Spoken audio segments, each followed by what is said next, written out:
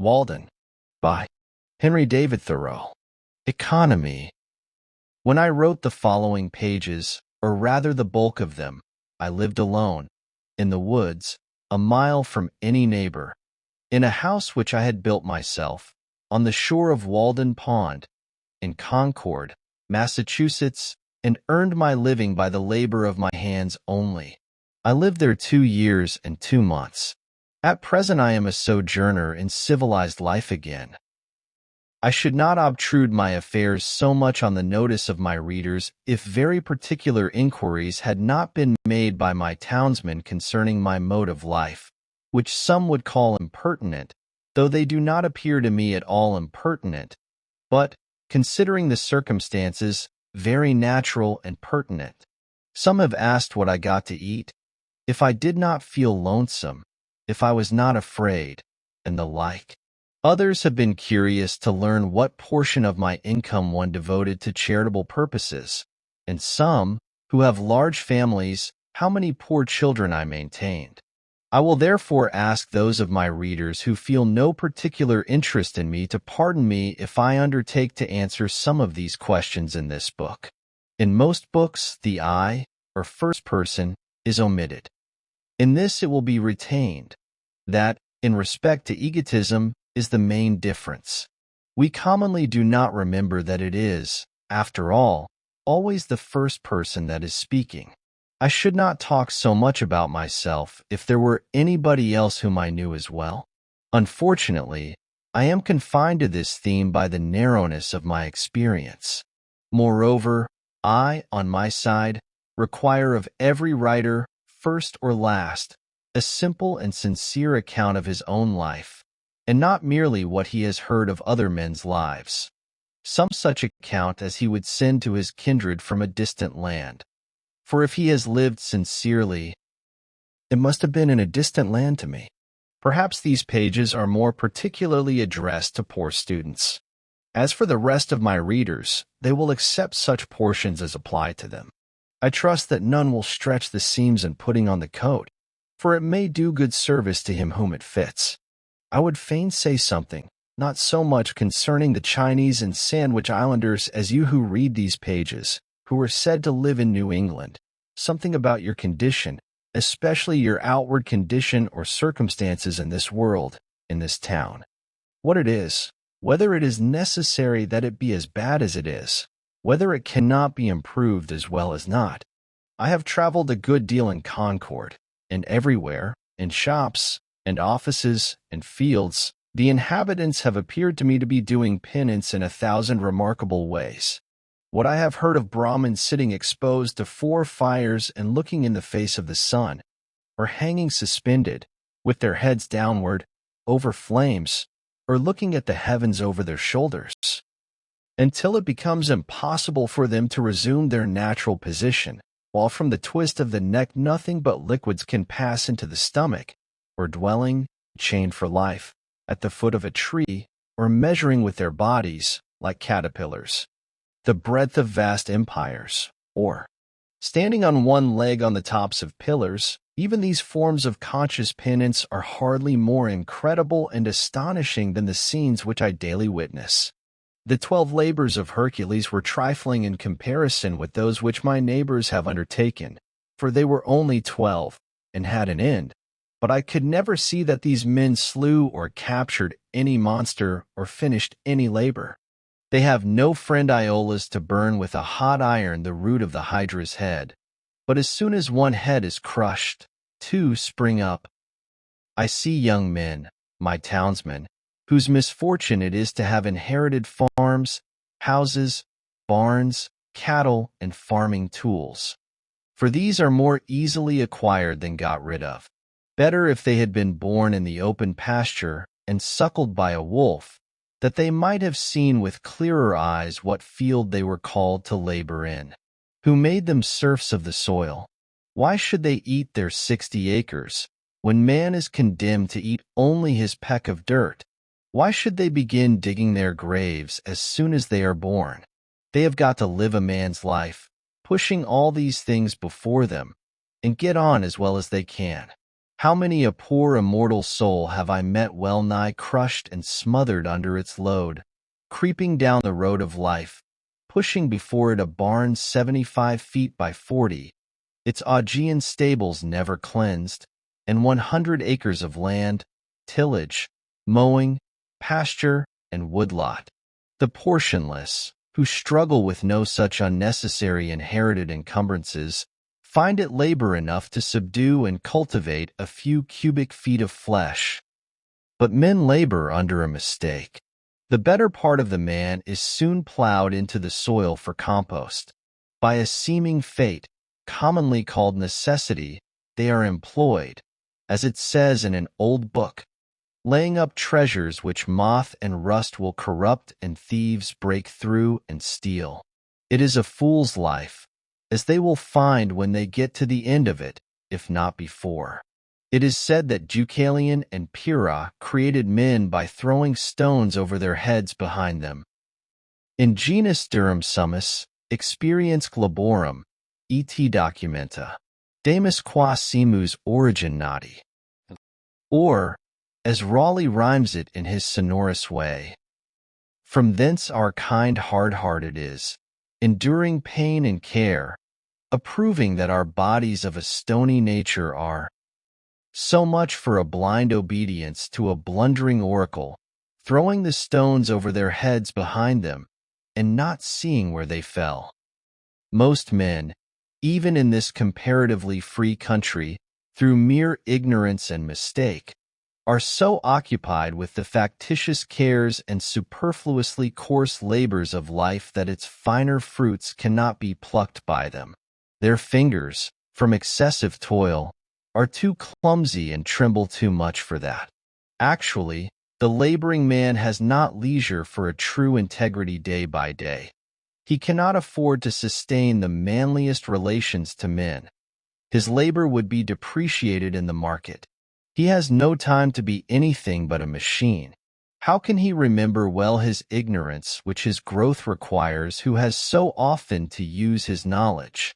We should feed and clothe him gratuitously sometimes, and recruit him with our cordials, before we judge of him.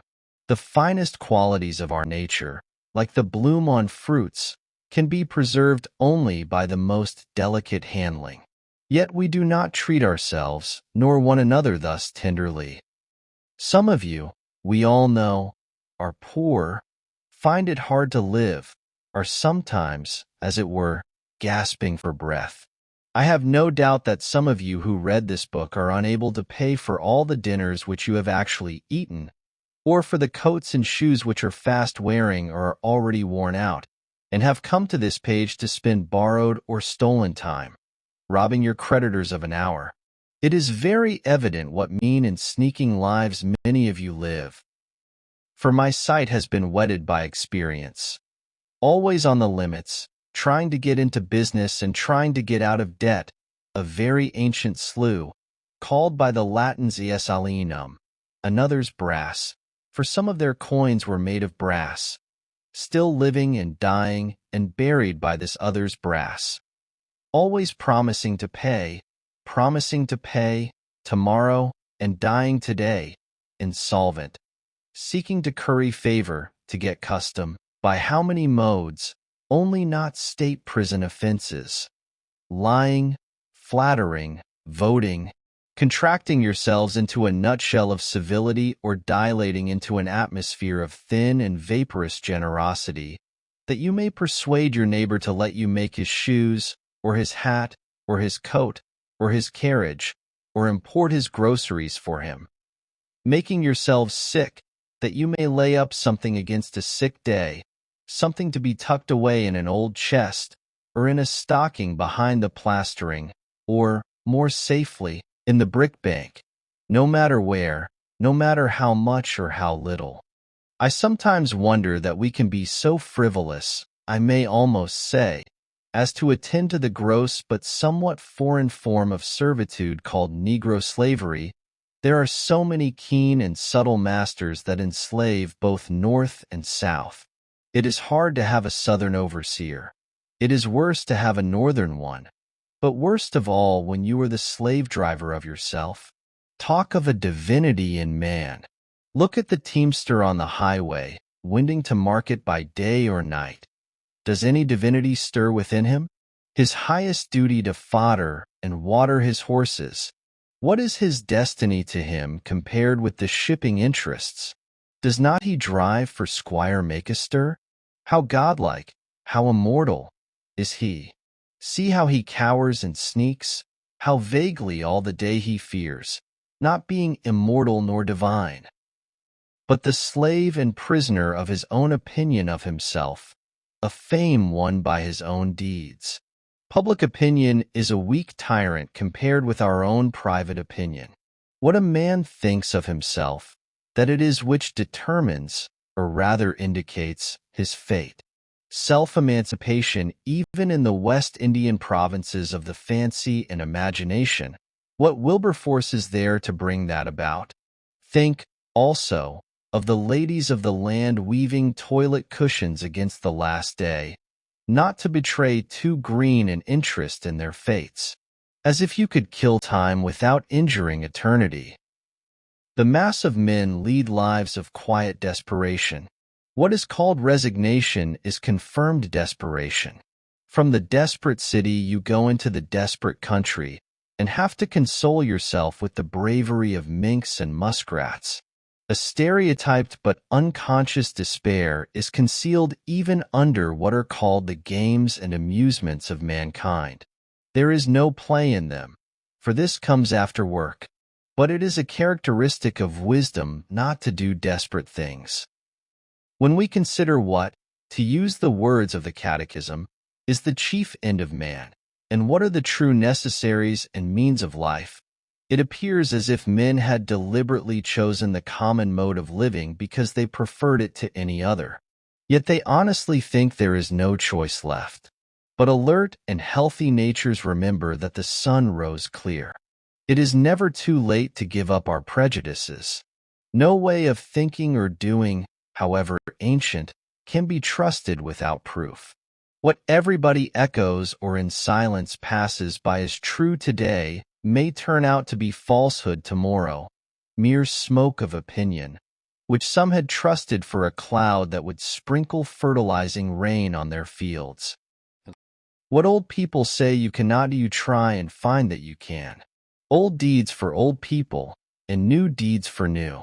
Old people did not know enough once, perchance, to fetch fresh fuel to keep the fire a-going. New people put a little dry wood under a pot, and are whirled round the globe with the speed of birds, in a way to kill old people, as the phrase is.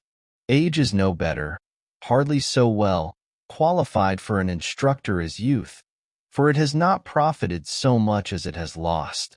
One may almost doubt if the wisest man has learned anything of absolute value by living. Practically, the old have no very important advice to give the young. Their own experience has been so partial, and their lives have been such miserable failures, for private reasons, as they must believe. And it may be that they have some faith left which belies that experience, and they are only less young than they were. I have lived some 30 years on this planet, and I have yet to hear the first syllable of valuable or even earnest advice from my seniors. They have told me nothing, and probably cannot tell me anything to the purpose. Here is life, an experiment to a great extent untried by me, but it does not avail me that they have tried it. If I have any experience which I think valuable, I am sure to reflect that this my mentors said nothing about. One farmer says to me, "You cannot live on vegetable food solely, for it furnishes nothing to make bones with." And so he religiously devotes a part of his day to supplying his system with the raw material of bones. Walking all the while he talks behind his oxen, which, with vegetable-made bones, jerk him and his lumbering plow along in spite of every obstacle. Some things are really necessaries of life in some circles, the most helpless and diseased, which in others are luxuries merely, and in others still are entirely unknown.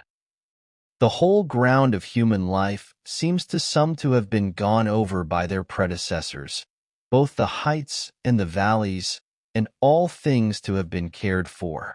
According to Evelyn, the wise Solomon prescribed ordinances for the very distances of trees, and the Roman praetors have decided how often you may go into your neighbor's land to gather the acorns which fall on it without trespass, and what share belongs to that neighbor. Hippocrates has even left directions how we should cut our nails. That is, even with the ends of the fingers, neither shorter nor longer. Undoubtedly, the very tedium and ennui which presume to have exhausted the variety and the joys of life are as old as Adam. But man's capacities have never been measured, nor are we to judge of what he can do by any precedents, so little has been tried. Whatever have been thy failures hitherto, be not afflicted, my child, for who shall assign to thee what thou hast left undone? We might try our lives by 1,000 simple tests, as, for instance, that the same sun which ripens my beans illumines at once a system of earths like ours. If I had remembered this, it would have prevented some mistakes. This was not the light in which I hoed them. The stars are the apexes of what wonderful triangles, what distant and different beings in the various mansions of the universe are contemplating the same one at the same moment. Nature and human life are as various as our several constitutions. Who shall say what prospect life offers to another? Could a greater miracle take place than for us to look through each other's eyes for an instant? We should live in all the ages of the world in an hour. Aye, in all the worlds of the ages. History, poetry, mythology. I know of no reading of another's experience so startling and informing as this would be. The greater part of what my neighbors call good I believe in my soul to be bad, and if I repent of anything, it is very likely to be my good behavior. What demon possessed me that I behaved so well? You may say the wisest thing you can, old man. You who have lived 70 years, not without honor of a kind. I hear an irresistible voice which invites me away from all that. One generation abandons the enterprises of another like stranded vessels. I think that we may safely trust a good deal more than we do. We may waive just so much care of ourselves as we honestly bestow elsewhere. Nature is as well adapted to our weakness as to our strength. The incessant anxiety and strain of some is a well-nigh incurable form of disease. We are made to exaggerate the importance of what work we do, and yet how much is not done by us? Or, what if we had been taken sick? How vigilant we are, determined not to live by faith if we can avoid it. All the day long on the alert. At night we unwillingly say our prayers and commit ourselves to uncertainties. So thoroughly and sincerely are we compelled to live, reverencing our life, and denying the possibility of change. This is the only way, we say. But there are as many ways as there can be drawn radii from one center. All change is a miracle to contemplate, but it is a miracle which is taking place every instant. Confucius said, "To know that we know what we know, and that we do not know what we do not know, that is true knowledge." When one man has reduced a fact of the imagination to be a fact to his understanding, I foresee that all men at length establish their lives on that basis. Let us consider for a moment what most of the trouble and anxiety which I have referred to is about, and how much it is necessary that we be troubled, or at least careful. It would be some advantage to live a primitive and frontier life, though in the midst of an outward civilization, if only to learn what are the gross necessaries of life and what methods have been taken to obtain them, or even to look over the old daybooks of the merchants, to see what it was that men most commonly bought at the stores, what they stored, that is, what are the grossest groceries. For the improvements of ages have had but little influence on the essential laws of man's existence. As our skeletons, probably, are not to be distinguished from those of our ancestors. By the words, necessary of life, I mean whatever, of all that man obtains by his own exertions, has been from the first, or from long use has become, so important to human life that few, if any, whether from savageness or poverty or philosophy, ever attempt to do without it. To many creatures there is in this sense but one necessary of life, food. To the bison of the prairie it is a few inches of palatable grass, with water to drink, unless he seeks the shelter of the forest or the mountain's shadow. None of the brute creation requires more than food and shelter. The necessaries of life for man in this climate may, accurately enough, be distributed under the several heads of food, shelter, clothing, and fuel. For not till we have secured these are we prepared to entertain the true problems of life with freedom and a prospect of success. Man has invented not only houses, but clothes and cooked food, and possibly from the accidental discovery of the warmth of fire and the consequent use of it, at first a luxury, arose the present necessity to sit by it. We observe cats and dogs acquiring the same second nature. By proper shelter and clothing we legitimately retain our own internal heat, but with an excess of these, or of fuel, that is, with an external heat greater than our own internal, may not cookery properly be said to begin? Darwin, the naturalist, says of the inhabitants of Tierra del Fuego that while his own party, who were well clothed and sitting close to a fire, were far from too warm, these naked savages, who were farther off, were observed, to his great surprise, to be streaming with perspiration at undergoing such a roasting. So, we are told, the New Hollander goes naked with impunity, while the European shivers in his clothes. Is it impossible to combine the hardiness of these savages with the intellectualness of the civilized man? According to Liebig, man's body is a stove, and food the fuel which keeps up the internal combustion in the lungs. In cold weather we eat more, in warm less. The animal heat is the result of a slow combustion, and disease and death take place when this is too rapid, or for want of fuel, or from some defect in the draught, the fire goes out. Of course, the vital heat is not to be confounded with fire, but so much for analogy. It appears, therefore, from the above list that the expression animal life is nearly synonymous with the expression animal heat. For while food may be regarded as the fuel which keeps up the fire within us, and fuel serves only to prepare that food or to increase the warmth of our bodies by addition from without, shelter and clothing also serve only to retain the heat thus generated and absorbed. The grand necessity, then, for our bodies, is to keep warm, to keep the vital heat in us. What pains we accordingly take, not only with our food and clothing and shelter, but with our beds, which are our night clothes, robbing the nests and breasts of birds to prepare this shelter within a shelter, as the mole has its bed of grass and leaves at the end of its burrow. The poor man is wont to complain that this is a cold world, and to cold, no less physical than social, we refer directly a great part of our ails. The summer, in some climates, makes possible to man a sort of Elysian life. Fuel, except to cook his food, is then unnecessary.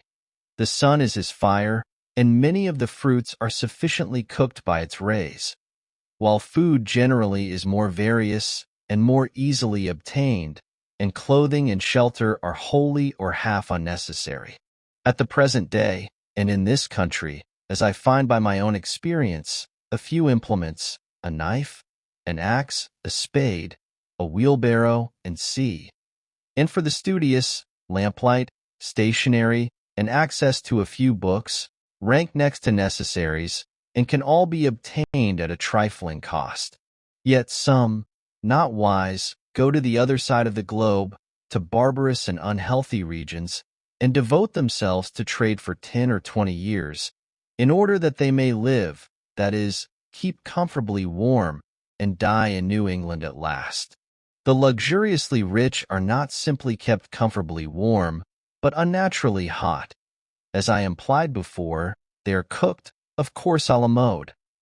Most of the luxuries and many of the so-called comforts of life are not only not indispensable, but positive hindrances to the elevation of mankind. With respect to luxuries and comforts, the wisest have ever lived a more simple and meager life than the poor. The ancient philosophers, Chinese, Hindu, Persian, and Greek, were a class than which none has been poorer in outward riches, none so rich in inward. We know not much about them. It is remarkable that we know so much of them as we do. The same is true of the more modern reformers and benefactors of their race. None can be an impartial or wise observer of human life, but from the vantage ground of what we should call voluntary poverty. Of a life of luxury, the fruit is luxury, whether in agriculture or commerce or literature or art. There are nowadays professors of philosophy, but not philosophers. Yet it is admirable to profess because it was once admirable to live. To be a philosopher is not merely to have subtle thoughts, nor even to found a school, but so to love wisdom as to live according to its dictates, a life of simplicity, independence, magnanimity, and trust. It is to solve some of the problems of life, not only theoretically, but practically. The success of great scholars and thinkers is commonly a courtier-like success, not kingly, not manly. They make shift to live merely by conformity, practically as their fathers did, and are in no sense the progenitors of a nobler race of men. But why do men degenerate ever? What makes families run out? What is the nature of the luxury which enervates and destroys nations? Are we sure that there is none of it in our own lives? The philosopher is in advance of his age even in the outward form of his life. He is not fed, sheltered, clothed, warmed, like his contemporaries. How can a man be a philosopher and not maintain his vital heat by better methods than other men? When a man is warmed by the several modes which I have described, what does he want next? Surely not more warmth of the same kind, as more and richer food, larger and more splendid houses, finer and more abundant clothing, more numerous, incessant, and hotter fires, and the like. When he has obtained those things which are necessary to life, there is another alternative than to obtain the superfluities, and that is, to adventure on life now, his vacation from humbler toil having commenced. The soil, it appears, is suited to the seed, for it has sent its radicle downward, and it may now send its shoot upward also with confidence. Why has man rooted himself thus firmly in the earth? But that he may rise in the same proportion into the heavens above. For the nobler plants are valued for the fruit they bear at last in the air and light, far from the ground, and are not treated like the humbler esculents, which, though they may be biennials, are cultivated only till they have perfected their root, and often cut down at top for this purpose, so that most would not know them in their flowering season. I do not mean to prescribe rules to strong and valiant natures, who will mind their own affairs whether in heaven or hell, and perchance build more magnificently and spend more lavishly than the richest, without ever impoverishing themselves, not knowing how they live, if, indeed, there are any such as has been dreamed. Nor to those who find their encouragement and inspiration in precisely the present condition of things, and cherish it with the fondness and enthusiasm of lovers, and, to some extent, I reckon myself in this number. I do not speak to those who are well employed in whatever circumstances, and they know whether they are well employed or not, but mainly to the mass of men who are discontented and idly complaining of the hardness of their lot or of the times when they might improve them. There are some who complain most energetically and inconsolably of any, because they are, as they say, doing their duty. I also have in my mind that seemingly wealthy, but most terribly impoverished class of all, who have accumulated dross, but know not how to use it or get rid of it, and thus have forged their own golden or silver fetters. If I should attempt to tell how I have desired to spend my life in years past, it would probably surprise those of my readers who are somewhat acquainted with its actual history. It would certainly astonish those who know nothing about it. I will only hint at some of the enterprises which I have cherished.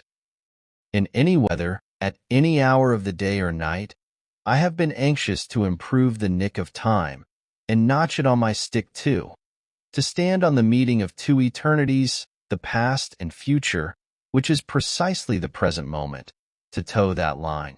You will pardon some obscurities, for there are more secrets in my trade than in most men's, and yet not voluntarily kept, but inseparable from its very nature. I would gladly tell all that I know about it, and never paint no admittance on my gate. I long ago lost a hound, a bay horse, and a turtle dove, and am still on their trail. Many are the travelers I have spoken concerning them, describing their tracks and what calls they answered to. I have met one or two who had heard the hound, and the tramp of the horse, and even seen the dove disappear behind a cloud, and they seemed as anxious to recover them as if they had lost them themselves. To anticipate, not the sunrise and the dawn merely, but, if possible, nature herself. How many mornings, summer and winter, before yet any neighbor was stirring about his business, have I been about mine? No doubt. Many of my townsmen have met me returning from this enterprise, farmers starting for Boston in the twilight, or woodchoppers going to their work. It is true, I never assisted the sun materially in his rising, but, doubt not, it was of the last importance only to be present at it. So many autumn, ay, and winter days spent outside the town, trying to hear what was in the wind, to hear and carry it express. I well nigh sunk all my capital in it, and lost my own breath into the bargain, running in the face of it. If it had concerned either of the political parties, depend upon it, it would have appeared in the Gazette with the earliest intelligence. At other times, watching from the observatory of some cliff or tree to telegraph any new arrival, or waiting at evening on the hilltops for the sky to fall, that I might catch something, though I never caught much, and that, manna-wise, would dissolve again in the sun. For a long time I was reporter to a journal, of no very wide circulation, whose editor has never yet seen fit to print the bulk of my contributions, and, as is too common with writers, I got only my labor for my pains. However, in this case my pains were their own reward. For many years I was self-appointed inspector of snowstorms and rainstorms, and did my duty faithfully. Surveyor, if not of highways, then of forest paths and all across-lot routes, keeping them open, and ravines bridged and passable at all seasons, where the public heel had testified to their utility. I have looked after the wild stock of the town, which give a faithful herdsman a good deal of trouble by leaping fences, and I have had an eye to the unfrequented nooks and corners of the farm, though I did not always know whether Jonas or Solomon worked in a particular field today. That was none of my business. I have watered the red huckleberry, the sand cherry and the nettle tree, the red pine and the black ash, the white grape and the yellow violet, which might have withered else in dry seasons. In short, I went on thus for a long time, I may say it without boasting, faithfully minding my business, till it became more and more evident that my townsmen would not after all admit me into the list of town officers, nor make my place a sinecure with a moderate allowance. My accounts, which I can swear to have kept faithfully, I have, indeed, never got audited, still less accepted, still less paid and settled. However, I have not set my heart on that. Not long since, a strolling Indian went to sell baskets at the house of a well-known lawyer in my neighborhood. "Do you wish to buy any baskets?" he asked. "No, we do not want any," was the reply. "What?" exclaimed the Indian as he went out the gate. "Do you mean to starve us?" Having seen his industrious white neighbors so well off that the lawyer had only to weave arguments, and by some magic, wealth and standing followed, he had said to himself, "I will go into business. I will weave baskets. It is a thing which I can do." Thinking that when he had made the baskets he would have done his part, and then it would be the white man's to buy them. He had not discovered that it was necessary for him to make it worth the others while to buy them, or at least make him think that it was so, or to make something else which it would be worth his while to buy. I too had woven a kind of basket of a delicate texture, but I had not made it worth any one's while to buy them. Yet not the less, in my case, did I think it worth my while to weave them. And instead of studying how to make it worth men's while to buy my baskets, I studied rather how to avoid the necessity of selling them. The life which men praise and regard as successful is but one kind. Why should we exaggerate any one kind at the expense of the others? Finding that my fellow citizens were not likely to offer me any room in the courthouse, or any curacy or living anywhere else, but I must shift for myself, I turned my face more exclusively than ever to the woods, where I was better known. I determined to go into business at once, and not wait to acquire the usual capital, using such slender means as I had already got. My purpose in going to Walden Pond was not to live cheaply nor to live dearly there, but to transact some private business with the fewest obstacles, to be hindered from accomplishing which for want of a little common sense, a little enterprise and business talent, appeared not so sad as foolish. I have always endeavored to acquire strict business habits. They are indispensable to every man. If your trade is with the celestial empire, then some small counting house on the coast, in some Salem harbor, will be fixture enough. You will export such articles as the country affords, purely native products, much ice and pine timber and a little granite, always in native bottoms. These will be good ventures. To oversee all the details yourself in person, to be at once pilot and captain and owner and underwriter, to buy and sell and keep the accounts, to read every letter received and write or read every letter sent, to superintend the discharge of imports night and day, to be upon many parts of the coast almost at the same time. Often the richest freight will be discharged upon a Jersey shore. To be your own telegraph, unweariedly sweeping the horizon, speaking all passing vessels bound coastwise. To keep up a steady dispatch of commodities for the supply of such a distant and exorbitant market. To keep yourself informed of the state of the markets, prospects of war and peace everywhere, and anticipate the tendencies of trade and civilization, taking advantage of the results of all exploring expeditions, using new passages and all improvements in navigation, charts to be studied, the position of reefs and new lights and buoys to be ascertained, and ever, the logarithmic tables to be corrected, for by the error of some calculator the vessel often splits upon a rock that should have reached a friendly pier. There is the untold fate of La Perouse. Universal science to be kept pace with, studying the lives of all great discoverers and navigators, great adventurers and merchants, from Hanno and the Phoenicians down to our day.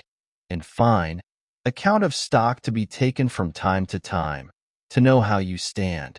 It is a labor to task the faculties of a man, such problems of profit and loss, of interest, of tear and tret, engaging of all kinds in it, as demand a universal knowledge.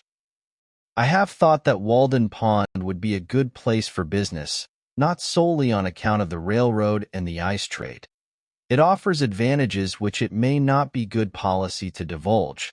It is a good port and a good foundation. No Neva marshes to be filled, though you must everywhere build on piles of your own driving. It is said that a flood tide, with a westerly wind and ice in the Neva, would sweep St. Petersburg from the face of the earth. As this business was to be entered into without the usual capital, it may not be easy to conjecture where those means that will still be indispensable to every such undertaking were to be obtained. As for clothing, to come at once to the practical part of the question, perhaps we are led oftener by the love of novelty and a regard for the opinions of men in procuring it than by a true utility. Let him who has work to do recollect that the object of clothing is, first, to retain the vital heat, and secondly, in this state of society, to cover nakedness, and he may judge how much of any necessary or important work may be accomplished without adding to his wardrobe.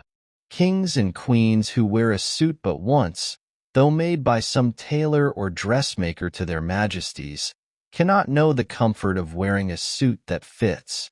They are no better than wooden horses to hang the clean clothes on. Every day our garments become more assimilated to ourselves, receiving the impress of the wearer's character, until we hesitate to lay them aside. Without such delay and medical appliances, and some such solemnity even as our bodies, no man ever stood the lower in my estimation for having a patch in his clothes. Yet I am sure that there is greater anxiety, commonly, to have fashionable, or at least clean and unpatched clothes, than to have a sound conscience. But even if the rent is not mended, perhaps the worst vice betrayed is improvidence. I sometimes try my acquaintances by such tests as this. Who could wear a patch or two extra seams only over the knee? Most behave as if they believe that their prospects for life would be ruined if they should do it. It would be easier for them to hobble to town with a broken leg than with a broken pantaloon. Often if an accident happens to a gentleman's legs, they can be mended, but if a similar accident happens to the legs of his pantaloons, there is no help for it, for he considers not what is truly respectable, but what is respected. We know but few men, a great many coats and breeches. Dress a scarecrow in your last shift, you standing shiftless by, who would not soonest salute the scarecrow. Passing a cornfield the other day, close by a hat and coat on a stake, I recognized the owner of the farm.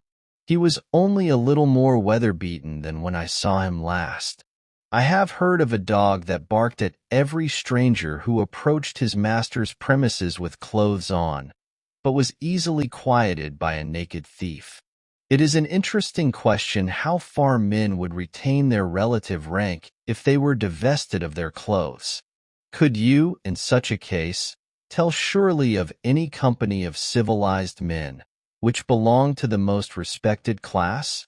When Madame Pfeiffer, in her adventurous travels round the world, from east to west, had got so near home as Asiatic Russia, she says that she felt the necessity of wearing other than a traveling dress when she went to meet the authorities, for she was now in a civilized country where people are judged of by their clothes.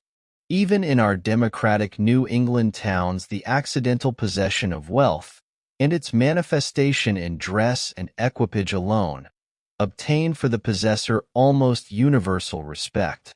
But they yield such respect, numerous as they are so far heathen, and need to have a missionary sent to them. Beside, clothes introduce sewing, a kind of work which you may call endless. A woman's dress, at least, is never done. A man who has at length found something to do will not need to get a new suit to do it in. For him the old will do, that has lain dusty in the garret for an indeterminate period. Old shoes will serve a hero longer than they have served his valet, if a hero ever has a valet. Bare feet are older than shoes, and he can make them do. Only they who go to soirees and legislative halls must have new coats to change as often as the man changes in them. But if my jacket and trousers, my hat and shoes, are fit to worship God in, they will do. Will they not? Whoever saw his old clothes, his old coat, actually worn out, resolved into its primitive elements, so that it was not a deed of charity to bestow it on some poor boy, by him perchance to be bestowed on some poorer still, or shall we say richer, who could do with less.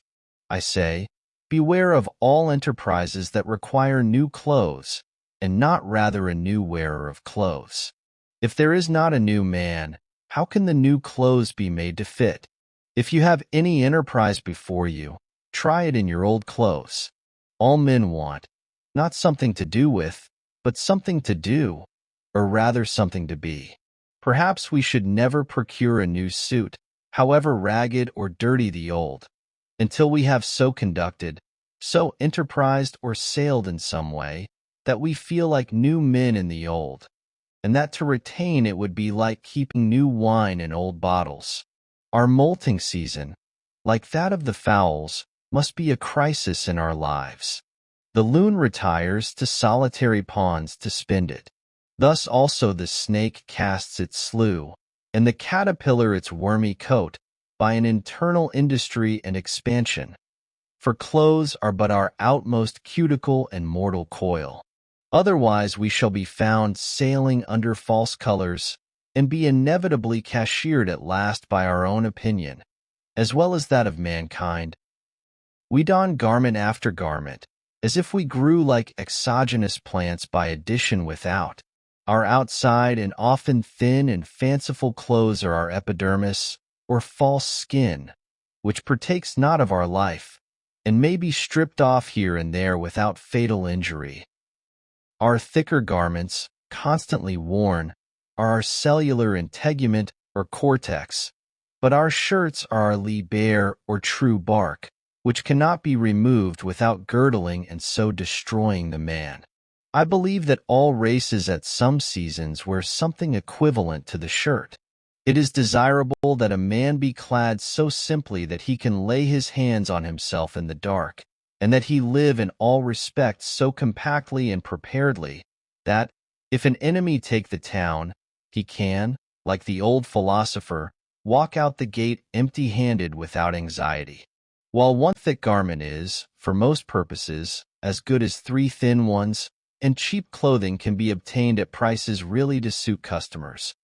While a thick coat can be bought for $5, which will last as many years, thick pantaloons for $2, cowhide boots for $1.50 a pair, a summer hat for $0.25, and a winter cap for 62.5 cents, or a better be made at home at a nominal cost.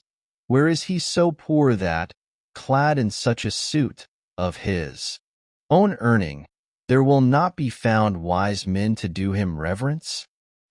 When I ask for a garment of a particular form, my tailoress tells me gravely, they do not make them so now, not emphasizing the they at all, as if she quoted an authority as impersonal as the fates, and I find it difficult to get made what I want, simply because she cannot believe that I mean what I say, that I am so rash. When I hear this oracular sentence, I am for a moment absorbed in thought, emphasizing to myself each word separately that I may come at the meaning of it, that I may find out by what degree of consanguinity they are related to me, and what authority they may have in an affair which affects me so nearly. And finally, I am inclined to answer her with equal mystery, and without any more emphasis of the they. It is true, they did not make them so recently, but they do now. Of what use this measuring of me if she does not measure my character, but only the breadth of my shoulders, as it were a peg to hang the coat on? We worship not the graces, nor the Parsi, but fashion. She spins and weaves and cuts with full authority. The head monkey at Paris puts on a traveler's cap, and all the monkeys in America do the same. I sometimes despair of getting anything quite simple and honest done in this world by the help of men. They would have to be passed through a powerful press first, to squeeze their old notions out of them, so that they would not soon get upon their legs again, and then there would be someone in the company with a maggot in his head, hatched from an egg deposited there nobody knows when, for not even fire kills these things, and you would have lost your labor. Nevertheless, we will not forget that some Egyptian wheat was handed down to us by a mummy. On the whole, I think that it cannot be maintained that dressing has in this or any country risen to the dignity of an art. At present men make shift to wear what they can get. Like shipwrecked sailors, they put on what they can find on the beach, and at a little distance, whether of space or time, laugh at each other's masquerade. Every generation laughs at the old fashions, but follows religiously the new. We are amused at beholding the costume of Henry VIII or Queen Elizabeth, as much as if it was that of the King and Queen of the Cannibal Islands. All costume of a man is pitiful or grotesque. It is only the serious eye peering from and the sincere life passed within it, which restrain laughter and consecrate the costume of any people. Let Harlequin be taken with a fit of the colic, and his trappings will have to serve that mood too. When the soldier is hit by a cannonball, rags are as becoming as purple. The childish and savage taste of men and women for new patterns keeps how many shaking and squinting through kaleidoscopes that they may discover the particular figure which this generation requires today. The manufacturers have learned that this taste is merely whimsical. Of two patterns which differ only by a few threads more or less of a particular color, the one will be sold readily, the other lie on the shelf, though it frequently happens that after the lapse of a season the latter becomes the most fashionable. Comparatively, tattooing is not the hideous custom which it is called. It is not barbarous merely because the printing is skin-deep and unalterable. I cannot believe that our factory system is the best mode by which men may get clothing. The condition of the operatives is becoming every day more like that of the English, and it cannot be wondered at, since, as far as I have heard or observed, the principal object is, not that mankind may be well and honestly clad, but unquestionably that corporations may be enriched. In the long run men hit only what they aim at. Therefore, though they should fail immediately, they had better aim at something high. As for a shelter, I will not deny that this is now a necessary of life, though there are instances of men having done without it for long periods in colder countries than this. Samuel Lang says that the Laplander in his skin dress, and in a skin bag which he puts over his head and shoulders, will sleep night after night on the snow in a degree of cold which would extinguish the life of one exposed to it in any woolen clothing. He had seen them asleep thus. Yet he adds, they are not hardier than other people. But probably, man did not live long on the earth without discovering the convenience which there is in a house, the domestic comforts, which phrase may have originally signified the satisfactions of the house more than of the family, though these must be extremely partial and occasional in those climates where the house is associated in our thoughts with winter or the rainy season chiefly, and 2/3 of the year, except for a parasol, is unnecessary. In our climate, in the summer, it was formerly almost solely a covering at night. In the Indian gazettes a wigwam was the symbol of a day's march, and a row of them cut or painted on the bark of a tree signified that so many times they had camped. Man was not made so large-limbed and robust, but that he must seek to narrow his world, and wall in a space such as fitted him. He was at first bare and out of doors, but though this was pleasant enough in serene and warm weather, by daylight, the rainy season and the winter, to say nothing of the torrid sun, would perhaps have nipped his race in the bud if he had not made haste to clothe himself with the shelter of a house. Adam and Eve, according to the fable, wore the bower before other clothes. Man wanted a home, a place of warmth or comfort, first of physical warmth, then the warmth of the affections. We may imagine a time when, in the infancy of the human race, some enterprising mortal crept into a hollow in a rock for shelter.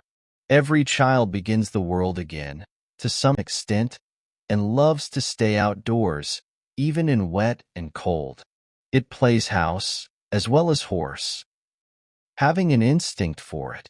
Who does not remember the interest with which when young he looked at shelving rocks, or any approach to a cave? It was the natural yearning of that portion of our most primitive ancestor which still survived in us. From the cave we have advanced to roofs of palm leaves, of bark and boughs, of linen woven and stretched, of grass and straw, of boards and shingles, of stones and tiles.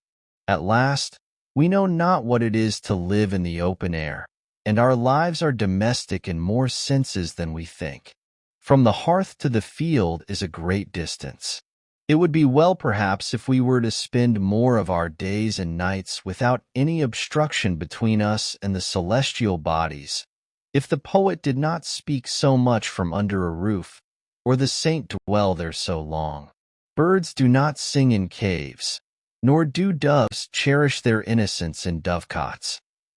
However, if one designs to construct a dwelling house, it behooves him to exercise a little Yankee shrewdness, lest after all he find himself in a workhouse, a labyrinth without a clue, a museum, an almshouse, a prison, or a splendid mausoleum instead. Consider first how slight a shelter is absolutely necessary.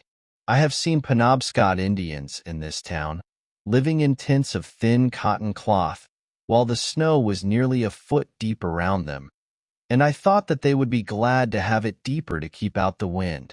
Formerly, when how to get my living honestly, with freedom left for my proper pursuits, was a question which vexed me even more than it does now, for unfortunately I am become somewhat callous.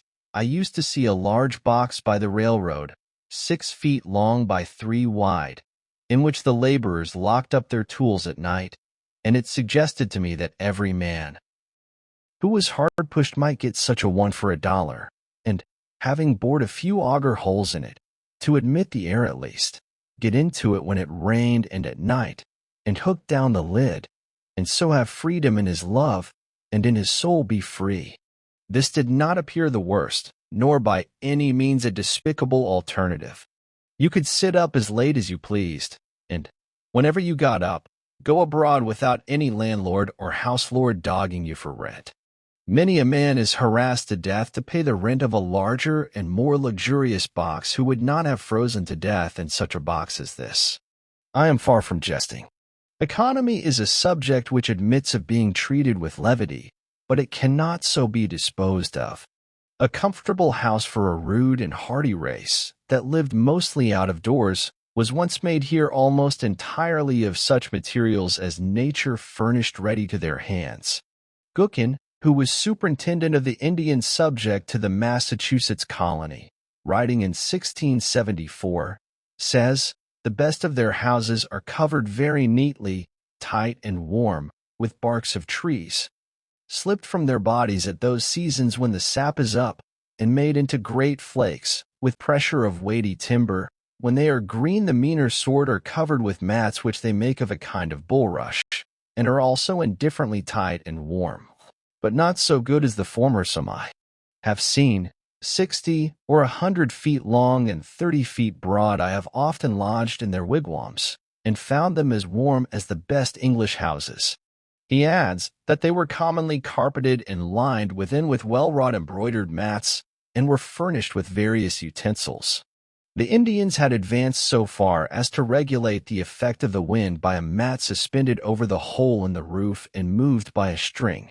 Such a lodge was in the first instance constructed in a day, or 2 at most, and taken down and put up in a few hours. And every family owned one, or its apartment in one. In the savage state, every family owns a shelter as good as the best, and sufficient for its coarser and simpler wants. But I think that I speak within bounds when I say that, though the birds of the air have their nests, and the foxes their holes, and the savages their wigwams, in modern civilized society not more than 1/2 the families own a shelter.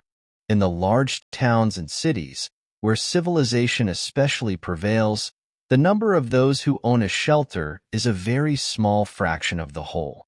The rest pay an annual tax for this outside garment of all, become indispensable summer and winter, which would buy a village of Indian wigwams, but now helps to keep them poor as long as they live. I do not mean to insist here on the disadvantage of hiring compared with owning, but it is evident that the savage owns his shelter because it costs so little, while the civilized man hires his commonly because he cannot afford to own it, nor can he, in the long run, any better afford to hire. But, answers 1. By merely paying this tax, the poor civilized man secures an abode which is a palace compared with the savage's. An annual rent of from $25 to $100, these are the country rates, entitles him to the benefit of the improvements of centuries, spacious apartments, clean paint and paper, Rumford fireplace, backplastering, Venetian blinds, copper pump, spring lock, a commodious cellar, and many other things. But how happens it that he who is said to enjoy these things is so commonly a poor civilized man, while the savage, who has them not, is rich as a savage? If it is asserted that civilization is a real advance in the condition of man, and I think that it is, though only the wise improve their advantages, it must be shown that it has produced better dwellings without making them more costly. And the cost of a thing is the amount of what I will call life which is required to be exchanged for it, immediately or in the long run. An average house in this neighborhood costs perhaps $800, and to lay up this sum will take from 10 to 15 years of the laborer's life, even if he is not encumbered with a family. Estimating the pecuniary value of every man's labor at $1 a day, for if some receive more, others receive less, so that he must have spent more than half his life commonly before his wigwam will be earned. If we suppose him to pay a rent instead, this is but a doubtful choice of evils. Would the savage have been wise to exchange his wigwam for a palace on these terms? It may be guessed that I reduce almost the whole advantage of holding this superfluous property as a fund and store against the future, so far as the individual is concerned, mainly to the defraying of funeral expenses. But perhaps a man is not required to bury himself. Nevertheless, this points to an important distinction between the civilized man and the savage. And, no doubt, they have designs on us for our benefit, in making the life of a civilized people an institution, in which the life of the individual is to a great extent absorbed, in order to preserve and perfect that of the race. But I wish to show at what a sacrifice this advantage is at present obtained, and to suggest that we may possibly so live as to secure all the advantage without suffering any of the disadvantage. What mean ye by saying that the poor ye have always with you? Or that the fathers have eaten sour grapes, and the children's teeth are set on edge? As I live, saith the Lord God, ye shall not have occasion any more to use this proverb in Israel. Behold, all souls are mine. As the soul of the Father, so also the soul of the Son is mine. The soul that sinneth, it shall die.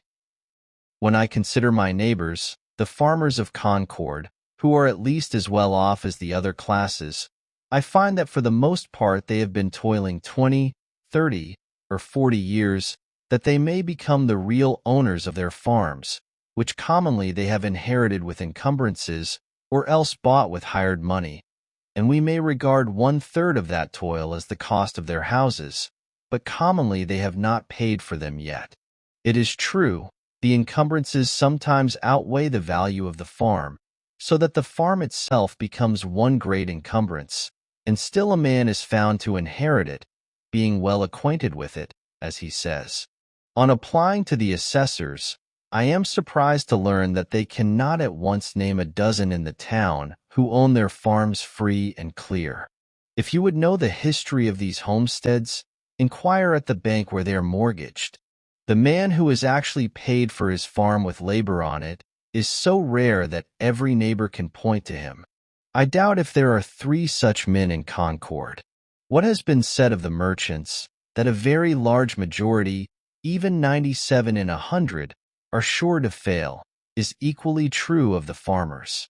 With regard to the merchants, however, one of them says pertinently that a great part of their failures are not genuine pecuniary failures, but merely failures to fulfill their engagements because it is inconvenient. That is, it is the moral character that breaks down. But this puts an infinitely worse face on the matter and suggests, beside, that probably not even the other three succeed in saving their souls, but are perchance bankrupt in a worse sense than they who fail honestly. Bankruptcy and repudiation are the springboards from which much of our civilization vaults and turns its somersets, but the savage stands on the unelastic plank of famine.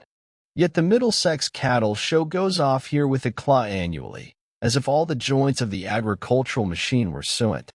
The farmer is endeavoring to solve the problem of a livelihood by a formula more complicated than the problem itself. To get his shoestrings, he speculates in herds of cattle. With consummate skill, he has set his trap with a hairspring to catch comfort and independence, and then, as he turned away, got his own leg into it. This is the reason he is poor, and for a similar reason we are all poor in respect to 1,000 savage comforts, though surrounded by luxuries. As Chapman sings, the false society of men for earthly greatness, all heavenly comforts, rarefies to air. And when the farmer has got his house, he may not be the richer but the poorer for it, and it be the house that has got him. As I understand it, that was a valid objection urged by Momus against the house which Minerva made, that she had not made it movable, by which means a bad neighborhood might be avoided, and it may still be urged. For our houses are such unwieldy property that we are often imprisoned rather than housed in them, and the bad neighborhood to be avoided is our own scurvy selves. I know one or two families, at least in this town, who, for nearly a generation, have been wishing to sell their houses in the outskirts and move into the village, but have not been able to accomplish it, and only death will set them free. Granted that the majority are able at last either to own or hire the modern house with all its improvements. While civilization has been improving our houses, it has not equally improved the men who are to inhabit them. It has created palaces, but it was not so easy to create noblemen and kings. And if the civilized man's pursuits are no worthier than the savage's, if he has employed the greater part of his life in obtaining gross necessaries and comforts merely, why should he have a better dwelling than the former? But how do the poor minority fare? Perhaps it will be found that just in proportion as some have been placed in outward circumstances above the savage, others have been degraded below him. The luxury of one class is counterbalanced by the indigence of another. On the one side is the palace, on the other are the almshouse and silent poor. The myriads who built the pyramids to be the tombs of the pharaohs were fed on garlic, and it may be were not decently buried themselves. The mason who finishes the cornice of the palace returns at night perchance to a hut not so good as a wigwam. It is a mistake to suppose that, in a country where the usual evidences of civilization exist, the condition of a very large body of the inhabitants may not be as degraded as that of savages. I refer to the degraded poor, not now to the degraded rich.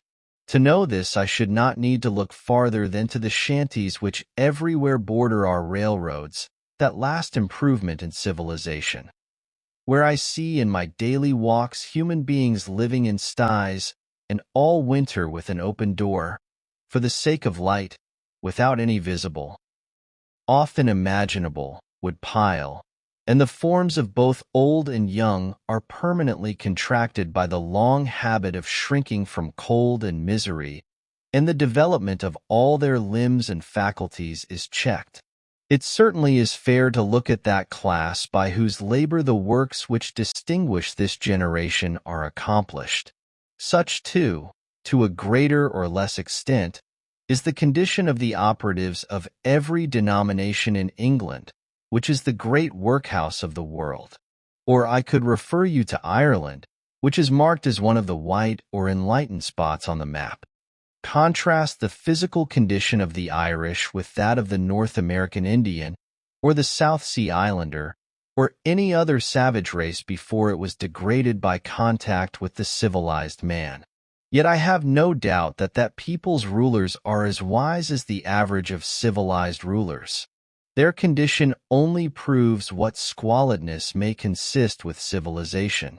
I hardly need refer now to the laborers in our southern states who produce the staple exports of this country and are themselves a staple production of the South, but to confine myself to those who are said to be in moderate circumstances. Most men appear never to have considered what a house is, and are actually, though needlessly, poor all their lives because they think that they must have such a one as their neighbors have, as if one were to wear any sort of coat which the tailor might cut out for him, or, gradually leaving off palm-leaf hat or cap of woodchuck skin, complain of hard times because he could not afford to buy him a crown. It is possible to invent a house still more convenient and luxurious than we have, which yet all would admit that man could not afford to pay for. Shall we always study to obtain more of these things, and not sometimes to be content with less? Shall the respectable citizen thus gravely teach, by precept and example, the necessity of the young man's providing a certain number of superfluous glow-shoes and umbrellas and empty guest chambers for empty guests before he dies? Why should not our furniture be as simple as the Arabs or the Indians?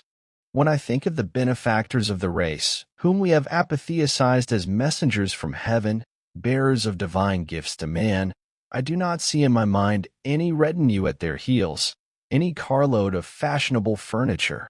Or what if I were to allow, would it not be a singular allowance, that our furniture should be more complex than the Arabs, in proportion as we are morally and intellectually his superiors?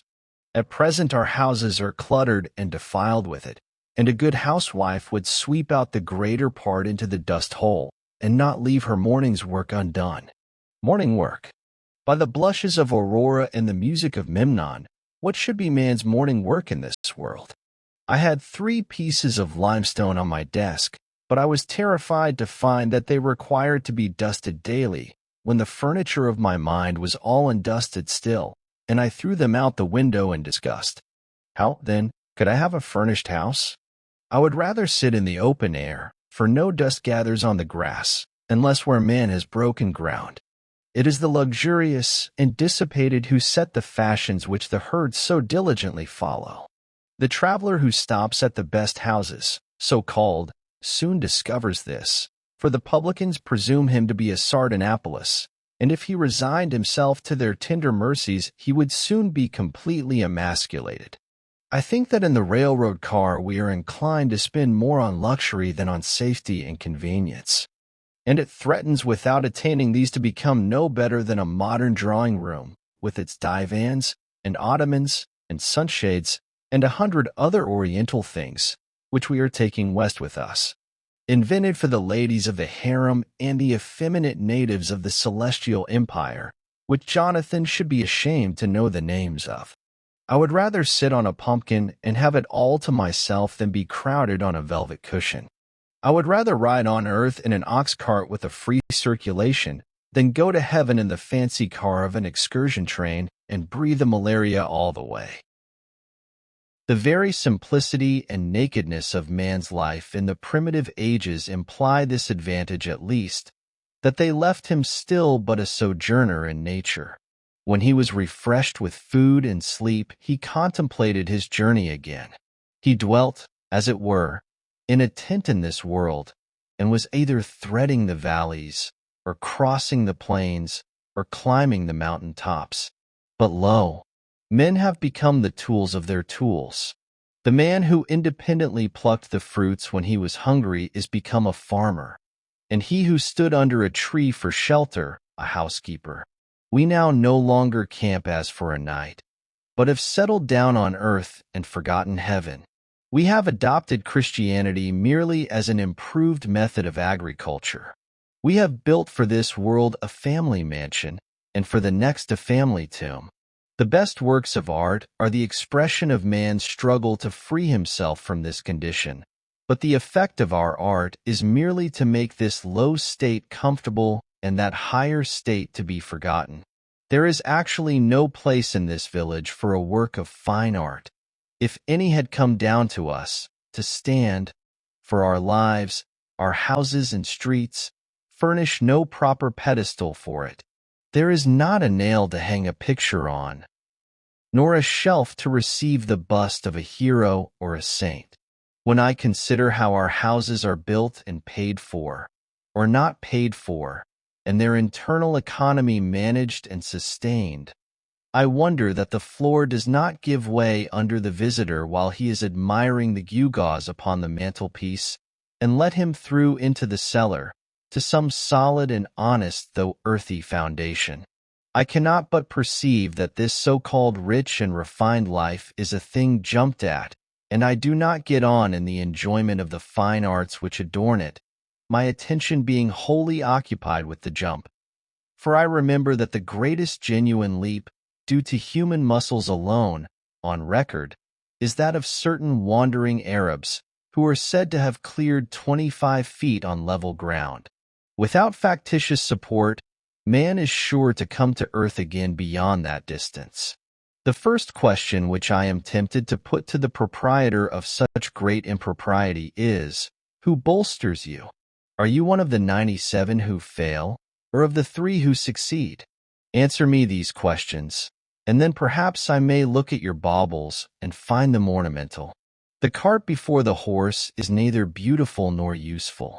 Before we can adorn our houses with beautiful objects, the walls must be stripped, and our lives must be stripped, and beautiful housekeeping and beautiful living be laid for a foundation. Now, a taste for the beautiful is most cultivated out of doors, where there is no house and no housekeeper. Old Johnson, in his wonder-working Providence, speaking of the first settlers of this town, with whom he was contemporary, tells us that they burrow themselves in the earth for their first shelter under some hillside, and casting the soil aloft upon timber, they make a smoky fire against the earth at the highest side. They did not provide them houses, says he, till the earth, by the Lord's blessing, brought forth bread to feed them. And the first year's crop was so light that they were forced to cut their bread very thin for a long season. The secretary of the province of New Netherland, writing in Dutch in 1650, for the information of those who wished to take up land there, states more particularly that those in New Netherland, and especially in New England, who have no means to build farmhouses at first according to their wishes, dig a square pit in the ground, cellar fashion, 6 or 7 feet deep, as long and as broad as they think proper, case the earth inside with wood all round the wall, and line the wood with the bark of trees or something else to prevent the caving in of the earth. Floor this cellar with plank, and wainscot it overhead for a ceiling. Raise a roof of spars clear up, and cover the spars with bark or green sods, so that they can live dry and warm in these houses with their entire families for 2, 3, and 4 years, it being understood that partitions are run through those cellars which are adapted to the size of the family. The wealthy and principal men in New England, in the beginning of the colonies, commenced their first dwelling houses in this fashion for 2 reasons. Firstly, in order not to waste time in building, and not to want food the next season. Secondly, in order not to discourage poor laboring people whom they brought over in numbers from fatherland. In the course of 3 or 4 years, when the country became adapted to agriculture, they built themselves handsome houses, spending on them several thousands. In this course which our ancestors took there was a show of prudence at least, as if their principle were to satisfy the more pressing wants first. But are the more pressing wants satisfied now? When I think of acquiring for myself one of our luxurious dwellings, I am deterred, for, so to speak, the country is not yet adapted to human culture, and we are still forced to cut our spiritual bread far thinner than our forefathers did their wheaten. Not that all architectural ornament is to be neglected even in the rudest periods, but let our houses first be lined with beauty, where they come in contact with our lives, like the tenement of the shellfish, and not overlaid with it. But, alas, I have been inside one or two of them, and know what they're lined with. Though we are not so degenerate, but that we might possibly live in a cave or a wigwam or wear skins today, it certainly is better to accept the advantages, though so dearly bought, which the invention and industry of mankind offer. In such a neighborhood as this, boards and shingles, lime and bricks, are cheaper and more easily obtained than suitable caves, or whole logs, or bark in sufficient quantities, or even well-tempered clay or flat stones. I speak understandingly on this subject, for I have made myself acquainted with it both theoretically and practically. With a little more wit we might use these materials so as to become richer than the richest now are, and make our civilization a blessing. The civilized man is a more experienced and wiser savage. But to make haste to my own experiment, near the end of March 1845, I borrowed an axe and went down to the woods by Walden Pond, nearest to where I intended to build my house, and began to cut down some tall, arrowy white pines, still in their youth, for timber.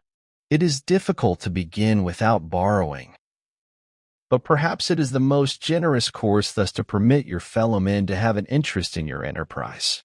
The owner of the axe, as he released his hold on it, said that it was the apple of his eye, but I returned it sharper than I received it. It was a pleasant hillside where I worked, covered with pine woods, through which I looked out on the pond, and a small open field in the woods where pines and hickories were springing up.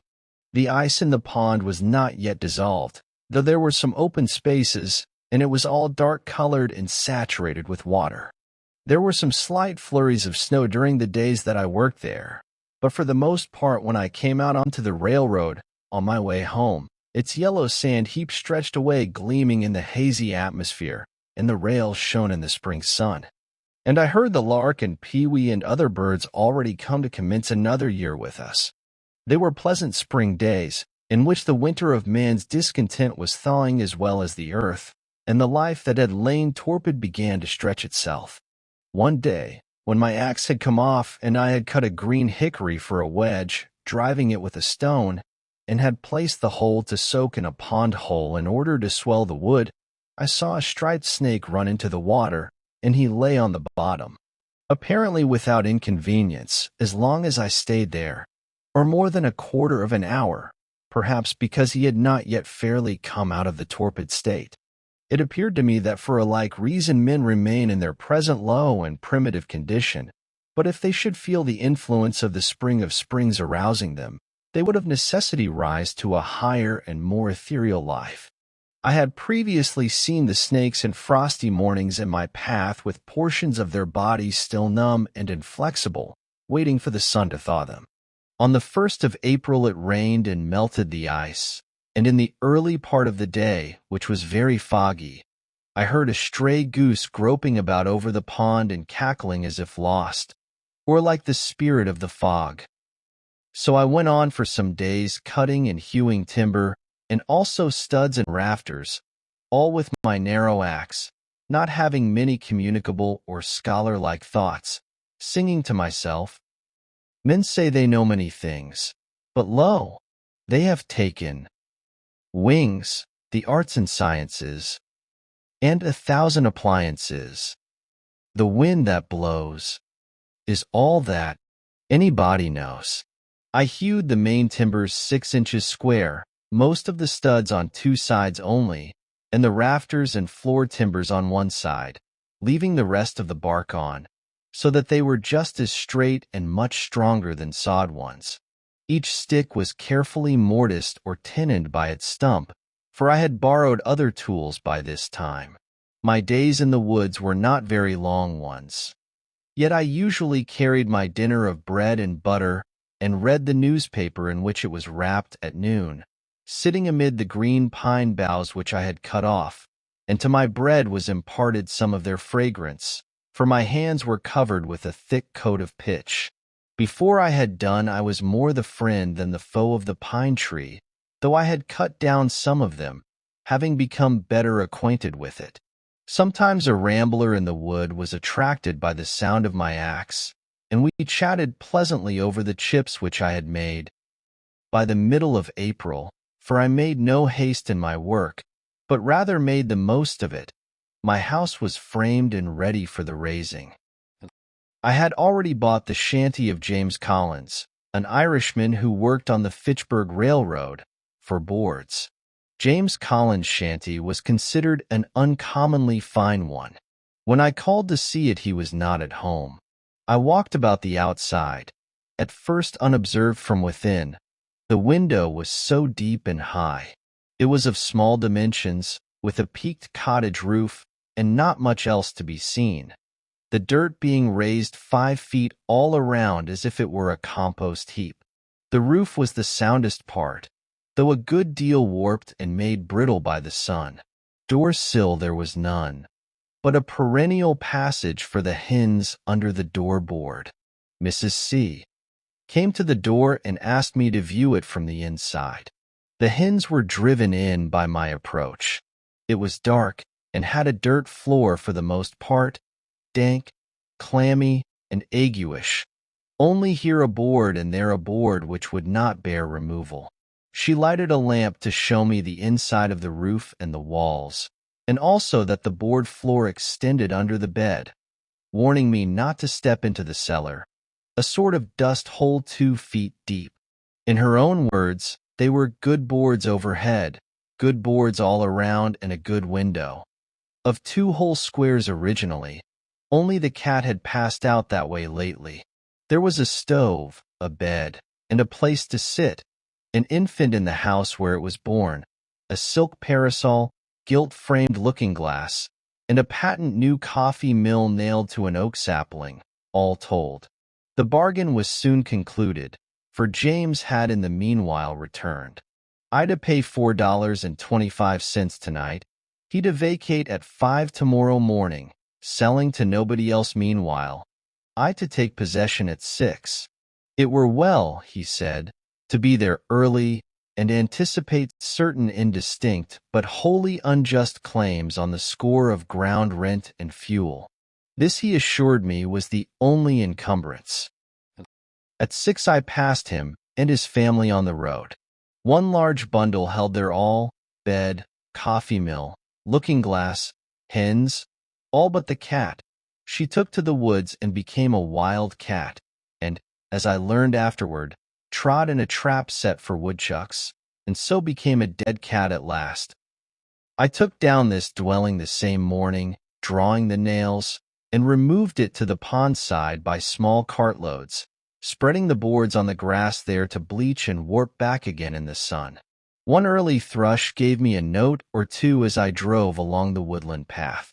I was informed treacherously by a young Patrick that neighbor Seeley, an Irishman, in the intervals of the carting, transferred the still tolerable, straight, and drivable nails, staples, and spikes to his pocket, and then stood when I came back to pass the time of day, and look freshly up, unconcerned, with spring thoughts at the devastation. There being a dearth of work, as he said, he was there to represent spectatordom, and help make this seemingly insignificant event one with the removal of the gods of Troy. I dug my cellar in the side of a hill sloping to the south, where a woodchuck had formerly dug his burrow, down through sumac and blackberry roots, and the lowest stain of vegetation, 6 feet square by 7 deep, to a fine sand where potatoes would not freeze in any winter. The sides were left shelving and not stoned. But the sun having never shone on them, the sand still keeps its place. It was but 2 hours' work. I took particular pleasure in this breaking of ground, for in almost all latitudes men dig into the earth for an equable temperature. Under the most splendid house in the city is still to be found the cellar where they store their roots as of old, and long after the superstructure has disappeared posterity remark its dent in the earth. The house is still but a sort of porch at the entrance of a burrow. At length, in the beginning of May, with the help of some of my acquaintances, rather to improve so good an occasion for neighborliness than from any necessity, I set up the frame of my house. No man was ever more honored in the character of his raisers than I. They are destined, I trust, to assist at the raising of loftier structures one day. I began to occupy my house on the 4th of July, as soon as it was boarded and roofed, for the boards were carefully feather-edged and lapped, so that it was perfectly impervious to rain. But before boarding I laid the foundation of a chimney at one end, bringing 2 cartloads of stones up the hill from the pond in my arms. I built the chimney after my hoeing in the fall, before a fire became necessary for warmth, doing my cooking in the meanwhile out of doors on the ground, early in the morning. Which mode I still think is in some respects more convenient and agreeable than the usual one. When it stormed before my bread was baked, I fixed a few boards over the fire and sat under them to watch my loaf, and passed some pleasant hours in that way. In those days, when my hands were much employed, I read but little, but the least scraps of paper which lay on the ground, my holder, or tablecloth, afforded me as much entertainment, in fact answered the same purpose as the Iliad. It would be worth the while to build still more deliberately than I did, considering, for instance, what foundation a door, a window, a cellar, a garret, have in the nature of man, and perchance never raising any superstructure until we found a better reason for it than our temporal necessities even. There is some of the same fitness in a man's building his own house that there is in a bird's building its own nest. Who knows but if men constructed their dwellings with their own hands, and provided food for themselves and families simply and honestly enough, the poetic faculty would be universally developed, as birds universally sing when they are so engaged. But alas, we do like cowbirds and cuckoos, which lay their eggs in nests which other birds have built, and cheer no traveler with their chattering and unmusical notes.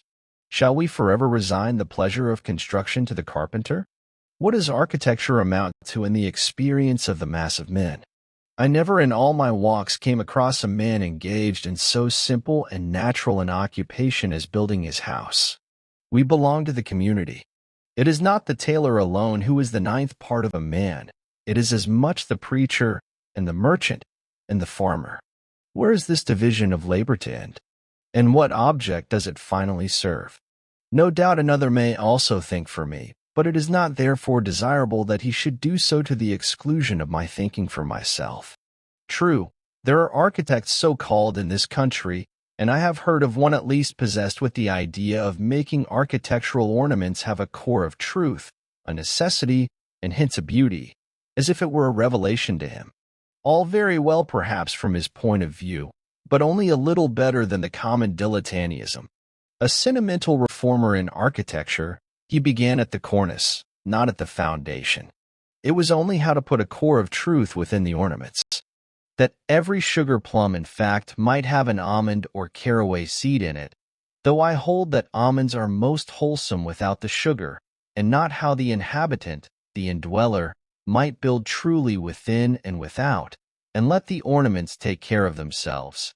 What reasonable man ever supposed that ornaments were something outward and in the skin merely, that the tortoise got his spotted shell, or the shellfish its mother-o'-pearl tints, by such a contract as the inhabitants of Broadway their Trinity Church?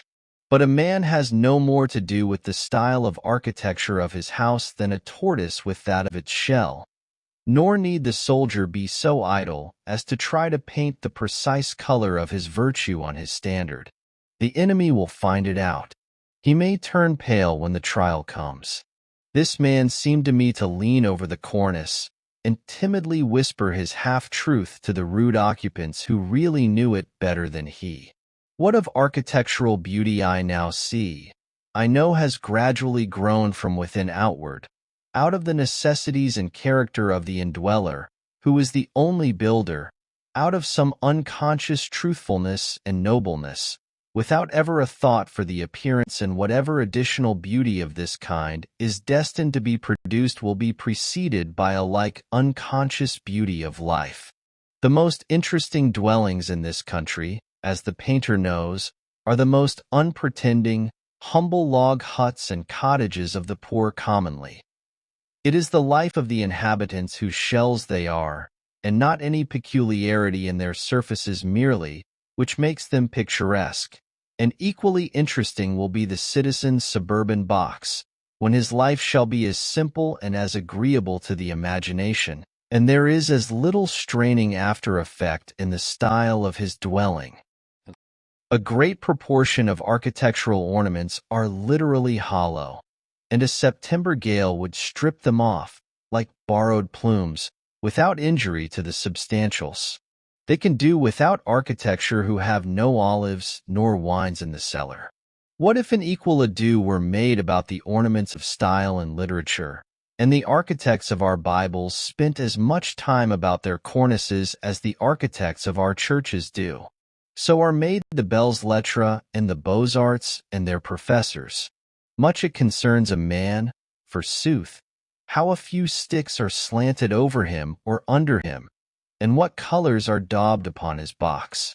It would signify somewhat, if, in any earnest sense, he slanted them and daubed it. But the spirit having departed out of the tenant, it is of a piece with constructing his own coffin. The architecture of the grave and carpenter is but another name for coffin-maker. One man says, in his despair or indifference to life, take up a handful of the earth at your feet and paint your house that color. Is he thinking of his last and narrow house? Toss up a copper for it as well. What an abundance of leisure he must have. Why do you take up a handful of dirt? Better paint your house your own complexion. Let it turn pale or blush for you. An enterprise to improve the style of cottage architecture. When you have got my ornaments ready, I will wear them. Before winter I built a chimney and shingled the sides of my house, which were already impervious to rain, with imperfect and sappy shingles made of the first slice of the log, whose edges I was obliged to straighten with a plane. I have thus a tight shingled and plastered house, 10 feet wide by 15 long, and 8 feet posts, with a garret and a closet, a large window on each side, 2 trapdoors, 1 door at the end, and a brick fireplace opposite. The exact cost of my house, paying the usual price for such materials as I used, but not counting the work, all of which was done by myself, was as follows. And I give the details because very few are able to tell exactly what their houses cost, and fewer still, if any, the separate cost of the various materials which compose them. Boards, $8.031/2, mostly shanty boards. Refused shingles for roof sides, $4. Laths, $1.25. 2 second-hand windows, with glass, $2.43. 1,000 old brick, $4. 2 casks of lime, $2.40, that was high. Hair, 31 cents more than I needed. Mantle tree iron, 15 cents. Nails, $3.90. Hinges and screws, 14 cents. Latch, 10 cents. Chalk, 1 cent. Transportation, $1.40. I carried a good part on my back. In all, $28.12 These are all the materials excepting the timber, stones, and sand, which I claimed by squatter's right. I have also a small woodshed adjoining, made chiefly of the stuff which was left after building the house. I intend to build me a house which will surpass any on the main street in concord in grandeur and luxury, as soon as it pleases me as much, and will cost me no more than my present one. I thus found that the student who wishes for a shelter can obtain one for a lifetime at an expense not greater than the rent which he now pays annually. If I seem to boast more than is becoming, my excuse is that I brag for humanity rather than for myself, and my shortcomings and inconsistencies do not affect the truth of my statement. notwithstanding much cant and hypocrisy, chaff which I find it difficult to separate from my wheat, but for which I am as sorry as any man. I will breathe freely and stretch myself in this respect. It is such a relief to both the moral and physical system, and I am resolved that I will not through humility become the devil's attorney. I will endeavor to speak a good word for the truth. At Cambridge College, the mere rent of a student's room, which is only a little larger than my own, is $30 each year, though the corporation had the advantage of building 32 side by side and under one roof, and the occupant suffers the inconvenience of many and noisy neighbors, and perhaps a residence in the fourth story. I cannot but think that if we had more true wisdom in these respects, not only less education would be needed, because, forsooth, more would already have been acquired, but the pecuniary expense of getting an education would in a great measure vanish. Those conveniences which the student requires at Cambridge or elsewhere cost him, or somebody else, 10 times as great a sacrifice of life as they would with proper management on both sides. Those things for which the most money is demanded are never the things which the student most wants. Tuition, for instance, is an important item in the term bill, while for the far more valuable education which he gets by associating with the most cultivated of his contemporaries no charge is made. The mode of founding a college is commonly to get up a subscription of dollars and cents, and then following blindly the principles of a division of labor to its extreme, a principle which should never be followed but with circumspection, to call in a contractor who makes this a subject of speculation, and he employs Irishmen or other operatives actually to lay the foundations, while the students that are to be are said to be fitting themselves for it. And for these oversights successive generations have to pay. I think that it would be better than this for the students, or those who desire to be benefited by it, even to lay the foundation themselves.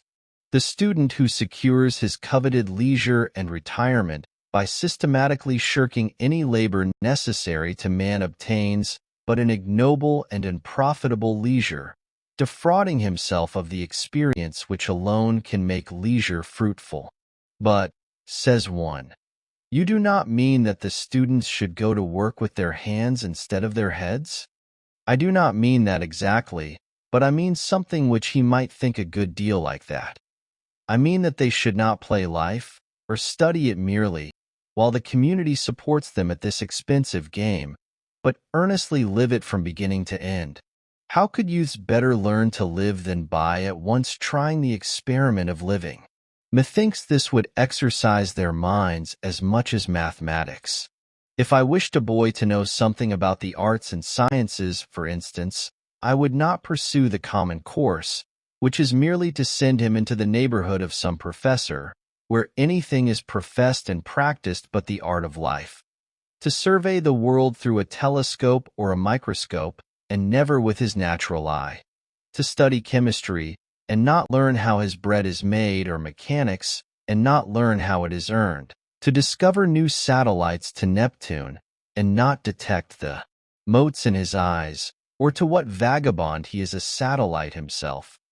Or to be devoured by the monsters that swarm all around him, while contemplating the monsters in a drop of vinegar, which would have advanced the most at the end of a month, the boy who had made his own jackknife from the ore which he had dug and smelted, reading as much as would be necessary for this, or the boy who had attended the lectures on metallurgy at the Institute in the meanwhile, and had received a Rogers penknife from his father, which would be most likely to cut his fingers. To my astonishment, I was informed on leaving college that I had studied navigation. Why, if I had taken one turn down the harbor, I should have known more about it. Even the poor student studies and is taught only political economy, while that economy of living which is synonymous with philosophy is not even sincerely professed in our colleges. The consequence is that while he is reading Adam Smith, Ricardo, and Say, he runs his father in debt irretrievably. As with our colleges, so with 100 modern improvements, there is an illusion about them.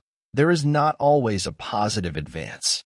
The devil goes on exacting compound interest to the last for his early share and numerous succeeding investments in them. Our inventions are wont to be pretty toys, which distract our attention from serious things. They are but improved means to an unimproved end, an end which it was already but too easy to arrive at, as railroads lead to Boston or New York. We are in great haste to construct a magnetic telegraph from Maine to Texas, but Maine and Texas, it may be, have nothing important to communicate. Either is in such a predicament as the man who was earnest to be introduced to a distinguished deaf woman, but when he was presented, and one end of her ear trumpet was put into his hand, had nothing to say, as if the main object were to talk fast and not to talk sensibly. We are eager to tunnel under the Atlantic and bring the old world some weeks nearer to the new. But perchance the first news that will leak through into the broad, flapping American ear will be that the Princess Adelaide has the whooping cough. After all, the man whose horse trots a mile in a minute does not carry the most important messages. He is not an evangelist. Nor does he come round eating locusts and wild honey. I doubt if flying Childers ever carried a peck of corn to mill. One says to me, "I wonder that you do not lay up money. You love to travel. You might take the cars and go to Fitchburg today and see the country." But I am wiser than that. I have learned that the swiftest traveler is he that goes afoot. I say to my friend, suppose we try who will get there first. The distance is 30 miles, the fare 90 cents. That is almost a day's wages. I remember when wages were 60 cents a day for laborers on this very road. Well, I start now on foot and get there before night. I have traveled at that rate by the week together. You will in the meanwhile have earned your fare and arrive there sometime tomorrow, or possibly this evening, if you are lucky enough to get a job in season. Instead of going to Fitchburg, you will be working here the greater part of the day. And so, if the railroad reached round the world, I think that I should keep ahead of you. And as for seeing the country and getting experience of that kind, I should have to cut your acquaintance altogether. Such is the universal law, which no man can ever outweet. And with regard to the railroad, even we may say it is as broad as it is long. To make a railroad round the world available to all mankind is equivalent to grading the whole surface of the planet. Men have an indistinct notion that if they keep up this activity of joint stocks and spades long enough, all will at length ride somewhere, in next to no time, and for nothing. But though a crowd rushes to the depot, and the conductor shouts, "All aboard!" when the smoke is blown away and the vapor condensed, it will be perceived that a few are riding, but the rest are run over, and it will be called, and will be, a melancholy accident. No doubt they can ride at last who shall have earned their fare, that is, if they survive so long, but they will probably have lost their elasticity and desire to travel by that time. This spending of the best part of one's life earning money in order to enjoy a questionable liberty during the least valuable part of it reminds me of the Englishman who went to India to make a fortune first, in order that he might return to England and live the life of a poet. He should have gone up garret at once. "What?" exclaim a million Irishmen starting up from all the shanties in the land. "Is not this railroad which we have built a good thing?" "Yes," I answer, "comparatively good. That is, you might have done worse. But I wish, as you're brothers of mine, that you could have spent your time better than digging in this dirt." Before I finished my house, wishing to earn $10 or $12 by some honest and agreeable method, in order to meet my unusual expenses, I planted about 2 acres and a half of light and sandy soil near it, chiefly with beans, but also a small part with potatoes, corn, peas, and turnips. The whole lot contains 11 acres, mostly growing up to pines and hickories, and was sold the preceding season for $8.08 an acre. One farmer said that it was good for nothing but to raise cheeping squirrels on. I put no manure whatever on this land, not being the owner, but merely a squatter, and not expecting to cultivate so much again, and I did not quite hoe it all once. I got out several cords of stumps in plowing, which supplied me with fuel for a long time, and left small circles of virgin mold, easily distinguishable through the summer by the greater luxuriance of the beans there. The dead and for the most part unmerchantable wood behind my house, and the driftwood from the pond, have supplied the remainder of my fuel. I was obliged to hire a team and a man for the plowing, though I held the plow myself. My farm outgoes for the first season were 4 implements, seed, work, and seed. $14.72 1/2. The seed corn was given me. This never costs anything to speak of, unless you plant more than enough. I got 12 bushels of beans and 18 bushels of potatoes, besides some peas and sweet corn. The yellow corn and turnips were too late to come to anything. My whole income from the farm was $23.44. Deducting the outgoes, $14.72 1/2. There are left $8.71 1/2. Beside produce consumed and on hand at the time this estimate was made of the value of $4.50, the amount on hand much more than balancing a little grass which I did not raise. All things considered, that is, considering the importance of a man's soul and of today, notwithstanding the short time occupied by my experiment, nay, partly even because of its transient character, I believe that was doing better than any farmer in Concord did that year.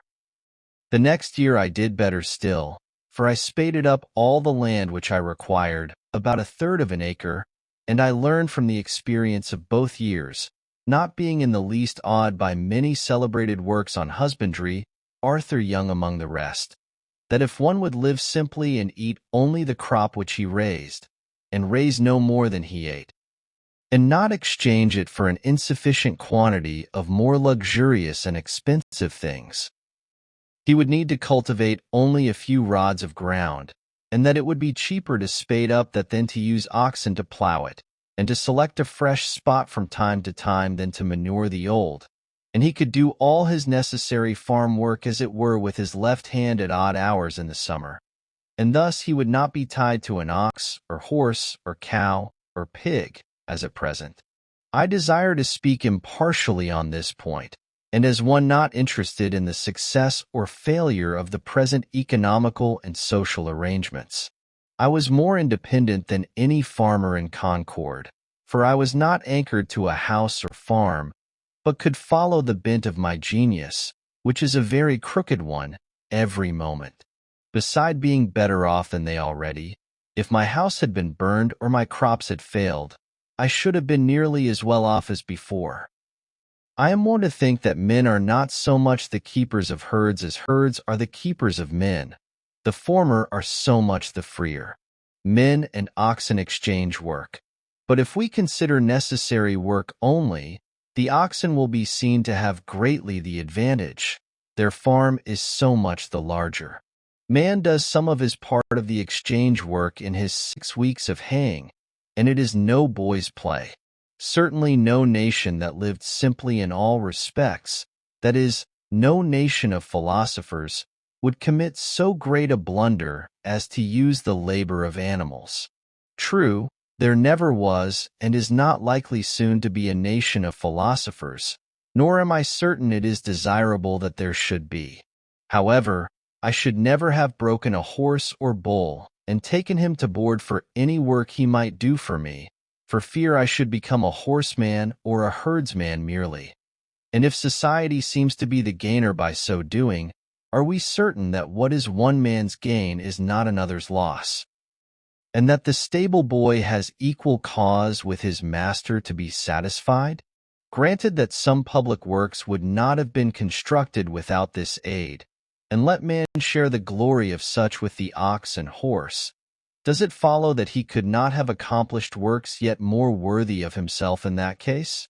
When men begin to do, not merely unnecessary or artistic, but luxurious and idle work, with their assistants, It is inevitable that a few do all the exchange work with the oxen, or, in other words, become the slaves of the strongest. Man thus not only works for the animal within him, but, for a symbol of this, he works for the animal without him. Though we have many substantial houses of brick or stone, the prosperity of the farmer is still measured by the degree to which the barn overshadows the house. This town is said to have the largest houses for oxen, cows, and horses hereabouts, and it is not behindhand in its public buildings. But there are very few halls for free worship or free speech in this county. It should not be by their architecture, but why not even by their power of abstract thought, that nations should seek to commemorate themselves. How much more admirable the Bhagavad Gita than all the ruins of the East. Towers and temples are the luxury of princes. A simple and independent mind does not toil at the bidding of any prince. Genius is not a retainer to any emperor, nor is its material silver, or gold, or marble, except to a trifling extent. To what end, pray, is so much stone hammered? In Arcadia, when I was there, I did not see any hammering stone. Nations are possessed with an insane ambition to perpetuate the memory of themselves by the amount of hammered stone they leave. What if equal pains were taken to smooth and polish their manners?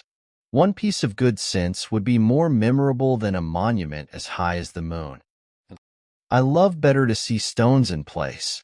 The grandeur of Thebes was a vulgar grandeur.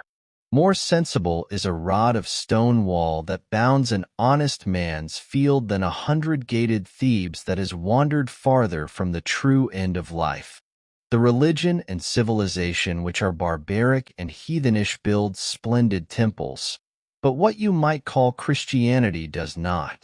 Most of the stone a nation hammers goes toward its tomb only. It buries itself alive. As for the pyramids, there is nothing to wonder at in them so much as the fact that so many men could be found degraded enough to spend their lives constructing a tomb for some ambitious booby, whom it would have been wiser and manlier to have drowned in the Nile, and then given his body to the dogs. I might possibly invent some excuse for them in him, but I have no time for it. As for the religion and love of art of the builders, it is much the same all the world over, whether the building be an Egyptian temple or the United States Bank. It costs more than it comes to. The mainspring is vanity, assisted by the love of garlic and bread and butter. Mr. Balcombe, a promising young architect, designs it on the back of his Vitruvius, with hard pencil and ruler, and the job is let out to Dobson and Sons, stonecutters. When the 30 centuries begin to look down on it, mankind begin to look up at it. As for your high towers and monuments, there was a crazy fellow once in this town who undertook to dig through to China, and he got so far that, as he said, he heard the Chinese pots and kettles rattle. But I think that I shall not go out of my way to admire the whole which he made. Many are concerned about the monuments of the West and the East, to know who built them. For my part, I should like to know who in those days did not build them, who were above such trifling. But to proceed with my statistics, by surveying, carpentry, and day labor of various other kinds in the village in the meanwhile, for I have as many trades as fingers, I had earned $13.34. The expense of food for 8 months, namely, from July 4th to March 1st, the time when these estimates were made, though I lived there more than 2 years, not counting potatoes, a little green corn, and some peas, which I had raised, nor considering the value of what was on hand at the last date, was rice, $1.73 1/2, molasses, $1.73 cheapest form of the saccharin, rye meal, $1.04 3/4, Indian meal, $0.99 3/4 cheaper than rye, pork, 22 cents. All experiments which failed. Flour, 88 cents cost more than Indian meal, both money and trouble. Sugar, 80 cents. Lard, 65 cents. I saw that the longest use would not make that a good practice. However, it might seem to have your woodchucks ready dressed by the village butcher. Clothing and some incidental expenses within the same dates, though little can be inferred from this item, amounted to $8.43. Oil and some household utensils, $2. So that all the pecuniary outgoes, excepting for washing and mending, which for the most part were done out of the house, and their bills have not yet been received, and these are all and more than all the ways by which money necessarily goes out in this part of the world, were: house, $28.12 1/2. Farm 1 year, $14.72 1/2. Food 8 months, $8.74. Clothing, etc., 8 months, $8.43. Oil, and C, 8 months, $2.00. In all, $61.99 I address myself now to those of my readers who have a living to get. And to meet this I have for farm produce sold $23.44. Earned by day labor, $13.34. In all, $36.78, which subtracted from the sum of the outgoes leaves a balance of $25.2134 on the one side. This being very nearly the means with which I started, and the measure of expenses to be incurred, and on the other, beside the leisure and independence and health thus secured, a comfortable house for me as long as I choose to occupy it. These statistics, however accidental and therefore uninstructive they may appear, as they have a certain completeness, have a certain value also. Nothing was given me of which I have not rendered some account. It appears from the above estimate that my food alone cost me in money about 27 cents a week.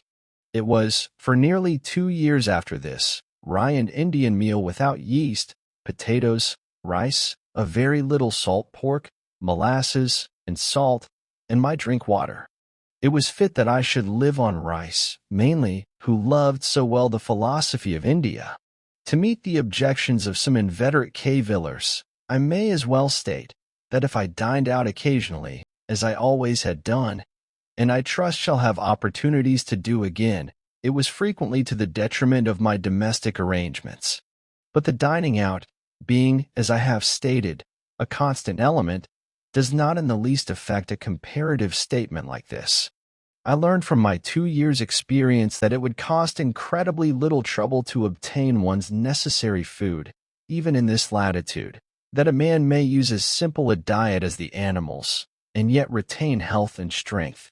I have made a satisfactory dinner, satisfactory on several accounts, simply off a dish of purslane, portulaca oleracea, which I gathered in my cornfield, boiled and salted.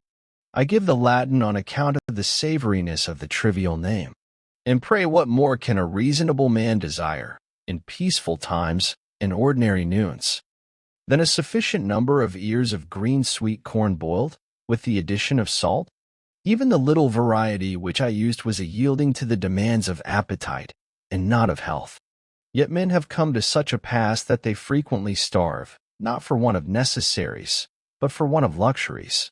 And I know a good woman who thinks that her son lost his life because he took to drinking water only. The reader will perceive that I am treating the subject rather from an economic than a dietetic point of view, and he will not venture to put my abstemiousness to the test unless he has a well-stocked larder. Bread I at first made of pure Indian meal and salt, genuine hoe cakes, which I baked before my fire out of doors on a shingle or the end of a stick of timber sawed off in building my house. But it was one to get smoked and to have a piney flavor. I tried flour also, but have at last found a mixture of rye and Indian meal most convenient and agreeable. In cold weather it was no little amusement to bake several small loaves of this in succession, tending and turning them as carefully as an Egyptian is hatching eggs. They were a real cereal fruit which I ripened, and they had to my senses a fragrance like that of other noble fruits, which I kept in as long as possible by wrapping them in cloths. I made a study of the ancient and indispensable art of bread making, consulting such authorities as offered, going back to the primitive days and first invention of the unleavened kind. When from the wildness of nuts and meats men first reached the mildness and refinement of this diet, and traveling gradually down in my studies through that accidental souring of the dough which, it is supposed, taught the leavening process, and through the various fermentations thereafter, till I came to good, sweet, wholesome bread, the staff of life, leaven, which some deem the soul of bread, the spiritus which fills its cellular tissue, which is religiously preserved like the vestal fire, some precious bottle full, I suppose, first brought over in the Mayflower, did the business for America, and its influence is still rising, swelling, spreading, in cerealian billows over the land. This seed I regularly and faithfully procured from the village, till at length one morning I forgot the rules, and scalded my yeast, by which accident I discovered that even this was not indispensable, for my discoveries were not by the synthetic but analytic process, and I have gladly omitted it since, though most housewives earnestly assured me that safe and wholesome bread without yeast might not be, and elderly people prophesied a speedy decay of the vital forces. Yet I find it not to be an essential ingredient, and after going without it for a year am still in the land of the living. And I am glad to escape the trivialness of carrying a bottleful in my pocket, which would sometimes pop and discharge its contents to my discomfiture. It is simpler and more respectable to omit it. Man is an animal who more than any other can adapt himself to all climates and circumstances. Neither did I put any sal soda, or other acid or alkali, into my bread. It would seem that I made it according to the recipe which Marcus Porcius Cato gave about 2 centuries before Christ. Panem depstitium sic facito, manus mortarium bene lavato, farinam in mortarium indito, aqui politum addito, subigitoque pulcher, ubi bene subegeris, defingito, cocitoque sub testu, which I take to mean, make kneaded bread thus. Wash your hands and trough well. Put the meal into the trough, add water gradually, and knead it thoroughly. When you have kneaded it well, mold it and bake it under a cover, that is, in a baking kettle. Not a word about leaven. But I did not always use this staff of life.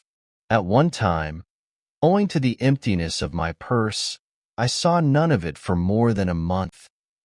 Every New Englander might easily raise all his own breadstuffs in this land of rye and Indian corn, and not depend on distant and fluctuating markets for them. Yet so far are we from simplicity and independence that, in Concord, fresh and sweet meal is rarely sold in the shops, and hominy and corn in a still coarser form are hardly used by any. For the most part, the farmer gives to his cattle and hogs the grain of his own producing, and buys flour, which is at least no more wholesome, at a greater cost, at the store. I saw that I could easily raise my bushel or 2 of rye and Indian corn, for the former will grow on the poorest land, and the latter does not require the best, and grind them in a hand mill, and so do without rice and pork. And if I must have some concentrated sweet, I found by experiment that I could make a very good molasses either of pumpkins or beets, and I knew that I needed only to set out a few maples to obtain it more easily still, and while these were growing I could use various substitutes beside those which I have named. For, as the forefathers sang, we can make liquor to sweeten our lips of pumpkins and parsnips and walnut tree chips. Finally, as for salt, that grossest of groceries, to obtain this might be a fit occasion for a visit to the seashore. Or, if I did without it altogether, I should probably drink the less water. I do not learn that the Indians ever troubled themselves to go after it. Thus I could avoid all trade and barter, so far as my food was concerned, and having a shelter already, it would only remain to get clothing and fuel. The pantaloons which I now wear were woven in a farmer's family. Thank heaven there is so much virtue still in man. For I think the fall from the farmer to the operative as great and memorable as that from the man to the farmer. And in a new country, fuel is an encumbrance. As for a habitat, if I were not permitted still to squat, I might purchase 1 acre at the same price for which the land I cultivated was sold, namely, $8.08. But as it was, I considered that I enhanced the value of the land by squatting on it. There is a certain class of unbelievers who sometimes ask me such questions as, if I think that I can live on vegetable food alone.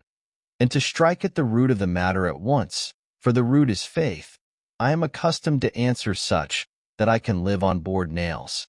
If they cannot understand that, they cannot understand much that I have to say. For my part, I am glad to hear of experiments of this kind being tried. As that a young man tried for a fortnight to live on hard, raw corn on the ear, using his teeth for all mortar. The squirrel tribe tried the same and succeeded. The human race is interested in these experiments, though a few old women who are incapacitated for them, or who own their thirds and mills, may be alarmed. My furniture, part of which I made myself, and the rest cost me nothing, of which I have not rendered an account, consisted of a bed, a table, a desk, 3 chairs, a looking-glass 3 inches in diameter, a pair of tongs and andirons, a kettle, a skillet, and a frying pan, a dipper, a washbowl, 2 knives and forks, 3 plates, 1 cup, 1 spoon, a jug for oil, a jug for molasses, and a Japan lamp. None is so poor that he need sit on a pumpkin. That is shiftlessness. There is a plenty of such chairs as I like best in the village garrets to be had for taking them away. Furniture. Thank God, I can sit and I can stand without the aid of a furniture warehouse. What man but a philosopher would not be ashamed to see his furniture packed in a cart and going up country exposed to the light of heaven and the eyes of men? A beggarly account of empty boxes. That is Spaulding's furniture. I could never tell from inspecting such a load whether it belonged to a so-called rich man or a poor one. The owner always seemed poverty-stricken. Indeed, the more you have of such things, the poorer you are. Each load looks as if it contained the contents of a dozen shanties, and if one shanty is poor, this is a dozen times as poor. Pray, for what do we move ever but to get rid of our furniture, our exuvii? At last to go from this world to another newly furnished, and leave this to be burned? It is the same as if all these traps were buckled to a man's belt, and he could not move over the rough country where our lines are cast without dragging his trap. He was a lucky fox that left his tail in the trap. The muskrat will gnaw his third leg off to be free. No wonder man has lost his elasticity. How often he is at a dead set. Sir, if I may be so bold, what do you mean by a dead set? If you are a seer, whenever you meet a man you will see all that he owns, aye, and much that he pretends to disown, behind him, even to his kitchen furniture and all the trumpery which he saves and will not burn, and he will appear to be harnessed to it and making what headway he can. I think that the man is at a dead set who has got through a knot-hole or gateway where his sledge-load of furniture cannot follow him. I cannot but feel compassion when I hear some trig, compact-looking man, seemingly free, all girded and ready, speak of his furniture, as whether it is insured or not. But what shall I do with my furniture? My gay butterfly is entangled in a spider's web then. Even those who seem for a long while not to have any, if you inquire more narrowly, you will find have some stored in somebody's barn. I look upon England today as an old gentleman who is traveling with a great deal of baggage, trumpery which has accumulated from long housekeeping, which he has not the courage to burn. Great trunk, little trunk, bandbox, and bundle. Throw away the first 3 at least.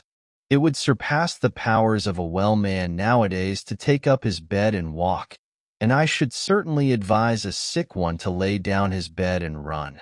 When I have met an immigrant tottering under a bundle which contained his all looking like an enormous one which had grown out of the nape of his neck, I have pitied him, not because that was his all, but because he had all that to carry. If I have got to drag my trap, I will take care that it be a light one, and do not nip me in a vital part. But perchance it would be wisest never to put one's paw into it. I would observe, by the way, that it costs me nothing for curtains, for I have no gazers to shut out but the sun and moon, and I am willing that they should look in.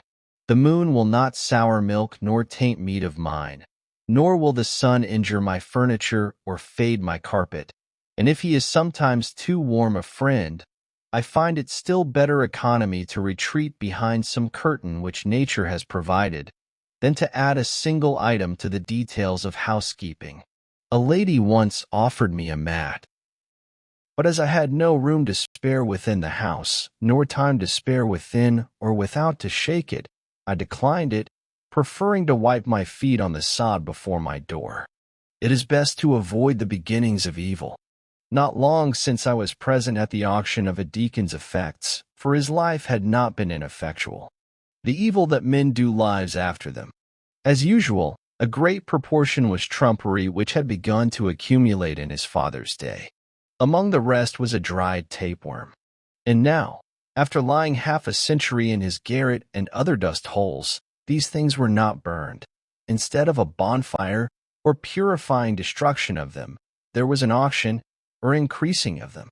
The neighbors eagerly collected to view them, bought them all, and carefully transported them to their garrets and dust holes, to lie there till their estates are settled, when they will start again.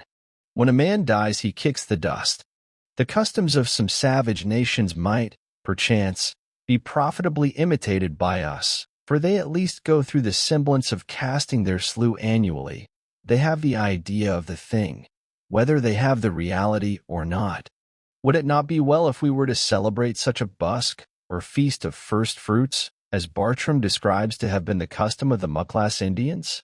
When a town celebrates the busk, says he, having previously provided themselves with new clothes, new pots, pans, and other household utensils and furniture, they collect all their worn-out clothes and other despicable things, sweep and cleanse their houses, squares, and the whole town of their filth, which with all the remaining grain and other old provisions they cast together into one common heap, and consume it with fire.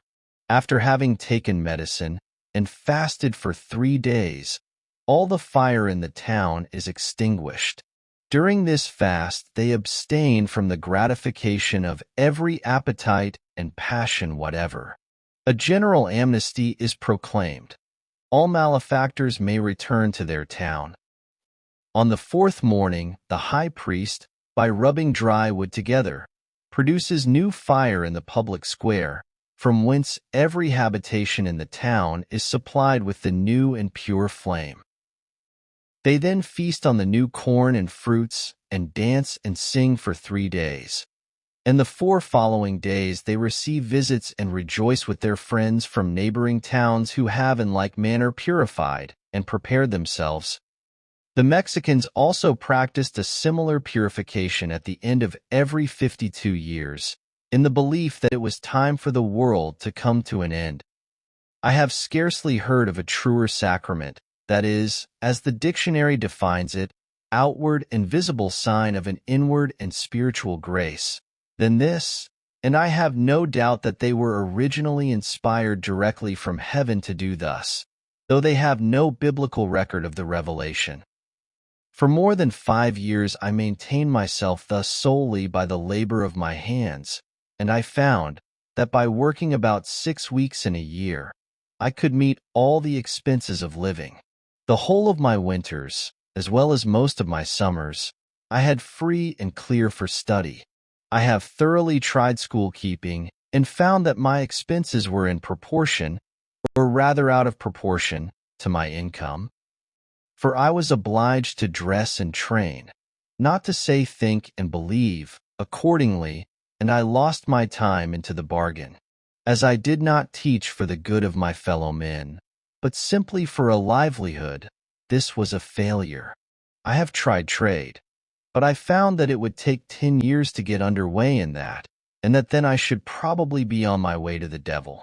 I was actually afraid that I might by that time be doing what is called a good business, when formerly I was looking about to see what I could do for a living. Some sad experience in conforming to the wishes of friends being fresh in my mind to tax my ingenuity, I thought often and seriously of picking huckleberries. That surely I could do, and its small profits might suffice, for my greatest skill has been to want but little, so little capital it required, so little distraction from my wonted moods, I foolishly thought. While my acquaintances went unhesitatingly into trade or the professions, I contemplated this occupation as most like theirs, ranging the hills all summer to pick the berries which came in my way, and thereafter carelessly dispose of them. So, to keep the flocks of Admetus, I also dreamed that I might gather the wild herbs, or carry evergreens to such villagers as loved to be reminded of the woods, even to the city, by hay-cart loads. But I have since learned that trade curses everything it handles, and though you trade in messages from heaven, the whole curse of trade attaches to the business. As I preferred some things to others, and especially valued my freedom, as I could fare hard and yet succeed well, I did not wish to spend my time in earning rich carpets or other fine furniture, or delicate cookery, or a house in the Grecian or the Gothic style just yet. If there are any to whom it is no interruption to acquire these things, and who know how to use them when acquired, I relinquish to them the pursuit. Some are industrious, and appear to love labor for its own sake, or perhaps because it keeps them out of worse mischief. To such I have at present nothing to say. Those who would not know what to do with more leisure than they now enjoy, I might advise to work twice as hard as they do, work till they pay for themselves, and get their free papers. For myself, I found that the occupation of a day laborer was the most independent of any, especially as it required only 30 or 40 days in a year to support one. The laborer's day ends with the going down of the sun, and he is then free to devote himself to his chosen pursuit, independent of his labor. But his employer, who speculates from month to month, has no respite from one end of the year to the other. In short, I am convinced, both by faith and experience, that to maintain oneself on this earth is not a hardship but a pastime, if we will live simply and wisely, as the pursuits of the simpler nations are still the sports of the more artificial. It is not necessary that a man should earn his living by the sweat of his brow, unless he sweats easier than I do. One young man of my acquaintance, who has inherited some acres, told me that he thought he should live as I did, if he had the means. I would not have anyone adopt my mode of living on any account, for, beside that before he has fairly learned it I may have found out another for myself, I desire that there may be as many different persons in the world as possible, but I would have each one be very careful to find out and pursue his own way, and not his father's, or his mother's, or his neighbor's instead. The youth may build or plant or sail, only let him not be hindered from doing that which he tells me he would like to do. It is by a mathematical point only that we are wise, as the sailor or the fugitive slave keeps the pole star in his eye, but that is sufficient guidance for all our life. We may not arrive at our port within a calculable period, but we would preserve the true course. Undoubtedly, in this case, what is true for one is truer still for 1,000, as a large house is not proportionally more expensive than a small one, since one roof may cover, one cellar underlie, and one wall separates several apartments. But for my part, I preferred the solitary dwelling. Moreover, it will commonly be cheaper to build the whole yourself than to convince another of the advantage of the common wall. And when you have done this, the common partition, to be much cheaper, must be a thin one, and that other may prove a bad neighbor, and also not keep his side in repair. The only cooperation which is commonly possible is exceedingly partial and superficial. And what little true cooperation there is as if it were not, being a harmony inaudible to men. If a man has faith, he will cooperate with equal faith everywhere. If he has not faith, he will continue to live like the rest of the world, whatever company he is joined to. To cooperate, in the highest as well as the lowest sense, means to get our living together. I heard it proposed lately that two young men should travel together over the world, the one without money, earning his means as he went, before the mast and behind the plow, the other carrying a bill of exchange in his pocket.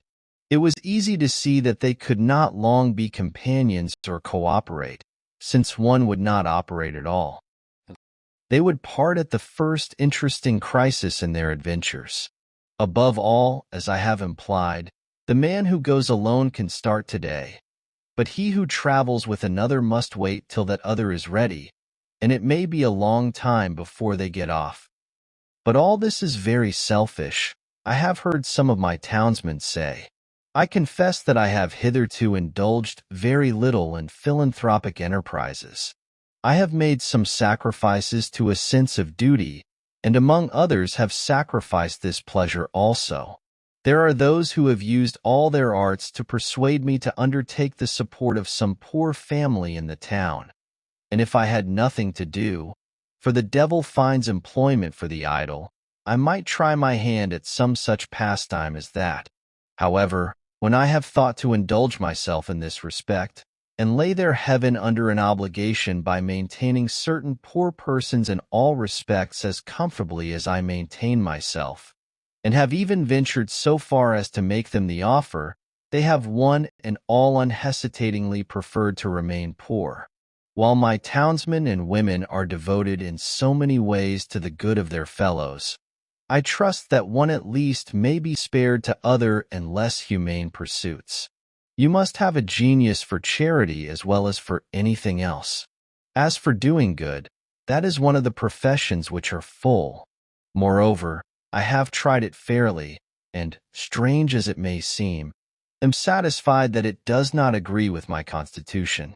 Probably I should not consciously and deliberately forsake my particular calling to do the good which society demands of me, to save the universe from annihilation.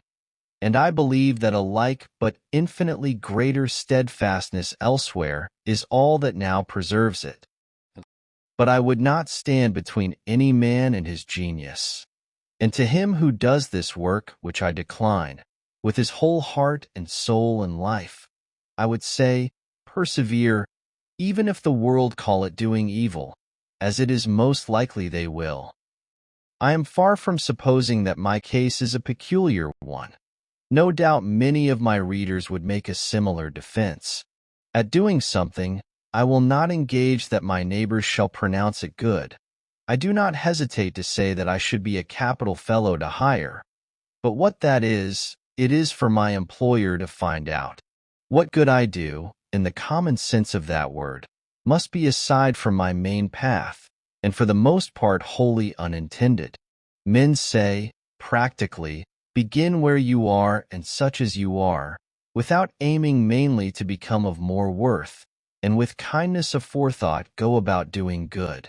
If I were to preach at all in this strain, I should say rather, set about being good, as if the sun should stop when he had kindled his fires up to the splendor of a moon or a star of the 6th magnitude, and go about like a Robin Goodfellow, peeping in at every cottage window, inspiring lunatics, and tainting meats, and making darkness visible, instead of steadily increasing his genial heat and beneficence till he is of such brightness that no mortal can look him in the face, and then, and in the meanwhile too, going about the world in his own orbit, doing it good, or rather, as a truer philosophy has discovered, the world going about him getting good.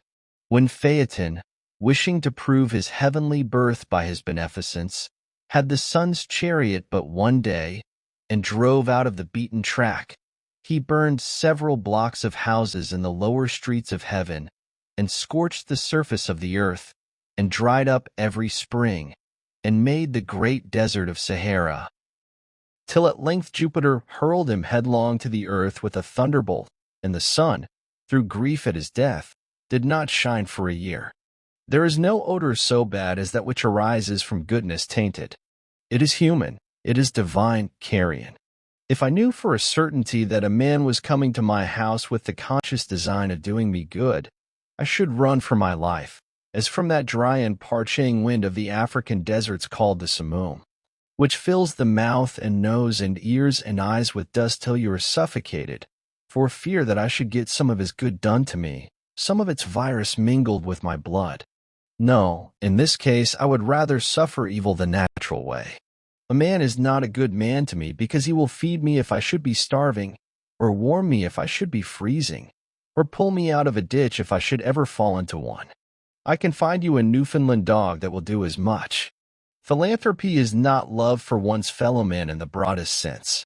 Howard was no doubt an exceedingly kind and worthy man in his way, and has his reward, but, comparatively speaking, what are 100 Howards to us, if their philanthropy do not help us in our best estate, when we are most worthy to be helped?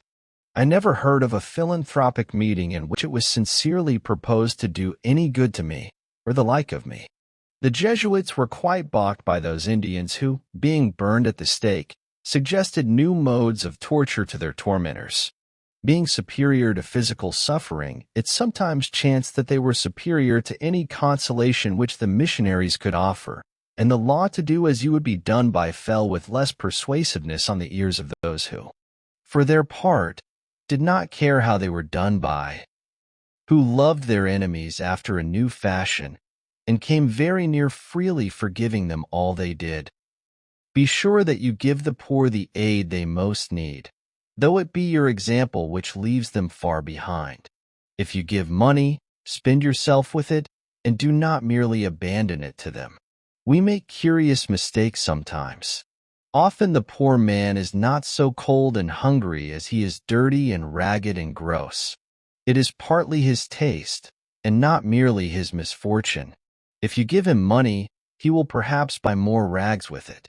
I was wont to pity the clumsy Irish laborers who cut ice on the pond, in such mean and ragged clothes, while I shivered in my more tidy and somewhat more fashionable garments, till, one bitter cold day, one who had slipped into the water came to my house to warm him, and I saw him strip off 3 pairs of pants and 2 pairs of stockings ere he got down to the skin, though they were dirty and ragged enough, it is true, and that he could afford to refuse the extra garments which I offered him.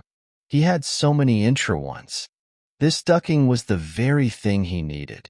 Then I began to pity myself, and I saw that it would be a greater charity to bestow on me a flannel shirt than a whole slop shop on him.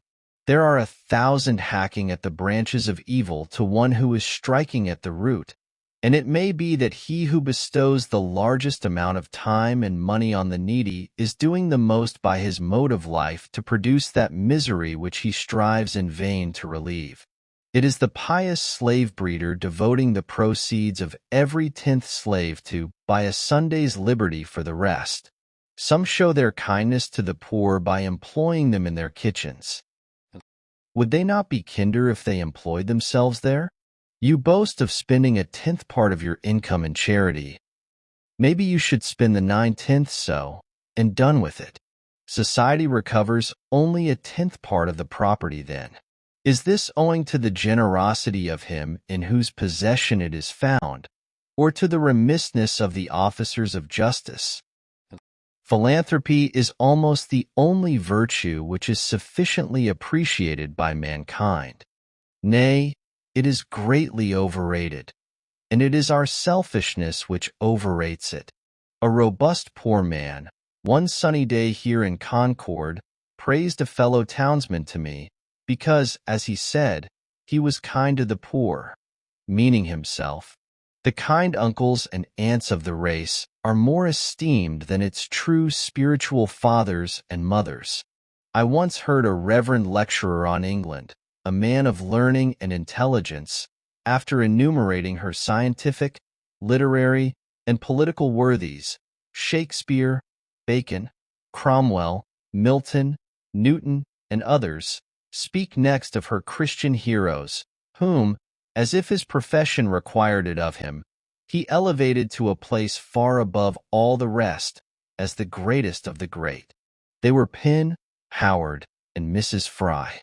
Everyone must feel the falsehood and cant of this. The last were not England's best men and women, only, perhaps, her best philanthropists.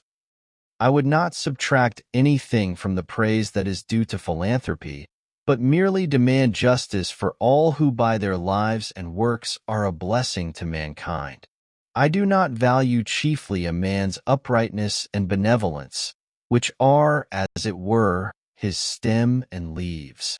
Those plants of whose greenness withered we make herb tea for the sick, serve but a humble use, and are most employed by quacks. I want the flower and fruit of a man, that some fragrance be wafted over from him to me, and some ripeness flavor our intercourse. His goodness must not be a partial and transitory act, but a constant superfluity, which costs him nothing and of which he is unconscious. This is a charity that hides a multitude of sins. The philanthropist too often surrounds mankind with the remembrance of his own cast-off griefs as an atmosphere, and calls it sympathy. We should impart our courage, and not our despair, our health and ease, and not our disease, and take care that this does not spread by contagion. From what southern plains comes up the voice of wailing? Under what latitudes reside the heathen to whom we would send light? Who is that intemperate and brutal man whom we would redeem? If anything ail a man, so that he does not perform his functions, if he have a pain in his bowels even, for that is the seat of sympathy, he forthwith sets about reforming the world. Being a microcosm himself, he discovers, and it is a true discovery, and he is the man to make it, that the world has been eating green apples. To his eyes, in fact, the globe itself is a great green apple, which there is danger awful to think of that the children of men will nibble before it is ripe. And straightway his drastic philanthropy seeks out the Eskimo and the Patagonian, and embraces the populous Indian and Chinese villages. And thus, by a few years of philanthropic activity, the powers in the meanwhile using him for their own ends, no doubt, he cures himself of his dyspepsia. The globe acquires a faint blush on one or both of its cheeks, as if it were beginning to be ripe, and life loses its crudity and is once more sweet and wholesome to live. I never dreamed of any enormity greater than I have committed. I never knew, and never shall know, a worse man than myself. I believe that what so saddens the reformer is not his sympathy with his fellows in distress, but, though he be the holiest Son of God, is his private ail. Let this be righted. Let the spring come to him, the morning rise over his couch, and he will forsake his generous companions without apology. My excuse for not lecturing against the use of tobacco is that I never chewed it. That is a penalty which reformed tobacco chewers have to pay, though there are things enough I have chewed which I could lecture against. If you should ever be betrayed into any of these philanthropies, do not let your left hand know what your right hand does, for it is not worth knowing. Rescue the drowning and tie your shoestrings. Take your time and set about some free labor. Our manners have been corrupted by communication with the saints. Our hymn books resound with a melodious cursing of God and enduring him forever. One would say that even the prophets and redeemers had rather consoled the fears than confirmed the hopes of man. There is nowhere recorded a simple and irrepressible satisfaction with the gift of life, any memorable praise of God. All health and success does me good, however far off and withdrawn it may appear. All disease and failure helps to make me sad and does me evil, however much sympathy it may have with me or I with it. If, then, we would indeed restore mankind by truly Indian, botanic, magnetic, or natural means, let us first be as simple and well as nature ourselves, dispel the clouds which hang over our own brows, and take up a little life into our pores. Do not stay to be an overseer of the poor, but endeavor to become one of the worthies of the world. I read in the Gulistan, or flower garden, of Sheikh Sudi of Shiraz, that they asked a wise man, saying, "Of the many celebrated trees which the Most High God has created lofty and umbrageous, they call none azad or free, excepting the cypress, which bears no fruit. What mystery is there in this?" He replied, "Each has its appropriate produce and appointed season, during the continuance of which it is fresh and blooming, and during their absence dry and withered. To neither of which states is the cypress exposed, being always flourishing. And of this nature are the azads, or religious independence. Fix not thy heart on that which is transitory. For the Dijla, or Tigris, will continue to flow through Baghdad after the race of caliphs is extinct. If thy hand has plenty, be liberal as the date tree. But if it affords nothing to give away, be an azad, or free man, like the cypress." Complemental verses. The pretensions of poverty. Thou dost presume too much, poor needy wretch, to claim a station in the firmament, because thy humble cottage, or thy tub, nurses some lazy or pedantic virtue. In the cheap sunshine, or by shady springs, with roots and potherbs, where thy right hand, tearing those humane passions from the mind, upon whose stocks fair blooming virtues flourish, degradeth nature, and benumbeth sense, and, Gorgon-like, turns active men to stone. We not require the dull society of your necessitated temperance, or that unnatural stupidity that knows nor joy nor sorrow, nor your forked falsely exalted passive fortitude. Above the active, this low abject brood, that fix their seats in mediocrity, become your servile minds, but we advance.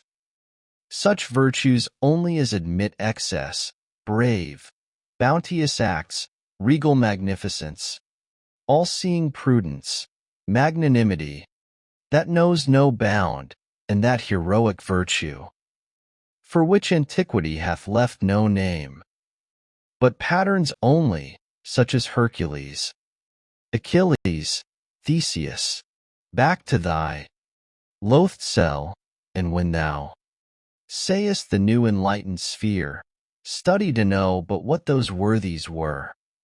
T. Carew, where I lived, and what I lived for. At a certain season of our life, we are accustomed to consider every spot as the possible site of a house.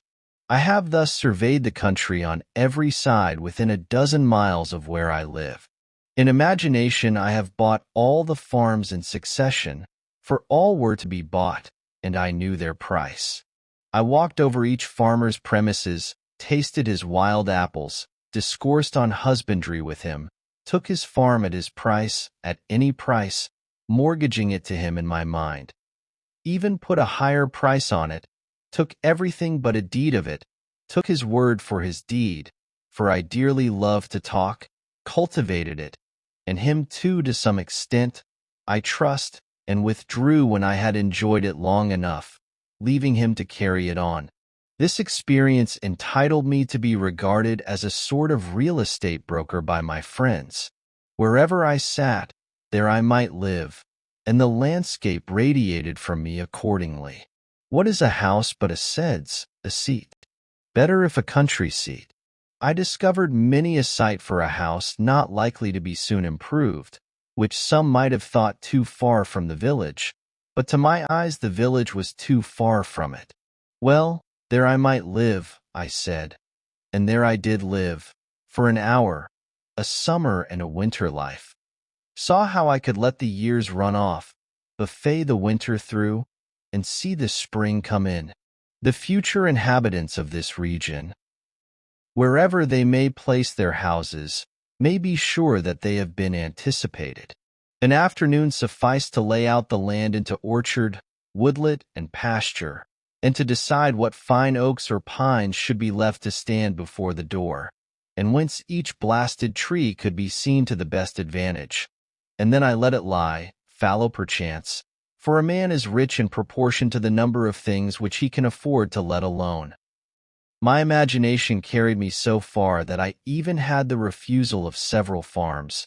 The refusal was all I wanted, but I never got my fingers burned by actual possession. The nearest that I came to actual possession was when I bought the Hollowell place, and had begun to sort my seeds, and collected materials with which to make a wheelbarrow to carry it on or off with. But before the owner gave me a deed of it, his wife, every man has such a wife, changed her mind and wished to keep it, and he offered me $10 to release him. Now, to speak the truth, I had but 10 cents in the world, and it surpassed my arithmetic to tell if I was that man who had 10 cents, or who had a farm, or $10, or altogether. However, I let him keep the $10 and the farm too, for I had carried it far enough. Or rather, to be generous, I sold him the farm for just what I gave for it, and, as he was not a rich man, made him a present of $10, and still had my 10 cents and seeds and materials for a wheelbarrow left. I found thus that I had been a rich man without any damage to my poverty. But I retained the landscape, and I have since annually carried off what it yielded without a wheelbarrow. With respect to landscapes, I am monarch of all I survey. My right there is none to dispute. I have frequently seen a poet withdraw, having enjoyed the most valuable part of a farm, while the crusty farmer supposed that he had got a few wild apples only. Why? The owner does not know it for many years when a poet has put his farm in rhyme. The most admirable kind of invisible fence has fairly impounded it, milked it, skimmed it, and got all the cream, and left the farmer only the skimmed milk. The real attractions of the Hollowell farm, to me, were its complete retirement, being about 2 miles from the village, half a mile from the nearest neighbor, and separated from the highway by a broad field. Its bounding on the river, which the owner said protected it by its fogs from frosts in the spring, though that was nothing to me.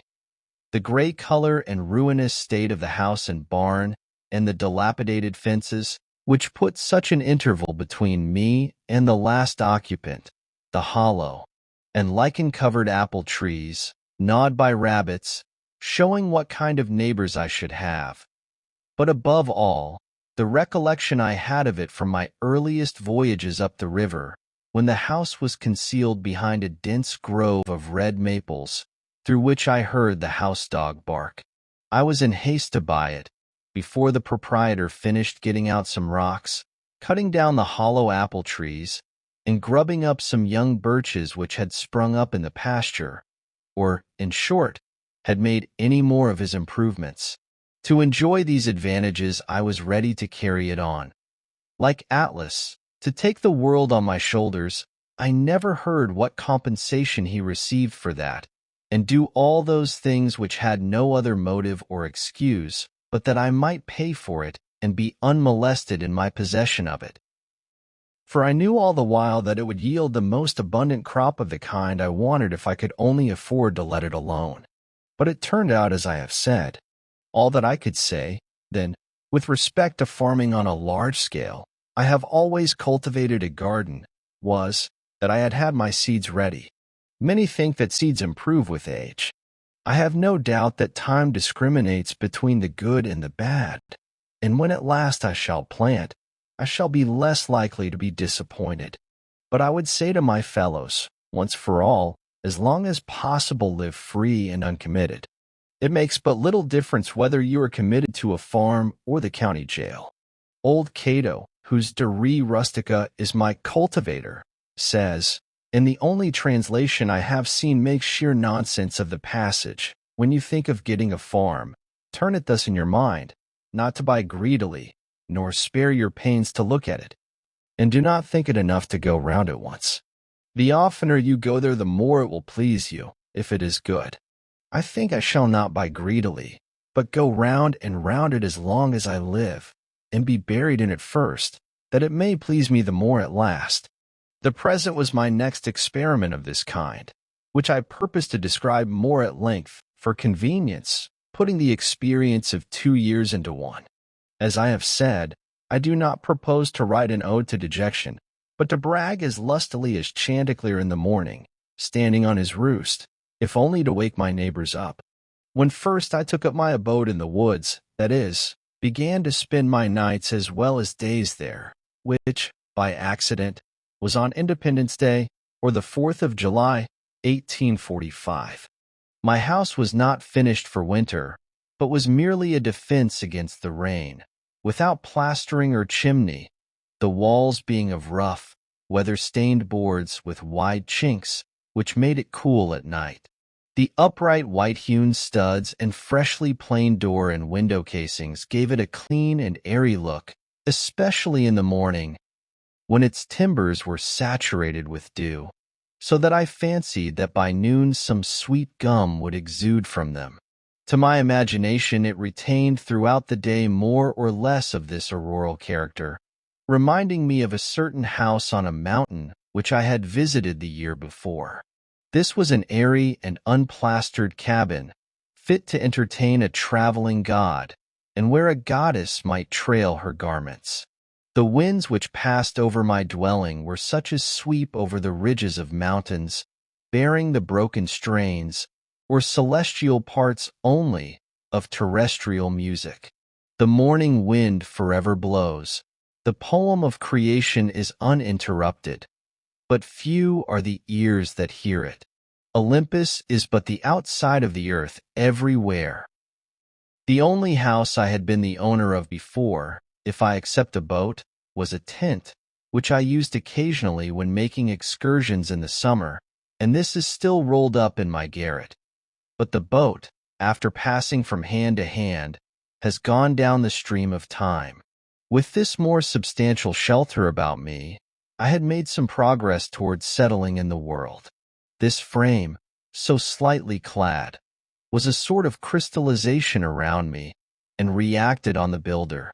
It was suggestive somewhat as a picture in outlines. I did not need to go outdoors to take the air, for the atmosphere within had lost none of its freshness. It was not so much within doors as behind a door where I sat, even in the rainiest weather.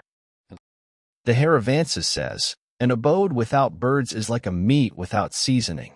Such was not my abode, for I found myself suddenly neighbor to the birds, not by having imprisoned one, but having caged myself near them.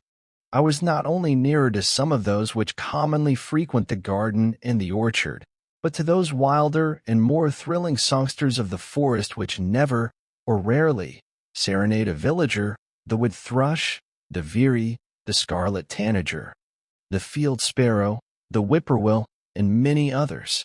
I was seated by the shore of a small pond, about 1.5 miles south of the village of Concord and somewhat higher than it, in the midst of an extensive wood between that town and Lincoln, and about 2 miles south of that our only field known to fame, Concord battleground. But I was so low in the woods that the opposite shore, 1/2 mile off, like the rest, covered with wood, was my most distant horizon. For the first week, whenever I looked out on the pond, it impressed me like a tarn high up on the side of a mountain, its bottom far above the surface of other lakes, and, as the sun arose, I saw it throwing off its nightly clothing of mist, and here and there, by degrees, its soft ripples or its smooth reflecting surface was revealed, while the mists, like ghosts, were stealthily withdrawing in every direction into the woods, as at the breaking up of some nocturnal conventicle. The very dew seemed to hang upon the trees later into the day than usual, as on the sides of mountains. This small lake was of most value as a neighbor in the intervals of a gentle rainstorm in August, when, both air and water being perfectly still, but the sky overcast, mid-afternoon had all the serenity of evening, and the wood thrush sang around, and was heard from shore to shore. A lake like this is never smoother than at such a time, and the clear portion of the air above it being shallow and darkened by clouds, the water, full of light and reflections, becomes a lower heaven itself so much the more important. From a hilltop nearby, where the wood had been recently cut off, there was a pleasing vista southward across the pond, through a wide indentation in the hills which formed the shore there, where their opposite sides sloping toward each other suggested a stream flowing out in that direction through a wooded valley. But stream there was none. That way I looked between and over the near green hills to some distant and higher ones in the horizon, tinged with blue. Indeed, by standing on tiptoe, I could catch a glimpse of some of the peaks of the still bluer and more distant mountain ranges in the northwest, those true blue coins from heaven's own mint, and also of some portion of the village. But in other directions, even from this point, I could not see over or beyond the woods which surrounded me. It is well to have some water in your neighborhood, to give buoyancy to and float the earth. One value even of the smallest well is, that when you look into it you see that earth is not continent but insular. This is as important as that it keeps butter cool. When I looked across the pond from this peak toward the Sudbury Meadows, which in time of flood I distinguished elevated perhaps by a mirage in their seething valley, like a coin in a basin, all the earth beyond the pond appeared like a thin crust insulated and floated even by this small sheet of interverting water, and I was reminded that this on which I dwelt was but dry land. Though the view from my door was still more contracted, I did not feel crowded or confined in the least. There was pasture enough for my imagination. The low shrub oak plateau to which the opposite shore arose stretched away toward the prairies of the west and the steppes of Tartary, affording ample room for all the roving families of men. There are none happy in the world but beings who enjoy freely a vast horizon, said Damodara, when his herds required new and larger pastures. Both place and time were changed, and I dwelt nearer to those parts of the universe and to those eras in history which had most attracted me. Where I lived was as far off as many a region viewed nightly by astronomers. We are wont to imagine rare and delectable places in some remote and more celestial corner of the system, behind the constellation of Cassiopeia's chair, far from noise and disturbance. I discovered that my house actually had its site in such a withdrawn, but forever new and unprofaned, part of the universe. If it were worth the while to settle in those parts near to the Pleiades or the Hyades, to Aldebaran or Altair, then I was really there, or at an equal remoteness from the life which I had left behind, dwindled and twinkling with as fine a ray to my nearest neighbor, and to be seen only in moonless nights by him. Such was that part of creation where I had squatted. There was a shepherd that did live, and held his thoughts as high as were the mounts whereon his flocks did hourly feed him by. What should we think of the shepherd's life if his flocks always wandered to higher pastures than his thoughts? Every morning was a cheerful invitation to make my life of equal simplicity, and I may say innocence, with nature herself. I have been as sincere a worshipper of Aurora as the Greeks. I got up early and bathed in the pond. That was a religious exercise, and one of the best things which I did. They say that characters were engraven on the bathing tub of King Chingtang to this effect: renew thyself completely each day. Do it again and again and forever again. I can understand that. Morning brings back the heroic ages. I was as much affected by the faint hum of a mosquito making its invisible and unimaginable tour through my apartment at earliest dawn, when I was sitting with door and windows open, as I could be by any trumpet that ever sang of fame. It was Homer's Requiem, itself an Iliad and Odyssey in the air, singing its own wrath and wanderings. There was something cosmical about it, a standing advertisement, till forbidden, of the everlasting vigor and fertility of the world. The morning, which is the most memorable season of the day, is the awakening hour. Then there is least somnolence in us, and for an hour at least, some part of us awakes which slumbers all the rest of the day and night.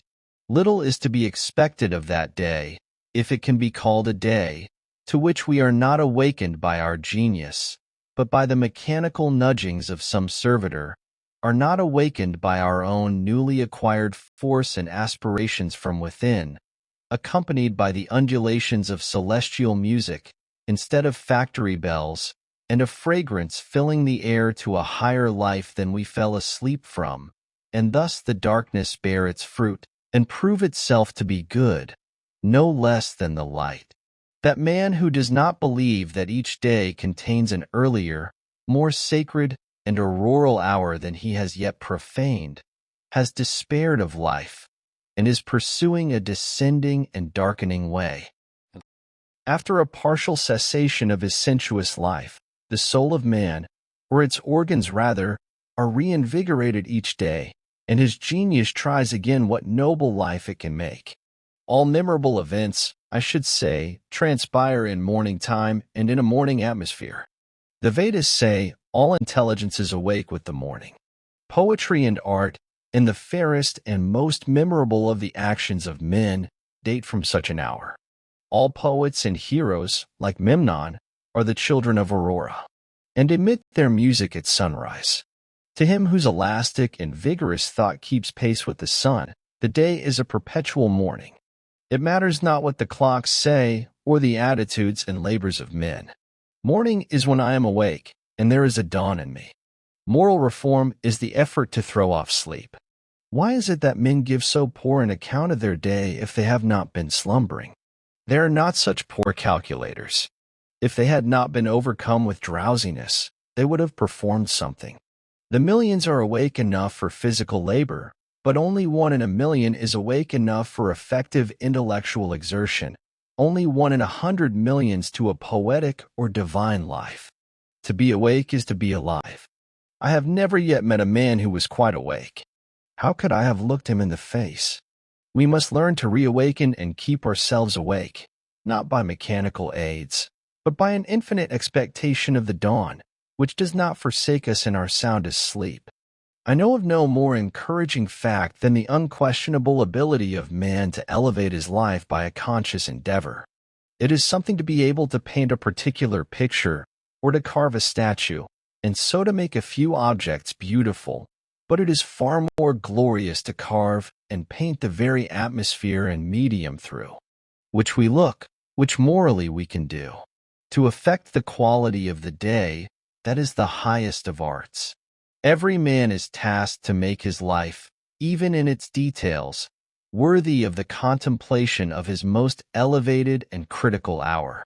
If we refused, or rather used up, such paltry information as we get, the oracles would distinctly inform us how this might be done. I went to the woods because I wished to live deliberately, to front only the essential facts of life, and see if I could not learn what it had to teach, and not, when I came to die, discover that I had not lived. I did not wish to live what was not life. Living is so dear. Nor did I wish to practice resignation, unless it was quite necessary. I wanted to live deep and suck out all the marrow of life, to live so sturdily and Spartan-like as to put to rout all that was not life, to cut a broad swath and shave close, to drive life into a corner and reduce it to its lowest terms, and if it proved to be mean, why then to get the whole and genuine meanness of it and publish its meanness to the world. Or if it were sublime, to know it by experience, and be able to give a true account of it in my next excursion. For most men, it appears to me, are in a strange uncertainty about it, whether it is of the devil or of God, and have somewhat hastily concluded that it is the chief end of man here to glorify God and enjoy Him forever.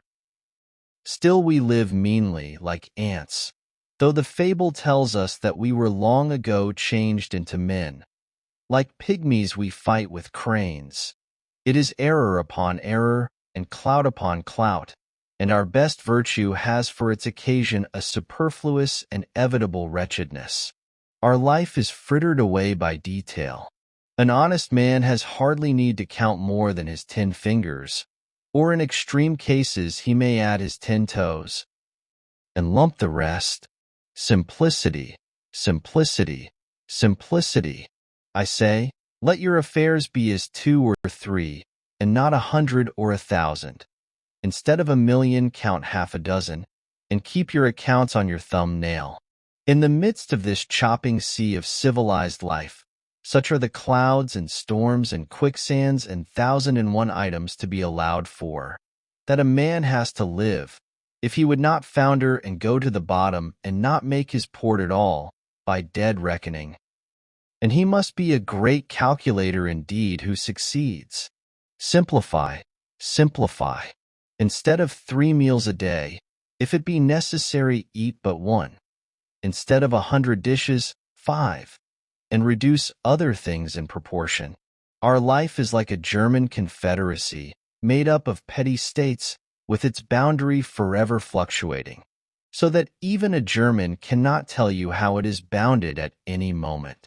The nation itself, with all its so-called internal improvements, which, by the way, are all external and superficial, is just such an unwieldy and overgrown establishment, cluttered with furniture and tripped up by its own traps, ruined by luxury and heedless expense, by want of calculation and a worthy aim, as the 1,000,000 households in the land.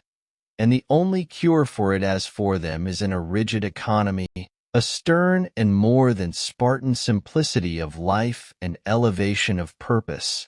It lives too fast. Men think that it is essential that the nation have commerce and export ice and talk through a telegraph and ride 30 miles an hour, without a doubt, whether they do or not. But whether we should live like baboons or like men is a little uncertain. If we do not get out sleepers and forge rails, and devote days and nights to the work, but go to tinkering upon our lives to improve them, who will build railroads? And if railroads are not built, how shall we get to heaven in season? But if we stay at home and mind our business, who will want railroads? We do not ride on the railroad, it rides upon us. Did you ever think what those sleepers are that underlie the railroad? Each one is a man, an Irishman, or a Yankee man. The rails are laid on them, and they are covered with sand, and the cars run smoothly over them. They are sound sleepers, I assure you. And every few years a new lot is laid down and run over, so that, if some have the pleasure of riding on a rail, others have the misfortune to be ridden upon.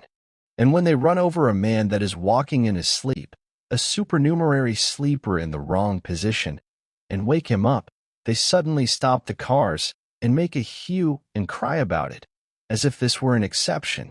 I am glad to know that it takes a gang of men for every 5 miles to keep the sleepers down and level in their beds as it is, for this is a sign that they may sometime get up again. Why should we live with such hurry and waste of life? We are determined to be starved before we are hungry. Men say that a stitch in time saves 9, and so they take 1,000 stitches today to save 9 tomorrow. As for work, we haven't any of any consequence. We have the St. Vitus dance, and cannot possibly keep our heads still. If I should only give a few pulls at the parish bell rope, as for a fire, that is, without setting the bell, there is hardly a man on his farm in the outskirts of Concord. Notwithstanding that press of engagements which was his excuse so many times this morning, nor a boy, nor a woman, I might almost say, but would forsake all and follow that sound, not mainly to save property from the flames, but, if we will confess the truth. Much more to see it burn, since burn it must, and we, be it known, did not set it on fire, or to see it put out, and have a hand in it, if that is done as handsomely. Yes, even if it were the parish church itself. Hardly a man takes a half-hour's nap after dinner, but when he wakes he holds up his head and asks, "What's the news?" as if the rest of mankind had stood as sentinels. Some give directions to be waked every half-hour, doubtless for no other purpose, and then, to pay for it, they tell what they have dreamed. After a night's sleep the news is as indispensable as the breakfast. Pray tell me anything new that has happened to a man anywhere on this globe, and he reads it over his coffee and rolls, that a man has had his eyes gouged out this morning on the Wachito River, never dreaming the while that he lives in the dark, unfathomed mammoth cave of this world, and has but the rudiment of an eye himself. For my part, I could easily do without the post office. I think that there are very few important communications made through it. To speak critically, I never received more than 1 or 2 letters in my life. I wrote this some years ago that were worth the postage. The penny post is, commonly, an institution through which you seriously offer a man that penny for his thoughts which is so often safely offered in jest.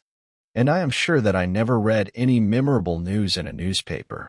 If we read of one man robbed, or murdered, or killed by accident, or one house burned, or one vessel wrecked, or one steamboat blown up, or one cow run over on the Western Railroad, or one mad dog killed, or one lot of grasshoppers in the winter, we never need read of another.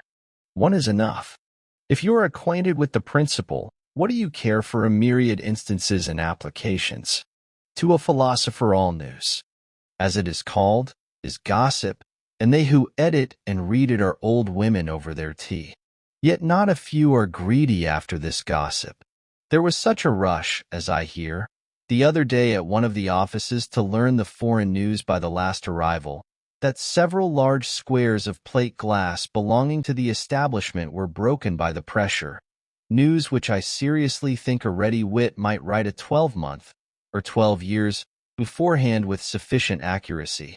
As for Spain, for instance, if you know how to throw in Don Carlos and the Infanta, and Don Pedro and Seville and Granada, from time to time in the right proportions, they may have changed the names a little since I saw the papers, and serve up a bullfight when other entertainments fail, it will be true to the letter, and give us as good an idea of the exact state or ruin of things in Spain as the most succinct and lucid reports under this head in the newspapers. And as for England, almost. The last significant scrap of news from that quarter was the Revolution of 1649. And if you have learned the history of her crops for an average year, you never need attend to that thing again, unless your speculations are of a merely pecuniary character. If one may judge who rarely looks into the newspapers, nothing new does ever happen in foreign parts, a French Revolution not excepted. What news? How much more important to know what that is which was never old. Qiu, great dignitary of the state of Wei, sent a man to Kung Tzu to know his news. Kung Tzu caused the messenger to be seated near him, and questioned him in these terms. "What is your master doing?" The messenger answered with respect, "My master desires to diminish the number of his faults, but he cannot come to the end of them." The messenger being gone, the philosopher remarked, "What a worthy messenger! What a worthy messenger!" The preacher, instead of vexing the ears of drowsy farmers on their day of rest at the end of the week, for Sunday is the fit conclusion of an ill-spent week, and not the fresh and brave beginning of a new one, with this one other draggle-tail of a sermon, should shout with thundering voice, "Pause! Avast! Why so seeming fast, but deadly slow? Shams and delusions are esteemed for soundest truths, while reality is fabulous. If men would steadily observe realities only, and not allow themselves to be deluded, life, to compare it with such things as we know, would be like a fairy tale and the Arabian Nights entertainments. If we respected only what is inevitable and has a right to be, music and poetry would resound along the streets. When we are unhurried and wise, we perceive that only great and worthy things have any permanent and absolute existence, that petty fears and petty pleasures are but the shadow of the reality. This is always exhilarating and sublime. By closing the eyes and slumbering, and consenting to be deceived by shows, men establish and confirm their daily life of routine and habit everywhere, which still is built on purely illusory foundations. Children, who play life, discern its true law and relations more clearly than men, who fail to live it worthily, but who think that they are wiser by experience, that is, by failure. I have read in a Hindu book that there was a king's son who, being expelled in infancy from his native city, was brought up by a forester, and, growing up to maturity in that state, imagined himself to belong to the barbarous race with which he lived. One of his father's ministers, having discovered him, revealed to him what he was, and the misconception of his character was removed, and he knew himself to be a prince. So soul, continues the Hindu philosopher, from the circumstances in which it is placed, mistakes its own character, until the truth is revealed to it by some holy teacher, and then it knows itself to be Brahm. I perceive that we inhabitants of New England live this mean life that we do, because our vision does not penetrate the surface of things. We think that that is which appears to be. If a man should walk through this town and see only the reality, where, think you, would the mill dam go to? If he should give us an account of the realities he beheld there, we should not recognize the place in his description. Look at a meeting house, or a courthouse, or a jail, or a shop, or a dwelling house, and say what that thing really is before a true gaze, and they would all go to pieces in your account of them. Men esteem truth remote, in the outskirts of the system, behind the farthest star, before Adam and after the last man. In eternity there is indeed something true and sublime. But all these times and places and occasions are now and here. God himself culminates in the present moment, and will never be more divine in the lapse of all the ages. And we are enabled to apprehend at all what is sublime and noble only by the perpetual instilling and drenching of the reality that surrounds us. The universe constantly and obediently answers to our conceptions. Whether we travel fast or slow, the track is laid for us. Let us spend our lives in conceiving then. The poet or the artist never yet had so fair and noble a design, but some of his posterity at least could accomplish it. Let us spend one day as deliberately as nature, and not be thrown off the track by every nutshell and mosquito's wing that falls on the rails. Let us rise early and fast, or break fast, gently and without perturbation. Let company come and let company go. Let the bells ring and the children cry, determined to make a day of it. Why should we knock under and go with the stream? Let us not be upset and overwhelmed in that terrible rapid and whirlpool called a dinner, situated in the meridian shallows. Weather this danger, and you are safe, for the rest of the way is downhill. With unrelaxed nerves, with morning vigor, sail by it, looking another way, tied to the mast like Ulysses. If the engine whistles, let it whistle till it is hoarse for its pains. If the bell rings, why should we run? We will consider what kind of music they are like.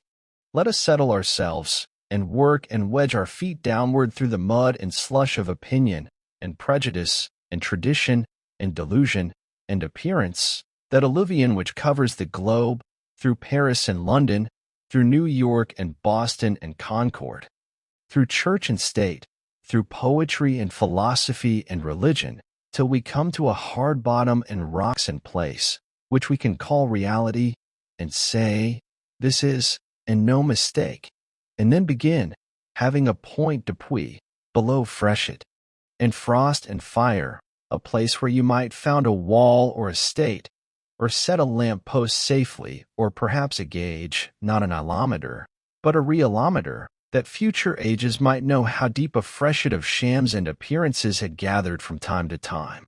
If you stand right fronting and face to face to a fact, you will see the sun glimmer on both its surfaces, as if it were a scimitar, and feel its sweet edge dividing you through the heart and marrow. And so you will happily conclude your mortal career. Be it life or death, we crave only reality. If we are really dying, let us hear the rattle in our throats and feel cold in the extremities. If we are alive, let us go about our business. Time is but the stream I go a-fishing in.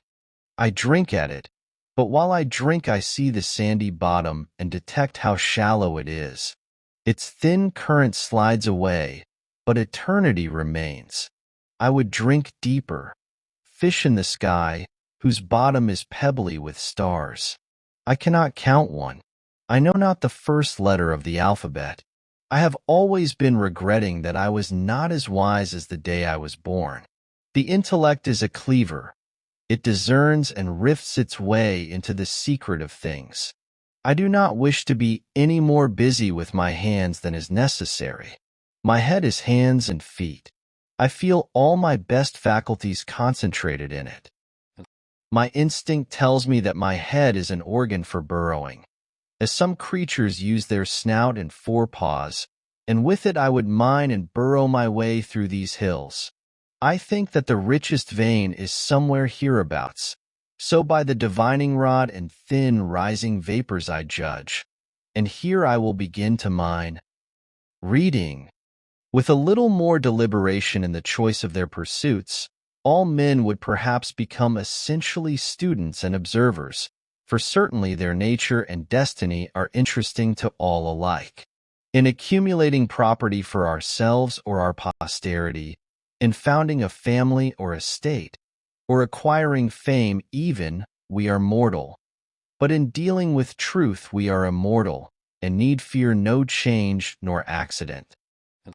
The oldest Egyptian or Hindu philosopher raised a corner of the veil from the statue of the divinity, and still the trembling robe remains raised, and I gaze upon as fresh a glory as he did, since it was I in him that was then so bold, and it is he in me that now reviews the vision.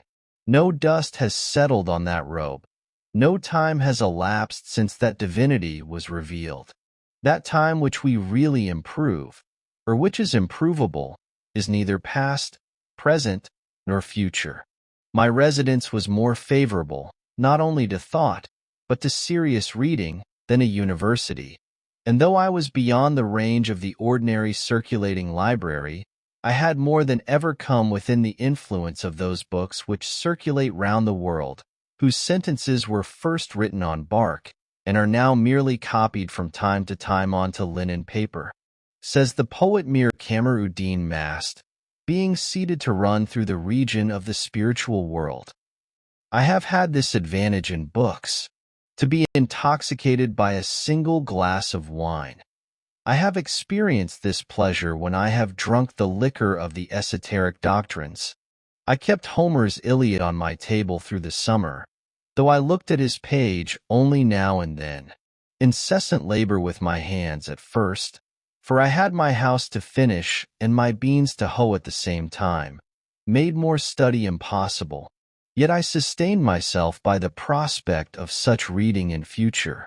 I read one or two shallow books of travel in the intervals of my work, till that employment made me ashamed of myself, and I asked where it was then that I lived.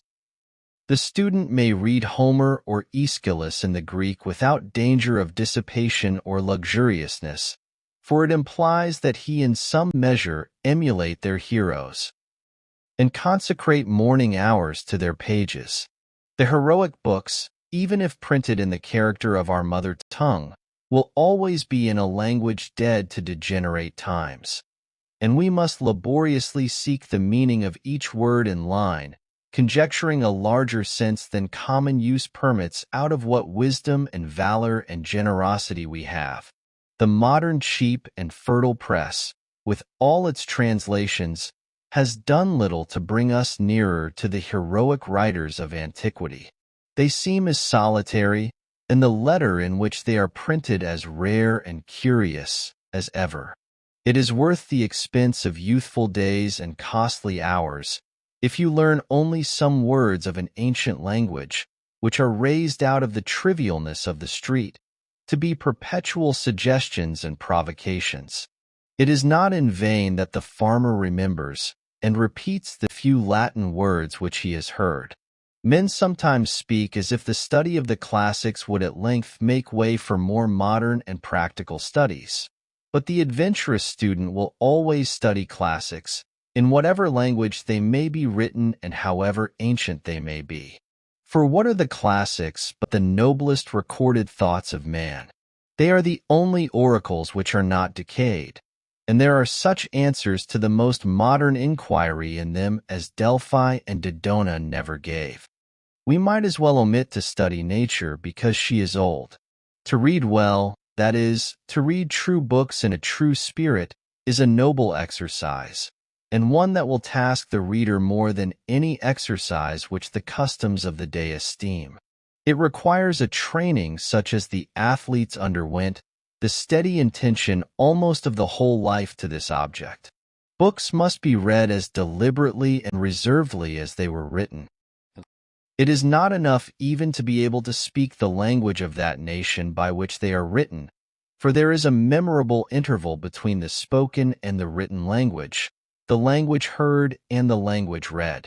The one is commonly transitory, a sound, a tongue, a dialect merely, almost brutish, and we learn it unconsciously, like the brutes of our mothers. The other is the maturity and experience of that. If that is our mother tongue, this is our father tongue, a reserved and select expression, too significant to be heard by the ear, which we must be born again in order to speak.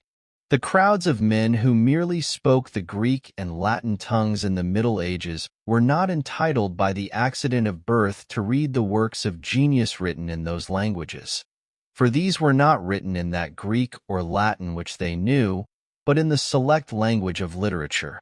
They had not learned the nobler dialects of Greece and Rome, but the very materials on which they were written were waste paper to them, and they prized instead a cheap contemporary literature. But when the several nations of Europe had acquired distinct though rude written languages of their own, sufficient for the purposes of their rising literatures, then first learning revived, and scholars were enabled to discern from that remoteness the treasures of antiquity. What the Roman and Grecian multitude could not hear, after the lapse of ages a few scholars read, and a few scholars only are still reading it. However much we may admire the orator's occasional bursts of eloquence, the noblest written words are commonly as far behind or above the fleeting spoken language as the firmament with its stars is behind the clouds. There are the stars, and they who can may read them. The astronomers forever comment on and observe them.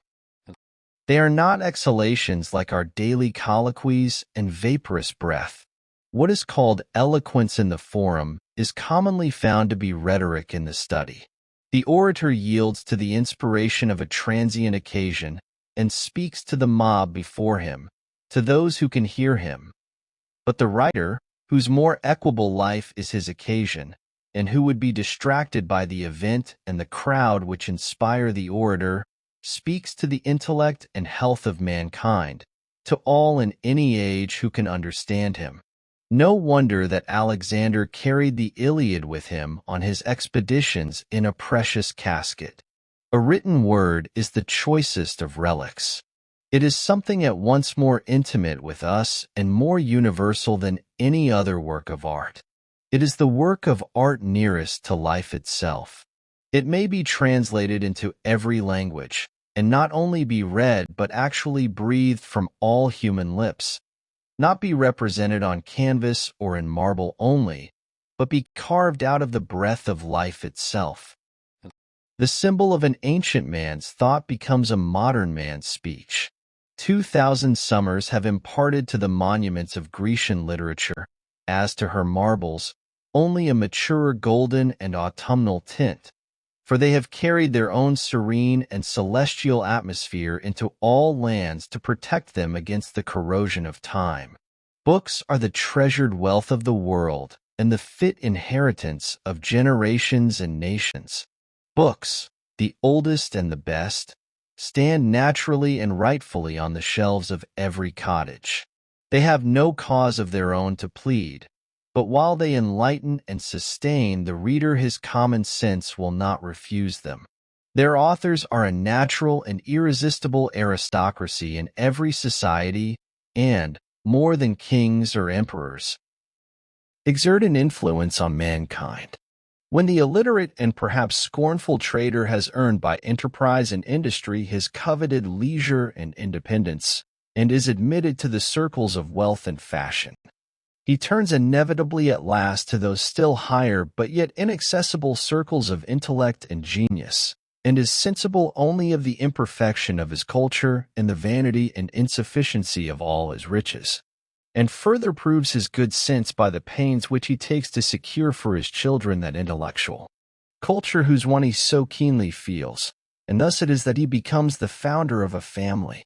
Those who have not learned to read the ancient classics in the language in which they were written must have a very imperfect knowledge of the history of the human race, for it is remarkable that no transcript of them has ever been made into any modern tongue, unless our civilization itself may be regarded as such a transcript. Homer has never yet been printed in English, nor Aeschylus, nor Virgil even works as refined, as solidly done, and as beautiful almost as the morning itself. For later writers, say what we will of their genius, have rarely, if ever, equaled the elaborate beauty and finish and the lifelong and heroic literary labors of the ancients.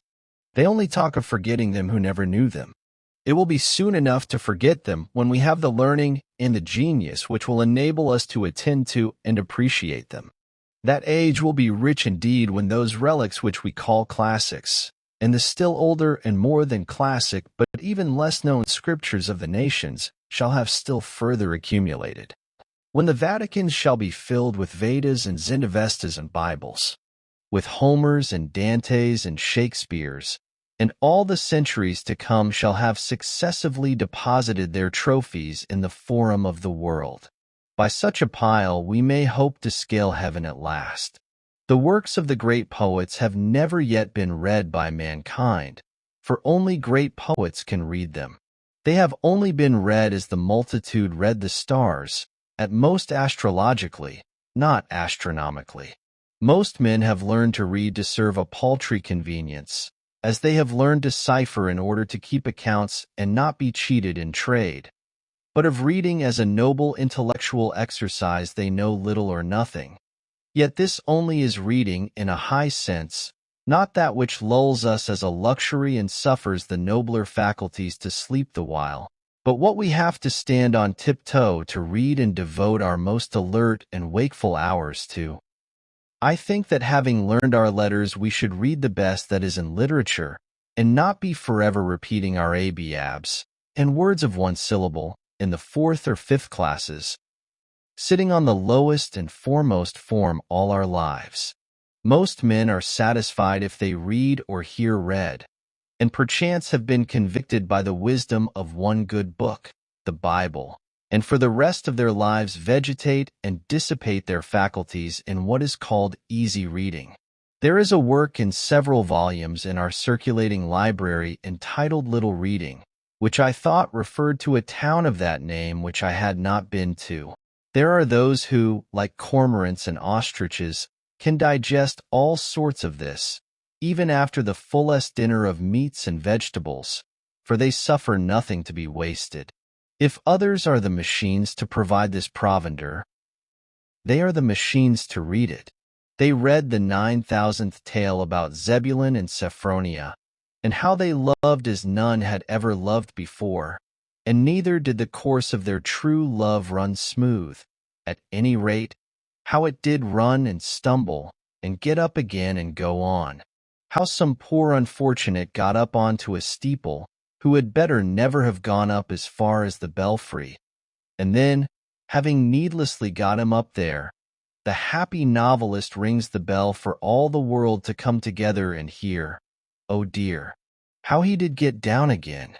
For my part, I think that they had better metamorphose all such aspiring heroes of universal noveldom into man weathercocks, as they used to put heroes among the constellations, and let them swing round there till they are rusty, and not come down at all to bother honest men with their pranks. The next time the novelist rings the bell I will not stir though the meeting-house burn down. The Skip of the Tiptoe Hop, a romance of the Middle Ages, by the celebrated author of Tittle-Toltan, to appear in monthly parts. A great rush. Don't all come together. All this they read with saucer eyes, and erect and primitive curiosity, and with unwearied gizzard, whose corrugations even yet need no sharpening, just as some little 4-year-old bencher his 2-cent gilt-covered edition of Cinderella, without any improvement, that I can see, in the pronunciation or accent or emphasis, or any more skill in extracting or inserting the moral. The result is dullness of sight, a stagnation of the vital circulations, and a general deliquium and sloughing off of all the intellectual faculties. This sort of gingerbread is baked daily and more sedulously than pure wheat or Ryan Indian in almost every oven, and finds a surer market. The best books are not read even by those who are called good readers. What does our Concord culture amount to? There is in this town, with a very few exceptions, no taste for the best, or for very good books even in English literature, whose words all can read and spell. Even the college-bred and so-called liberally educated men here and elsewhere have really little or no acquaintance with the English classics. And as for the recorded wisdom of mankind, the ancient classics and Bibles, which are accessible to all who will know of them, there are the feeblest efforts anywhere made to become acquainted with them. I know a woodchopper, of middle age, who takes a French paper, not for news as he says, for he is above that, but to keep himself in practice, he being a Canadian by birth. And when I ask him what he considers the best thing he can do in this world, he says, beside this, to keep up and add to his English. This is about as much as the college-bred generally do or aspire to do, and they take an English paper for the purpose. One who has just come from reading perhaps one of the best English books will find how many with whom he can converse about it. Or suppose he comes from reading a Greek or Latin classic in the original, whose praises are familiar even to the so-called illiterate. He will find nobody at all to speak to, but must keep silence about it. Indeed, there is hardly the professor in our colleges who, if he has mastered the difficulties of the language, has proportionally mastered the difficulties of the wit and poetry of a Greek poet, and has any sympathy to impart to the alert and heroic reader. And as for the sacred scriptures, or Bibles of mankind, who in this town can tell me even their titles? Most men do not know that any nation but the Hebrews have had a scripture.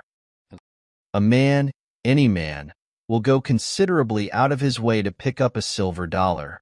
But here are golden words, which the wisest men of antiquity have uttered, and whose worth the wise of every succeeding age have assured us of. And yet we learn to read only as far as easy reading, the primers and class books, and when we leave school the little reading and story books, which are for boys and beginners, and our reading, our conversation and thinking, are all on a very low level, worthy only of pygmies and mannikins. I aspire to be acquainted with wiser men than this our Concord soil has produced, whose names are hardly known here. Or shall I hear the name of Plato, and never read his book? As if Plato were my townsman, and I never saw him, my next neighbor, and I never heard him speak or attended to the wisdom of his words.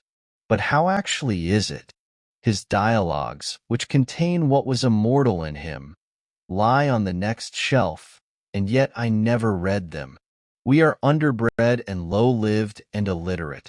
And in this respect I confess I do not make any very broad distinction between the illiterateness of my townsman who cannot read at all, and the illiterateness of him who has learned to read only what is for children and feeble intellects.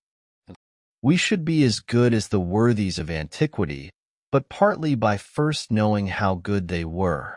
We are a race of titmen, and soar but little higher in our intellectual flights than the columns of the daily paper. It is not all books that are as dull as their readers. There are probably words addressed to our condition exactly, which, if we could really hear and understand, would be more salutary than the morning or the spring to our lives, and possibly put a new aspect on the face of things for us. How many a man has dated a new era in his life from the reading of a book? The book exists for us perchance which will explain our miracles and reveal new ones. The at present unutterable things we may find somewhere uttered. These same questions that disturb and puzzle and confound us have in their turn occurred to all the wise men. Not one has been omitted, and each has answered them, according to his ability, by his words and his life. Moreover, with wisdom we shall learn liberality. The solitary hired man on a farm in the outskirts of Concord, who has had his second birth and peculiar religious experience, and is driven as he believes into the silent gravity and exclusiveness by his faith, may think it is not true. But Zoroaster, thousands of years ago, traveled the same road and had the same experience. But he, being wise, knew it to be universal and treated his neighbors accordingly, and is even said to have invented and established worship among men. Let him humbly commune with Zoroaster then, and through the liberalizing influence of all the worthies, with Jesus Christ himself, and let our church go by the board. We boast that we belong to the 19th century and are making the most rapid strides of any nation. But consider how little this village does for its own culture. I do not wish to flatter my townsmen, nor to be flattered by them, for that will not advance either of us. We need to be provoked, goaded like oxen, as we are, into a trot. We have a comparatively decent system of common schools, schools for infants only, but excepting the half-starved lyceum in the winter, and latterly the puny beginning of a library suggested by the state, no school for ourselves. We spend more on almost any article of bodily aliment or ailment than on our mental aliment. It is time that we had uncommon schools, that we did not leave off our education when we begin to be men and women. It is time that villages were universities, and their elder inhabitants the fellows of universities, with leisure if they are indeed so well off to pursue liberal studies the rest of their lives. Shall the world be confined to one Paris or one Oxford forever? Cannot students be boarded here and get a liberal education under the skies of Concord? Can we not hire some Abelard to lecture to us? Alas! What with foddering the cattle and tending the store, we are kept from school too long, and our education is sadly neglected.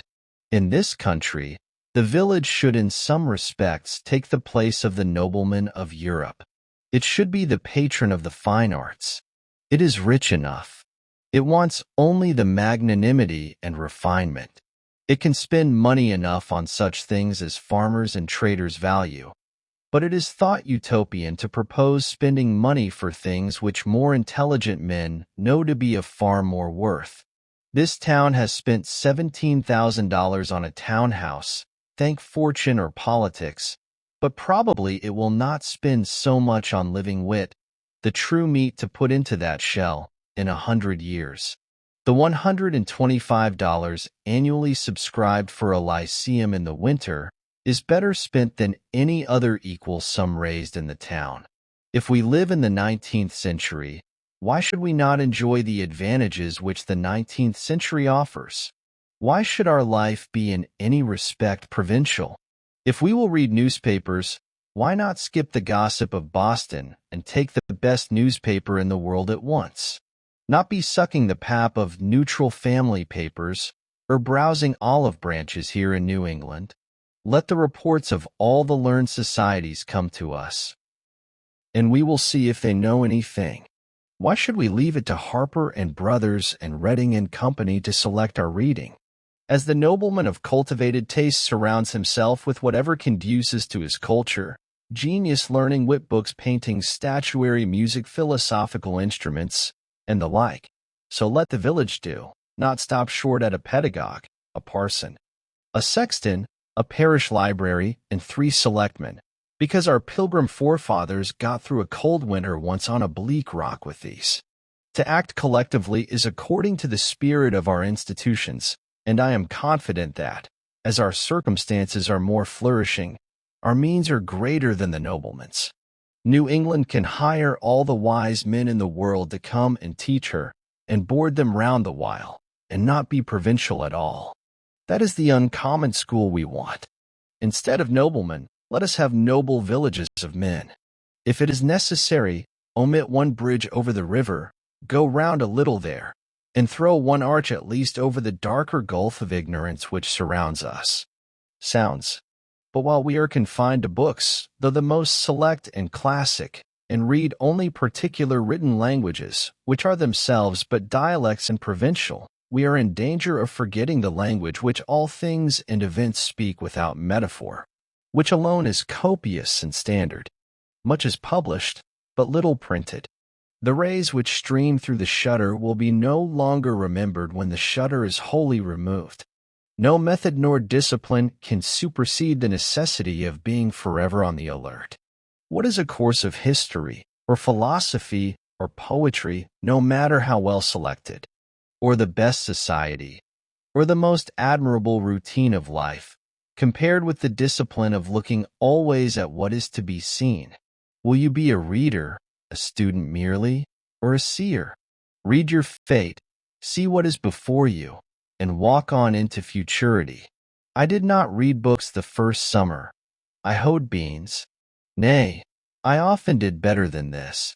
There were times when I could not afford to sacrifice the bloom of the present moment to any work, whether of the head or hands. I love a broad margin to my life. Sometimes, in a summer morning, having taken my accustomed bath, I sat in my sunny doorway from sunrise till noon, wrapped in a reverie, amidst the pines and hickories and sumacs, in undisturbed solitude and stillness, while the birds sing around or flitted noiseless through the house, until by the sun falling in at my west window, or the noise of some traveler's wagon on the distant highway, I was reminded of the lapse of time. I grew in those seasons like corn in the night, and they were far better than any work of the hands would have been. They were not times subtracted from my life, but so much over and above my usual allowance. I realized what the Orientals mean by contemplation and the forsaking of works. For the most part, I minded not how the hours went. The day advanced as if to light some work of mine. It was morning, and lo, now it is evening, and nothing memorable is accomplished. Instead of singing like the birds, I silently smiled at my incessant good fortune, as the sparrow had its trill, sitting on the hickory before my door. So had I my chuckle or suppressed warble which he might hear out of my nest. My days were not days of the week, bearing the stamp of any heathen deity, nor were they minced into hours and fretted by the ticking of a clock.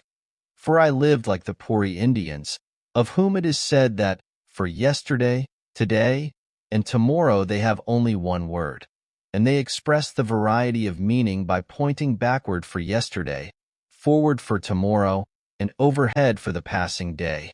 This was sheer idleness to my fellow townsmen, no doubt, but if the birds and flowers had tried me by their standard, I should not have been found wanting. A man must find his occasions in himself, it is true. The natural day is very calm, and will hardly reprove his indolence. I had this advantage, at least, in my mode of life, over those who were obliged to look abroad for amusement, to society and the theater, that my life itself was become my amusement and never ceased to be novel. It was a drama of many scenes and without an end. If we were always indeed getting our living and regulating our lives according to the last and best mode we had learned, we should never be troubled with ennui. Follow your genius closely enough, and it will not fail to show you a fresh prospect every hour. Housework was a pleasant pastime. When my floor was dirty, I rose early and, setting all my furniture out of doors on the grass, bed and bedstead making but one budget, dashed water on the floor, and sprinkled white sand from the pond on it, and then with a broom scrubbed it clean and white. And by the time the villagers had broken their fast, the morning sun had dried my house sufficiently to allow me to move in again, and my meditations were almost uninterrupted. It was pleasant to see my whole household effects out on the grass, making a little pile like a gypsy's pack, and my three-legged table, from which I did not remove the books and pen and ink, standing amid the pines and hickories. They seemed glad to get out themselves, and as if unwilling to be brought in. I was sometimes tempted to stretch an awning over them and take my seat there. It was worth the while to see the sun shine on these things, and hear the free wind blow on them. So much more interesting most familiar objects look out of doors than in the house. A bird sits on the next bough, life everlasting grows under the table, and blackberry vines run round its legs. Pine cones, chestnut burrs, and strawberry leaves are strewn about. It looked as if this was the way these forms came to be transferred to our furniture, to tables, chairs, and bedsteads, because they once stood in their midst. My house was on the side of a hill, immediately on the edge of the larger wood, in the midst of a young forest of pitch pines and hickories, and half a dozen rods from the pond, to which a narrow footpath led down the hill. In my front yard grew the strawberry, blackberry, and life everlasting, johnswort and goldenrod, shrub oaks and sandcherry, blueberry and groundnut. Near the end of May, the sandcherry, Cerasus pumila, adorned the sides of the path with its delicate flowers arranged in umbels cylindrically about its short stems, which last, in the fall, weighed down with good-sized and handsome cherries, fell over in wreaths like rays on every side. I tasted them out of compliment to nature, though they were scarcely palatable. The sumac, Rus glabra, grew luxuriantly about the house, pushing up through the embankment which I had made, and growing 5 or 6 feet the first season. Its broad pinnate tropical leaf was pleasant though strange to look on. The large buds, suddenly pushing out late in the spring from dry sticks which had seemed to be dead, developed themselves as by magic into graceful green and tender boughs, an inch in diameter. And sometimes, as I sat at my window, so heedlessly did they grow and tax their weak joints, I heard a fresh and tender bough suddenly fall like a fan to the ground, when there was not a breath of air stirring, broken off by its own weight. In August, the large masses of berries, which, when in flower, had attracted many wild bees, gradually assumed their bright velvety crimson hue, and by their weight again bent down and broke the tender limbs. As I sit at my window this summer afternoon, hawks are circling about my clearing. The tantivy of wild pigeons, flying by 2s and 3s athwart my view, or perching restless on the white pine boughs behind my house, gives a voice to the air. A fishhawk dimples the glassy surface of the pond and brings up a fish. A mink steals out of the marsh before my door and seizes a frog by the shore. The sedge is bending under the weight of the reed birds flitting hither and thither, and for the last half hour I have heard the rattle of railroad cars, now dying away and then reviving like the beat of a partridge, conveying travelers from Boston to the country. For I did not live so out of the world as that boy who, as I hear, was put out to a farmer in the east part of the town, but ere long ran away and came home again, quite down at the heel and homesick. He had never seen such a dull and out-of-the-way place. The folks were all gone off. Why, you couldn't even hear the whistle. I doubt if there is such a place in Massachusetts now. In truth, our village has become a butt for one of those fleet railroad shafts, and o'er our peaceful plain its soothing sound is Concord. The Fitchburg Railroad touches the pond about 100 rods south of where I dwell. I usually go to the village along its causeway, and am, as it were, related to society by this link. The men on the freight trains, who go over the whole length of the road, bow to me as to an old acquaintance. They pass me so often, and apparently they take me for an employee, and so I am. I too would fain be a track repairer somewhere in the orbit of the earth. The whistle of the locomotive penetrates my woods summer and winter, sounding like the scream of a hawk sailing over some farmer's yard, informing me that many restless city merchants are arriving within the circle of the town, or adventurous country traders from the other side. As they come under one horizon, they shout their warning to get off the track to the other, heard sometimes through the circles of two towns. Here come your groceries, country, your rations, countrymen, nor is there any man so independent on his farm that he can say them nay. And here's your pay for them, screams the countryman's whistle. Timber like long battering rams going 20 miles an hour against the city's walls, and chairs enough to seat all the weary and heavy-laden that dwell within them. With such huge and lumbering civility the country hands a chair to the city. All the Indian huckleberry hills are stripped, all the cranberry meadows are raked into the city. Up comes the cotton, down goes the woven cloth. Up comes the silk, down goes the woolen. Up come the books, but down goes the wit that writes them. When I meet the engine with its train of cars moving off with planetary motion, or, rather, like a comet, for the beholder knows not if with that velocity and with that direction it will ever revisit this system, since its orbit does not look like a returning curve, with its steam cloud like a banner streaming behind in golden and silver wreaths, like many a downy cloud which I have seen, high in the heavens, unfolding its masses to the light, as if this traveling demigod, this cloud compeller, would ere long take the sunset sky for the livery of his train.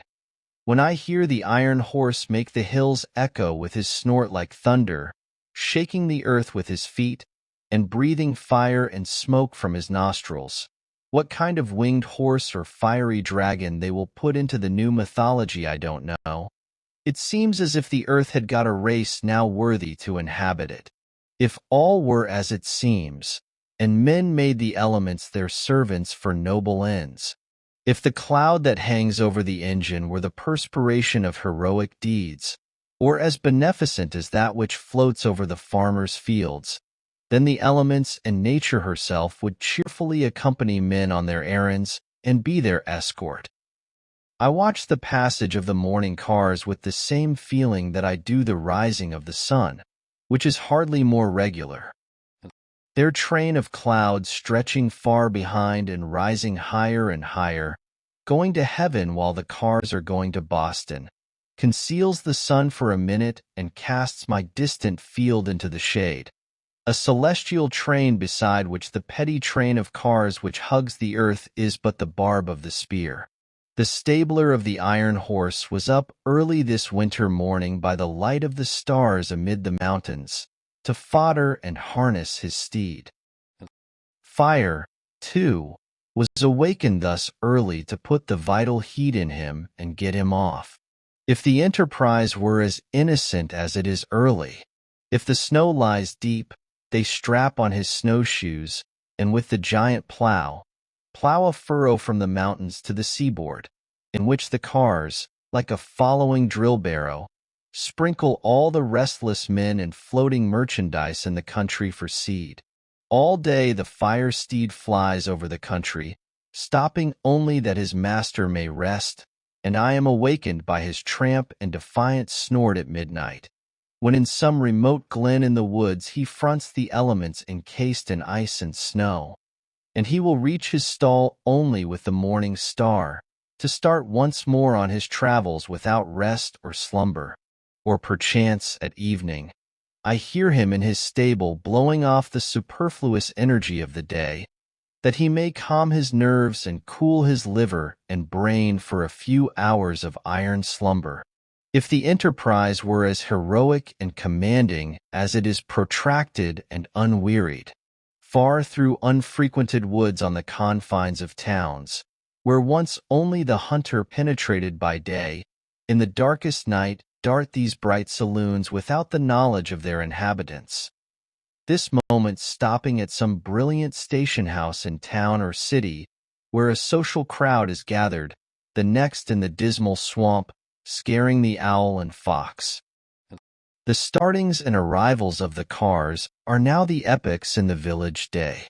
They go and come with such regularity and precision, and their whistle can be heard so far, that the farmers set their clocks by them, and thus one well-conducted institution regulates a whole country. Have not men improved somewhat in punctuality since the railroad was invented? Do they not talk and think faster in the depot than they did in the stage office? There is something electrifying in the atmosphere of the former place. I have been astonished at the miracles it has wrought, that some of my neighbors, who, I should have prophesied, once for all, would never get to Boston by so prompt a conveyance, are on hand when the bell rings. To do things railroad fashion is now the byword, and it is worth the while to be warned so often and so sincerely by any power to get off its track. There is no stopping to read the riot act, no firing over the heads of the mob in this case. We have constructed a fate, an Atropos, that never turns aside. Let that be the name of your engine. Men are advertised that at a certain hour and minute these bolts will be shot toward particular points of the compass, yet it interferes with no man's business, and the children go to school on the other track. We live the steadier for it. We are all educated thus to be sons of Tell. The air is full of invisible bolts. Every path but your own is the path of fate. Keep on your own track, then. What recommends commerce to me is its enterprise and bravery. It does not clasp its hands and pray to Jupiter. I see these men every day go about their business with more or less courage and content, doing more even than they suspect, and perchance better employed than they could have consciously devised. I am less affected by their heroism who stood up for half an hour in the front line at Buena Vista than by the steady and cheerful valor of the men who inhabit the snowplow for their winter quarters, who have not merely the 3 o'clock in the morning courage, which Bonaparte thought was the rarest, but whose courage does not go to rest so early, who go to sleep only when the storm sleeps or the sinews of their iron steed are frozen. On this morning of the great snow, perchance, which is still raging and chilling men's blood, I hear the muffled tone of their engine bell from out the fog bank of their chilled breath, which announces that the cars are coming without long delay, notwithstanding the veto of a New England northeast snowstorm, and I behold the ploughman covered with snow and rime, their heads peering, above the moldboard which is turning down other than daisies and the nest of field mice, like boulders of the Sierra Nevada, that occupy an outside place in the universe. Commerce is unexpectedly confident and serene, alert, adventurous, and unwearied. It is very natural in its methods withal, far more so than many fantastic enterprises and sentimental experiments, and hence its singular success. I am refreshed and expanded when the freight train rattles past me, and I smell the stores which go dispensing their odors all the way from Long Wharf to Lake Champlain, reminding me of foreign parts, of coral reefs, and Indian oceans, and tropical climes. In the extent of the globe, I feel more like a citizen of the world at the sight of the palm leaf which will cover so many flax and New England heads the next summer, the manila hemp and coconut husks, the old junk, gunny bags, scrap iron, and rusty nails. This carload of torn sails is more legible and interesting now than if they should be wrought into paper and printed books. Who can write so graphically the history of the storms they have weathered as these rents have done? They are proof sheets which need no correction. Here goes lumber from the Mainwoods, which did not go out to sea in the last freshet. Risen $4 on the 1,000 because of what did go out or was split up. Pine, spruce, cedar, first, second, third, and fourth qualities, so lately all of one quality, to wave over the bear and moose and caribou. Next rolls Thomaston lime, a prime lot, which will get far among the hills before it gets slacked. These rags and bales of all hues and qualities, the lowest condition to which cotton and linen descend, the final result of dress, of patterns which are now no longer cried up, unless it be in Milwaukee, as those splendid articles, English, French, or American prints, ginghams, muslins, and gathered from all quarters both of fashion and poverty, going to become paper of one color or a few shades only, on which forsooth will be written tales of real life, high and low, and founded on fact. This closed car smells of salt fish, the strong New England and commercial scent, reminding me of the Grand Banks and the fisheries.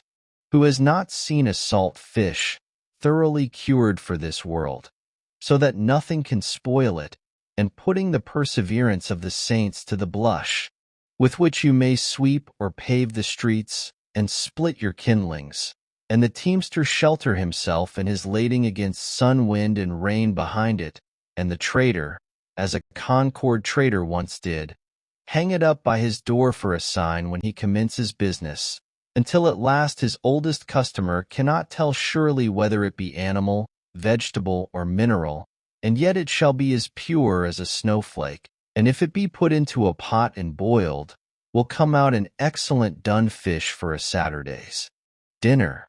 Next, Spanish hides, with the tails still preserving their twist and the angle of elevation they had when the oxen that wore them were careering over the pampas of the Spanish Main, a type of all obstinacy, and evincing how almost hopeless and incurable are all constitutional vices.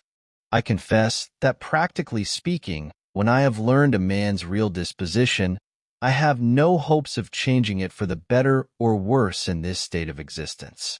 As the Orientals say, a cur's tail may be warmed and pressed, and bound round with ligatures, and after a 12 years' labor bestowed upon it, still it will retain its natural form. The only effectual cure for such inveteracies as these tails exhibit is to make glue of them, which I believe is what is usually done with them, and then they will stay put and stick. Here is a hogshead of molasses or of brandy directed to John Smith, Cuttingsville, Vermont, some trader among the Green Mountains, who imports for the farmers near his clearing, and now perchance stands over his bulkhead and thinks of the last arrivals on the coast, how they may affect the price for him, telling his customers this moment, as he has told them 20 times before this morning, that he expects some by the next train of prime quality. It is advertised in the Cuttingsville Times. While these things go up, other things come down. Warned by the whizzing sound, I look up from my book and see some tall pine, hewn on far northern hills, which has winged its way over the Green Mountains and the Connecticut, shot like an arrow through the township within 10 minutes, and scarce another eye beholds it, going to be the mast of some great admiral. And hark! Here comes the cattle train bearing the cattle of 1,000 hills, sheepcots, stables, and cow yards in the air, drovers with their sticks, and shepherd boys in the midst of their flocks, all but the mountain pastures, whirled along like leaves blown from the mountains by the September gales. The air is filled with the bleating of calves and sheep, and the hustling of oxen, as if a pastoral valley were going by.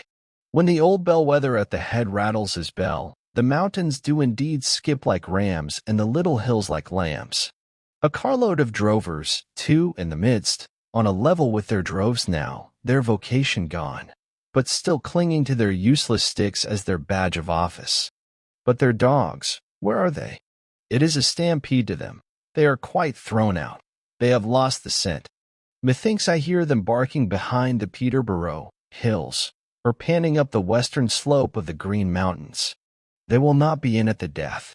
Their vocation, too, is gone. Their fidelity and sagacity are below par now. They will slink back to their kennels in disgrace, or perchance run wild and strike a league with the wolf and the fox. So is your pastoral life whirled past and away. But the bell rings, and I must get off the track and let the cars go by.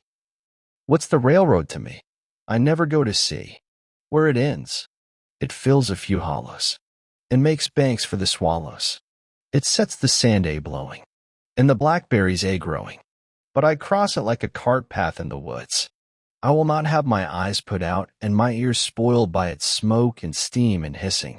Now that the cars are gone by and all the restless world with them, and the fishes in the pond no longer feel their rumbling, I am more alone than ever. For the rest of the long afternoon, perhaps.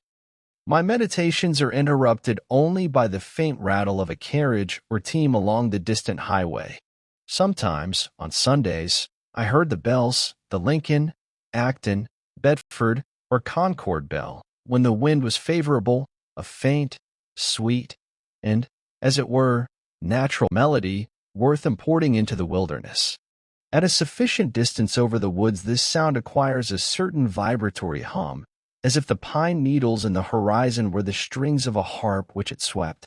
All sound heard at the greatest possible distance produces one and the same effect, a vibration of the universal lyre, just as the intervening atmosphere makes a distant ridge of earth interesting to our eyes by the azure tint it imparts to it. There came to me in this case a melody which the air had strained, and which had conversed with every leaf and needle of the wood, that portion of the sound which the elements had taken up and modulated and echoed from vale to vale. The echo is, to some extent, an original sound, and therein is the magic and charm of it. It is not merely a repetition of what was worth repeating in the bell, but partly the voice of the wood, the same trivial words and notes sung by a wood nymph. At evening, the distant lowing of some cow in the horizon beyond the wood sounded sweet and melodious, and at first I would mistake it for the voices of certain minstrels by whom I was sometimes serenaded, who might be straying over hill and dale. But soon I was not unpleasantly disappointed when it was prolonged into the cheap and natural music of the cow. I do not mean to be satirical, but to express my appreciation of those youths singing, when I state that I perceived clearly that it was akin to the music of the cow, and they were at length one articulation of nature. Regularly at 7:30, in one part of the summer, after the evening train had gone by, the whippoorwills chanted their vespers for half an hour, sitting on a stump by my door, or upon the ridge-pole of the house. They would begin to sing almost with as much precision as a clock, within 5 minutes of a particular time, referred to the setting of the sun, every evening. I had a rare opportunity to become acquainted with their habits. Sometimes I heard 4 or 5 at once in different parts of the wood, by accident one a bar behind another, and so near me that I distinguished not only the cluck after each note, but often that singular buzzing sound like a fly in a spider's web, only proportionally louder. Sometimes one would circle round and round me in the woods a few feet distant as if tethered by a string, when probably I was near its eggs. They sang at intervals throughout the night, and were again as musical as ever just before and about dawn. When other birds are still, the screech owls take up the strain, like mourning women their ancient ululu. Their dismal scream is truly Ben Jonsonian. Wise midnight hags. It is no honest and blunt two-wit two-who of the poets, but, without jesting, a most solemn graveyard ditty, the mutual consolations of suicide lovers remembering the pangs and the delights of supernal love in the infernal groves.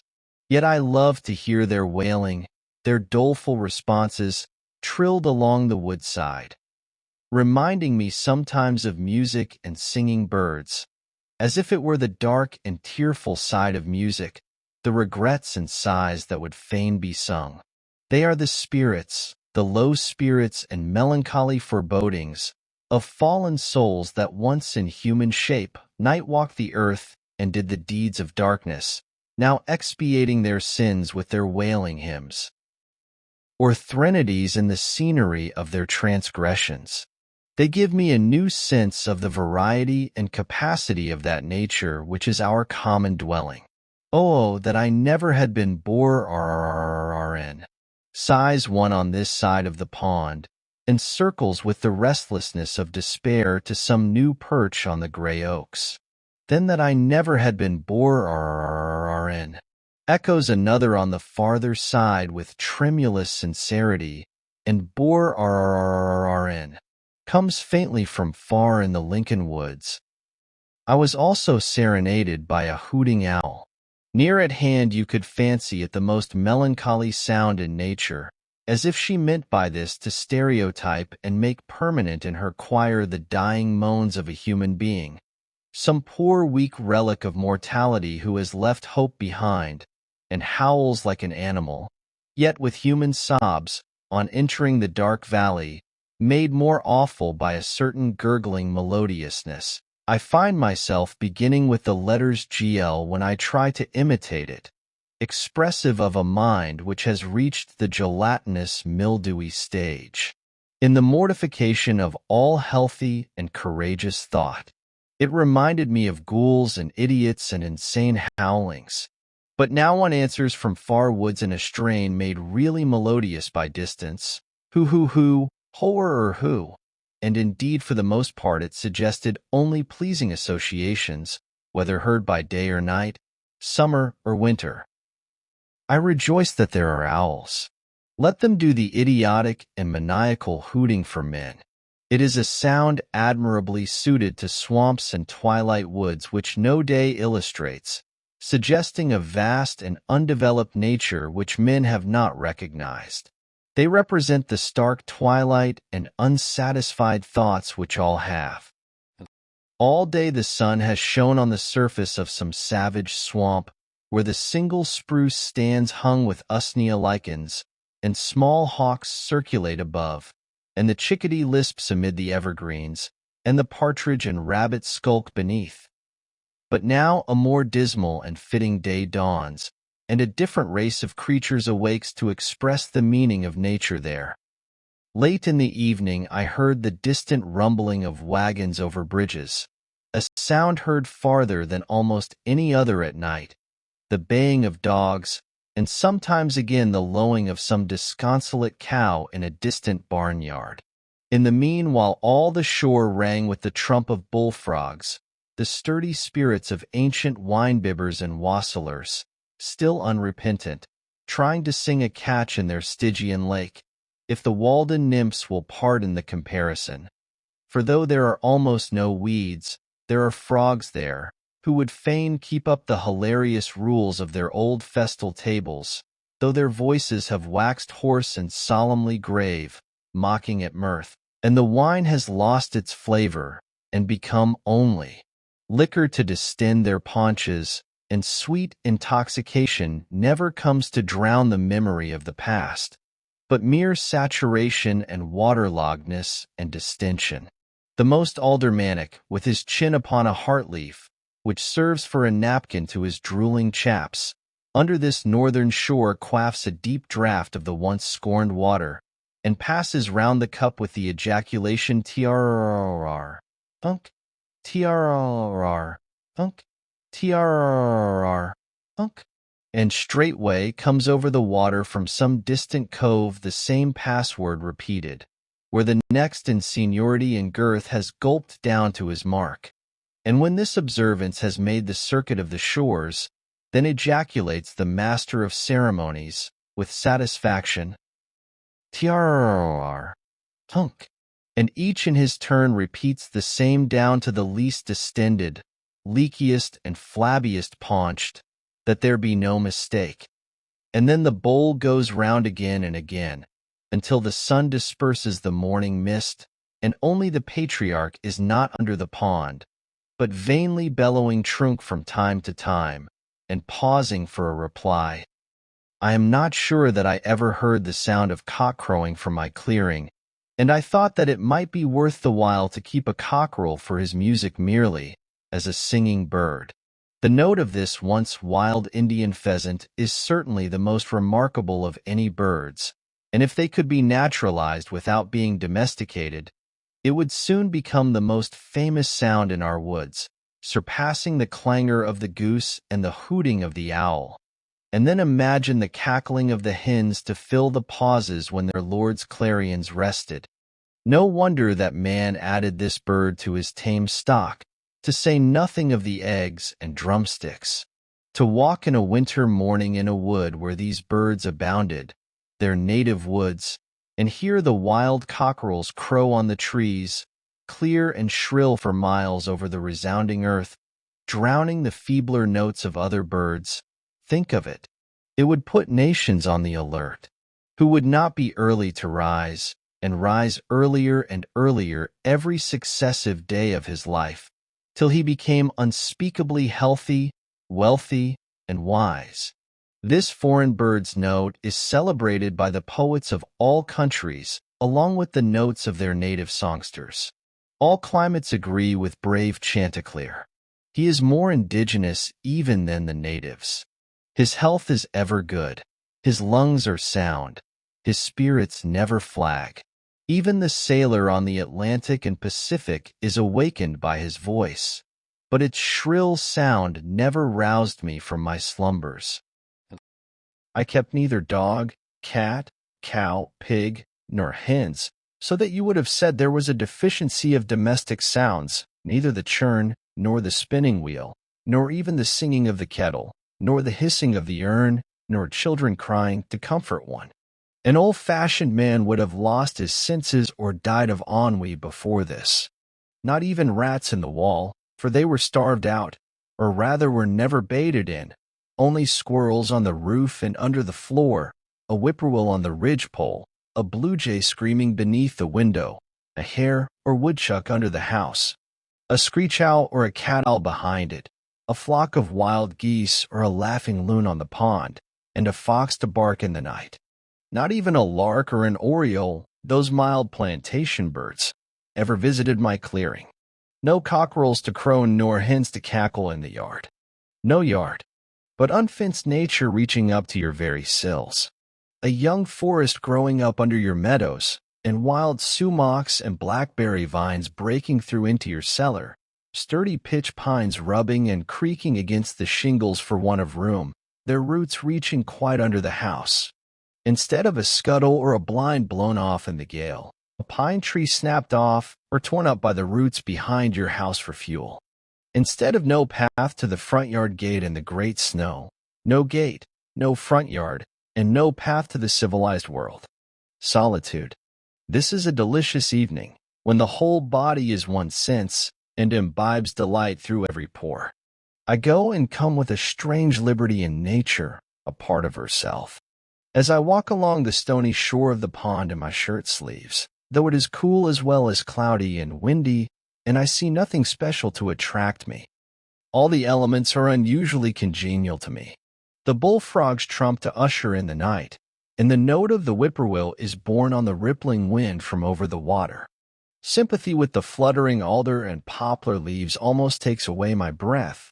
Yet, like the lake, my serenity is rippled but not ruffled. These small waves raised by the evening wind are as remote from storm as the smooth reflecting surface. Though it is now dark, the wind still blows and roars in the wood, the waves still dash, and some creatures lull the rest with their notes. The repose is never complete. The wildest animals do not repose, but seek their prey now. The fox and skunk and rabbit now roam the fields and woods without fear. They are nature's watchmen, links which connect the days of animated life. When I return to my house, I find that visitors have been there and left their cards, either a bunch of flowers, or a wreath of evergreen, or a name in pencil on a yellow walnut leaf or a chip. They who come rarely to the woods take some little piece of the forest into their hands to play with by the way, which they leave, either intentionally or accidentally. One has peeled a willow wand, woven it into a ring, and dropped it on my table.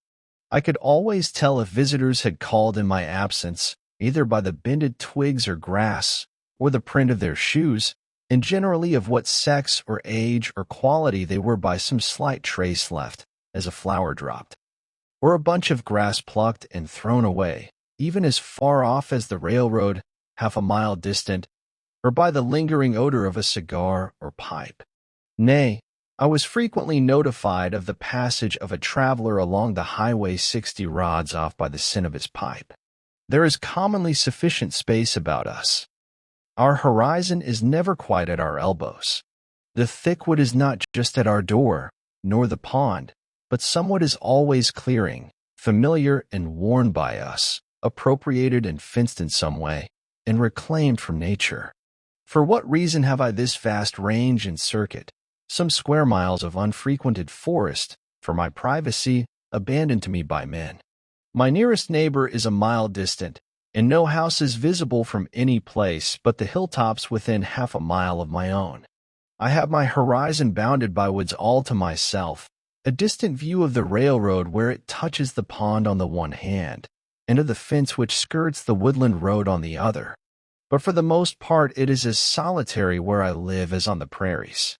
It is as much Asia or Africa as New England. I have, as it were, my own sun and moon and stars, and a little world all to myself.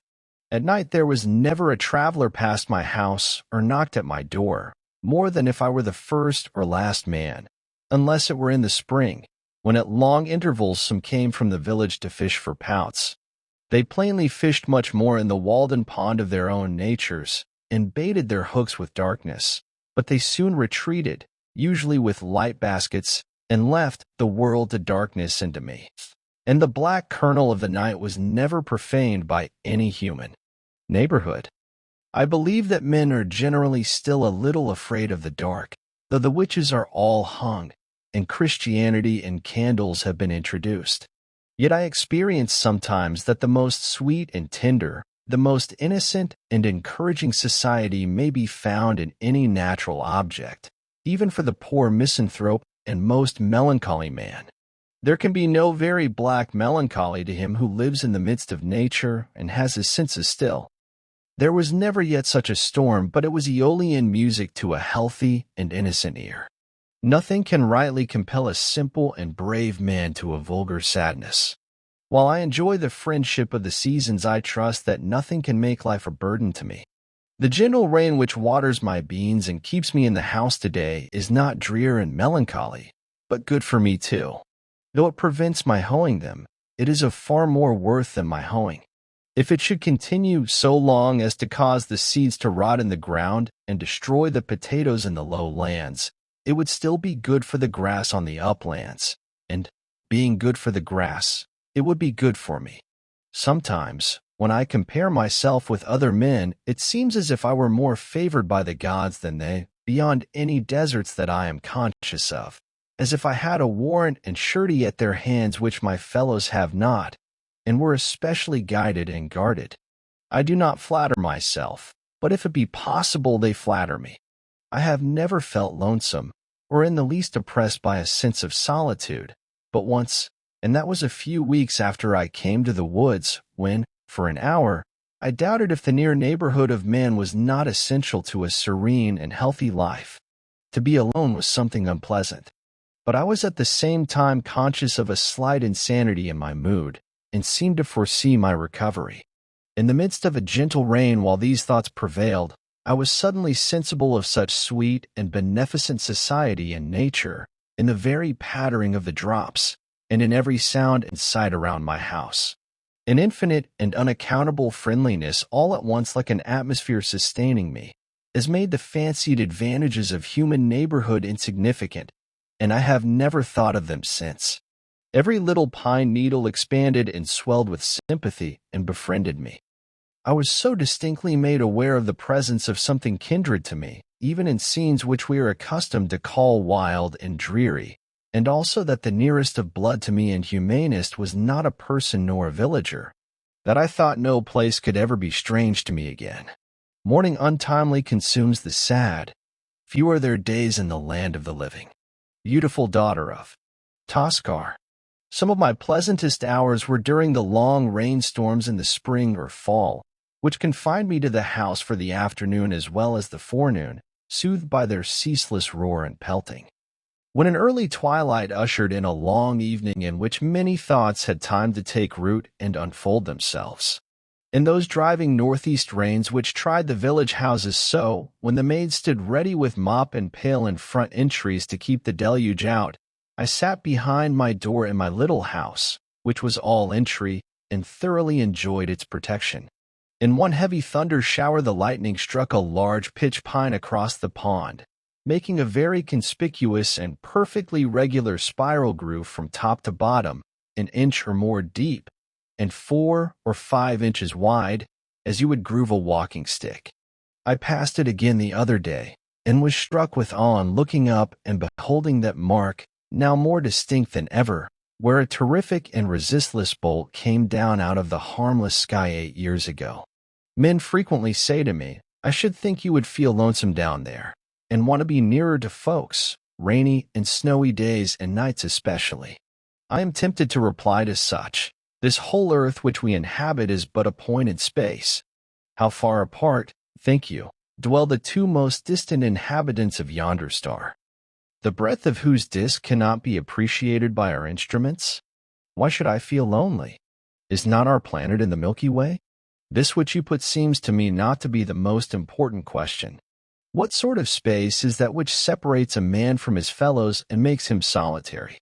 I have found that no exertion of the legs can bring two minds much nearer to one another.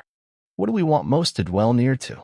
Not to many men surely, the depot, the post office, the bar room, the meeting house, the schoolhouse, the grocery, Beacon Hill, or the 5 Points, where men most congregate, but to the perennial source of our life, whence in all our experience we have found that to issue, as the willow stands near the water and sends out its roots in that direction.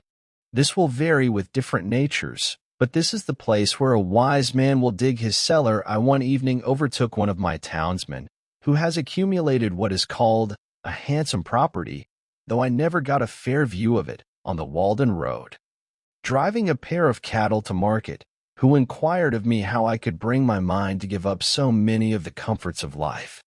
I answered that I was very sure I liked it passably well. I was not joking, and so I went home to my bed, and left him to pick his way through the darkness and the mud to Brighton or Brighttown, which place he would reach some time in the morning. Any prospect of awakening or coming to life to a dead man makes indifferent all times and places. The place where that may occur is always the same, and indescribably pleasant to all our senses. For the most part we allow only outlying and transient circumstances to make our occasions. They are, in fact, the cause of our distraction. Nearest to all things is that power which fashions their being. Next to us the grandest laws are continually being executed. Next to us is not the workman whom we have hired, with whom we love so well to talk, but the workman whose work we are. How vast and profound is the influence of the subtle powers of heaven and of earth! We seek to perceive them, and we do not see them. We seek to hear them, and we do not hear them. Identified with the substance of things, they cannot be separated from them. They cause that in all the universe men purify and sanctify their hearts, and clothe themselves in their holiday garments to offer sacrifices and oblations to their ancestors. It is an ocean of subtle intelligences. They are everywhere, above us, on our left, on our right. They environ us on all sides. We are the subjects of an experiment which is not a little interesting to me. Can we not do without the society of our gossips a little while under these circumstances, have our own thoughts to cheer us? Confucius says truly, virtue does not remain as an abandoned orphan. It must of necessity have neighbors. With thinking we may be beside ourselves in a sane sense. By a conscious effort of the mind we can stand aloof from actions and their consequences, and all things, good and bad, go by us like a torrent. We are not wholly involved in nature. I may be either the driftwood in the stream or Indra in the sky looking down on it. I may be affected by a theatrical exhibition. On the other hand, I may not be affected by an actual event which appears to concern me much more. I only know myself as a human entity, the scene, so to speak, of thoughts and affections, and am sensible of a certain doubleness by which I can stand as remote from myself as from another. However intense my experience, I am conscious of the presence and criticism of a part of me, which, as it were, is not a part of me, but spectator, sharing no experience, but taking note of it. And that is no more I than it is you. When the play, it may be the tragedy, of life is over, the spectator goes his way. It was a kind of fiction, a work of the imagination only, so far as he was concerned. This doubleness may easily make us poor neighbors and friends sometimes. I find it wholesome to be alone the greater part of the time. To be in company, even with the best, is soon wearisome and dissipating. I love to be alone. I never found the companion that was so companionable as solitude. We are for the most part more lonely when we go abroad among men than when we stay in our chambers. A man thinking or working is always alone.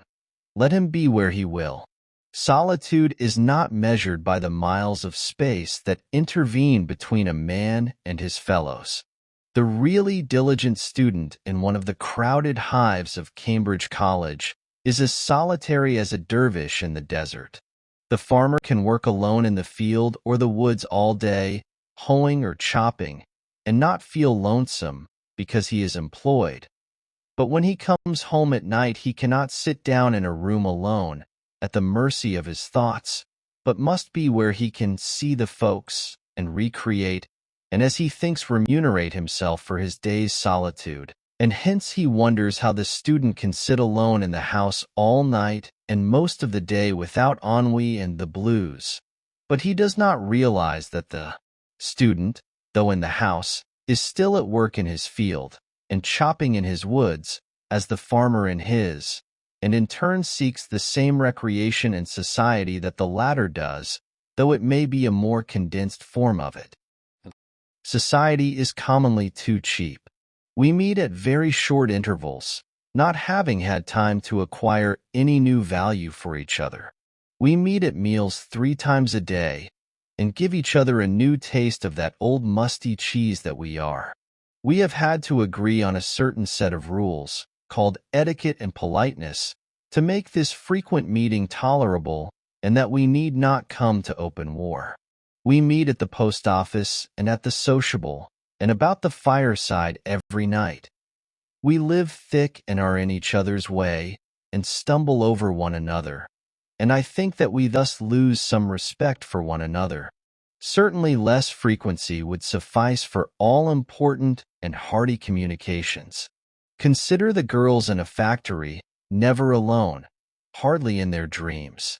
It would be better if there were but one inhabitant to a square mile, as where I live. The value of a man is not in his skin, that we should touch him. I have heard of a man lost in the woods and dying of famine and exhaustion at the foot of a tree, whose loneliness was relieved by the grotesque visions with which, owing to bodily weakness, his diseased imagination surrounded him, and which he believed to be real. So also, owing to bodily and mental health and strength, we may be continually cheered by a like but more normal and natural society, and come to know that we are never alone. I have a great deal of company in my house, especially in the morning, when nobody calls. Let me suggest a few comparisons, that someone may convey an idea of my situation.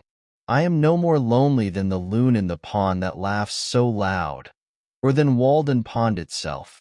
What company has that lonely lake, I pray? And yet it has not the blue devils, but the blue angels in it, in the azure tint of its waters. The sun is alone, except in thick weather, when there sometimes appear to be 2, but one is a mock sun. God is alone, but the devil, he is far from being alone. He sees a great deal of company. He is legion. I am no more lonely than a single mullein or dandelion in a pasture, or a bean leaf, or sorrel, or a horsefly, or a bumblebee. I am no more lonely than the millbrook, or a weathercock, or the north star, or the south wind, or an April shower, or a January thaw, or the first spider in a new house.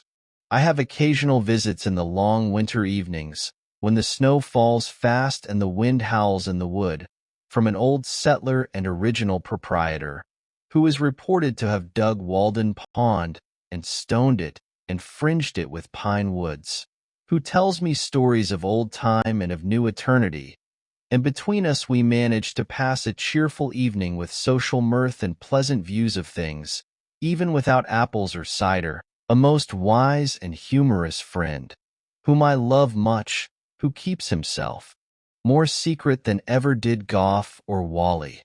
And though he is thought to be dead, none can show where he is buried. An elderly dame, too, dwells in my neighborhood, invisible to most persons, in whose odorous herb garden I love to stroll sometimes, gathering simples and listening to her fables. For she has a genius of unequaled fertility, and her memory runs back farther than mythology, and she can tell me the original of every fable, and on what fact everyone is founded, for the incidents occurred when she was young. A ruddy and lusty old dame, who delights in all weathers and seasons, and is likely to outlive all her children yet. The indescribable innocence and beneficence of nature, of sun and wind and rain, of summer and winter, such health, such cheer, they afford forever, and such sympathy have they ever with our race, that all nature would be affected, and the sun's brightness fade, and the winds would sigh humanely, and the clouds rain tears, and the woods shed their leaves and put on mourning in midsummer. If any man should ever for a just cause grieve, shall I not have intelligence with the earth? Am I not partly leaves and vegetable mold myself? What is the pill which will keep us well, serene, contented? Not my or thy great-grandfather's, but our great-grandmother Nature's universal, vegetable, botanic medicines, by which she has kept herself young always, outlived so many old pars in her day, and fed her health with their decaying fatness. For my panacea, instead of one of those quack vials of a mixture dipped from Acheron and the Dead Sea, which come out of those long, shallow, black schooner-looking wagons which we sometimes see made to carry bottles, let me have a draught of undiluted morning air. Morning air. If men will not drink of this at the fountainhead of the day, why, then, we must even bottle up some and sell it in the shops, for the benefit of those who have lost their subscription ticket to morning time in this world. But remember, it will not keep quite till noonday even in the coolest cellar, but drive out the Stoppel's long ere that, and follow westward the steps of Aurora. I am no worshipper of Hygeia, who was the daughter of that old herb doctor Aesculapius, and who is represented on monuments holding a serpent in one hand, and in the other a cup out of which the serpent sometimes drinks, but rather of Hebe, cupbearer to Jupiter, who was the daughter of Juno and wild lettuce, and who had the power of restoring gods and men to the vigor of youth. She was probably the only thoroughly sound-conditioned, healthy, and robust young lady that ever walked the globe, and wherever she came it was spring. Visitors. I think that I love society as much as most, and am ready enough to fasten myself like a bloodsucker for the time to any full-blooded man that comes in my way. I am naturally no hermit, but might possibly sit out the sturdiest frequenter of the bar-room, if my business called me thither. I had 3 chairs in my house, 1 for solitude, 2 for friendship, 3 for society. When visitors came in larger and unexpected numbers, there was but the 3rd chair for them all, but they generally economized the room by standing up. It is surprising how many great men and women a small house will contain. I have had 25 or 30 souls, with their bodies, at once under my roof, and yet we often parted without being aware that we had come very near to one another. Many of our houses, both public and private, with their almost innumerable apartments, their huge halls and their cellars for the storage of wines and other munitions of peace, appear to me extravagantly large for their inhabitants. They are so vast and magnificent that the latter seem to be only vermin which infest them. I am surprised when the herald blows his summons before some Tremont or Astor or Middlesex house, to see come creeping out over the piazza for all inhabitants a ridiculous mouse, which soon again slinks into some hole in the pavement. One inconvenience I sometimes experienced in so small a house, the difficulty of getting to a sufficient distance from my guest when we began to utter the big thoughts in big words. You want room for your thoughts to get into sailing trim and run a course or two before they make their port. The bullet of your thought must have overcome its lateral and ricochet motion and fallen into its last and steady course before it reaches the ear of the hearer, else it may plow out again through the side of his head. Also, our sentences wanted room to unfold and form their columns in the interval. Individuals, like nations, must have suitable broad and natural boundaries, even a considerable neutral ground, between them. I have found it a singular luxury to talk across the pond to a companion on the opposite side. In my house we were so near that we could not begin to hear. We could not speak low enough to be heard. As when you throw two stones into calm water so near that they break each other's undulations. If we are merely loquacious and loud talkers, then we can afford to stand very near together, cheek by jowl, and feel each other's breath. But if we speak reservedly and thoughtfully, we want to be farther apart, that all animal heat and moisture may have a chance to evaporate. If we would enjoy the most intimate society with that in each of us which is without, or above, being spoken to, we must not only be silent, but commonly so far apart bodily that we cannot possibly hear each other's voice in any case. Referred to this standard, speech is for the convenience of those who are hard of hearing. But there are many fine things which we cannot say if we have to shout. As the conversation began to assume a loftier and grander tone, we gradually shoved our chairs farther apart till they touched the wall in opposite corners. And then commonly there was not room enough. My best room, however, my withdrawing room, always ready for company, on whose carpet the sun rarely fell, was the pine wood behind my house. Thither in summer days, when distinguished guests came, I took them, and a priceless domestic swept the floor and dusted the furniture and kept the things in order. If one guest came, he sometimes partook of my frugal meal, and it was no interruption to conversation to be stirring a hasty pudding, or watching the rising and maturing of a loaf of bread in the ashes, in the meanwhile. But if 20 came and sat in my house, there was nothing said about dinner, though there might be bread enough for two, more than if eating were a forsaken habit. But we naturally practiced abstinence, and this was never felt to be an offense against hospitality, but the most proper and considerate course. The waste and decay of physical life, which so often needs repair, seemed miraculously retarded in such a case, and the vital vigor stood its ground. I could entertain thus 1,000 as well as 20, and if any ever went away disappointed or hungry from my house when they found me at home, they may depend upon it that I sympathized with them at least. So easy is it, though many housekeepers doubt it, to establish new and better customs in the place of the old. You need not rest your reputation on the dinners you give. For my own part, I was never so effectually deterred from frequenting a man's house, by any kind of Cerberus whatever, as by the parade one made about dining me, which I took to be a very polite and roundabout hint never to trouble him so again. I think I shall never revisit those scenes.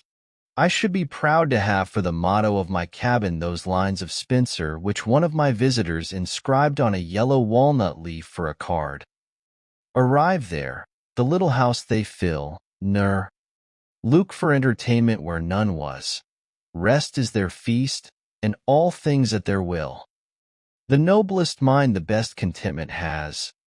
When Winslow, afterward governor of the Plymouth colony, went with a companion on a visit of ceremony to Massasoit on foot through the woods, and arrived tired and hungry at his lodge, they were well received by the king, but nothing was said about eating that day.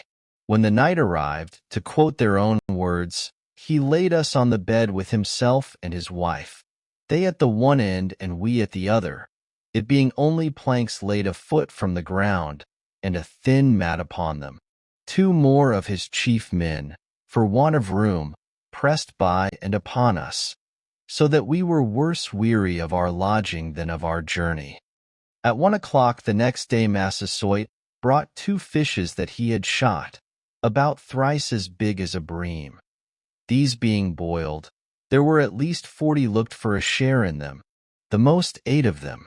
This meal only we had in 2 nights and a day, and had not one of us bought a partridge, we had taken our journey fasting, fearing that they would be light-headed for want of food and also sleep, owing to the savages' barbarous singing, for they used to sing themselves asleep, and that they might get home while they had strength to travel, they departed. As for lodging, it is true they were but poorly entertained, though what they found an inconvenience was no doubt intended for an honor. But as far as eating was concerned, I do not see how the Indians could have done better. They had nothing to eat themselves, and they were wiser than to think that apologies could supply the place of food to their guests, so they drew their belts tighter and said nothing about it. Another time when Winslow visited them, it being a season of plenty with them, there was no deficiency in this respect. As for men, they will hardly fail one anywhere. I had more visitors while I lived in the woods than at any other period in my life. I mean that I had some. I met several there under more favorable circumstances than I could anywhere else, but fewer came to see me on trivial business. In this respect, my company was winnowed by my mere distance from town. I had withdrawn so far within the great ocean of solitude, into which the rivers of society empty, that for the most part, so far as my needs were concerned, only the finest sediment was deposited around me. Beside, there were wafted to me evidences of unexplored and uncultivated continents on the other side. Who should come to my lodge this morning but a true Homeric or Paphlagonian man? He had so suitable and poetic a name that I am sorry I cannot print it here, a Canadian, a woodchopper and postmaker, who can hole 50 posts in a day, who made his last supper on a woodchuck which his dog caught. He, too, has heard of Homer, and, if it were not for books, would not know what to do rainy days, though perhaps he has not read one wholly through for many rainy seasons. Some priest who could pronounce the Greek itself taught him to read his verse in the Testament in his native parish far away, and now I must translate to him, while he holds the book, Achilles' reproof to Patroclus for his sad countenance. Why are you in tears, Patroclus, like a young girl? Or have you alone heard some news from Phthia? They say that Menoetius lives yet, son of Actor, and Peleus lives, son of Aeacus, among the Myrmidons, either of whom having died, we should greatly grieve. He says, that's good. He has a great bundle of white oak bark under his arm for a sick man, gathered this Sunday morning. I suppose there's no harm in going after such a thing today, says he. To him Homer was a great writer, though what his writing was about he did not know. A more simple and natural man it would be hard to find. Vice and disease, which cast such a somber moral hue over the world, seemed to have hardly any existence for him. He was about 28 years old, and had left Canada and his father's house a dozen years before to work in the States and earn money to buy a farm with at last, perhaps in his native country. He was cast in the coarsest mold, a stout but sluggish body, yet gracefully carried, with a thick sunburnt neck, dark bushy hair, and dull sleepy blue eyes, which were occasionally lit up with expression. He wore a flat gray cloth cap, a dingy wool-colored greatcoat, and cowhide boots.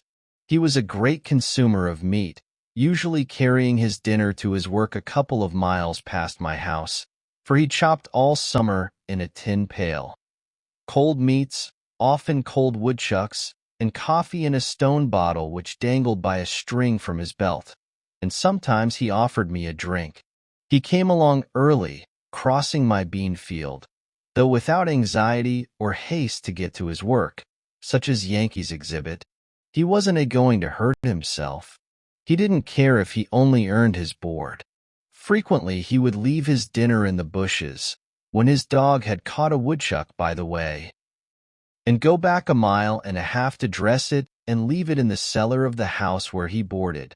After deliberating first for half an hour whether he could not sink it in the pond safely till nightfall, loving to dwell long upon these themes, he would say, as he went by in the morning, "How thick the pigeons are! If working every day were not my trade, I could get all the meat I should want by hunting, pigeons, woodchucks, rabbits, partridges. By gosh, I could get all I should want for a week in one day." He was a skillful chopper, and indulged in some flourishes and ornaments in his art. He cut his trees level and close to the ground, that the sprouts which came up afterward might be more vigorous and a sled might slide over the stumps. And instead of leaving a whole tree to support his corded wood, he would pare it away to a slender stake or splinter which you could break off with your hand at last. He interested me because he was so quiet and solitary and so happy withal, a well of good humor and contentment which overflowed at his eyes. His mirth was without alloy. Sometimes I saw him at his work in the woods, felling trees, and he would greet me with a laugh of inexpressible satisfaction and a salutation in Canadian French, though he spoke English as well. When I approached him, he would suspend his work, and with half-suppressed mirth lie along the trunk of a pine which he had felled, and, peeling off the inner bark, roll it up into a ball and chew it while he laughed and talked. Such an exuberance of animal spirits had he that he sometimes tumbled down and rolled on the ground with laughter at anything which made him think and tickled him. Looking round upon the trees, he would exclaim, "By George, I can enjoy myself well enough here chopping. I want no better sport." Sometimes, when at leisure, he amused himself all day in the woods with a pocket pistol, firing salutes to himself at regular intervals as he walked. In the winter he had a fire by which at noon he warmed his coffee in a kettle, and as he sat on a log to eat his dinner the chickadees would sometimes come round and alight on his arm and peck at the potato in his fingers, and he said that he liked to have the little fellers about him. In him the animal man chiefly was developed. In physical endurance and contentment he was cousin to the pine and the rock. I asked him once if he was not sometimes tired at night, after working all day, and he answered, with a sincere and serious look, "Garapit, I never was tired in my life." But the intellectual and what is called spiritual man in him were slumbering as in an infant. He had been instructed only in that innocent and ineffectual way in which the Catholic priests teach the aborigines, by which the pupil is never educated to the degree of consciousness, but only to the degree of trust and reverence, and a child is not made a man, but kept a child. When nature made him, she gave him a strong body and contentment for his portion, and propped him on every side with reverence and reliance, that he might live out his 80 years and 10 a child. He was so genuine and unsophisticated that no introduction would serve to introduce him, more than if you introduced a woodchuck to your neighbor. He had got to find him out as you did. He would not play any part. Men paid him wages for work, and so helped to feed and clothe him, but he never exchanged opinions with them. He was so simply and naturally humble, if he can be called humble who never aspires, that humility was no distinct quality in him, nor could he conceive of it. Wiser men were demigods to him. If you told him that such a one was coming, he did as if he thought that anything so grand would expect nothing of himself, but take all the responsibility on itself, and let him be forgotten still. He never heard the sound of praise. He particularly reverenced the writer and the preacher. Their performances were miracles. When I told him that I wrote considerably, he thought for a long time that it was merely the handwriting which I meant, for he could write a remarkably good hand himself. I sometimes found the name of his native parish handsomely written in the snow by the highway, with the proper French accent, and knew that he had passed. I asked him if he ever wished to write his thoughts. He said that he had read and written letters for those who could not, but he never tried to write thoughts. No, he could not. He could not tell what to put first. It would kill him. And then there was spelling to be attended to at the same time. I heard that a distinguished wise man and reformer asked him if he did not want the world to be changed, but he answered with a chuckle of surprise in his Canadian accent, not knowing that the question had ever been entertained before. No, I like it well enough. It would have suggested many things to a philosopher to have dealings with him. To a stranger he appeared to know nothing of things in general, yet I sometimes saw in him a man whom I had not seen before, and I did not know whether he was as wise as Shakespeare or as simply ignorant as a child, whether to suspect him of a fine poetic consciousness or of stupidity. A townsman told me that when he met him sauntering through the village, in his small close-fitting cap and whistling to himself, he reminded him of a prince in disguise.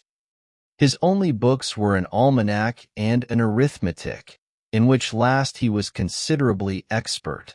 The former was a sort of cyclopedia to him, which he supposed to contain an abstract of human knowledge, as indeed it does to a considerable extent. I loved to sound him on the various reforms of the day, and he never failed to look at them in the most simple and practical light. He had never heard of such things before. Could he do without factories? I asked. He had worn the homemade Vermont gray, he said, and that was good. Could he dispense with tea and coffee? Did this country afford any beverage beside water? He had soaked hemlock leaves in water and drank it, and thought that was better than water in warm weather. When I asked him if he could do without money, he showed the convenience of money in such a way as to suggest and coincide with the most philosophical accounts of the origin of this institution and the very derivation of the word pecunia. If an ox were his property, and he wished to get needles and thread at the store, he thought it would be inconvenient and impossible soon to go on mortgaging some portion of the creature each time to that amount. He could defend many institutions better than any philosopher, because, in describing them as they concerned him, he gave the true reason for their prevalence, and speculation had not suggested to him any other.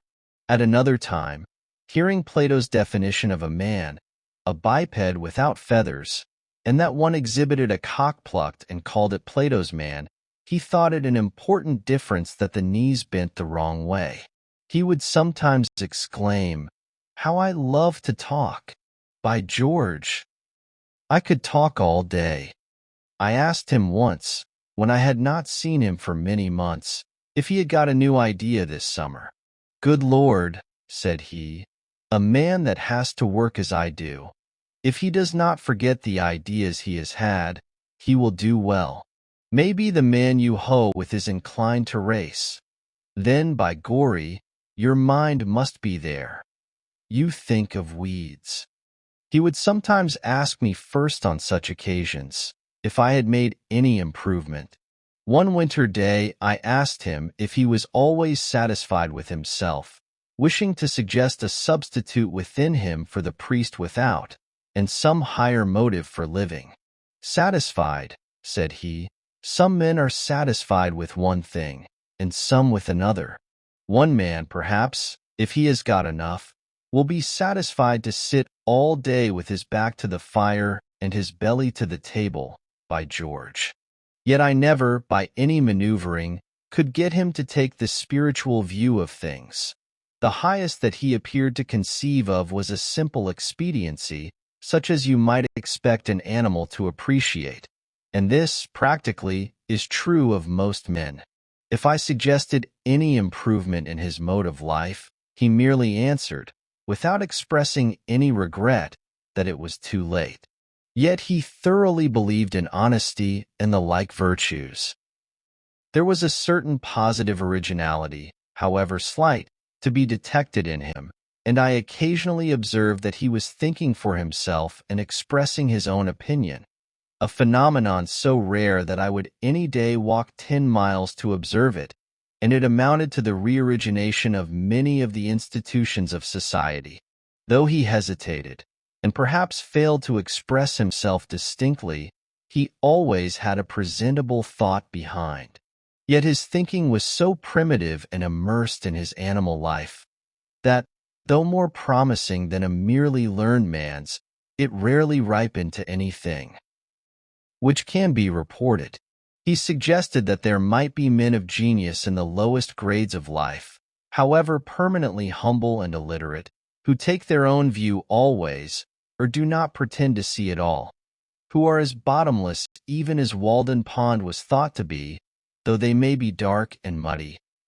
Many a traveler came out of his way to see me and the inside of my house, and, as an excuse for calling, asked for a glass of water. I told them that I drank at the pond, and pointed thither, offering to lend them a dipper.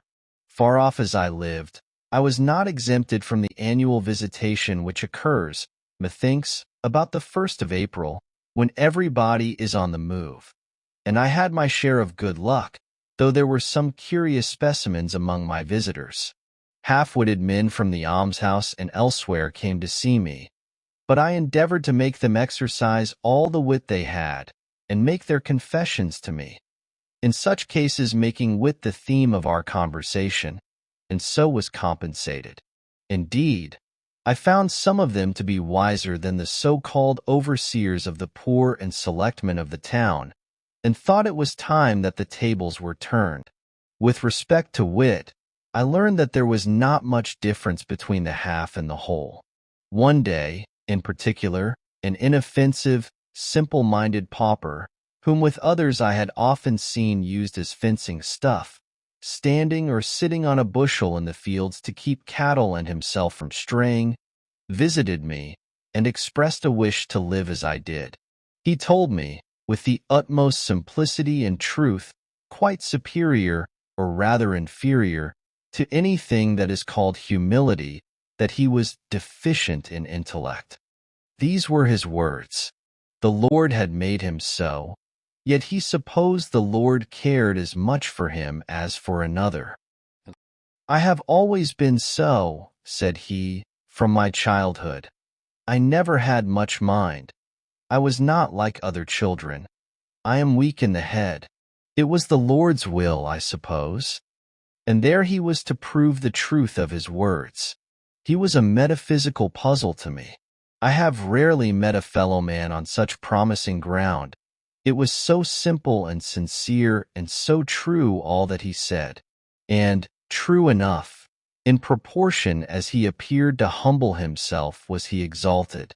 I did not know at first, but it was the result of a wise policy.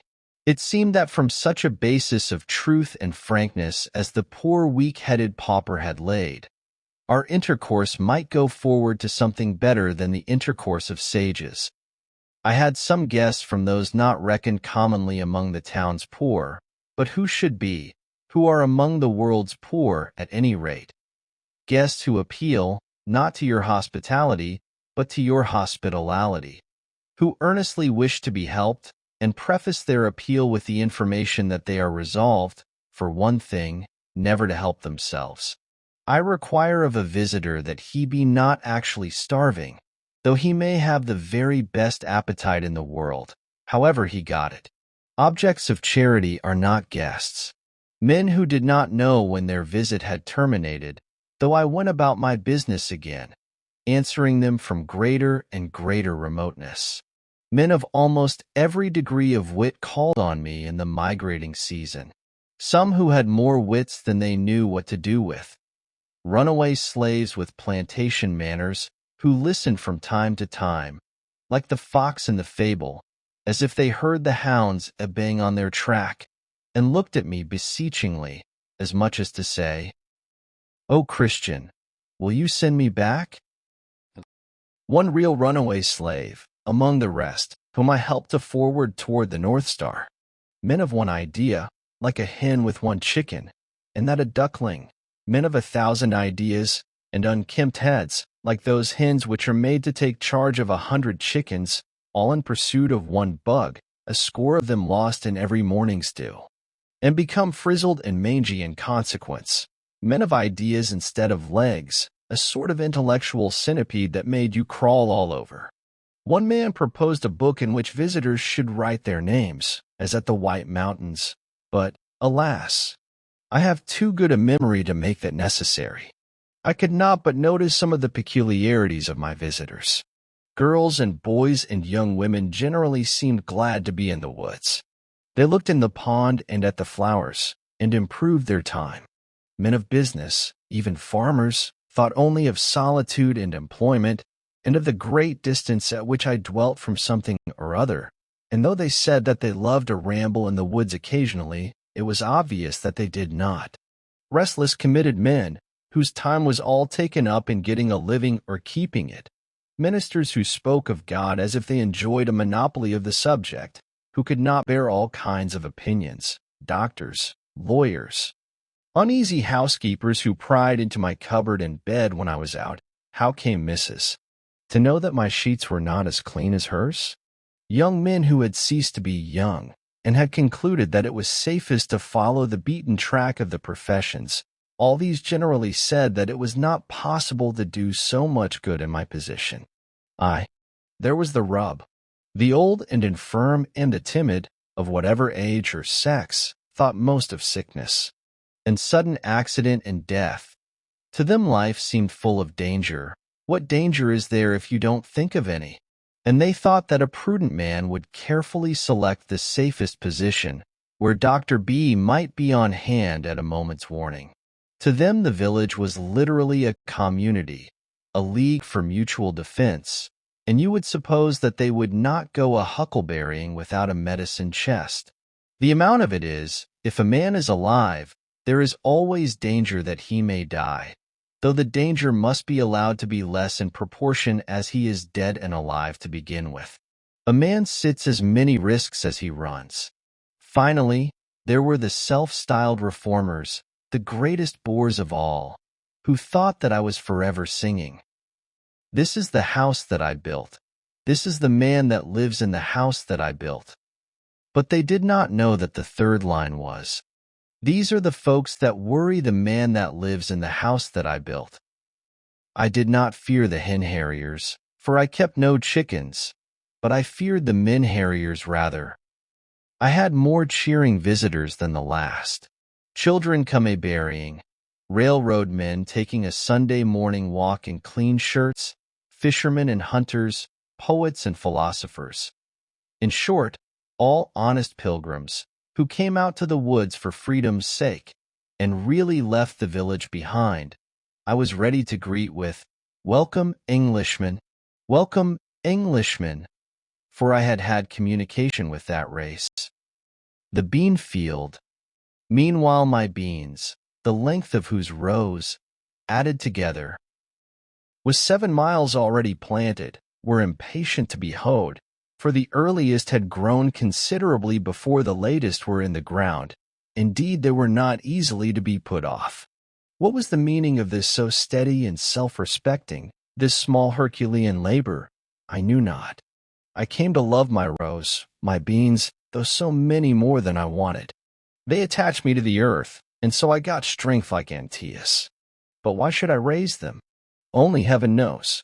This was my curious labor all summer, to make this portion of the earth's surface, which had yielded only cinquefoil, blackberries, johnswort, and the like, before, sweet wild fruits and pleasant flowers, produce instead this pulse. What shall I learn of beans or beans of me? I cherish them, I hoe them. Early and late I have an eye to them, and this is my day's work. It is a fine broad-leaf to look on.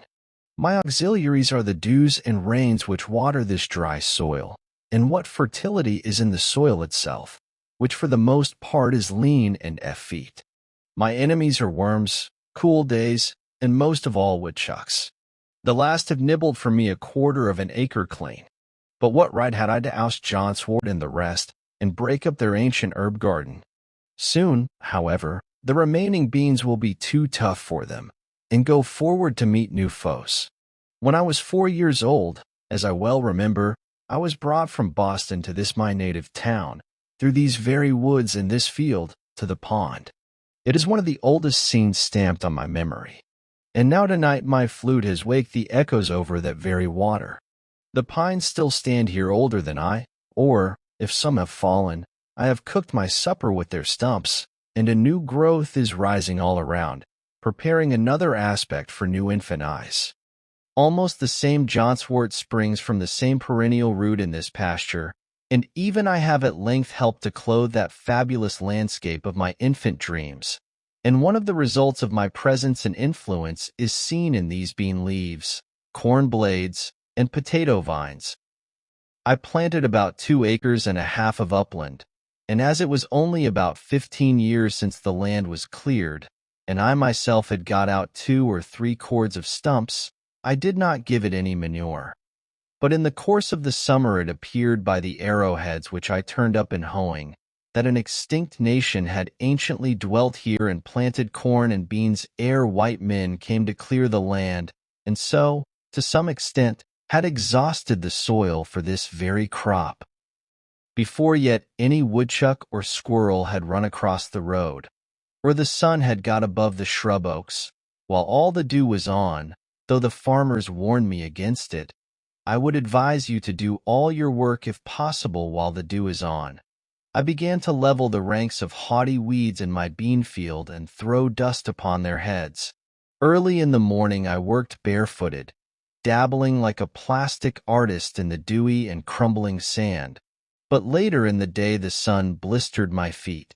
There the sun lighted me to hoe beans, pacing slowly backward and forward over that yellow gravelly upland, between the long green rows, 15 rods, the one end terminating in a shrub oak copse where I could rest in the shade, the other in a blackberry field where the green berries deepened their tints by the time I had made another bout, removing the weeds, putting fresh soil about the bean stems, and encouraging this weed which I had sown, making the yellow soil express its summer thought in bean leaves and blossoms rather than in wormwood.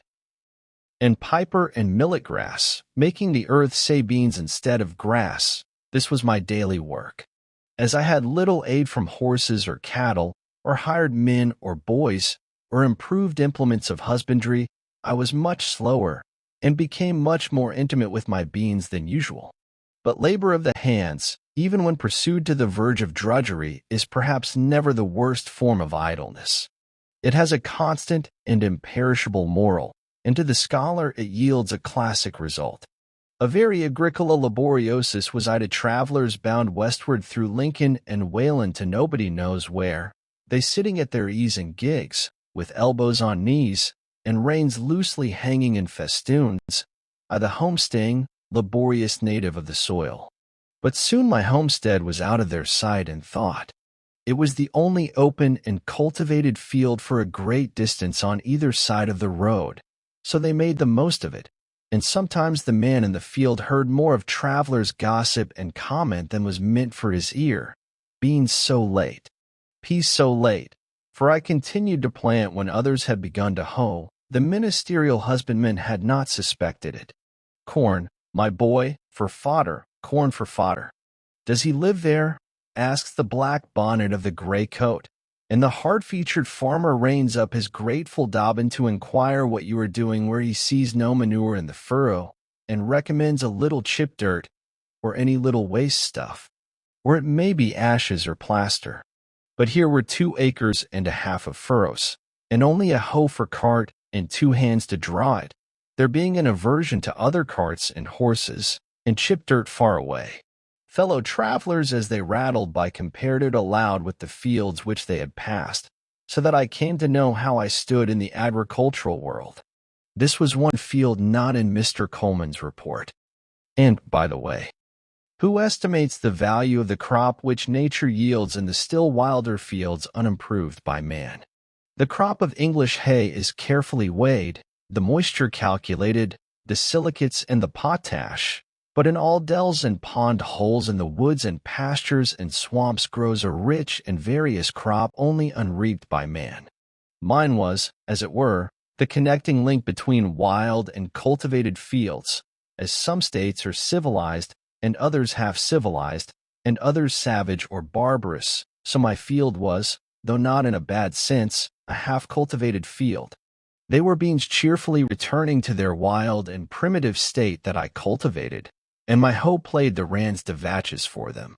Near at hand, upon the topmost spray of a birch, sings the brown thrasher or red mavis, as some love to call him all the morning, glad of your society, that would find out another farmer's field if yours were not here. While you are planting the seed, he cries, drop it, cover it up, pull it up, pull it up, pull it up. But this was not corn, and so it was safe from such enemies as he.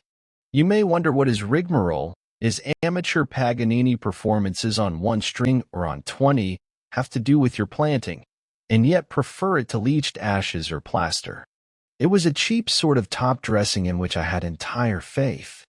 As I drew a still fresher soil about the rows with my hoe, I disturbed the ashes of unchronicled nations who in primeval years lived under these heavens, and their small implements of war and hunting were brought to the light of this modern day.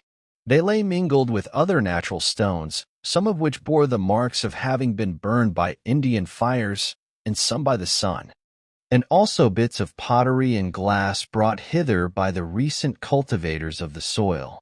When my hoe tinkled against the stones, that music echoed to the woods and the sky, and was an accompaniment to my labor which yielded an instant and immeasurable crop. It was no longer beans that I hoed, nor I that hoed beans, and I remembered with as much pity as pride, if I remembered at all, my acquaintances who had gone to the city to attend the oratorios. The nighthawks circled overhead in the sunny afternoons, for I sometimes made a day of it like a mote in the eye, or in heaven's eye, falling from time to time with a swoop and a sound as if the heavens were rent, torn at last to very rags and tatters, and yet a seamless cope remained. Small imps that fill the air and lay their eggs on the ground on bare sand or rocks on the tops of hills, where few have found them, graceful and slender like ripples caught up from the pond, as leaves are raised by the wind to float in the heavens. Such kindredship is in nature. The hawk is aerial brother of the wave which he sails over and surveys, those his perfect air-inflated wings answering to the elemental unfledged pinions of the sea.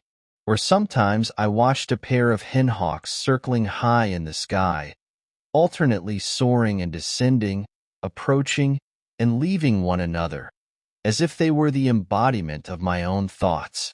Or I was attracted by the passage of wild pigeons from this wood to that, with a slight quivering winnowing sound and carrier haste. Or from under a rotten stump my hoe turned up a sluggish, portentous, and outlandish spotted salamander, a trace of Egypt and the Nile, yet our contemporary. When I paused to lean on my hoe, these sounds and sights I heard and saw anywhere in the row, a part of the inexhaustible entertainment which the country offers. On gala days the town fires its great guns, which echo like pop guns to these woods, and some waifs of martial music occasionally penetrate thus far. To me, away there in my bean field at the other end of the town, the big guns sounded as if a puffball had burst, and when there was a military turnout of which I was ignorant. I have sometimes had a vague sense all the day of some sort of itching and disease in the horizon, as if some eruption would break out there soon, either scarlatina or canker rash, until at length some more favorable puff of wind, making haste over the fields and up the Wayland Road, brought me information of the trainers. It seemed by the distant hum as if somebody's bees had swarmed, and that the neighbors, according to Virgil's advice, by a faint tintinnabulum upon the most sonorous of their domestic utensils, were endeavoring to call them down into the hive again. And when the sound died quite away, and the hum had ceased, and the most favorable breezes told no tale, I knew that they had got the last drone of them all safely into the Middlesex hive, and that now their minds were bent on the honey with which it was smeared. I felt proud to know that the liberties of Massachusetts and of our fatherland were in such safekeeping, and as I turned to my hoeing again I was filled with an inexpressible confidence, and pursued my labor cheerfully with a calm trust in the future. When there were several bands of musicians, it sounded as if all the village was a vast bellows, and all the buildings expanded and collapsed alternately with a din. But sometimes it was a really noble and inspiring strain that reached these woods, and the trumpet that sings of fame, and I felt as if I could spit a Mexican with a good relish. For why should we always stand for trifles? And looked round for a woodchuck or a skunk to exercise my chivalry upon. These martial strains seemed as far away as Palestine, and reminded me of a march of crusaders in the horizon, with a slight tantivy and tremulous motion of the elm tree tops which overhang the village. This was one of the great days, though the sky had for my clearing only the same everlastingly great look that it wears daily, and I saw no difference in it.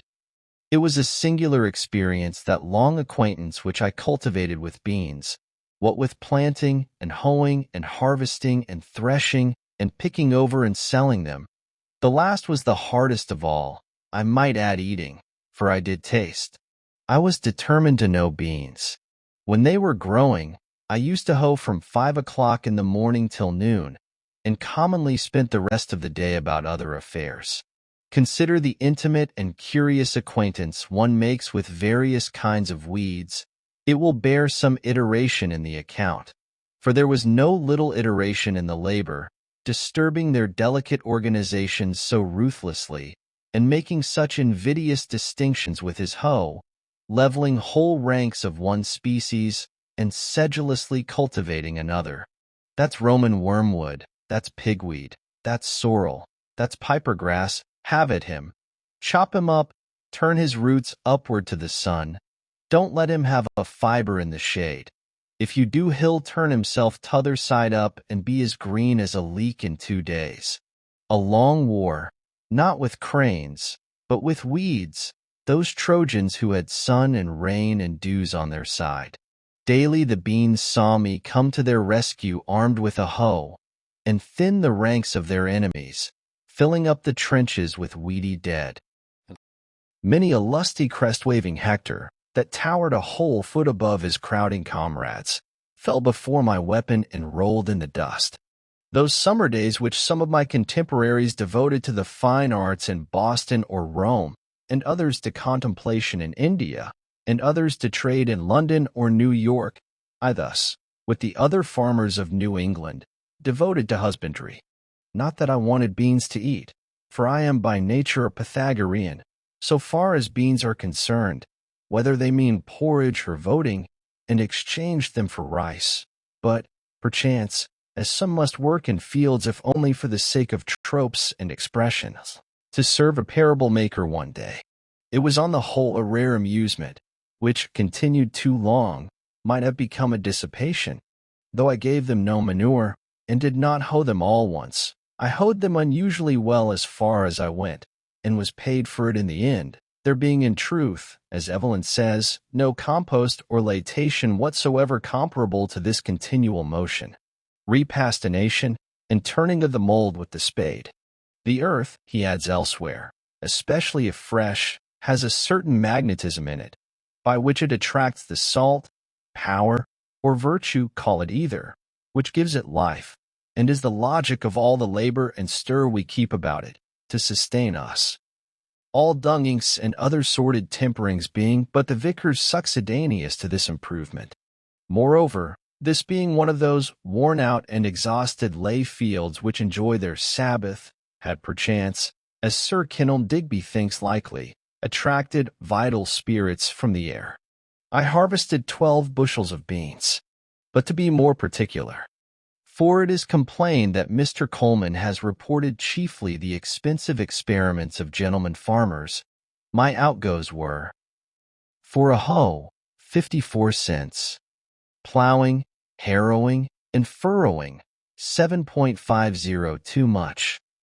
Beans for seed, $3.12 Potatoes for seed, $1.33. Peas for seed, 40 cents. Turnip seed, 6 cents. White line for crow fence, 2 cents. Horse cultivator and boy 3 hours, $1. Horse and cart to get crop, 75 cents. In all $14.72, 1/2. My income was patrem familias vendicum, non emissum esse opertet, from 9 bushels and 12 quarts of beans sold, $16.94. 5 bushels large potatoes, $2.50. 9 bushels small, $2.25. Grass, $1. Stalks, 75 cents. In all, $23.44. Leaving a pecuniary profit, as I have elsewhere said, of $8.71 1/2. This is the result of my experience in raising beans. Plant the common small white bush bean about the 1st of June, in rows 3 feet by 18 inches apart, being careful to select fresh round and unmixed seed. First look out for worms, and supply vacancies by planting anew.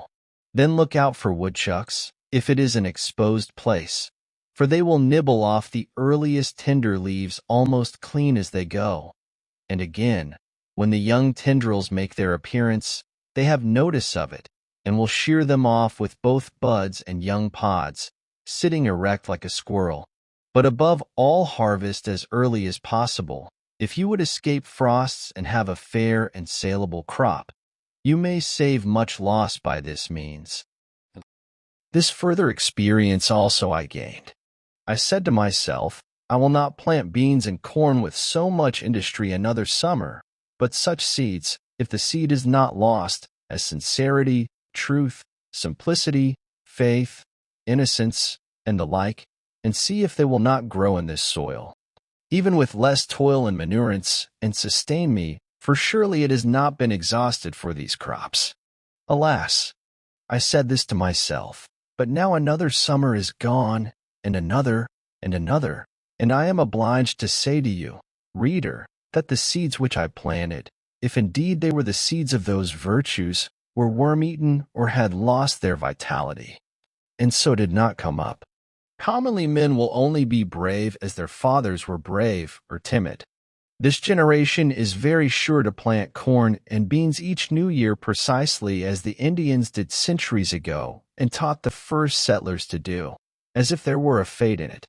I saw an old man the other day, to my astonishment, making the holes with a hoe for the 70th time at least, and not for himself to lie down in. But why should not the New Englander try new adventures, and not lay so much stress on his grain, his potato and grass crop, and his orchards, raise other crops than these? Why concern ourselves so much about our beans for seed, and not be concerned at all about a new generation of men? We should really be fed and cheered if when we met a man we were sure to see that some of the qualities which I have named, which we all prize more than those other productions, but which are for the most part broadcast and floating in the air, had taken root and grown in him. Here comes such a subtle and ineffable quality, for instance, as truth or justice, though the slightest amount or new variety of it, along the road. Our ambassadors should be instructed to send home such seeds as these, and Congress help to distribute them over all the land. We should never stand upon ceremony with sincerity. We should never cheat and insult and banish one another by our meanness, if there were present the kernel of worth and friendliness. We should not meet thus in haste. Most men I do not meet at all, for they seem not to have time. They are busy about their beans.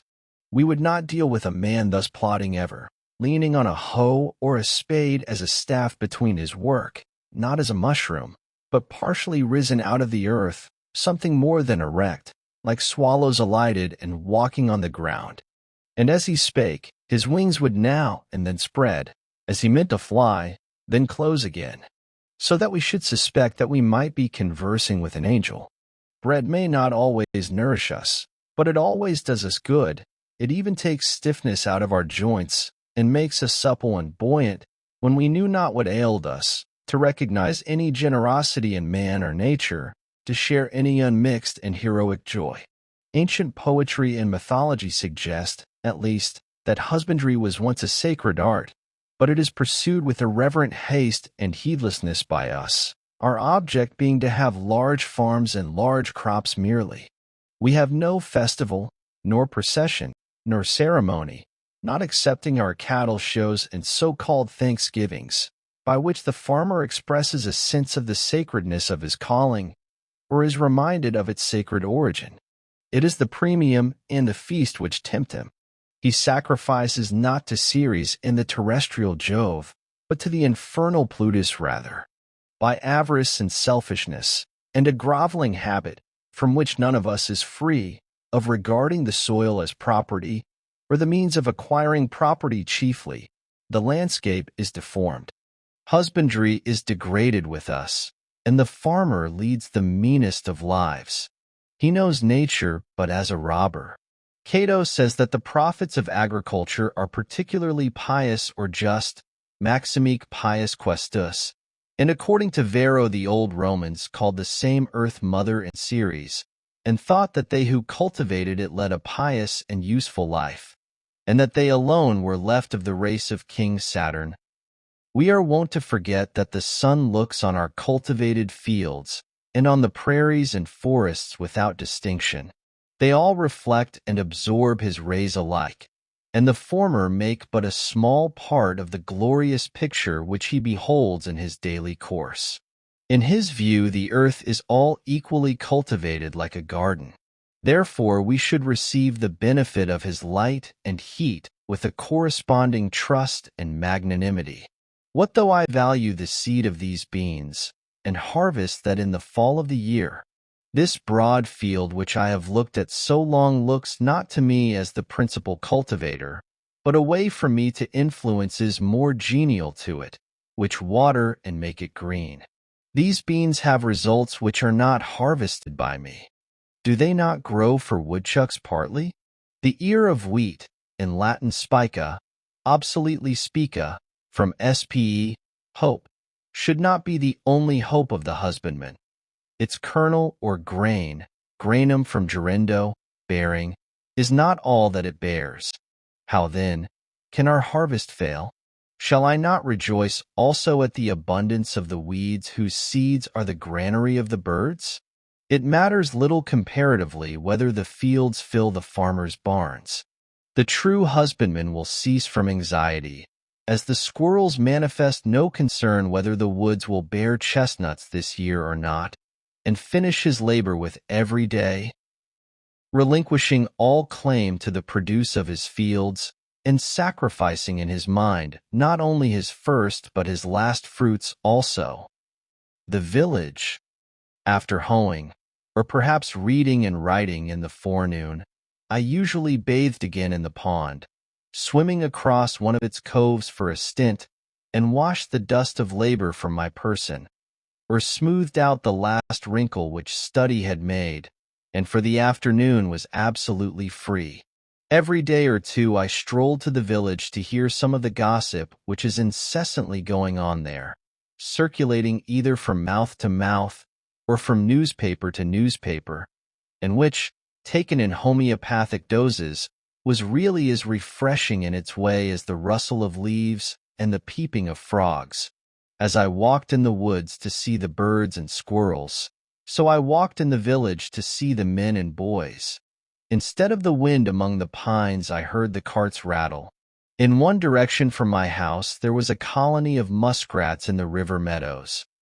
Under the grove of elms and buttonwoods in the other horizon was a village of busy men, as curious to me as if they had been prairie dogs, each sitting at the mouth of its burrow, or running over to a neighbor's to gossip. I went there frequently to observe their habits.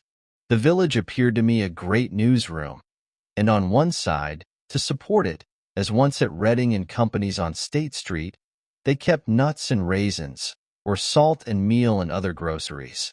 Some have such a vast appetite for the former commodity, that is, the news, and such sound digestive organs, that they can sit forever in public avenues without stirring, and let it simmer and whisper through them like the Etesian winds, or as if inhaling ether, it only producing numbness and insensibility to pain. Otherwise it would often be painful to hear, without affecting the consciousness. I hardly ever failed, when I rambled through the village, to see a row of such worthies, either sitting on a ladder sunning themselves, with their bodies inclined forward and their eyes glancing along the line this way and that, from time to time, with a voluptuous expression, or else leaning against a barn with their hands in their pockets, like caryatids, as if to prop it up. They, being commonly out of doors, heard whatever was in the wind. These are the coarsest mills, in which all gossip is first rudely digested or cracked up before it is emptied into finer and more delicate hoppers within doors. I observed that the vitals of the village were the grocery, the bar-room, the post office, and the bank, and as a necessary part of the machinery, they kept a bell, a big gun, and a fire engine at convenient places. And the houses were so arranged as to make the most of mankind, in lanes and fronting one another, so that every traveler had to run the gauntlet, and every man, woman, and child might get a lick at him. Of course, those who were stationed nearest to the head of the line, where they could most see and be seen, and have the first blow at him, paid the highest prices for their places, and the few straggling inhabitants in the outskirts, where long gaps in the line began to occur, and the traveler could get over walls or turn aside into cow paths, and so escape, paid a very slight ground or window tax. Signs were hung out on all sides to allure him, some to catch him by the appetite, as the tavern and victualling cellar, some by the fancy, as the dry goods store and the jewelers, and others by the hair or the feet or the skirts, as the barber, the shoemaker, or the tailor. Besides, there was a still more terrible standing invitation to call at every one of these houses, and company expected about these times. For the most part, one escaped wonderfully from these dangers, either by proceeding at once boldly and without deliberation to the goal, as is recommended to those who run the gauntlet, or by keeping my thoughts on high things, like Orpheus, who, loudly singing the praises of the gods to his lyre, drowned the voices of the sirens, and kept out of danger.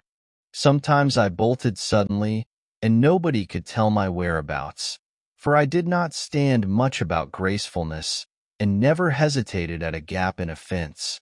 I was even accustomed to make an irruption into some houses, where I was well entertained, and after learning the colonel's and very last sieveful of news, what had subsided, the prospects of war and peace, and whether the world was likely to hold together much longer, I was led out through the rear avenues, and so escaped to the woods again.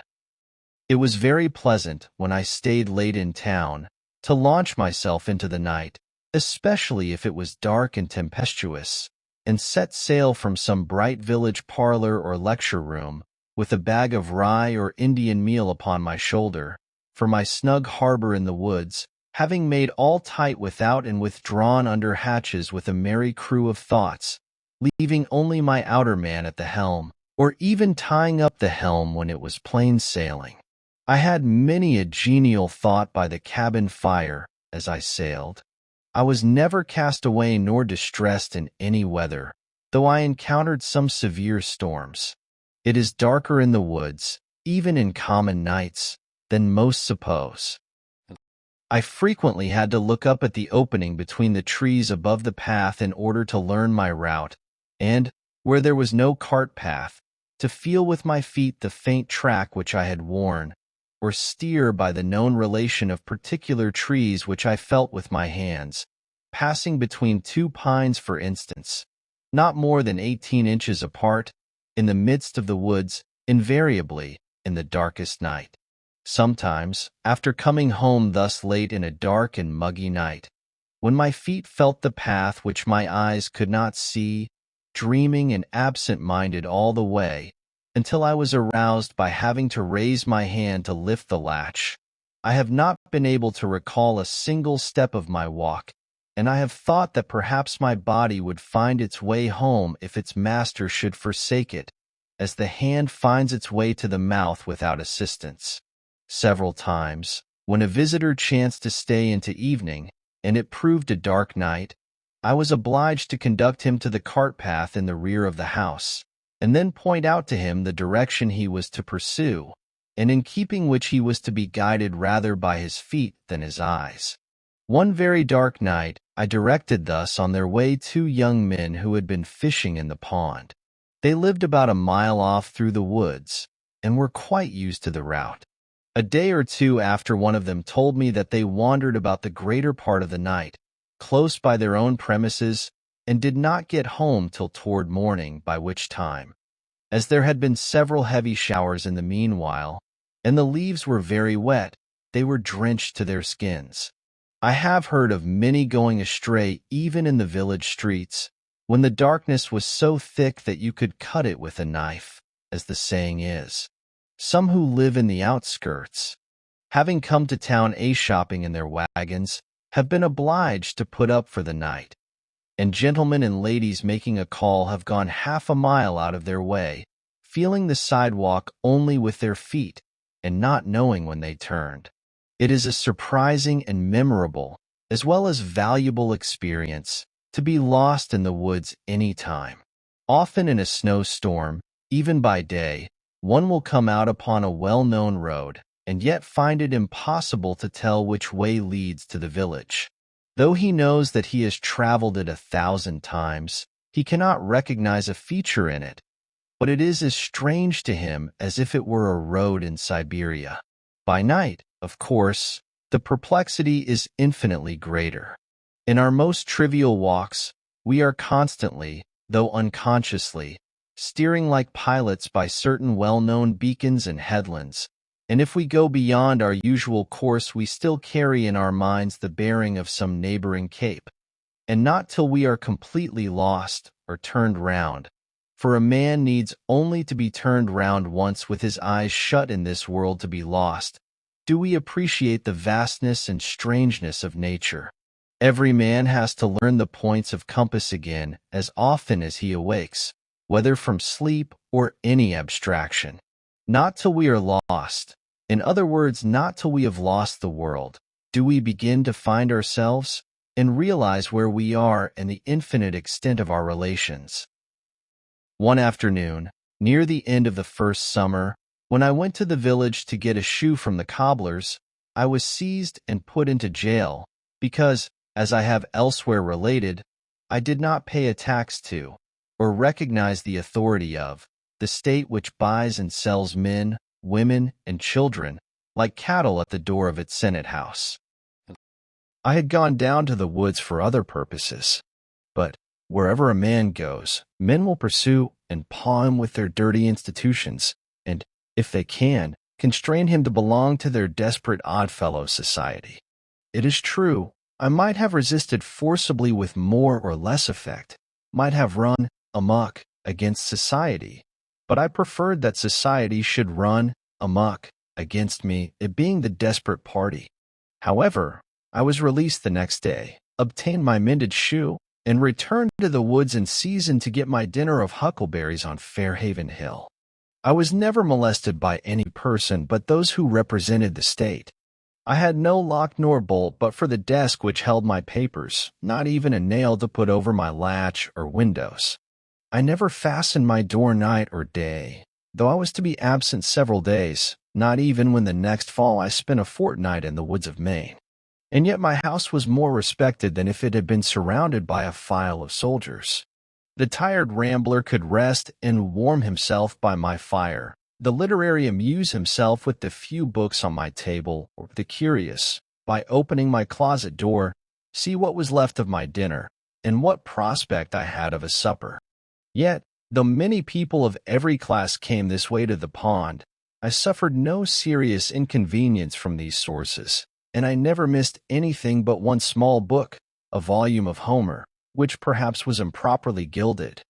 And this I trust a soldier of our camp has found by this time. I am convinced that if all men were to live as simply as I then did, thieving and robbery would be unknown. These take place only in communities where some have got more than is sufficient while others have not enough. The Pope's Homers would soon get properly distributed. Nec Bellafurat. Vaginus astabat dum siphus antedapes. Nor wars did men molest, when only beech and bulls were in request. You who govern public affairs, what need have you to employ punishments? Love virtue, and the people will be virtuous. The virtues of a superior man are like the wind. The virtues of a common man are like the grass. The grass, when the wind passes over it, bends. The ponds. Sometimes, having had a surfeit of human society and gossip, and worn out all my village friends, I rambled still farther westward than I habitually dwell, into yet more unfrequented parts of the town, to fresh woods and pastures new, or, while the sun was setting, made my supper of huckleberries and blueberries on Fairhaven Hill, and laid up a store for several days. The fruits do not yield their true flavor to the purchaser of them, nor to him who raises them for the market. There is but one way to obtain it, yet few take that way. If you would know the flavor of huckleberries, ask the cowboy or the partridge. It is a vulgar error to suppose that you have tasted huckleberries who never plucked them. A huckleberry never reaches Boston. They have not been known there since they grew on her 3 hills. The ambrosial and essential part of the fruit is lost with the bloom, which is rubbed off in the market cart, and they become mere provender. As long as eternal justice reigns, not one innocent huckleberry can be transported thither from the country's hills. Occasionally, after my hoeing was done for the day, I joined some impatient companion who had been fishing on the pond since morning, as silent and motionless as a duck or a floating leaf, and, after practicing various kinds of philosophy, had concluded commonly, by the time I arrived, that he belonged to the ancient sect of Cenobites. There was one older man, an excellent fisher and skilled in all kinds of woodcraft, who was pleased to look upon my house as a building erected for the convenience of fishermen, and I was equally pleased when he sat in my doorway to arrange his lines. Once in a while we sat together on the pond, he at one end of the boat, and I at the other, but not many words passed between us, for he had grown deaf in his later years, but he occasionally hummed a psalm, which harmonized well enough with my philosophy. Our intercourse was thus altogether one of unbroken harmony, far more pleasing to remember than if it had been carried on by speech. When, as was commonly the case, I had none to commune with, I used to raise the echoes by striking with a paddle on the side of my boat, filling the surrounding woods with circling and dilating sound, stirring them up as the keeper of a menagerie is wild beasts, until I elicited a growl from every wooded vale and hillside. In warm evenings I frequently sat in the boat playing the flute, and saw the perch, which I seemed to have charmed, hovering around me, and the moon traveling over the ribbed bottom, which was strewed with the wrecks of the forest. Formerly I had come to this pond adventurously, from time to time, in dark summer nights, with a companion, and making a fire close to the water's edge, which we thought attracted the fishes. We caught pouts with a bunch of worms strung on a thread, and when we had done, far in the night, threw the burning brands high into the air like skyrockets, which, coming down into the pond, were quenched with a loud hissing, and we were suddenly groping in total darkness. Through this, whistling a tune, we took our way to the haunts of men again. But now I had made my home by the shore. Sometimes, after staying in a village parlor till the family had all retired, I have returned to the woods, and, partly with a view to the next day's dinner, spent the hours of midnight fishing from a boat by moonlight, serenaded by owls and foxes, and hearing, from time to time, the creaking note of some unknown bird close at hand. These experiences were very memorable and valuable to me, anchored in 40 feet of water and 20 or 30 rods from the shore, surrounded sometimes by thousands of small perch and shiners, dimpling the surface with their tails in the moonlight, and communicating by a long flaxen line with mysterious nocturnal fishes which had their dwelling 40 feet below, or sometimes dragging 60 feet of line about the pond as I drifted in the gentle night breeze, now and then feeling a slight vibration along it, indicative of some life prowling about its extremity, of dull, uncertain, blundering purpose there, and slow to make up its mind. At length you slowly raise, pulling hand over hand, some hornpout squeaking and squirming to the upper air. It was very queer, especially in dark nights, when your thoughts had wandered to vast and cosmogonal themes and other spheres, to feel this faint jerk, which came to interrupt your dreams and link you to nature again.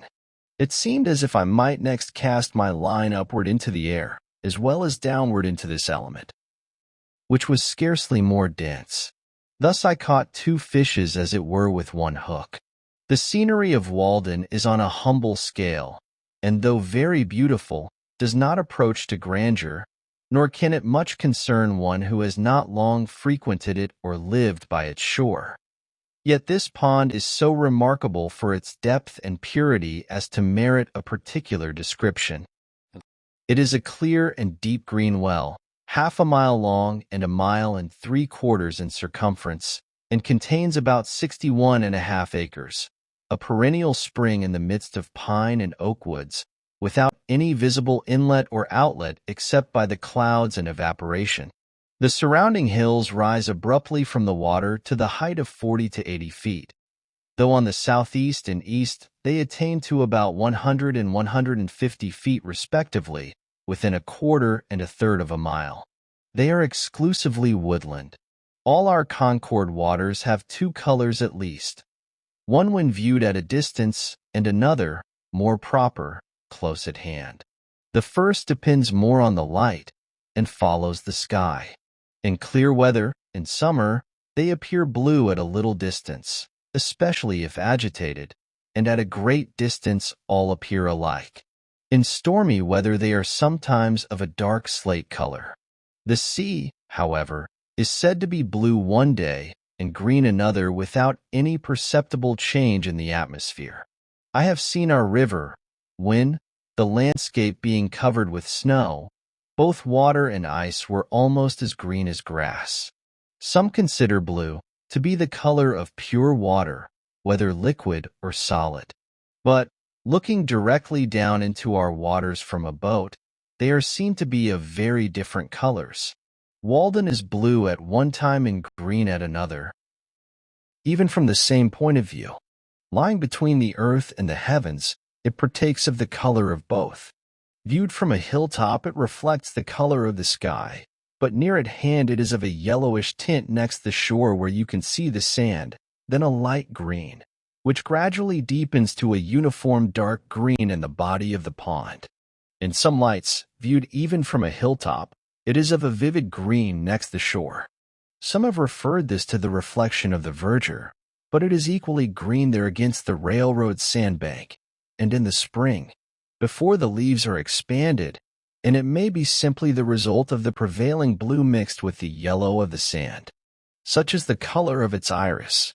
This is that portion also where in the spring, the ice being warmed by the heat of the sun reflected from the bottom, and also transmitted through the earth, melts first and forms a narrow canal about the still frozen middle. Like the rest of our waters, when much agitated, in clear weather, so that the surface of the waves may reflect the sky at the right angle, or because there is more light mixed with it, it appears at a little distance of a darker blue than the sky itself. And at such a time, being on its surface, and looking with divided vision, so as to see the reflection, I have discerned a matchless and indescribable light blue, such as watered or changeable silks and sword blades suggest, more cerulean than the sky itself, alternating with the original dark green on the opposite sides of the waves, which last appeared but muddy in comparison. It is a vitreous greenish blue, as I remember it, like those patches of the winter sky seen through cloud vistas in the west before sundown. Yet a single glass of its water held up to the light is as colorless as an equal quantity of air. It is well known that a large plate of glass will have a green tint, owing, as the makers say, to its body, but a small piece of the same will be colorless. How large a body of Walden water would be required to reflect a green tint, I have never proved.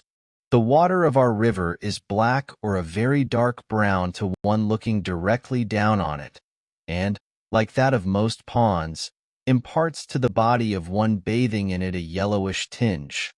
But this water is of such crystalline purity that the body of the bather appears of an alabaster whiteness, still more unnatural, which, as the limbs are magnified and distorted withal, produces a monstrous effect, making fit studies for a Michelangelo. The water is so transparent that the bottom can easily be discerned at the depth of 25 or 30 feet. Paddling over it, you may see, many feet beneath the surface, the schools of perch and shiners, perhaps only an inch long, yet the former easily distinguished by their transverse bars, and you think that they must be ascetic fish that find a subsistence there. Once, in the winter, many years ago, when I had been cutting holes through the ice in order to catch pickerel, as I stepped ashore I tossed my axe back onto the ice. But, as if some evil genius had directed it, it slid 4 or 5 rods directly into one of the holes, where the water was 25 feet deep. Out of curiosity, I lay down on the ice and looked through the hole, until I saw the axe a little on one side, standing on its head, with its helve erect and gently swaying to and fro with the pulse of the pond. And there it might have stood erect and swaying till in the course of time the handle rotted off, if I had not disturbed it. Making another hole directly over it with an ice chisel which I had, and cutting down the longest birch which I could find in the neighborhood with my knife, I made a slip noose, which I attached to its end, and, letting it down carefully, passed it over the knob of the handle, and drew it by a line along the birch, and so pulled the axe out again. The shore is composed of a belt of smooth, rounded white stones like paving stones, excepting 1 or 2 short sand beaches, and is so steep that in many places a single leap will carry you into water over your head. And were it not for its remarkable transparency, that would be the last to be seen of its bottom till it rose on the opposite side. Some think it is bottomless. It is nowhere muddy, and a casual observer would say that there were no weeds at all in it, and of noticeable plants, except in the little meadows recently overflowed, which do not properly belong to it. A closer scrutiny does not detect a flag nor a bulrush, nor even a lily, yellow or white, but only a few small heart leaves and potamogenes, and perhaps a water target or 2, all which, however, a bather might not perceive. And these plants are clean and bright like the element they grow in. The stones extend a rod or 2 into the water, and then the bottom is pure sand, except in the deepest parts, where there is usually a little sediment, probably from the decay of the leaves which have been wafted on to it so many successive falls. And a bright green weed is brought up on anchors even in midwinter. We have one other pond just like this, White Pond, in 9-acre corner, about 2.5 miles westerly, but, though I am acquainted with most of the ponds within a dozen miles of this center, I do not know a third of this pure and well-like character. Successive nations perchance have drank at, admired, and fathomed it, and passed away, and still its water is green and pellucid as ever. Not an intermitting spring. Perhaps on that spring morning when Adam and Eve were driven out of Eden, Walden Pond was already in existence, and even then breaking up in a gentle spring rain accompanied with mist and a southerly wind, and covered with myriads of ducks and geese, which had not heard of the fall, when still such pure lakes sufficed them. Even then it had commenced to rise and fall, and had clarified its waters and colored them of the hue they now wear, and obtained a patent of heaven to be the only Walden Pond in the world and distiller of celestial dews. Who knows in how many unremembered nations' literatures this has been the Castalian fountain, or what nymphs presided over it in the Golden Age. It is a gem of the first water which Concord wears in her coronet. Yet perchance the first who came to this well have left some trace of their footsteps. I have been surprised to detect encircling the pond, even where a thick wood has just been cut down on the shore, a narrow shelf-like path in the steep hillside, alternately rising and falling, approaching and receding from the water's edge, as old probably as the race of man here, worn by the feet of aboriginal hunters, and still from time to time unwittingly trodden by the present occupants of the land. This is particularly distinct to one standing on the middle of the pond in winter, just after a light snow has fallen, appearing as a clear undulating white line, unobscured by weeds and twigs, and very obvious a quarter of a mile off in many places where in summer it is hardly distinguishable close at hand.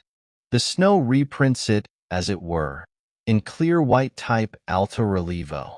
The ornamented grounds of villas which will one day be built here may still preserve some trace of this. The pond rises and falls, but whether regularly or not, and within what period, nobody knows, though, as usual, many pretend to know. It is commonly higher in the winter and lower in the summer, though not corresponding to the general wet and dryness. I can remember when it was a foot or two lower, and also when it was at least 5 feet higher than when I lived by it. There is a narrow sandbar running into it, with very deep water on one side, on which I helped boil a kettle of chowder, some 6 rods from the main shore, about the year 1824, which it has not been possible to do for 25 years.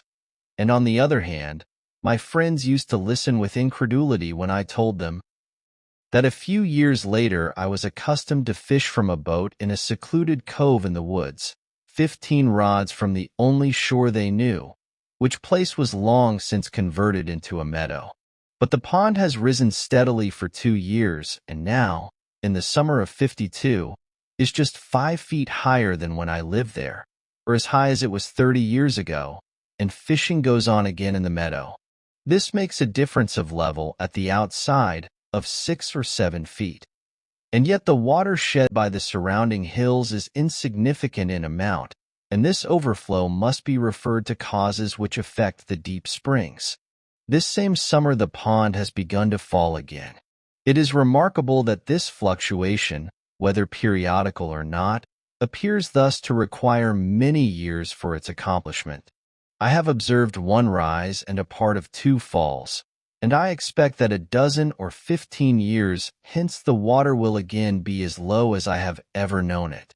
Flint's Pond, a mile eastward, allowing for the disturbance occasioned by its inlets and outlets, and the smaller intermediate ponds also, sympathize with Walden, and recently attained their greatest height at the same time with the latter. The same is true, as far as my observation goes, of White Pond. This rise and fall of Walden at long intervals serves this use at least. The water standing at this great height for a year or more, though it makes it difficult to walk round it, kills the shrubs and trees which have sprung up about its edge since the last rise, pitch pines, birches, alders, aspens, and others, and falling again, leaves an unobstructed shore. For, unlike many ponds and all waters which are subject to a daily tide, its shore is cleanest when the water is lowest.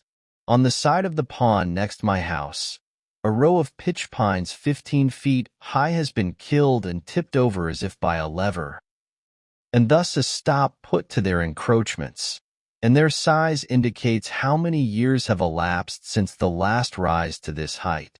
By this fluctuation the pond asserts its title to a shore, and thus the shore is shorn, and the trees cannot hold it by right of possession. These are the lips of the lake on which no beard grows. It licks its chaps from time to time. When the water is at its height, the alders, willows, and maples send forth a mass of fibrous red roots several feet long from all sides of their stems in the water, and to the height of 3 or 4 feet from the ground, in the effort to maintain themselves. And I have known the high blueberry bushes about the shore, which commonly produce no fruit, bear an abundant crop under these circumstances. Some have been puzzled to tell how the shore became so regularly paved. My townsmen have all heard the tradition. The oldest people tell me that they heard it in their youth, that anciently the Indians were holding a powwow upon a hill here, which rose as high into the heavens as the pond now sinks deep into the earth. And they used much profanity, as the story goes, though this vice is one of which the Indians were never guilty, and while they were thus engaged the hill shook and suddenly sank, and only one old squaw, named Walden, escaped, and from her the pond was named. It has been conjectured that when the hill shook these stones rolled down its side and became the present shore.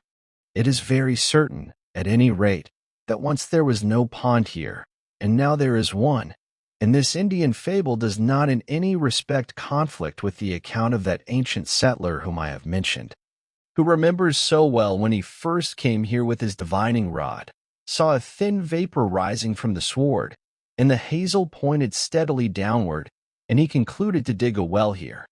As for the stones, many still think that they are hardly to be accounted for by the action of the waves on these hills. But I observe that the surrounding hills are remarkably full of the same kind of stones, so that they have been obliged to pile them up in walls on both sides of the railroad cut nearest the pond, and, moreover, there are most stones where the shore is most abrupt, so that, unfortunately, it is no longer a mystery to me. I detect the paver. If the name was not derived from that of some English locality, Saffron Walden, for instance, one might suppose that it was called originally Walden Pond. The pond was my well ready dug. For 4 months in the year its water is as cold as it is pure at all times, and I think that it is then as good as any, if not the best, in the town. In the winter, all water which is exposed to the air is colder than springs and wells which are protected from it. The temperature of the pond water, which had stood in the room where I sat from 5 o'clock in the afternoon till noon the next day, the 6th of March, 1846, the thermometer having been up to 65 degrees or 70 degrees some of the time, owing partly to the sun on the roof, was 42 degrees, or 1 degree colder than the water of one of the coldest wells in the village just drawn. The temperature of the boiling spring the same day was 45 degrees, or the warmest of any water tried, though it is the coldest that I know of in summer, when, beside, shallow and stagnant surface water is not mingled with it. Moreover, in summer, Walden never becomes so warm as most water which is exposed to the sun, on account of its depth. In the warmest weather I usually placed a pailful in my cellar, where it became cool in the night, and remained so during the day, though I also resorted to a spring in the neighborhood. It was as good when a week old as the day it was dipped, and had no taste of the pump. Whoever camps for a week in summer by the shore of a pond needs only bury a pail of water a few feet deep in the shade of his camp to be independent of the luxury of ice. There have been caught in Walden pickerel, one weighing 7 pounds, to say nothing of another which carried off a reel with great velocity, which the fisherman safely set down at 8 pounds because he did not see him, perch and pouts, some of each weighing over 2 pounds, shiners, chivens or roach, Leuciscus pulchellus, a very few breams, and a couple of eels, one weighing 4 pounds. I am thus particular because the weight of a fish is commonly its only title to fame, and these are the only eels I have heard of here. Also, I have a faint recollection of a little fish some 5 inches long, with silvery sides and a greenish back, somewhat dace-like in its character, which I mention here chiefly to link my facts to fable. Nevertheless, this pond is not very fertile in fish. Its pickerel, though not abundant, are its chief boast. I have seen at one time lying on the ice pickerel of at least 3 different kinds, a long and shallow one, steel-colored, most like those caught in the river, a bright golden kind, with greenish reflections and remarkably deep, which is the most common here, and another, golden-colored and shaped like the last, but peppered on the sides with small dark brown or black spots intermixed with a few faint blood-red ones, very much like a trout. The specific name reticulatus would not apply to this. It should be guttatus rather. These are all very firm fish, and weigh more than their size promises. The shiners, pouts, and perch also, and indeed all the fishes which inhabit this pond, are much cleaner, handsomer, and firmer flesh than those in the river and most other ponds, as the water is purer, and they can easily be distinguished from them. Probably many ichthyologists would make new varieties of some of them. There are also a clean race of frogs and tortoises, and a few mussels in it. Muskrats and minks leave their traces about it, and occasionally a traveling mud turtle visits it. Sometimes, when I pushed off my boat in the morning, I disturbed a great mud turtle which had secreted himself under the boat in the night. Ducks and geese frequent it in the spring and fall. The white-bellied swallows, hirundo bicolor, skim over it, and the peatwheats, Totanus macularius, teeter along its stony shores all summer. I have sometimes disturbed a fishhawk sitting on a white pine over the water, but I doubt if it is ever profaned by the wing of a gull. Like Fairhaven, at most, it tolerates one annual loon. These are all the animals of consequence which frequent it now. You may see from a boat, in calm weather, near the sandy eastern shore, where the water is 8 or 10 feet deep, and also in some other parts of the pond, some circular heaps half a dozen feet in diameter by a foot in height, consisting of small stones less than a hen's egg in size, where all around is bare sand. At first you wonder if the Indians could have formed them on the ice for any purpose, and so, when the ice melted, they sank to the bottom. But they are too regular, and some of them plainly too fresh for that. They are similar to those found in rivers, but as there are no suckers nor lampreys here, I know not by what fish they could be made. Perhaps they are the nest of the chivin. These lend a pleasing mystery to the bottom. The shore is irregular enough not to be monotonous. I have in my mind's eye the western indented with deep bays, the bolder northern, and the beautifully scalloped southern shore, where successive capes overlap each other and suggest unexplored coves between. The forest has never so good a setting, nor is so distinctly beautiful, as when seen from the middle of a small lake amid hills which rise from the water's edge, for the water in which it is reflected not only makes the best foreground in such a case, but, with its winding shore, the most natural and agreeable boundary to it. There is no rawness nor imperfection in its edge there, as where the axe has cleared a part, or a cultivated field abuts on it. The trees have ample room to expand on the water's side, and each sends forth its most vigorous branch in that direction. Their nature has woven a natural selvage, and the eye rises by just gradations from the low shrubs of the shore to the highest trees. There are few traces of man's hand to be seen. The water laves the shore as it did 1,000 years ago. A lake is the landscape's most beautiful and expressive feature. It is Earth's eye, looking into which the beholder measures the depth of his own nature. The fluviatile trees next the shore are the slender eyelashes which fringe it, and the wooded hills and cliffs around are its overhanging brows. Standing on the smooth sandy beach at the east end of the pond, in a calm September afternoon, when a slight haze makes the opposite shore line indistinct, I have seen whence came the expression, the glassy surface of a lake. When you invert your head, it looks like a thread of finest gossamer stretched across the valley and gleaming against the distant pine woods, separating one stratum of the atmosphere from another.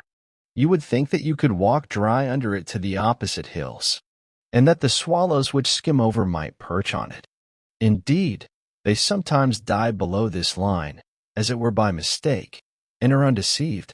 As you look over the pond westward, you are obliged to employ both your hands to defend your eyes against the reflected as well as the true sun, for they are equally bright, and if, between the two, you survey its surface critically, it is literally as smooth as glass, except where the skater insects, at equal intervals scattered over its whole extent. By their motions and the sun produce the finest imaginable sparkle on it. Or, perchance, a duck plumes itself, or, as I have said, a swallow schemes, so low as to touch it. It may be that in the distance a fish describes an arc of 3 or 4 feet in the air, and there is one bright flash where it emerges, and another where it strikes the water. Sometimes the whole silvery arc is revealed, or here and there, perhaps, is a thistledown floating on its surface, which the fishes dart at and so dimple it again. It is like molten glass cooled but not congealed, and the few motes in it are pure and beautiful like the imperfections in glass. You may often detect a yet smoother and darker water, separated from the rest as if by an invisible cobweb, boom of the water nymphs resting on it. From a hilltop you can see a fish leap in almost any part, for not a pickerel or shiner picks an insect from this smooth surface, but it manifestly disturbs the equilibrium of the whole lake. It is wonderful with what elaborateness this simple fact is advertised. This piscine murder will out, and from my distant perch I distinguish the circling undulations when they are half a dozen rods in diameter. You can even detect a water bug, Gyrinus, ceaselessly progressing over the smooth surface a quarter of a mile off. For they furrow the water slightly, making a conspicuous ripple bounded by 2 diverging lines, but the skaters glide over it without rippling it perceptibly. When the surface is considerably agitated, there are no skaters nor water bugs on it, but apparently, in calm days, they leave their havens and adventurously glide forth from the shore by short impulses till they completely cover it. It is a soothing employment, on one of those fine days in the fall when all the warmth of the sun is fully appreciated, to sit on a stump on such a height as this, overlooking the pond, and study the dimpling circles which are incessantly inscribed on its otherwise invisible surface amid the reflected skies and trees. Over this great expanse there is no disturbance, but it is thus at once gently smoothed away and assuaged, as, when a vase of water is jarred, the trembling circles seek the shore and all is smooth again. Not a fish can leap or an insect fall on the pond, but it is thus reported in circling dimples, in lines of beauty, as it were the constant welling up of its fountain, the gentle pulsing of its life, the heaving of its breast. The thrills of joy and thrills of pain are undistinguishable. How peaceful the phenomena of the lake! Again the works of men shine as in the spring. Every leaf and twig and stone and cobweb sparkles now at mid-afternoon as when covered with dew in a spring morning. Every motion of an or an insect produces a flash of light, and if an or falls, how sweet the echo! In such a day, in September or October, Walden is a perfect forest mirror, set round with stones as precious to my eye as if fewer or rare. Nothing so fair, so pure, and at the same time so large, as a lake, perchance, lies on the surface of the earth. Sky water. It needs no fence. Nations come and go without defiling it.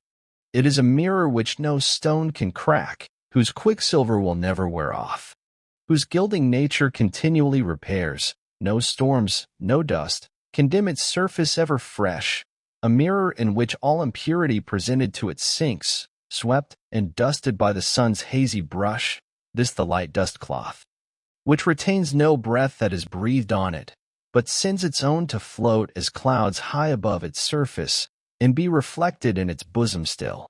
A field of water betrays the spirit that is in the air. It is continually receiving new life and motion from above. It is intermediate in its nature between land and sky. On land only the grass and trees wave, but the water itself is rippled by the wind. I see where the breeze dashes across it by the streaks or flakes of light. It is remarkable that we can look down on its surface. We shall, perhaps, look down thus on the surface of air at length, and mark where a still subtler spirit sweeps over it. The skaters and water bugs finally disappear in the latter part of October, when the severe frosts have come, And then, and in November, usually in a calm day, there is absolutely nothing to ripple the surface. One November afternoon, in the calm at the end of a rainstorm of several days' duration, when the sky was still completely overcast and the air was full of mist, I observed that the pond was remarkably smooth, so that it was difficult to distinguish its surface, though it no longer reflected the bright tints of October, but the somber November colors of the surrounding hills. Though I passed over it as gently as possible, the slight undulations produced by my boat extended almost as far as I could see, and gave a ribbed appearance to the reflections. But, as I was looking over the surface, I saw here and there at a distance a faint glimmer, as if some skater insects which had escaped the frosts might be collected there. Or, perchance, the surface, being so smooth, betrayed where a spring welled up from the bottom. Paddling gently to one of these places, I was surprised to find myself surrounded by myriads of small perch, about 5 inches long, of a rich bronze color in the green water, sporting there, and constantly rising to the surface and dimpling it, sometimes leaving bubbles on it. In such transparent and seemingly bottomless water, reflecting the clouds, I seemed to be floating through the air as in a balloon, and their swimming impressed me as a kind of flight or hovering, as if they were a compact flock of birds passing just beneath my level on the right or left, their fins, like sails, set all around them. There were many such schools in the pond, apparently improving the short season before winter would draw an icy shutter over their broad skylight, sometimes giving to the surface an appearance as if a slight breeze struck it, or a few raindrops fell there. When I approached carelessly and alarmed them, they made a sudden splash and rippling with their tails, as if one had struck the water with a brushy bough, and instantly took refuge in the depths. At length the wind rose, the mist increased, and the waves began to run, and the perch leaped much higher than before, half out of water, 100 black points, 3 inches long, at once above the surface. Even as late as the 5th of December, one year, I saw some dimples on the surface, and thinking it was going to rain hard immediately, the air being full of mist, I made haste to take my place at the oars and row homeward. Already the rain seemed rapidly increasing, though I felt none on my cheek, and I anticipated a thorough soaking. But suddenly the dimples ceased, for they were produced by the perch, which the noise of my oars had seared into the depths, and I saw their schools dimly disappearing. So I spent a dry afternoon after all. An old man who used to frequent this pond nearly 60 years ago, when it was dark with surrounding forests, tells me that in those days he sometimes saw it all alive with ducks and other waterfowl, and that there were many eagles about it. He came here fishing, and used an old log canoe which he found on the shore. It was made of 2 white pine logs dug out and pinned together, and was cut off square at the ends. It was very clumsy, but lasted a great many years before it became waterlogged, and perhaps sank to the bottom. He did not know whose it was. It belonged to the pond. He used to make a cable for his anchor of strips of hickory bark tied together. An old man, a potter, who lived by the pond before the Revolution, told him once that there was an iron chest at the bottom, and that he had seen it. Sometimes it would come floating up to the shore, but when you went toward it, it would go back into deep water and disappear.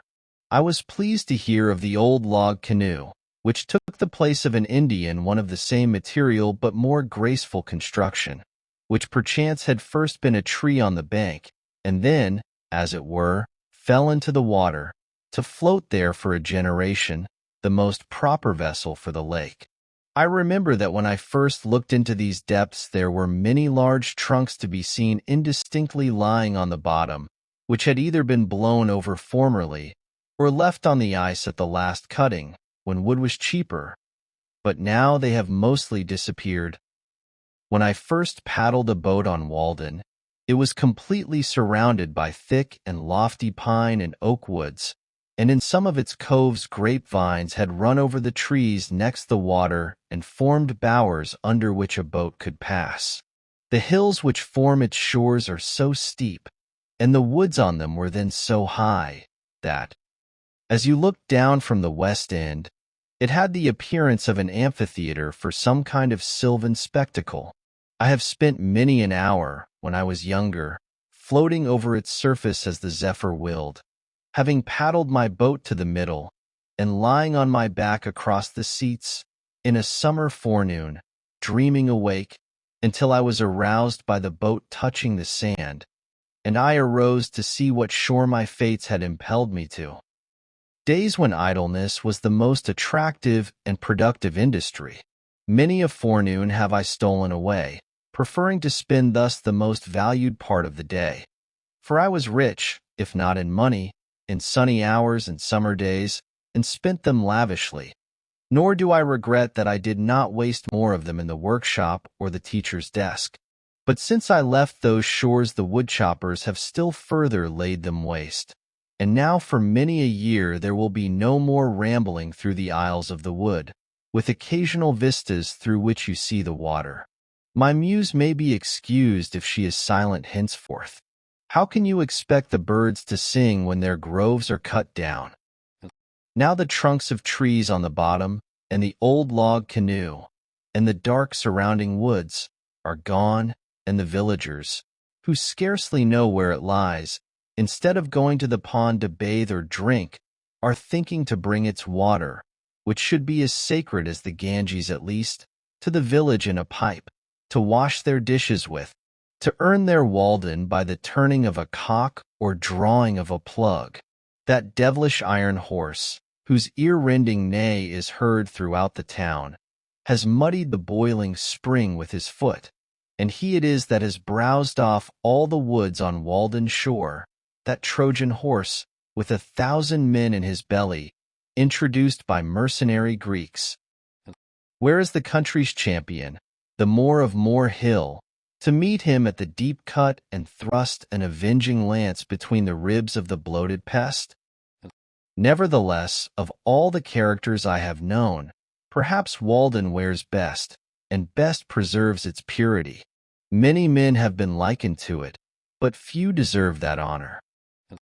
Though the woodchoppers have laid bare first this shore and then that, and the Irish have built their sties by it, and the railroad has infringed on its border, and the icemen have skimmed it once, it is itself unchanged, the same water which my youthful eyes fell on. All the change is in me. It has not acquired one permanent wrinkle after all its ripples. It is perennially young, and I may stand and see a swallow dip apparently to pick an insect from its surface as of yore. It struck me again tonight, as if I had not seen it almost daily for more than 20 years. Why, here is Walden, the same woodland lake that I discovered so many years ago. Where a forest was cut down last winter, another is springing up by its shore as lustily as ever. The same thought is welling up to its surface that was then. It is the same liquid joy and happiness to itself and its maker, and it may be to me. It is the work of a brave man surely, in whom there was no guile. He rounded this water with his hand, deepened and clarified it in his thought, and in his will bequeathed it to concord. I see by its face that it is visited by the same reflection, and I can almost say, Walden, is it you?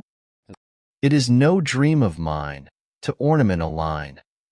I cannot come nearer to God in heaven than I live to Walden even. I am its stony shore, and the breeze that passes o'er, in the hollow of my hand, are its water and its sand, and its deepest resort lies high in my thought. The cars never pause to look at it, yet I fancy that the engineers and firemen and brakemen, and those passengers who have a season ticket and see it often, are better men for the sight. The engineer does not forget at night, or his nature does not, that he has beheld this vision of serenity and purity once at least during the day. Though seen but once, it helps to wash out State Street and the engine sit. One proposes that it be called God's Drop. I have said that Walden has no visible inlet nor outlet, but it is on the one hand distantly and indirectly related to Flint's Pond, which is more elevated, by a chain of small ponds coming from that quarter, and on the other directly and manifestly to Concord River, which is lower, by a similar chain of ponds through which in some other geological period it may have flowed, and by a little digging, which God forbid, it can be made to flow thither again. If by living thus reserved and austere, like a hermit in the woods, so long it has acquired such wonderful purity, who would not regret that the comparatively impure waters of Flint's Pond should be mingled with it, or itself should ever go to waste its sweetness in the ocean wave? Flint's, or Sandy Pond, in Lincoln, our greatest lake and inland sea, lies about a mile east of Walden. It is much larger, being said to contain 197 acres, and is more fertile in fish, but it is comparatively shallow and not remarkably pure. A walk through the woods thither was often my recreation. It was worth the while, if only to feel the wind blow on your cheek freely, and see the waves run, and remember the life of mariners. I went chestnutting there in the fall, on windy days, when the nuts were dropping into the water and were washed to my feet, and one day, as I crept along its sedgy shore, the fresh spray blowing in my face, I came upon the moldering wreck of a boat, the sides gone, and hardly more than the impression of its flat bottom left amid the rushes. Yet its model was sharply defined, as if it were a large decayed pad with its veins. It was as impressive a wreck as one could imagine on the seashore, and had as good a moral. It is by this time mere vegetable mold and undistinguishable pond shore, through which rushes and flags have pushed up. I used to admire the ripple marks on the sandy bottom, at the north end of this pond, made firm and hard to the feet of the wader by the pressure of the water, and the rushes which grew in Indian file, in waving lines, corresponding to these marks, rank behind rank, as if the waves had planted them. There also I have found, in considerable quantities, curious balls, composed apparently of fine grass or roots, of pipework perhaps, from half an inch to 4 inches in diameter, and perfectly spherical. These wash back and forth in shallow water on a sandy bottom, and are sometimes cast on the shore. They are either solid grass, or have a little sand in the middle. At first you would say that they were formed by the action of the waves, like a pebble. Yet the smallest are made of equally coarse materials, half an inch long, and they are produced only at one season of the year. Moreover, the waves, I suspect, do not so much construct as wear down a material which has already acquired consistency. They preserve their form when dry for an indefinite period. Flint's Pond. Such is the poverty of our nomenclature. What right had the unclean and stupid farmer, whose farm abutted on this sky water, whose shores he has ruthlessly laid bare, to give his name to it? Some skinflint, who loved better the reflecting surface of a dollar, or a bright cent, in which he could see his own brazen face, who regarded even the wild ducks which settled in it as trespassers, his fingers grown into crooked and horny talons from the long habit of grasping harpy-like. So it is not named for me. I go not there to see him nor to hear of him, who never saw it, who never bathed in it, who never loved it, who never protected it, who never spoke a good word for it, nor thanked God that he had made it. Rather let it be named from the fishes that swim in it, the wild fowl or quadrupeds which frequent it, the wild flowers which grow by its shores, or some wild man or child the thread of whose history is interwoven with its own. Not from him who could show no title to it, but the deed which a like-minded neighbor or legislature gave him, him who thought only of its money value, whose presence perchance cursed all the shore, who exhausted the land around it, and would fain have exhausted the waters within it, who regretted only that it was not English hay or cranberry meadow. There was nothing to redeem it, forsooth, in his eyes, and would have drained and sold it for the mud at its bottom. It did not turn his mill, and it was no privilege to him to behold it. I respect not his labors, his farm where everything has its price. Who would carry the landscape, who would carry his God, to market, if he could get anything for him? Who goes to market for his God as it is, on whose farm nothing grows free, whose fields bear no crops, whose meadows no flowers, whose trees no fruits, but dollars, who loves not the beauty of his fruits, whose fruits are not ripe for him till they are turned to dollars? Give me the poverty that enjoys true wealth. Farmers are respectable and interesting to me in proportion as they are poor farmers. A model farm, where the house stands like a fungus in a muck heap, chambers for men, horses, oxen, and swine, cleansed and uncleansed, all contiguous to one another, stocked with men, a great grease spot, redolent of manures and buttermilk, under a high state of cultivation, being manured with the hearts and brains of men, as if you were to raise your potatoes in the churchyard. Such is a model farm. No, no. If the fairest features of the landscape are to be named after men, let them be the noblest and worthiest men alone. Let our lakes receive as true names at least as the Icarian Sea, where still the shore, a brave attempt resounds. Goose Pond, of small extent, is on my way to Flint's, Fairhaven, an expansion of Concord River, said to contain some 70 acres, is a mile southwest, and White Pond, of about 40 acres, is a mile and a half beyond Fairhaven. This is my lake country. These, with Concord River, are my water privileges, and night and day, year in year out, they grind such grist as I carry to them. Since the woodcutters, and the railroad, and I myself have profaned Walden, perhaps the most attractive, if not the most beautiful, of all our lakes, the gem of the woods, is White Pond, a poor name from its commonness. Whether derived from the remarkable purity of its waters or the color of its sands. In these as in other respects, however, it is a lesser twin of Walden. They are so much alike that you would say they must be connected underground. It has the same stony shore, and its waters are of the same hue. As at Walden, in sultry dog-day weather, looking down through the woods on some of its bays which are not so deep, but that the reflection from the bottom tinges them, its waters are of a misty bluish-green or glaucous color. Many years since I used to go there to collect the sand by cartloads, to make sandpaper with, and I have continued to visit it ever since. One who frequents it proposes to call it Virid Lake. Perhaps it might be called Yellow Pine Lake, from the following circumstance. About 15 years ago you could see the top of a pitch pine, of the kind called yellow pine hereabouts, though it is not a distinct species, projecting above the surface in deep water, many rods from the shore. It was even supposed by some that the pond had sunk, and this was one of the primitive forests that formerly stood there. I find that even so long ago as 1792, in a topographical description of the town of Concord by one of its citizens, in the collections of the Massachusetts Historical Society, the author, after speaking of Walden and White Ponds, adds, "In the middle of the latter may be seen, when the water is very low, a tree which appears as if it grew in the place where it now stands, although the roots are 50 feet below the surface of the water.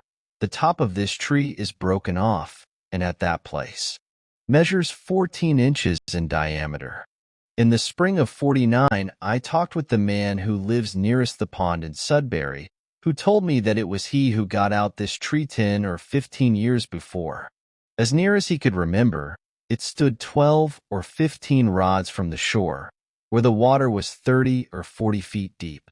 It was in the winter, and he had been getting out ice in the forenoon, and had resolved that in the afternoon, with the aid of his neighbors, he would take out the old yellow pine. He sawed a channel in the ice toward the shore, and hauled it over and along and out onto the ice with oxen. But before he had gone far in his work, he was surprised to find that it was wrong end upward, with the stumps of the branches pointing down, and the small end firmly fastened in the sandy bottom. It was about a foot in diameter at the big end, and he had expected to get a good saw log, but it was so rotten as to be fit only for fuel, if for that. He had some of it in his shed then. There were marks of an axe and of woodpeckers on the butt. He thought that it might have been a dead tree on the shore, but was finally blown over into the pond, and after the top had become waterlogged, while the butt end was still dry and light, had drifted out and sunk wrong end up. His father, 80 years old, could not remember when it was not there. Several pretty large logs may still be seen lying on the bottom, where, owing to the undulation of the surface, they look like huge water snakes in motion. This pond has rarely been profaned by a boat, for there is little in it to tempt a fisherman. Instead of the white lily, which requires mud, or the common sweet flag, the blue flag, iris versicolor, grows thinly in the pure water, rising from the stony bottom all around the shore, where it is visited by humming birds in June. And the color both of its bluish blades and its flowers, and especially their reflections, are in singular harmony with the glaucous water. White Pond and Walden are great crystals on the surface of the earth, lakes of light. If they were permanently congealed and small enough to be clutched, they would, perchance, be carried off by slaves, like precious stones, to adorn the heads of emperors. But being liquid and ample, and secured to us and our successors forever, we disregard them, and run after the diamond of Kohinoor. They are too pure to have a market value. They contain no muck. How much more beautiful than our lives, how much more transparent than our characters are they? We never learned meanness of them. How much fairer than the pool before the farmer's door, in which his ducks swim. Hither the clean wild ducks come. Nature has no human inhabitant who appreciates her. The birds with their plumage and their notes are in harmony with the flowers. But what youth or maiden conspires with the wild luxuriant beauty of nature? She flourishes most alone, far from the towns where they reside. Talk of heaven, ye disgrace earth. Baker Farm. Sometimes I ramble to pine groves, standing like temples or like fleets at sea, full-rigged, with wavy boughs and rippling with light, so soft and green and shady that the Druids would have forsaken their oaks to worship in them. Or to the cedar wood beyond Flint's Pond, where the trees, covered with hoary blueberries, spiring higher and higher, are fit to stand before Valhalla, and the creeping juniper covers the ground with wreaths full of fruit, or to swamps where the usnea lichen hangs, in festoons from the white spruce trees and toadstools. Round tables of the swamp gods cover the ground, and more beautiful fungi adorn the stumps, like butterflies or shells, vegetable winkles. Where the swamp pink and dogwood grow, the red alderberry glows like eyes of imps, the waxwork grooves and crushes the hardest woods in its folds, and the wild holly berries make the beholder forget his home with their beauty, and he is dazzled and tempted by nameless other wild forbidden fruits. Too fair for mortal taste. Instead of calling on some scholar, I paid many a visit to particular trees, of kinds which are rare in this neighborhood. Standing far away in the middle of some pasture, or in the depths of a wood or swamp, or on a hilltop, such as the black birch, of which we have some handsome specimens 2 feet in diameter. Its cousin, the yellow birch, with its loose golden vest, perfumed like the first. The beech, which has so neat a bole and beautifully lichen-painted, perfect in all its details, of which, excepting scattered specimens, I know but one small grove of sizable trees left in the township, supposed by some to have been planted by the pigeons that were once baited with beech nuts nearby. It is worth the while to see the silver grain sparkle when you split this wood, the base, the hornbeam, the Celtis occidentalis or false elm, of which we have but one well-grown. Some taller mast of a pine, a shingle tree, or a more perfect hemlock than usual, standing like a pagoda in the midst of the woods, and many others I could mention. These were the shrines I visited both summer and winter.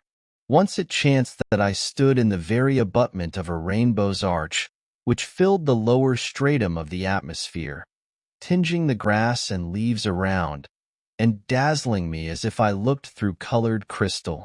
It was a lake of rainbow light, in which, for a short while, I lived like a dolphin. If it had lasted longer, it might have tinged my employments and life. As I walked on the railroad causeway, I used to wonder at the halo of light around my shadow, and would fain fancy myself one of the elect. One who visited me declared that the shadows of some Irishmen before him had no halo about them, that it was only natives that were so distinguished. Benvenuto Cellini tells us in his memoirs that, after a certain terrible dream or vision which he had during his confinement in the castle of St. Angelo, a resplendent light appeared over the shadow of his head at morning and evening, whether he was in Italy or France, and it was particularly conspicuous when the grass was moist with dew. This was probably the same phenomenon to which I have referred, which is especially observed in the morning, but also at other times, and even by moonlight. Though a constant one, it is not commonly noticed, and, in the case of an excitable imagination like Cellini's, it would be basis enough for superstition. Beside, he tells us that he showed it to very few. But are they not indeed distinguished who are conscious that they are regarded at all? I set out one afternoon to go fishing to Fairhaven, through the woods, to eke out my scanty fare of vegetables. My way led through Pleasant Meadow, an adjunct of the Baker farm, that retreat of which a poet has since sung, beginning, "Thy entry is a pleasant field, which some mossy fruit trees yield, partly to a ruddy brook. By gliding musquash undertook, and mercurial trout, darting about. I thought of living there before I went to Walden. I hooked the apples, leaped the brook, and scared the musquash and the trout." It was one of those afternoons which seem indefinitely long before one, in which many events may happen, a large portion of our natural life, though it was already half spent when I started. By the way there came up a shower, which compelled me to stand half an hour under a pine, piling boughs over my head, and wearing my handkerchief for a shed. And when at length I had made one cast over the pickerel weed, standing up to my middle in water, I found myself suddenly in the shadow of a cloud, and the thunder began to rumble with such emphasis that I could do no more than listen to it. The gods must be proud, thought I, with such forked flashes to rout a poor unarmed fisherman. So I made haste for shelter to the nearest hut, which stood half a mile from any road, but so much the nearer to the pond, and had long been uninhabited. And here a poet builded, in the completed years.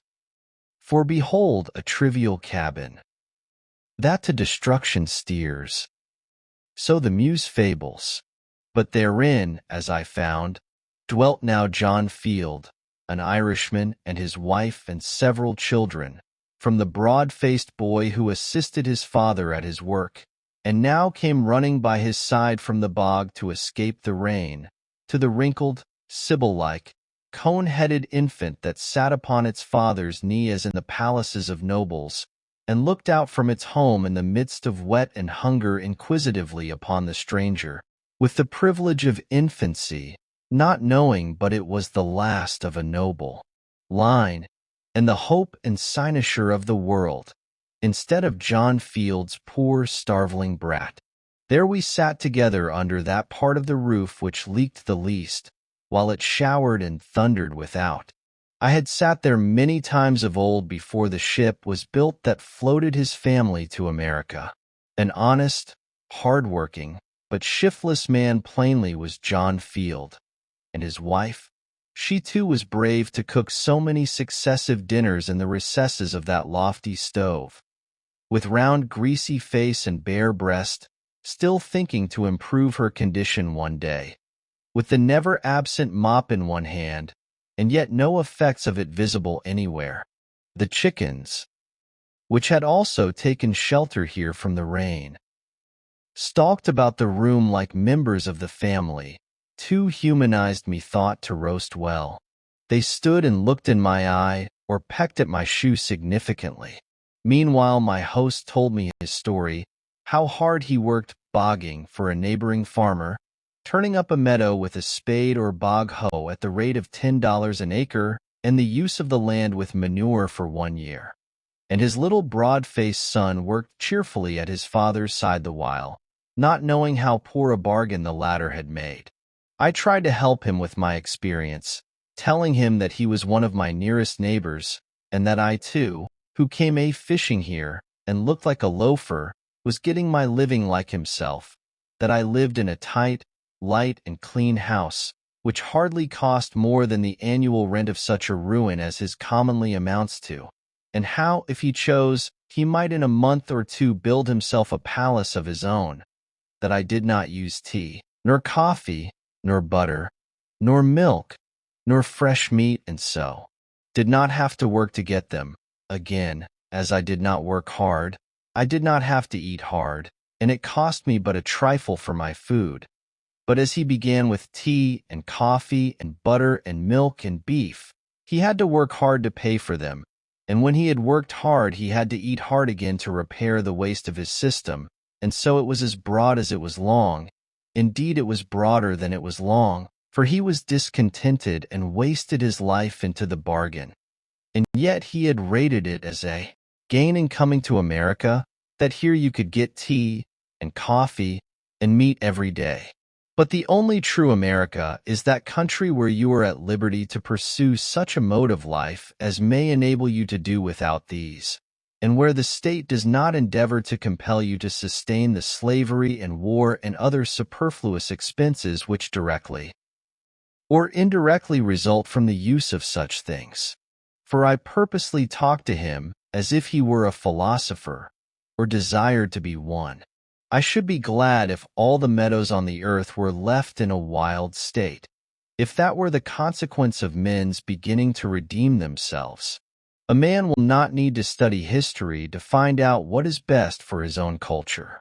But alas, the culture of an Irishman is an enterprise to be undertaken with a sort of moral bog-hoe. I told him that as he worked so hard at bogging, he required thick boots and stout clothing, which yet were soon soiled and worn out, but I wore light shoes and thin clothing, which cost not half so much, though he might think that I was dressed like a gentleman, which, however, was not the case, and in an hour or two, without labor, but as a recreation, I could, if I wished, catch as many fish as I should want for 2 days, or earn enough money to support me a week. If he and his family would live simply, they might all go a huckleberrying in the summer for their amusement. John heaved a sigh at this, and his wife stared with arms akimbo, and both appeared to be wondering if they had capital enough to begin such a course with, or arithmetic enough to carry it through. It was sailing by dead reckoning to them, and they saw not clearly how to make their port so. Therefore I suppose they still take life bravely, after their fashion, face to face, giving it tooth and nail, not having skill to split its massive columns with any fine entering wedge, and route it in detail, thinking to deal with it roughly, as one should handle a thistle. But they fight at an overwhelming disadvantage, living, John Field, alas, without arithmetic, and failing so. "Do you ever fish?" I asked. "Oh yes, I catch a mess now and then when I am lying by. Good perch I catch." "What's your bait?" "I catch shiners with fishworms, and bait the perch with them." "You'd better go now, John," said his wife, with glistening and hopeful face. But John demurred. The shower was now over, and a rainbow above the eastern woods promised a fair evening. So I took my departure. When I had got without, I asked for a drink, hoping to get a sight of the well bottom to complete my survey of the premises. But there, alas, are shallows and quicksands, and rope broken withal, and bucket irrecoverable. Meanwhile, the right culinary vessel was selected, water was seemingly distilled, and after consultation and long delay passed out to the thirsty one, not yet suffered to cool, not yet to settle. Such gruel sustains life here, I thought. So, shutting my eyes, and excluding the motes by a skillfully directed undercurrent, I drank to genuine hospitality the heartiest draught I could. I am not squeamish in such cases when manners are concerned. As I was leaving the Irishman's roof after the rain, bending my steps again to the pond, my haste to catch pickerel, wading in retired meadows, in sloughs and bog holes, in forlorn and savage places, appeared for an instant trivial to me who had been sent to school and college. But as I ran down the hill toward the reddening west, with the rainbow over my shoulder, and some faint tinkling sounds borne to my ear through the cleansed air from I know not what quarter, my good genius seemed to say, "Go fish and hunt far and wide day by day, farther and wider, and rest thee by many brooks and hearthsides without misgiving. Remember thy Creator in the days of thy youth. Rise free from care before the dawn, and seek adventures. Let the noon find thee by other lakes, and the night overtake thee everywhere at home. There are no larger fields than these, no worthier games than may here be played. Grow wild according to thy nature, like these sedges and brakes, which will never become English hay. Let the thunder rumble. What if it threaten ruin to farmers' crops? That is not its errand to thee.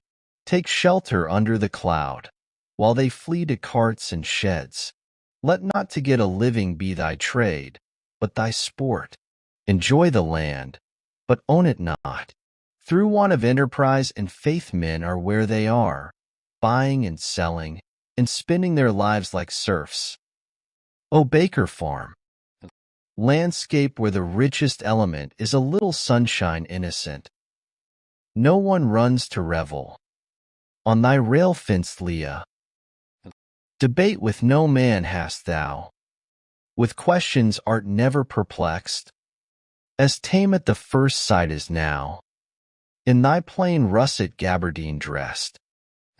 Come ye who love, and ye who hate, children of the holy dove, and Guy foe of the state, and hang conspiracies from the tough rafters of the trees. Men come tamely home at night only from the next field or street, where their household echoes haunt, and their life pines because it breathes its own breath over again.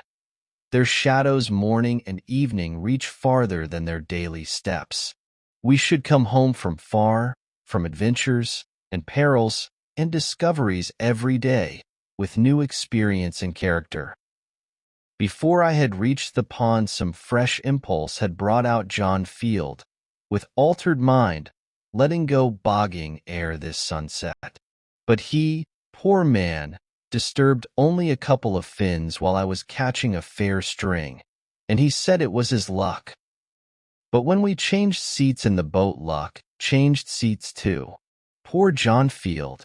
I trust he does not read this, unless he will improve by it, thinking to live by some derivative old country mode in this primitive new country, to catch perch with shiners.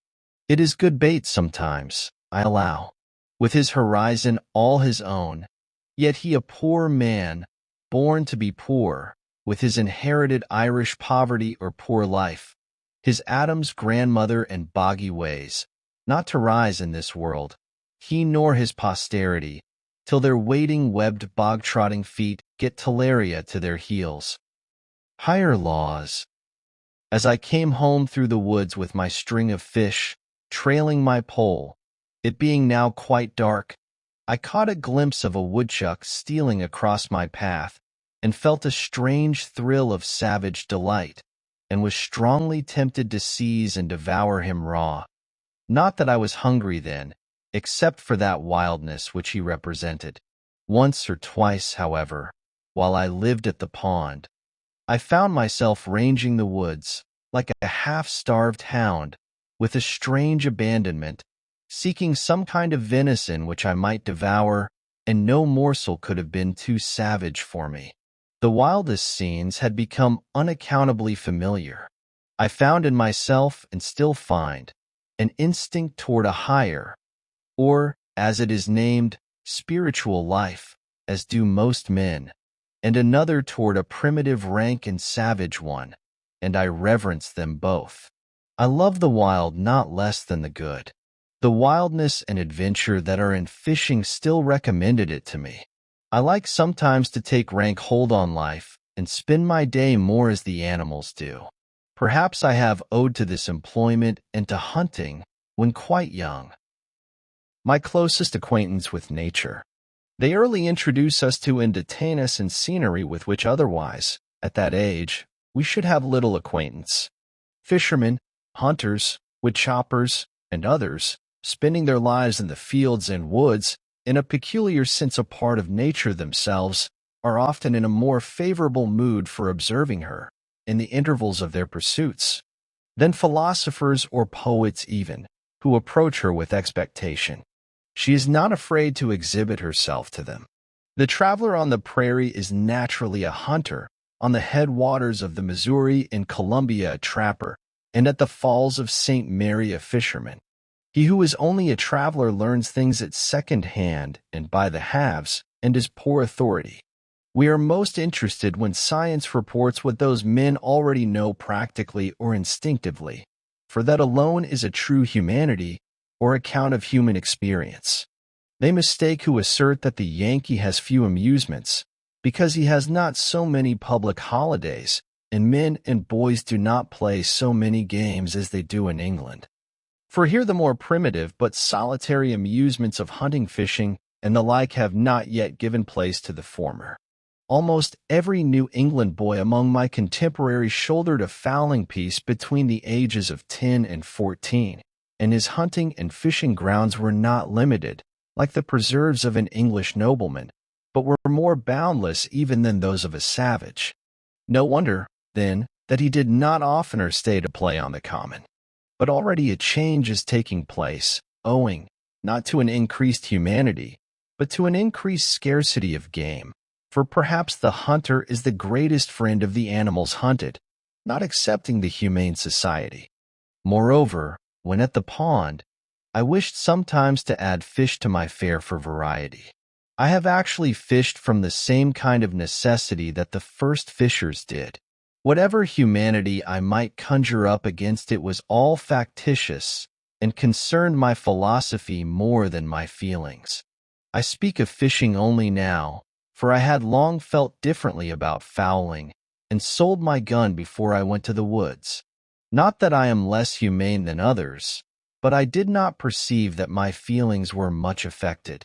I did not pity the fishes nor the worms. This was habit. As for fowling, during the last years that I carried a gun, my excuse was that I was studying ornithology and sought only new or rare birds. But I confess that I am now inclined to think that there is a finer way of studying ornithology than this. It requires so much closer attention to the habits of the birds that, if for that reason only, I have been willing to omit the gun. Yet notwithstanding the objection on the score of humanity, I am compelled to doubt if equally valuable sports are ever substituted for these. And when some of my friends have asked me anxiously about their boys, whether they should let them hunt, I have answered, yes, remembering that it was one of the best parts of my education, make them hunters, those sportsmen only at first, if possible, mighty hunters at last, so that they shall not find game large enough for them in this or any vegetable wilderness, hunters as well as fishers of men. Thus far I am of the opinion of Chaucer's nun, who yave not of the text a polled hen that saith that hunters been not holy men. There is a period in the history of the individual, as of the race, when the hunters are the best men, as the Algonquins called them. We cannot but pity the boy who has never fired a gun. He is no more humane, while his education has been sadly neglected. This was my answer with respect to those youths who were bent on this pursuit, trusting that they would soon outgrow it. No humane being, past the thoughtless age of boyhood, will wantonly murder any creature which holds its life by the same tenure that he does. The hare in its extremity cries like a child. I warn you, mothers, that my sympathies do not always make the usual philanthropic distinctions, such as oftenest the young man's introduction to the forest in the most original part of himself. He goes thither at first as a hunter and fisher, until at last, if he has the seeds of a better life in him, he distinguishes his proper objects, as a poet or naturalist it may be, and leaves the gun and fishpole behind. The mass of men are still and always young in this respect. In some countries a hunting parson is no uncommon sight. Such a one might make a good shepherd's dog, but is far from being the good shepherd. I have been surprised to consider that the only obvious employment, except wood chopping, ice cutting, or the like business, whichever to my knowledge detained at Walden Pond for a whole half-day any of my fellow citizens, whether fathers or children of the town, with just one exception, was fishing. Commonly they did not think that they were lucky, or well paid for their time, unless they got a long string of fish, though they had the opportunity of seeing the pond all the while. They might go there 1,000 times before the sediment of fishing would sink to the bottom and leave their purpose pure, but no doubt such a clarifying process would be going on all the while. The governor and his council faintly remember the pond, for they went fishing there when they were boys. But now they are too old and dignified to go fishing, and so they know it no more forever. Yet even they expect to go to heaven at last. If the legislature regards it, it is chiefly to regulate the number of hooks to be used there, but they know nothing about the hook of hooks with which to angle for the pond itself, impaling the legislature for a bait. Thus, even in civilized communities, the embryo man passes through the hunter stage of development. I have found repeatedly, of late years, that I cannot fish without falling a little in self-respect. I have tried it again and again. I have skill at it, and, like many of my fellows, a certain instinct for it, which revives from time to time, but always when I have done I feel that it would have been better if I had not fished. I think that I do not mistake. It is a faint intimation, yet so are the first streaks of morning. There is unquestionably this instinct in me which belongs to the lower orders of creation, yet with every year I am less a fisherman, though without more humanity or even wisdom. At present I am no fisherman at all.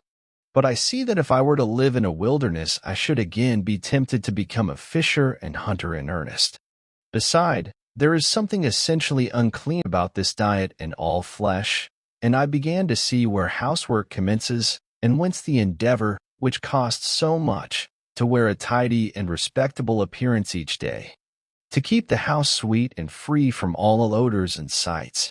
Having been my own butcher and scullion and cook, as well as the gentleman for whom the dishes were served up, I can speak from an unusually complete experience.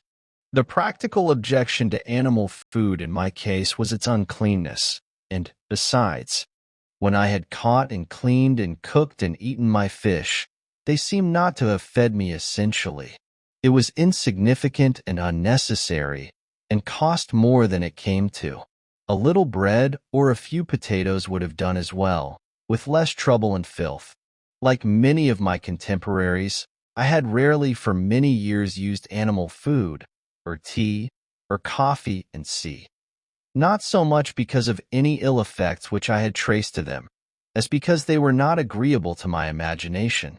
The repugnance to animal food is not the effect of experience, but is an instinct.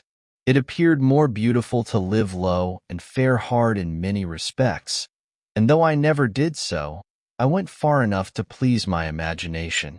I believe that every man who has ever been earnest to preserve his higher or poetic faculties in the best condition has been particularly inclined to abstain from animal food, and from much food of any kind. It is a significant fact, stated by entomologists, I find it in Kirby and Spence, that some insects in their perfect state, though furnished with organs of feeding, make no use of them. and they lay it down as a general rule that almost all insects in this state eat much less than in that of larvae. The voracious caterpillar, when transformed into a butterfly, and the gluttonous maggot, when become a fly, content themselves with a drop or two of honey or some other sweet liquid. The abdomen under the wings of the butterfly still represents the larva. This is the tidbit which tempts his insectivorous fate. The gross feeder is a man in the larva state, and there are whole nations in that condition, nations without fancy or imagination, whose vast abdomens betray them. It is hard to provide and cook so simple and clean a diet as will not offend the imagination. But this, I think, is to be fed when we feed the body. They should both sit down at the same table. Yet perhaps this may be done. The fruits eaten temperately need not make us ashamed of our appetites, nor interrupt the worthiest pursuits. But put an extra condiment into your dish, and it will poison you. It is not worth the while to live by rich cookery. Most men would feel shame if caught preparing with their own hands precisely such a dinner, whether of animal or vegetable food, as is every day prepared for them by others. Yet till this is otherwise we are not civilized, and, if gentlemen and ladies, are not true men and women.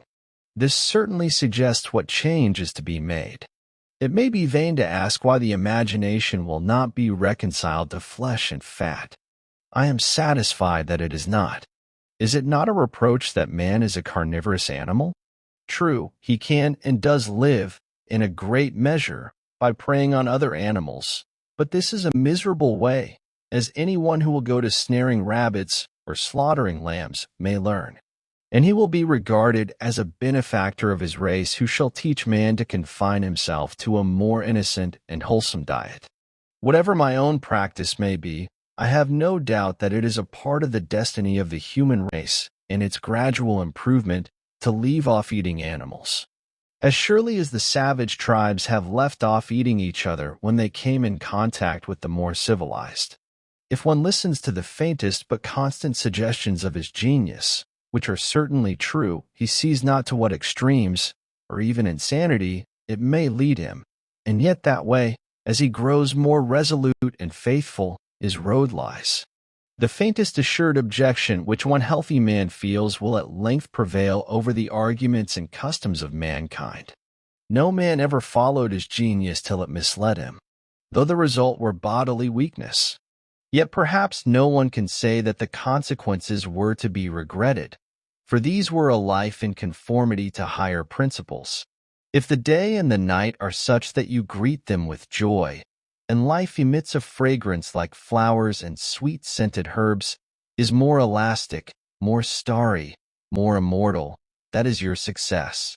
All nature is your congratulation, and you have cause momentarily to bless yourself. The greatest gains and values are farthest from being appreciated. We easily come to doubt if they exist. We soon forget them. They are the highest reality. Perhaps the facts most astounding and most real are never communicated by man to man. The true harvest of my daily life is somewhat as intangible and indescribable as the tints of morning or evening. It is a little stardust caught, a segment of the rainbow which I have clutched. Yet, for my part, I was never unusually squeamish. I could sometimes eat a fried rat with a good relish, if it were necessary. I am glad to have drunk water so long, for the same reason that I prefer the natural sky to an opium-eater's heaven. I would fain keep sober always, and there are infinite degrees of drunkenness. I believe that water is the only drink for a wise man. Wine is not so noble a liquor, and think of dashing the hopes of a morning with a cup of warm coffee, or of an evening with a dish of tea. Ah, how low I fall when I am tempted by them. Even music may be intoxicating. Such apparently slight causes destroyed Greece and Rome, and will destroy England and America. Of all ebriosity, who does not prefer to be intoxicated by the air he breathes? I have found it to be the most serious objection to coarse labors long continued, that they compelled me to eat and drink coarsely also. But to tell the truth, I find myself at present somewhat less particular in these respects. I carry less religion to the table, ask no blessing. Not because I am wiser than I was, but I am obliged to confess, because, however much it is to be regretted, with years I have grown more coarse and indifferent. Perhaps these questions are entertained only in youth, as most believe of poetry. My practice is nowhere, my opinion is here. Nevertheless, I am far from regarding myself as one of those privileged ones to whom the Ved refers when it says that he who has true faith in the omnipresent Supreme Being may eat all that exists, that is not bound to inquire what is his food, or who prepares it. And even in their case it is to be observed, as a Hindu commentator has remarked, that the Vedant limits this privilege to the time of distress. Who has not sometimes derived an inexpressible satisfaction from his food, in which appetite had no share? I have been thrilled to think that I owed a mental perception to the commonly gross sense of taste, that I have been inspired through the palate, that some berries which I had eaten on a hillside had fed my genius. The soul not being mistress of herself, says Tseng Tzu, one looks, and one does not see. One listens, and one does not hear. One eats, and one does not know the savor of food. He who distinguishes the true savor of his food can never be a glutton.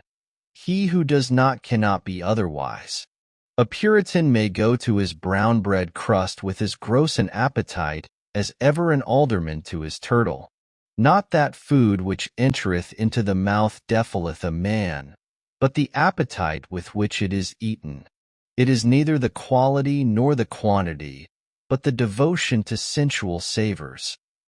When that which is eaten is not a viand to sustain our animal, or inspire our spiritual life, but food for the worms that possess us.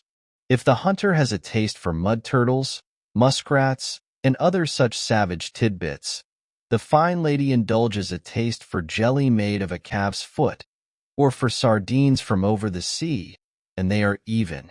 He goes to the mill pond, she to her preserve pot. The wonder is how you and I, can live this slimy, beastly life, eating and drinking. Our whole life is startlingly moral. There is never an instant's truce between virtue and vice. Goodness is the only investment that never fails. In the music of the harp which trembles round the world, it is the insisting on this which thrills us. The harp is the traveling patterer for the universe's insurance company, recommending its laws, and our little goodness is all the assessment that we pay. Though the youth at last grows indifferent, the laws of the universe are not indifferent, but are forever on the side of the most sensitive. Listen to every zephyr for some reproof, for it is surely there, and he is unfortunate who does not hear it. We cannot touch a string or move a stop, but the charming moral transfixes us. Many an irksome noise, go a long way off, is heard as music, a proud, sweet satire on the meanness of our lives. We are conscious of an animal in us, which awakens in proportion as our higher nature slumbers. It is reptile and sensual, and perhaps cannot be wholly expelled. Like the worms which, even in life and health, occupy our bodies. Possibly we may withdraw from it, but never change its nature. I fear that it may enjoy a certain health of its own, that we may be well, yet not pure. The other day I picked up the lower jaw of a hog, with white and sound teeth and tusks, which suggested that there was an animal health and vigor distinct from the spiritual. This creature succeeded by other means than temperance and purity. That in which men differ from brute beasts, says Mencius, is a thing very inconsiderable. The common herd lose it very soon. Superior men preserve it carefully. Who knows what sort of life would result if we had attained to purity? If I knew so wise a man as could teach me purity, I would go to seek him forthwith. A command over our passions and over the external senses of the body and good acts are declared by the Ved to be indispensable in the mind's approximation to God. Yet the spirit can for the time pervade and control every member and function of the body, and transmute what in form is the grossest sensuality into purity and devotion. The generative energy, which, when we are loose, dissipates and makes us unclean, when we are continent invigorates and inspires us. Chastity is the flowering of man, and what are called genius, heroism, holiness, and the like, are but various fruits which succeed it. Man flows at once to God when the channel of purity is open.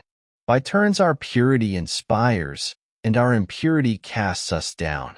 He is blessed who is assured that the animal is dying out in him day by day, and the divine being established. Perhaps there is none, but has cause for shame on account of the inferior and brutish nature to which he is allied. I fear that we are such gods or demigods only as fawns and satyrs, the divine allied to beasts, the creatures of appetite, and that, to some extent, our very life is our disgrace. How happy's he who hath due place assigned to his beasts and disafforested his mind, can use this horse, goat, wolf, and every beast, and is not ass himself to all the rest. Else man not only is the herd of swine, but he's those devils too which did incline them to a headlong rage, and made them worse. All sensuality is one, though it takes many forms. All purity is one. It is the same whether a man eat, or drink, or cohabit, or sleep sensually. They are but one appetite, and we only need to see a person do any one of these things to know how great a sensualist he is. The impure can neither stand nor sit with purity. When the reptile is attacked at one mouth of his burrow, he shows himself at another. If you would be chaste, you must be temperate. What is chastity? How shall a man know if he is chaste? He shall not know it. We have heard of this virtue, but we know not what it is. We speak conformably to the rumor which we have heard. From exertion come wisdom and purity, from sloth ignorance and sensuality. In the student sensuality is a sluggish habit of mind. An unclean person is universally a slothful one who sits by a stove, whom the sun shines on prostrate, who reposes without being fatigued. If you would avoid uncleanness and all the sins, work earnestly, though it be at cleaning a stable. Nature is hard to be overcome, but she must be overcome. What avails it that you are Christian, if you are not purer than the heathen, if you deny yourself no more, if you are not more religious?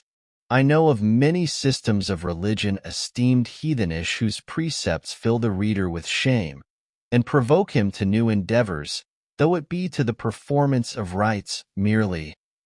I hesitate to say these things, but it is not because of the subject. I care not how obscene my words are, but because I cannot speak of them without betraying my impurity.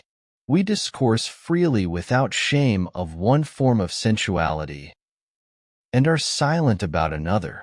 We are so degraded that we cannot speak simply of the necessary functions of human nature. In earlier ages, in some countries, every function was reverently spoken of and regulated by law. Nothing was too trivial for the Hindu lawgiver, however offensive it may be to modern taste.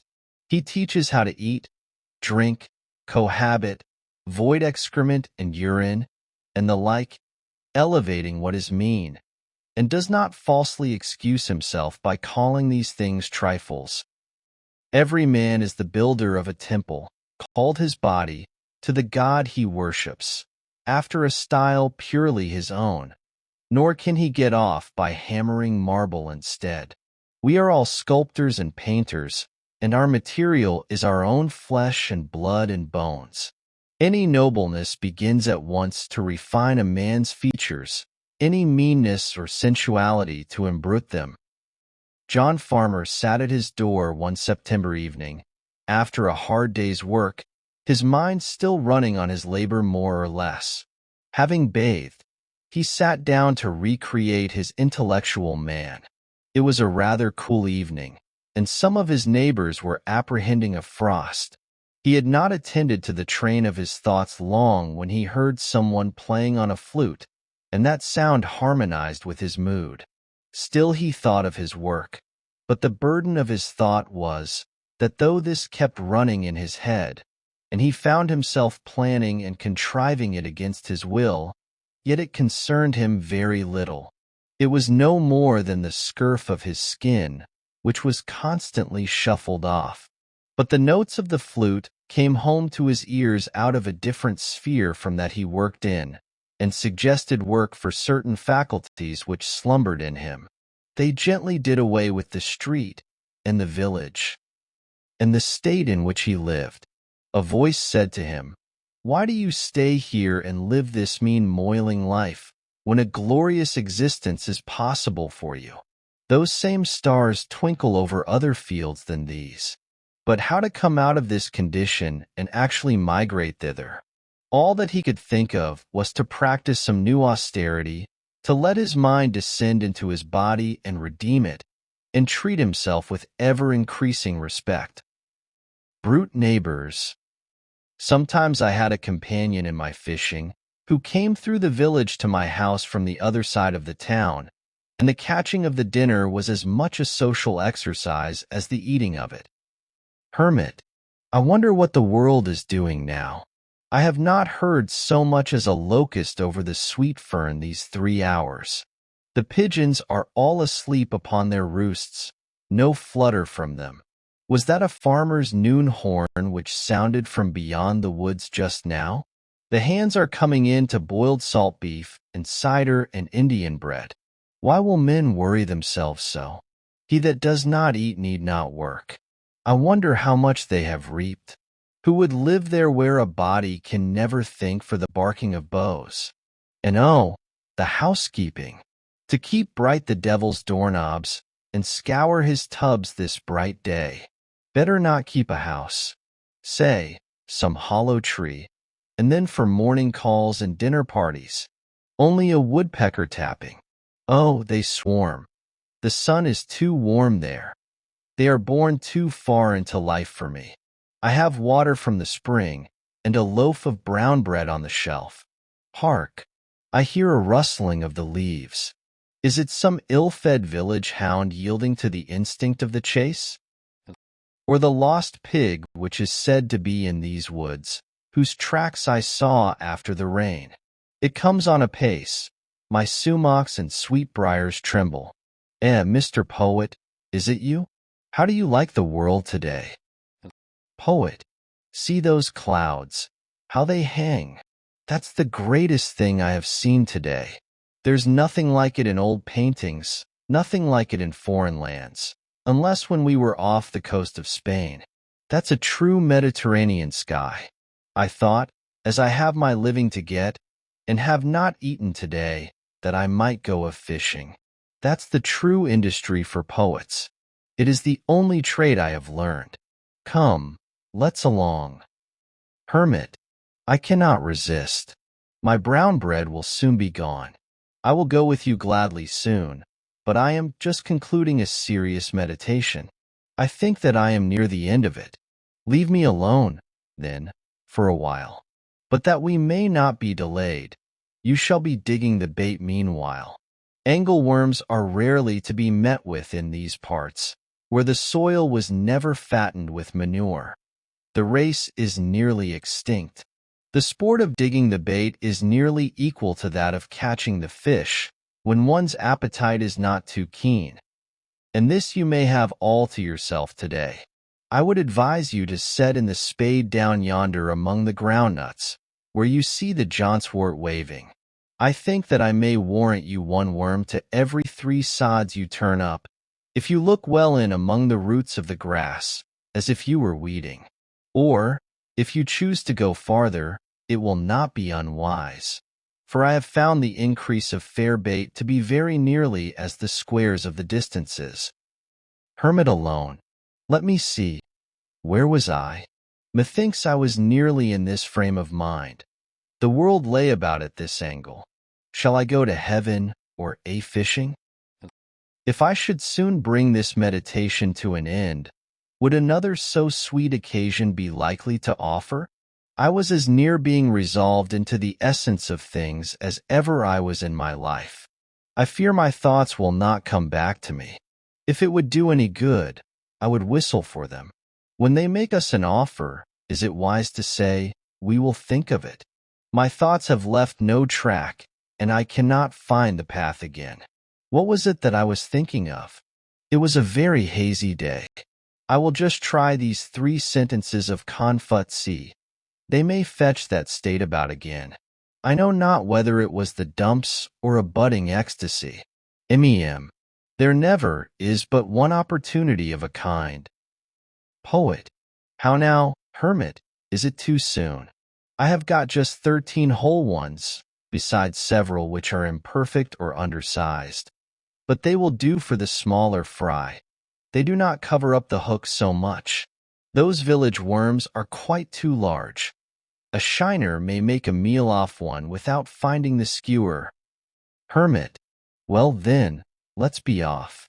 Shall we to the Concord? There's good sport there if the water be not too high. Why do precisely these objects which we behold make a world? Why has man just these species of animals for his neighbors, as if nothing but a mouse could have filled this crevice?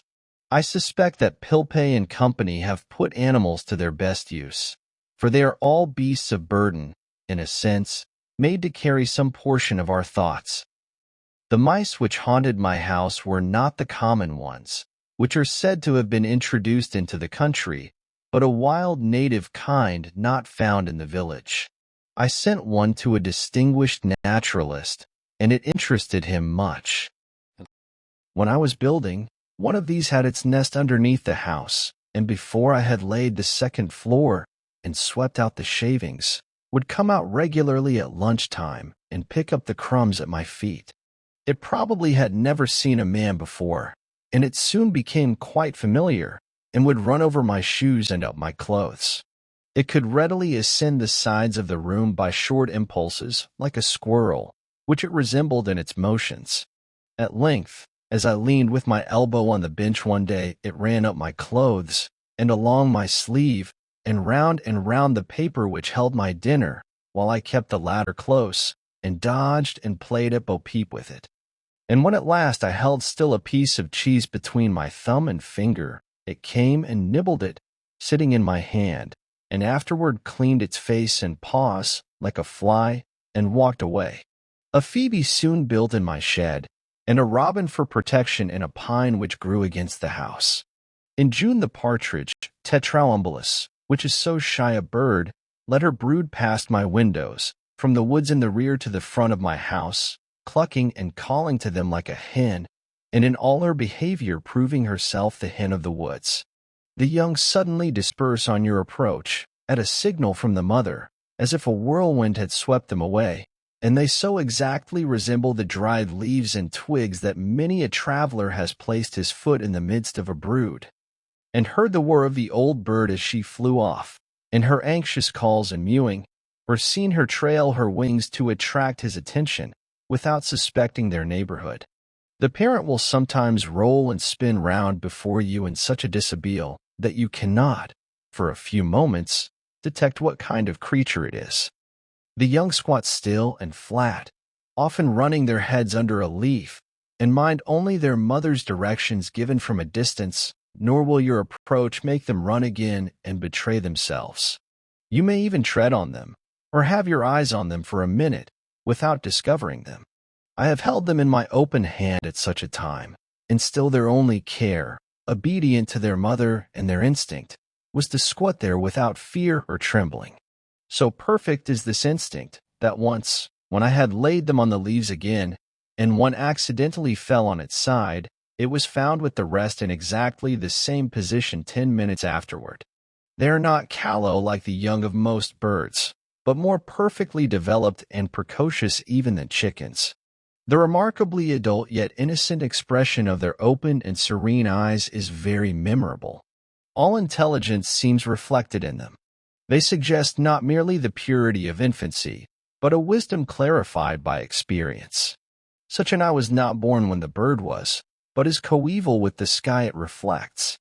The woods do not yield another such a gem. The traveler does not often look into such a limpid well. The ignorant or reckless sportsman often shoots the parent at such a time, and leaves these innocents to fall a prey to some prowling beast or bird, or gradually mingle with the decaying leaves which they so much resemble. It is said that when hatched by a hen they will directly disperse on some alarm, and so are lost, for they never hear the mother's call which gathers them again. These were my hens and chickens. It is remarkable how many creatures live wild and free though secret in the woods, and still sustain themselves in the neighborhood of towns suspected by hunters only. How retired the otter manages to live here. He grows to be 4 feet long, as big as a small boy, perhaps without any human being getting a glimpse of him. I formerly saw the raccoon in the woods behind where my house is built, and probably still heard their wintering at night. Commonly I rested an hour or two in the shade at noon, after planting, and ate my lunch, and read a little by a spring which was the source of a swamp and of a brook, oozing from under Brister's Hill, 1/2 mile from my field. The approach to this was through a succession of descending grassy hollows, full of young pitch pines, into a larger wood about the swamp. There, in a very secluded and shaded spot, under a spreading white pine, there was yet a clean, firm sward to sit on. I had dug out the spring and made a well of clear gray water, where I could dip up a pailful without roiling it, and thither I went for this purpose almost every day in midsummer, when the pond was warmest. Thither, too, the woodcock led her brood, to probe the mud for worms, flying but a foot above them down the bank, while they ran in a troop beneath. But at last, spying me, she would leave her young and circle round and round me, nearer and nearer till within 4 or 5 feet, pretending broken wings and legs, to attract my attention and get off her young, who would already have taken up their march with faint wiry peep, single file through the swamp, as she directed. Or I heard the peep of the young when I could not see the parent bird. There too the turtle doves sat over the spring, or fluttered from bough to bough of the soft white pines over my head.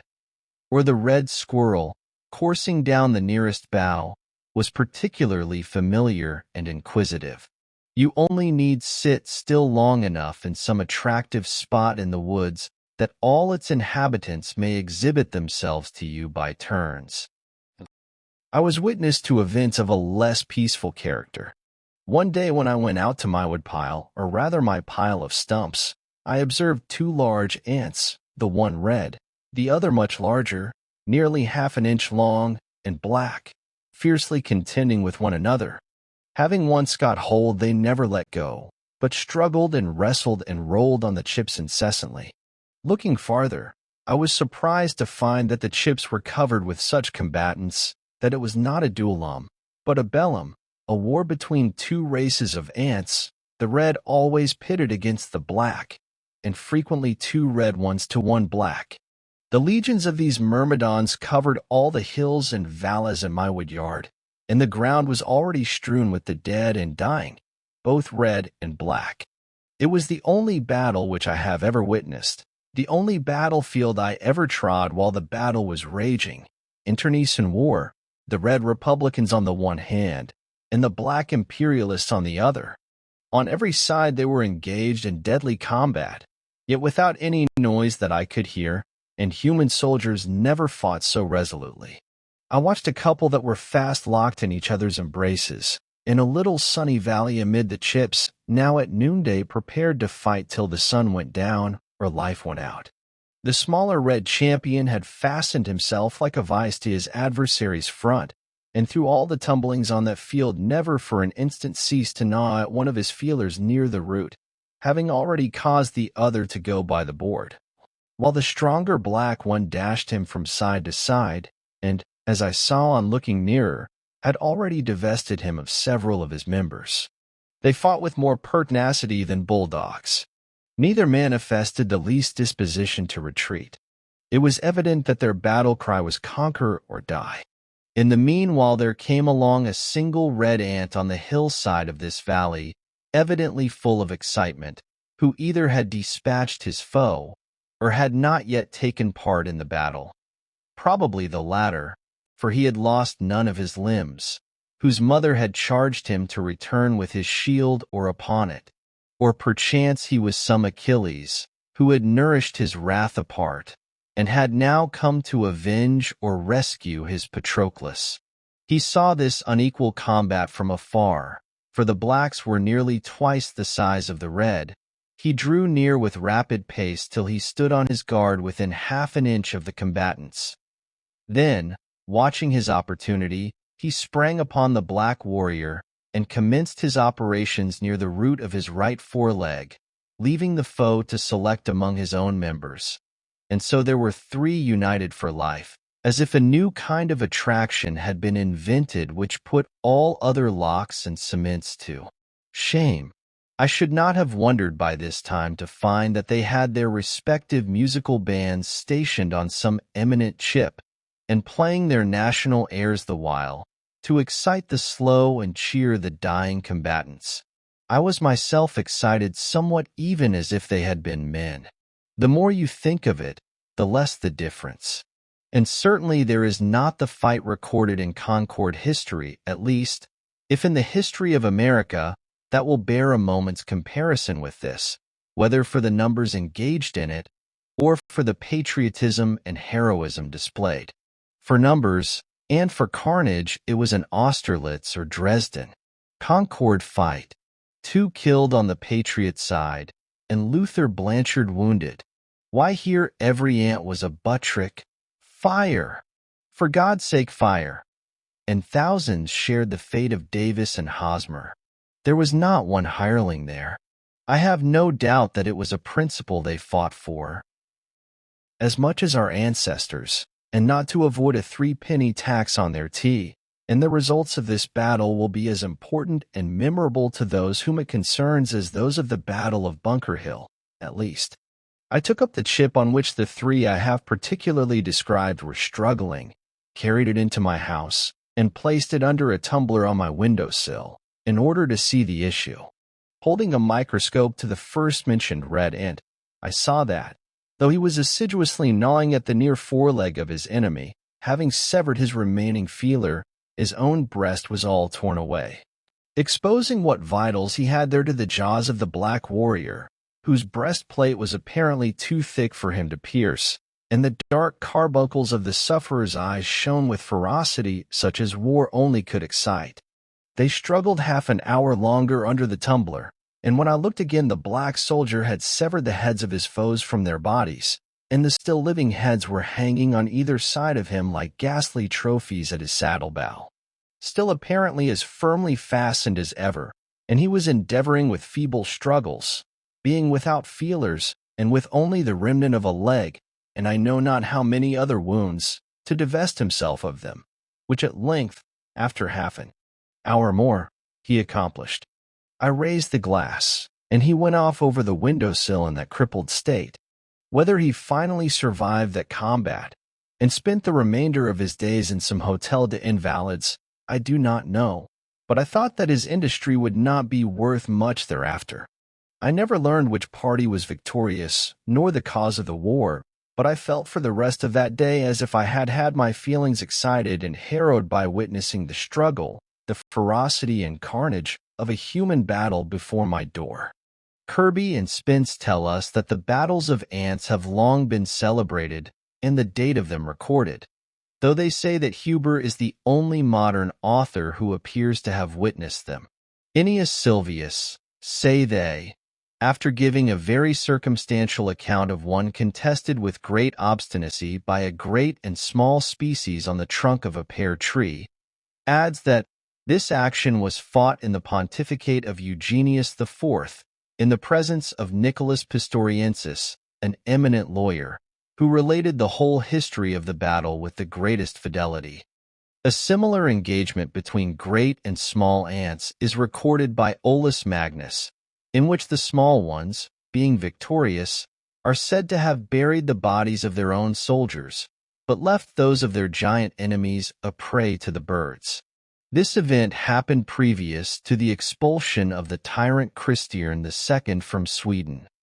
The battle which I witnessed took place in the presidency of Polk, 5 years before the passage of Webster's Fugitive Slave Bill. Many a village beaux, fit only to course a mud turtle in a victualling cellar, sported his heavy quarters in the woods, without the knowledge of his master, and ineffectually smelled at old fox burrows and woodchucks' holes.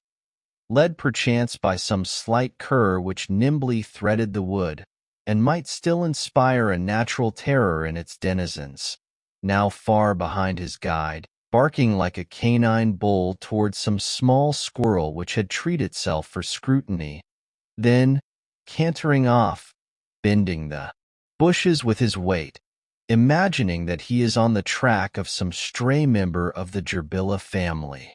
Once I was surprised to see a cat walking along the stony shore of the pond, for they rarely wander so far from home.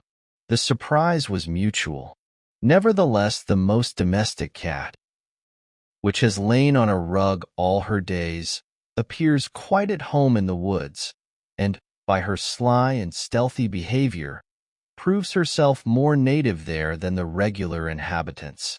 Once, when berrying, I met with a cat with young kittens in the woods, quite wild, and they all, like their mother, had their backs up and were fiercely spitting at me. A few years before I lived in the woods, there was what was called a winged cat in one of the farmhouses in Lincoln nearest the pond, Mr. Gillian Baker's. When I called to see her in June 1842, she was gone hunting in the woods, as was her wont. I am not sure whether it was a male or female, and so used the more common pronoun, but her mistress told me that she came into the neighborhood a little more than a year before in April, and was finally taken into their house, that she was of a dark brownish-gray color, with a white spot on her throat and white feet, and had a large bushy tail like a fox, that in the winter the fur grew thick and flatted out along her sides, forming stripes 10 or 12 inches long by 2.5 wide, and under her chin like a muff, the upper side loose, the under matted like felt, and in the spring these appendages dropped off. They gave me a pair of her wings, which I keep still. There is no appearance of a membrane about them. Some thought it was part flying squirrel or some other wild animal, which is not impossible, for, according to naturalists, prolific hybrids have been produced by the union of the marten and domestic cat. This would have been the right kind of cat for me to keep, if I had kept any. For why should not a poet's cat be winged as well as his horse? In the fall the loon, Columbus glacialis, came, as usual, to molt and bathe in the pond, making the woods ring with his wild laughter before I had risen. At rumor of his arrival, all the mill-dam sportsmen are on the alert, in gigs and on foot, 2 by 2 and 3 by 3, with patent rifles and conical balls and spyglasses. They come rustling through the woods like autumn leaves, at least 10 men to one loon. Some station themselves on this side of the pond, some on that, for the poor bird cannot be omnipresent. If he dive here, he must come up there. But now the kind October wind rises, rustling the leaves and rippling the surface of the water, so that no loon can be heard or seen, though his foes sweep the pond with spyglasses and make the woods resound with their discharges. The waves generously rise and dash angrily, taking sides with all waterfowl, and our sportsmen must beat a retreat to town and shop and unfinished jobs. but they were too often successful. When I went to get a pail of water early in the morning, I frequently saw this stately bird sailing out of my cove within a few rods. If I endeavored to overtake him in a boat, in order to see how he would maneuver, he would dive and be completely lost, so that I did not discover him again, sometimes, till the latter part of the day. But I was more than a match for him on the surface. He commonly went off in a rain. As I was paddling along the north shore one very calm October afternoon, for such days especially they settle onto the lakes, like the milkweed down, having looked in vain over the pond for a loon, suddenly one, sailing out from the shore toward the middle a few rods in front of me, set up his wild laugh and betrayed himself. I pursued with a paddle, and he dived. But when he came up, I was nearer than before. He dived again, but I miscalculated the direction he would take, and we were 50 rods apart when he came to the surface this time, for I had helped to widen the interval. And again he laughed long and loud, and with more reason than before. He maneuvered so cunningly that I could not get within half a dozen rods of him. Each time, when he came to the surface, turning his head this way and that, he coolly surveyed the water and the land, and apparently chose his course so that he might come up where there was the widest expanse of water and at the greatest distance from the boat. It was surprising how quickly he made up his mind and put his resolve into execution. He led me at once to the widest part of the pond, and could not be driven from it. While he was thinking one thing in his brain, I was endeavoring to divine his thought in mine. It was a pretty game, played on the smooth surface of the pond. A man against a loon. Suddenly your adversary's checker disappears beneath the board, and the problem is to place yours nearest to where his will appear again. Sometimes he would come up unexpectedly on the opposite side of me, having apparently passed directly under the boat.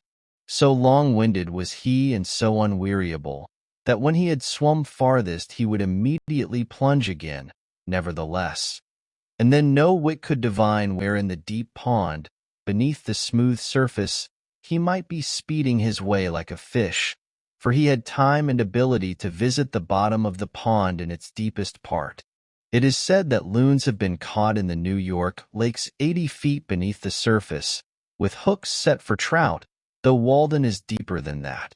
How surprised must the fishes be to see this ungainly visitor from another sphere speeding his way amid their schools. Yet he appeared to know his course as surely under water as on the surface, and swam much faster there. Once or twice I saw a ripple where he approached the surface, just put his head out to reconnoiter, and instantly dived again. I found that it was as well for me to rest on my oars and wait his reappearing as to endeavor to calculate where he would rise, for again and again, when I was straining my eyes over the surface one way, I would suddenly be startled by his unearthly laugh behind me. But why, after displaying so much cunning, did he invariably betray himself the moment he came up by that loud laugh? Did not his white breast enough betray him? He was indeed a silly loon, I thought. I could commonly hear the splash of the water when he came up, and so also detected him. But after an hour he seemed as fresh as ever, dived as willingly and swam yet farther than at first. It was surprising to see how serenely he sailed off with unruffled breast when he came to the surface, doing all the work with his webbed feet beneath. His usual note was this demoniac laughter, yet somewhat like that of a waterfowl, but occasionally, when he had balked me most successfully and come up a long way off, he uttered a long-drawn, unearthly howl, probably more like that of a wolf than any bird, as when a beast puts his muzzle to the ground and deliberately howls. This was his looning, perhaps the wildest sound that is ever heard here, making the woods ring far and wide. I concluded that he laughed in derision of my efforts, confident of his own resources. Though the sky was by this time overcast, the pond was so smooth that I could see where he broke the surface when I did not hear him. His white breast, the stillness of the air, and the smoothness of the water were all against him. At length, Having come up 50 rods off, he uttered one of those prolonged howls, as if calling on the god of loons to aid him, and immediately there came a wind from the east and rippled the surface, and filled the whole air with misty rain. And I was impressed as if it were the prayer of the loon answered, and his god was angry with me. And so I left him disappearing far away on the tumultuous surface. For hours, in fall days, I watched the ducks cunningly tack and veer and hold the middle of the pond, far from the sportsmen, tricks which they will have less need to practice in Louisiana bayous. When compelled to rise, they would sometimes circle round and over the pond at a considerable height, from which they could easily see to other ponds and the river, like black motes in the sky. And when I thought they had gone off thither long since, they would settle down by a slanting flight of 1/4 of a mile on to a distant part which was left free. But what besides safety they got by sailing in the middle of Walden I do not know, unless they love its water for the same reason. That I do. Housewarming. In October I went a-graping to the river meadows, and loaded myself with clusters more precious for their beauty and fragrance than for food. There too I admired, though I did not gather, the cranberries, small waxen gems, pendants of the meadow grass, pearly and red, which the farmer plucks with an ugly rake, leaving the smooth meadow in a snarl, heedlessly measuring them by the bushel and the dollar only, and sells the spoils of the meads to Boston and New York, destined to be jammed, to satisfy the tastes of lovers of nature there.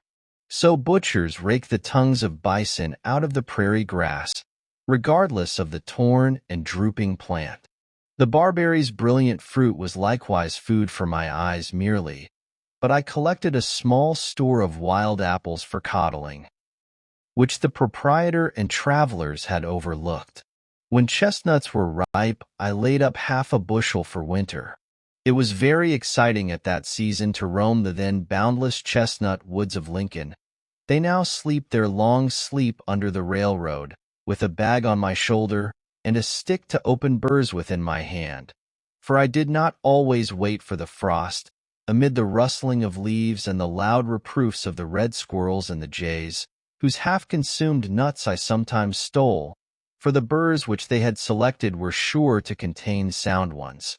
Occasionally I climbed and shook the trees. They grew also behind my house, and one large tree, which almost overshadowed it, was, when in flower, a bouquet which scented the whole neighborhood, but the squirrels and the jays got most of its fruit, the last coming in flocks early in the morning and picking the nuts out of the burrs before they fell. I relinquished these trees to them, and visited the more distant woods composed wholly of chestnut. These nuts, as far as they went, were a good substitute for bread. Many other substitutes might, perhaps, be found. Digging one day for fishworms, I discovered the groundnut, Apios tuberosa, on its string, the potato of the aborigines, a sort of fabulous fruit, which I had begun to doubt if I had ever dug and eaten in childhood, as I had told, and had not dreamed it. I had often since seen its crimpled red velvety blossoms supported by the stems of other plants without knowing it to be the same. Cultivation has well nigh exterminated it. It has a sweetish taste, much like that of a frost-bitten potato, and I found it better boiled than roasted. This tuber seemed like a faint promise of nature to rear her own children and feed them simply here at some future period. In these days of fatted cattle and waving grain fields, this humble root, which was once the totem of an Indian tribe, is quite forgotten, or known only by its flowering vine. But let wild nature reign here once more, and the tender and luxurious English grains will probably disappear before a myriad of foes, and without the care of man the crow may carry back even the last seed of corn to the great cornfield of the Indian's god in the southwest, whence he is said to have brought it. But the now almost exterminated groundnut will perhaps revive and flourish in spite of frosts and wildness, prove itself indigenous, and resume its ancient importance and dignity as the diet of the hunter tribe.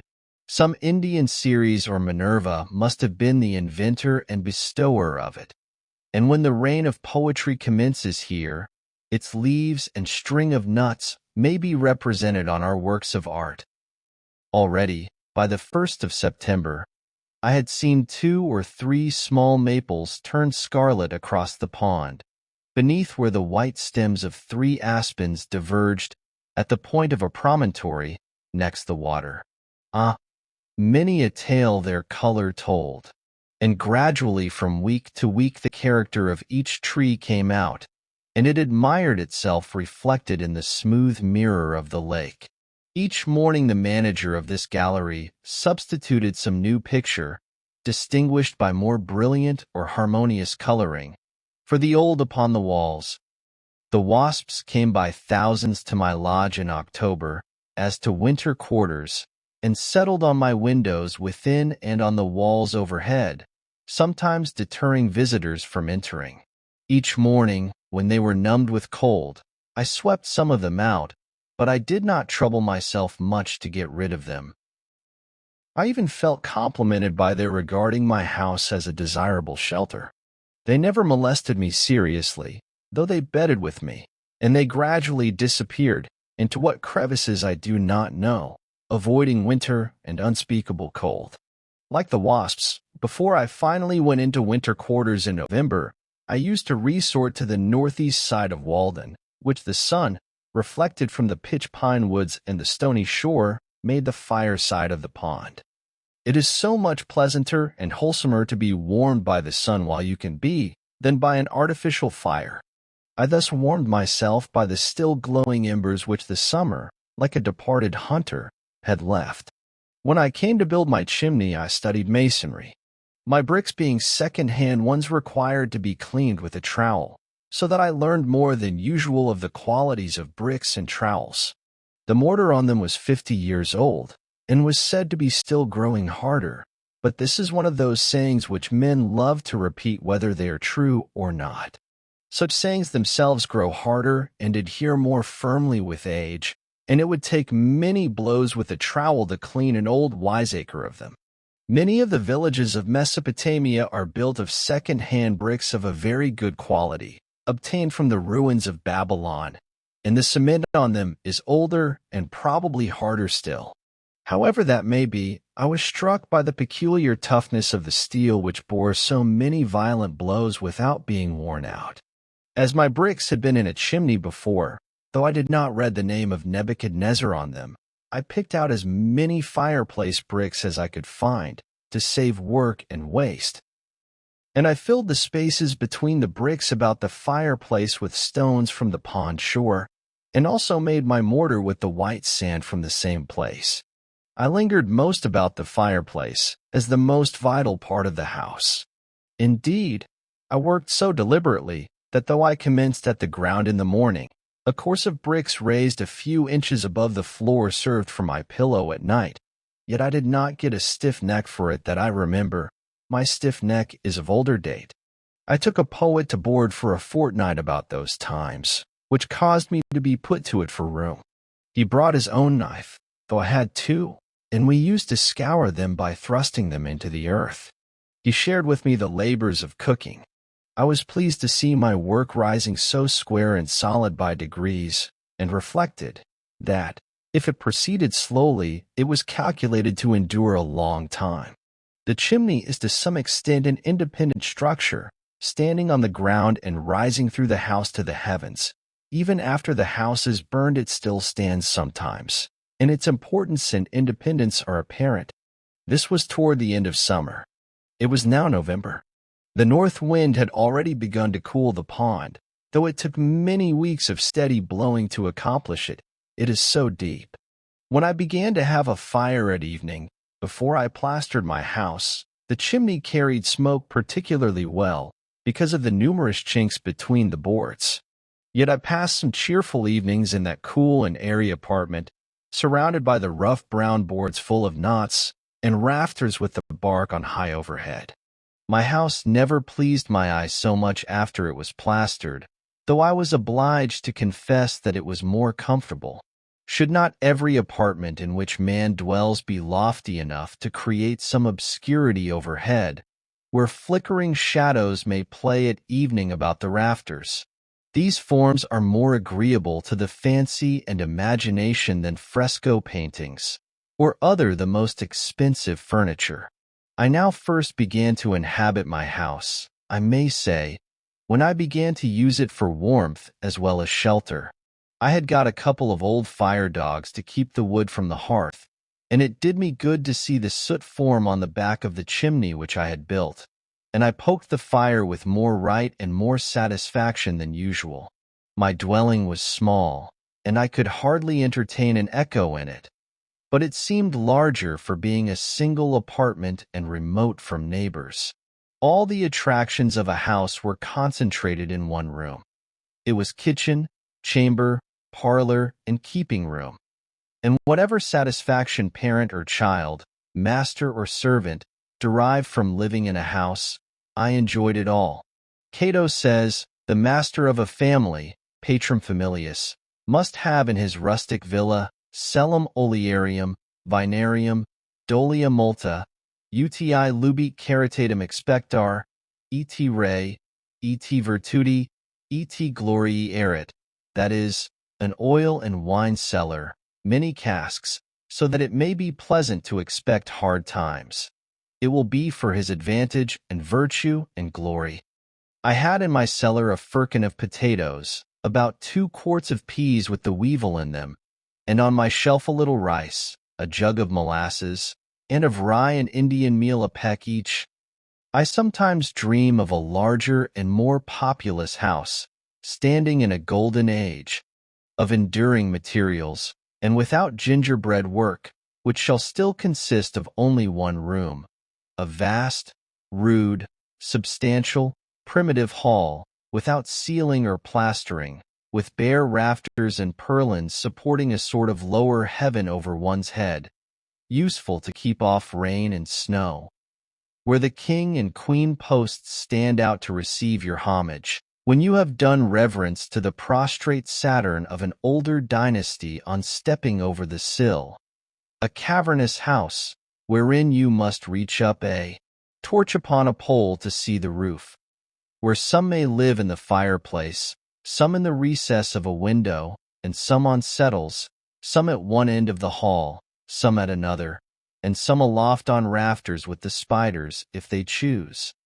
A house which you have got into when you have opened the outside door, and the ceremony is over, where the weary traveler may wash and eat and converse and sleep without further journey, such a shelter as you would be glad to reach in a tempestuous night, containing all the essentials of a house and nothing for housekeeping, where you can see all the treasures of the house at one view, and everything hangs upon its peg that a man should use, at once kitchen, pantry, parlor, chamber, storehouse, and garret, where you can see so necessary a thing as a barrel or a ladder, so convenient a thing as a cupboard, and hear the pot boil, and pay your respects to the fire that cooks your dinner, and the oven that bakes your bread, and the necessary furniture and utensils are the chief ornaments, where the washing is not put out, nor the fire,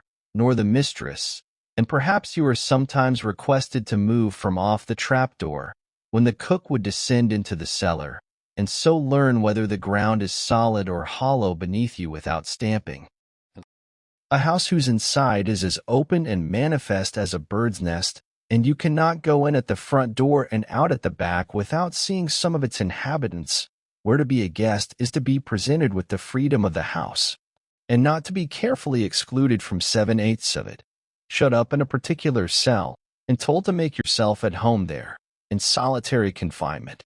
Nowadays the host does not admit you to his hearth, but has got the mason to build one for yourself somewhere in his alley, and hospitality is the art of keeping you at the greatest distance. There is as much secrecy about the cooking as if he had a design to poison you.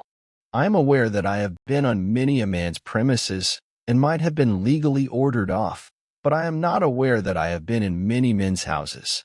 I might visit in my old clothes a king and queen who lived simply in such a house as I have described, if I were going their way, but backing out of a modern palace will be all that I shall desire to learn, if ever I am caught in one. It would seem as if the very language of our parlors would lose all its nerve and degenerate into palaver wholly. Our lives pass at such remoteness from its symbols, and its metaphors and tropes are necessarily so far-fetched, through slides and dumbwaiters. As it were, in other words, the parlor is so far from the kitchen and workshop. The dinner even is only the parable of a dinner, commonly. As if only the savage dwelt near enough to nature and truth to borrow a trope from them. How can the scholar, who dwells away in the Northwest Territory or the Isle of Man, tell what is parliamentary in the kitchen?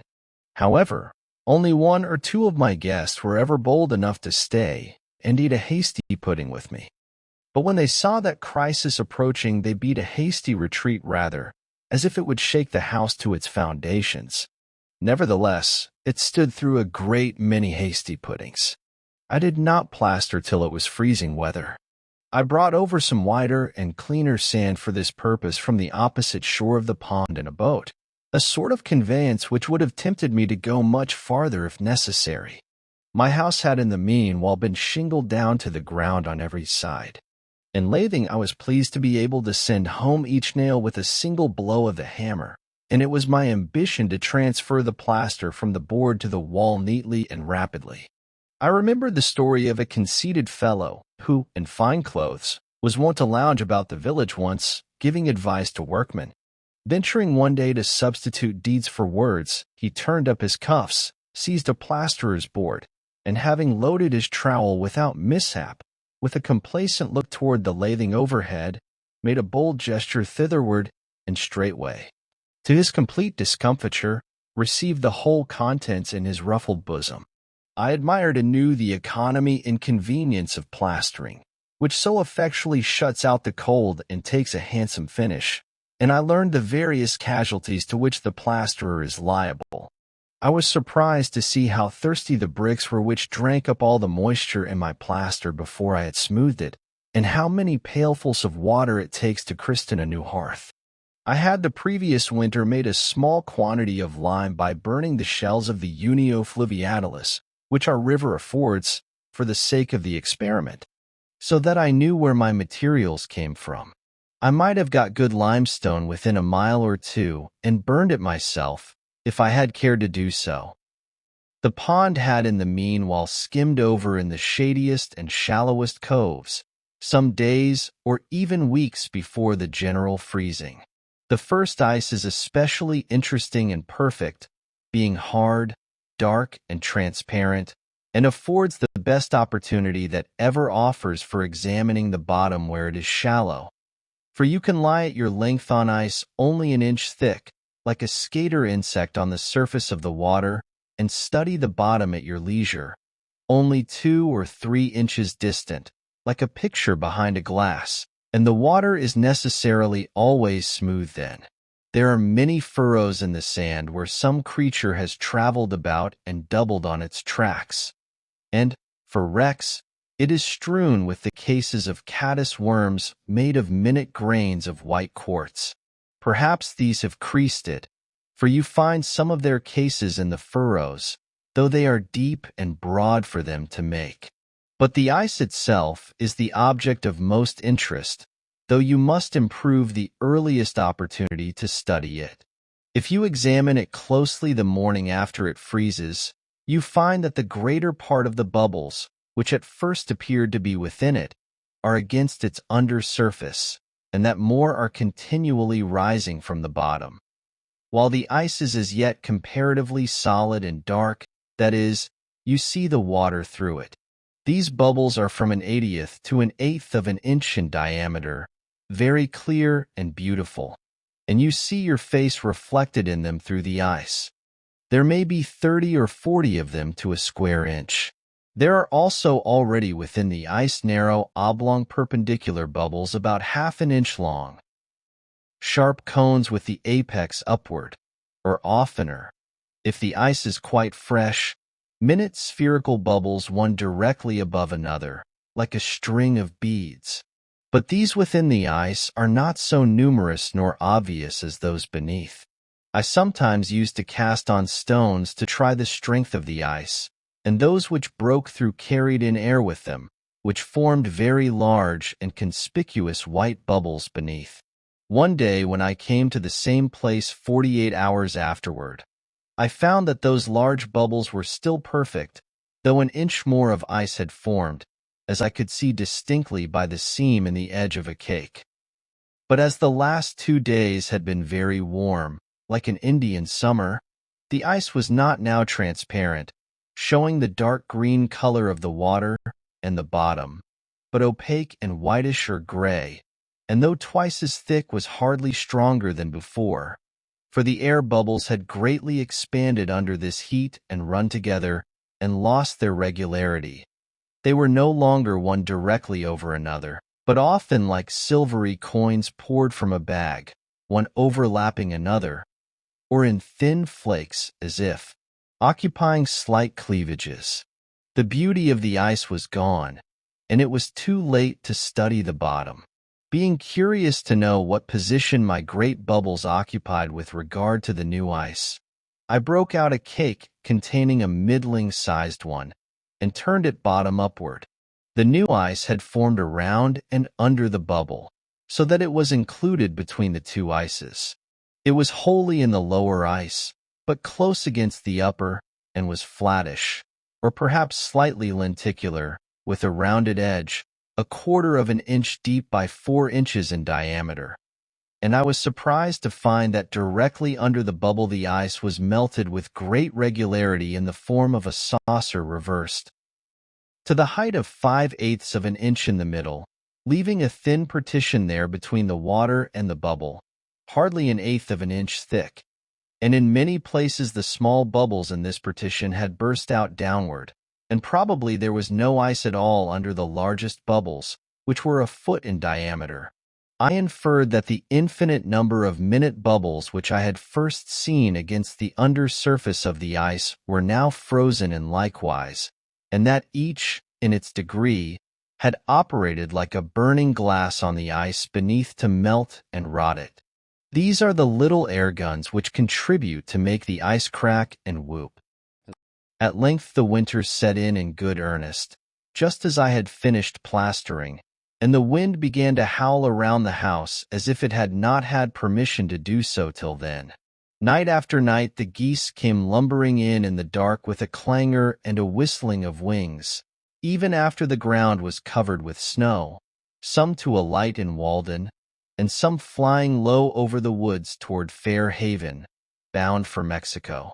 Several times, when returning from the village at 10 or 11 o'clock at night, I heard the tread of a flock of geese, or else ducks, on the dry leaves in the woods by a pond hole behind my dwelling, where they had come up to feed, and the faint honk or quack of their leader as they hurried off. In 1845 Walden froze entirely over for the first time on the night of the 22d of December, flints and other shallower ponds and the river having been frozen 10 days or more. In 46, the 16th. In 49, about the 31st, and in 50, about the 27th of December. In 52, the 5th of January. In 53, the 31st of December. The snow had already covered the ground since the 25th of November, and surrounded me suddenly with the scenery of winter. I withdrew yet farther into my shell, and endeavored to keep a bright fire both within my house and within my breast. My employment out of doors now was to collect the dead wood in the forest, bringing it in my hands or on my shoulders, or sometimes trailing a dead pine tree under each arm to my shed. An old forest fence which had seen its best days was a great haul for me. I sacrificed it to Vulcan, for it was past serving the god Terminus. How much more interesting an event is that man's supper who has just been forth in the snow to hunt, nay, you might say, steal, the fuel to cook it with. His bread and meat are sweet. There are enough faggots and waste wood of all kinds in the forests of most of our towns to support many fires, but which at present warm none, and, some think, hinder the growth of the young wood. There was also the driftwood of the pond. In the course of the summer, I had discovered a raft of pitch pine logs with the bark on, pinned together by the Irish when the railroad was built. This I hauled up partly on the shore. After soaking 2 years, and then lying high 6 months, it was perfectly sound, though waterlogged past drying. I amused myself one winter day with sliding this piecemeal across the pond, nearly half a mile, skating behind with one end of a log 15 feet long on my shoulder and the other on the ice. Or I tied several logs together with a birch withe, and then, with a longer birch or alder which had a hook at the end, dragged them across. Though completely waterlogged and almost as heavy as lead, they not only burned long, but made a very hot fire. Nay, I thought that they burned better for the soaking, as if the pitch, being confined by the water, burned longer. As in a lamp. Gilpin, in his account of the forest borderers of England, says that the encroachments of trespassers, and the houses and fences thus raised on the borders of the forest, were considered as great nuisances by the old forest law, and were severely punished under the name of purprestures, as tending ad terram ferrarum ad nocumentum for stay, and c. to the frightening of the game and the detriment of the forest. But I was interested in the preservation of the venison and the vert more than the hunters or woodchoppers, and as much as though I had been the Lord Warden himself. And if any part was burned, though I burned it myself by accident, I grieved with a grief that lasted longer and was more inconsolable than that of the proprietors. Nay, I grieved when it was cut down by the proprietors themselves. I would that our farmers, when they cut down a forest, felt some of that awe which the old Romans did when they came to thin, or let in the light to, a consecrated grove, lucum conlicere, that is, would believe that it is sacred to some god. The Roman made an expiatory offering and prayed, "Whatever god or goddess thou art to whom this grove is sacred, be propitious to me, my family, and children, and see." It is remarkable what a value is still put upon wood even in this age and in this new country, a value more permanent and universal than that of gold. After all our discoveries and inventions, no man will go by a pile of wood. It is as precious to us as it was to our Saxon and Norman ancestors. If they made their bows of it, we make our gun stocks of it. Michaud, more than 30 years ago, says that the price of wood for fuel in New York and Philadelphia nearly equals, and sometimes exceeds, that of the best wood in Paris, though this immense capital annually requires more than 300,000 cords, and is surrounded to the distance of 300 miles by cultivated plains. In this town the price of wood rises almost steadily, and the only question is, how much higher it is to be this year than it was the last. Mechanics and tradesmen who come in person to the forest on no other errand are sure to attend the wood auction, and even pay a high price for the privilege of gleaning after the woodchopper. It is now many years that men have resorted to the forest for fuel and the materials of the arts, the New Englander and the New Hollander, the Parisian and the Celt, the farmer and Robin Hood, Goody Blake and Harry Gill. In most parts of the world the prince and the peasant, the scholar and the savage, equally require still a few sticks from the forest to warm them and cook their food. Neither could I do without them. Every man looks at his woodpile with a kind of affection. I love to have mine before my window, and the more chips the better to remind me of my pleasing work. I had an old axe which nobody claimed, with which by spells and winter days, on the sunny side of the house, I played about the stumps which I had got out of my bean field.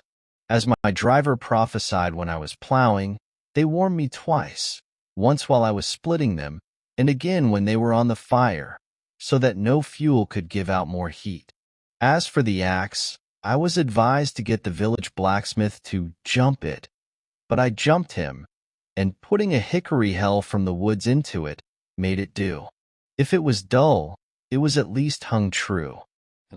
A few pieces of fat pine were a great treasure. It is interesting to remember how much of this food for fire is still concealed in the bowels of the earth. In previous years, I had often gone prospecting over some bare hillside, where a pitch pine wood had formerly stood, and got out the fat pine roots. They are almost indestructible.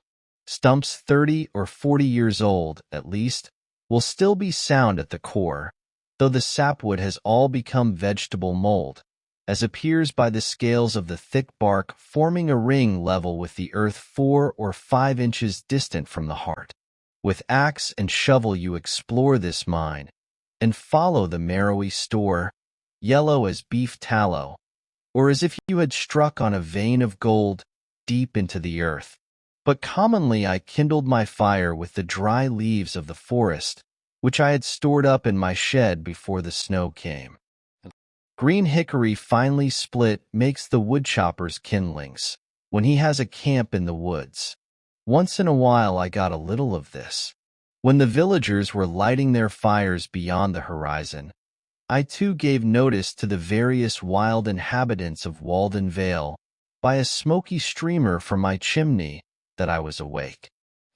Light-winged smoke, a carrion bird, melting thy pinions in thy upward flight, lark without song and messenger of dawn, circling above the hamlets as thy nest, or else, departing dream and shadowy form of midnight vision, gathering up thy skirts, by night star-veiling and by day, darkening the light and blotting out the sun. Go, thou my incense upward from this hearth, and ask the gods to pardon this clear flame. Hard green would just cut, though I used but little of that, answered my purpose better than any other. I sometimes left a good fire when I went to take a walk in a winter afternoon, and when I returned, 3 or 4 hours afterward, it would be still alive and glowing. My house was not empty though I was gone. It was as if I had left a cheerful housekeeper behind. It was I and fire that lived there, and commonly my housekeeper proved trustworthy. One day, however, as I was splitting wood, I thought that I would just look in at the window and see if the house was not on fire. It was the only time I remembered to have been particularly anxious on this score. So I looked and saw that a spark had caught my bed, and I went in and extinguished it when it had burned a place as big as my hand. But my house occupied so sunny and sheltered a position, and its roof was so low, that I could afford to let the fire go out in the middle of almost any winter day.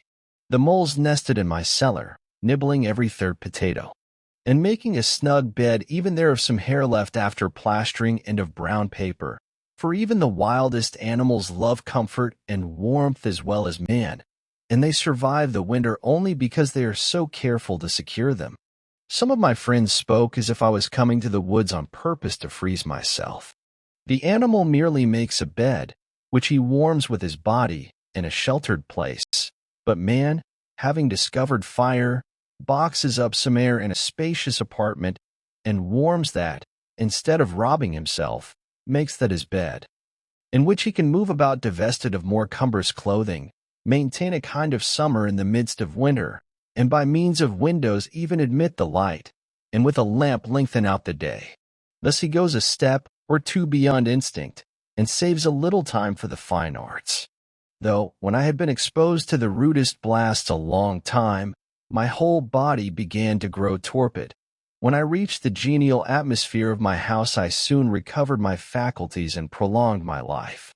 But the most luxuriously housed has little to boast of in this respect, nor need we trouble ourselves to speculate how the human race may be at last destroyed. It would be easy to cut their threads any time with a little sharper blast from the north. We go on dating from cold Fridays and great snows. But a little colder Friday, or greater snow, would put a period to man's existence on the globe. The next winter I used a small cooking stove for economy, since I did not own the forest, but it did not keep fire so well as the open fireplace. Cooking was then, for the most part, no longer a poetic, but merely a chemic process. It will soon be forgotten, in these days of stoves, that we used to roast potatoes in the ashes, after the Indian fashion. The stove not only took up room and scented the house, but it concealed the fire, and I felt as if I had lost a companion. You can always see a face in the fire. The laborer, looking into it at evening, purifies his thoughts of the dross and earthiness which they have accumulated during the day. But I could no longer sit and look into the fire, and the pertinent words of a poet recurred to me with new force. Never, bright flame, may be denied to Methy dear, life imaging, close sympathy. What but my hopes shot upward ere so bright? What but my fortunes sunk so low in night? Why art thou banished from our hearth and hall, thou who art welcomed and beloved by all? Was thy existence then too fanciful for our life's common light, who are so dull? Did thy bright gleam mysterious converse hold with our congenial souls, secrets too bold? Well, we are safe and strong, for now we sit beside a hearth where no dim shadows flit, where nothing cheers nor saddens, but a fire warms feet and hands, nor does to more aspire, by whose compact utilitarian heap the present may sit down and go to sleep, nor fear the ghosts who from the dim past walked, and with us by the unequal light of the old wood fire talked. Former inhabitants and winter visitors, I weathered some merry snow storms and spent some cheerful winter evenings by my fireside, while the snow whirled wildly without, and even the hooting of the owl was hushed. For many weeks I met no one in my walks but those who came occasionally to cut wood and sled it to the village.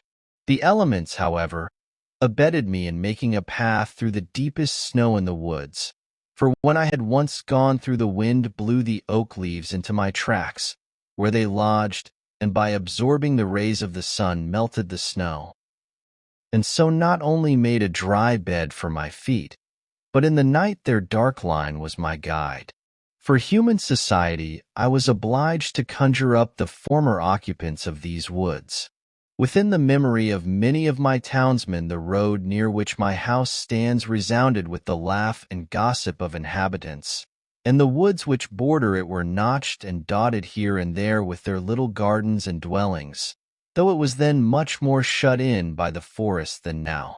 In some places, within my own remembrance, the pines would scrape both sides of a chaise at once, and women and children who were compelled to go this way to Lincoln alone and on foot did it with fear, and often ran a good part of the distance, though mainly but a humble route to neighboring villages, or for the woodman's team. It once amused the traveler more than now by its variety, and lingered longer in his memory. Where now firm open fields stretch from the village to the woods, it then ran through a maple swamp on a foundation of logs, the remnants of which, doubtless, still underlie the present dusty highway, from the Stratton, now the almshouse, farm, to Brister's Hill. East of my bean field, across the road, lived Cato Ingram, slave of Duncan Ingram, Esquire, gentleman, of Concord Village, who built his slave a house and gave him permission to live in Walden Woods. Cato, not Udicensis, but Concordiensis. Some say that he was a Guinea Negro. There are a few who remember his little patch among the walnuts, which he let grow up till he should be old and need them. But a younger and wider speculator got them at last. He too, however, occupies an equally narrow house at present.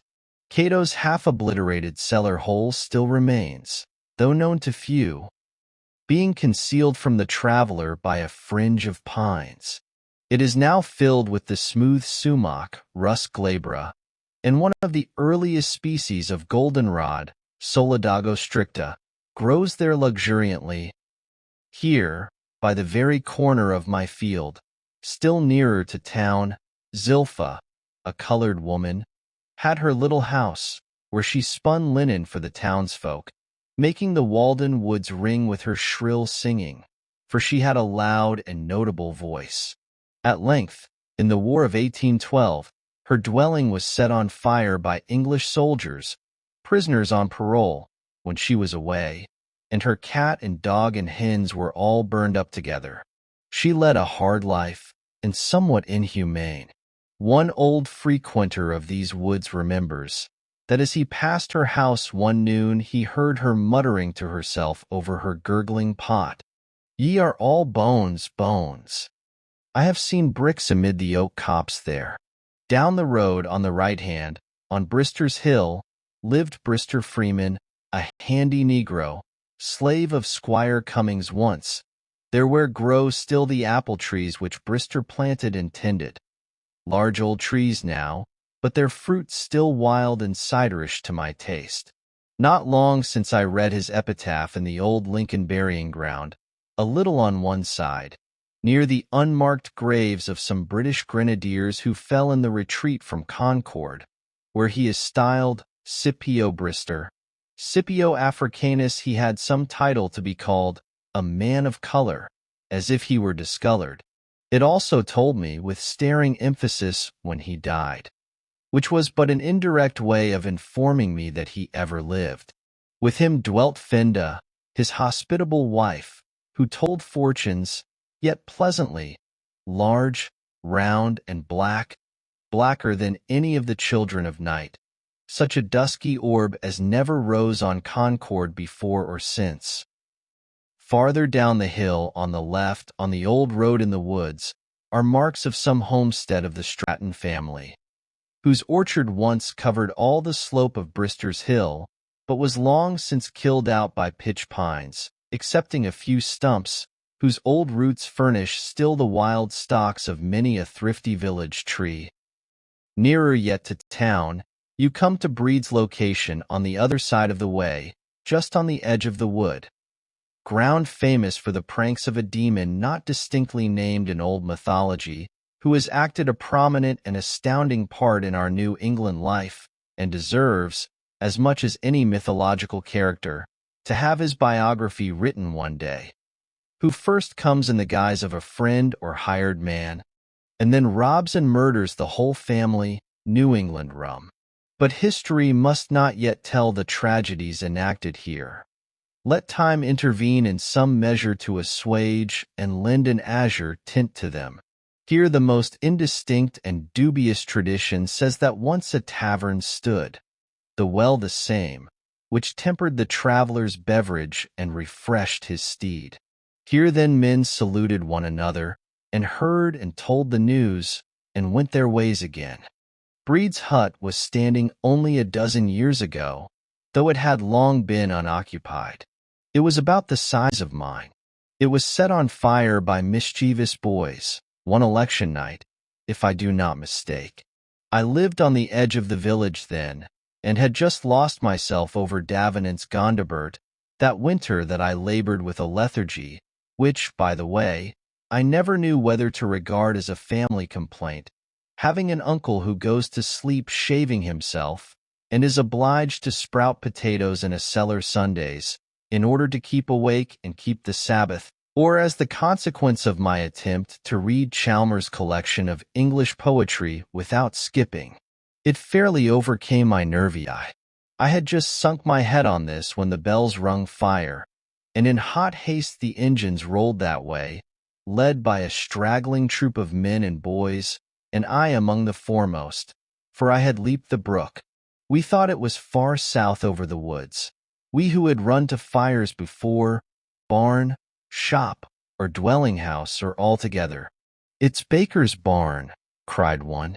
"It is the Codman place," affirmed another. And then fresh sparks went up above the wood, as if the roof fell in, and we all shouted, "Concord to the rescue!" Wagons shot past with furious speed and crushing loads, bearing, perchance, among the rest, the agent of the insurance company, who was bound to go however far. and ever and anon the engine bell tinkled behind, more slow and sure. And rearmost of all, as it was afterward whispered, came they who set the fire and gave the alarm. Thus we kept on like true idealists, rejecting the evidence of our senses, until at a turn in the road we heard the crackling and actually felt the heat of the fire from over the wall, and realized, alas, that we were there. The very nearness of the fire but cooled our ardor. At first we thought to throw a frog pond onto it, but concluded to let it burn. It was so far gone and so worthless. So we stood round our engine, jostled one another, expressed our sentiments through speaking trumpets, or in lower tone referred to the great conflagrations which the world has witnessed, including Bascom's shop, and, between ourselves, we thought that, were we there in season with our tub, and a full frog pond by, we could turn that threatened last and universal one into another flood. We finally retreated without doing any mischief, returned to sleep and Gondibert. But as for Gondibert, I would accept that passage in the preface about wit being the soul's powder, but most of mankind are strangers to wit, as Indians are to powder. It chanced that I walked that way across the fields the following night, about the same hour, and hearing a low moaning at this spot, I drew near in the dark and discovered the only survivor of the family that I know, the heir of both its virtues and its vices, who alone was interested in this burning, lying on his stomach and looking over the cellar wall at the still smoldering cinders beneath, muttering to himself, as is his wont.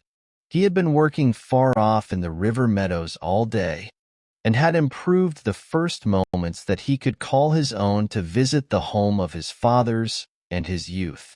He gazed into the cellar from all sides and points of view by turns, always lying down to it, as if there was some treasure, which he remembered, concealed between the stones, where there was absolutely nothing but a heap of bricks and ashes.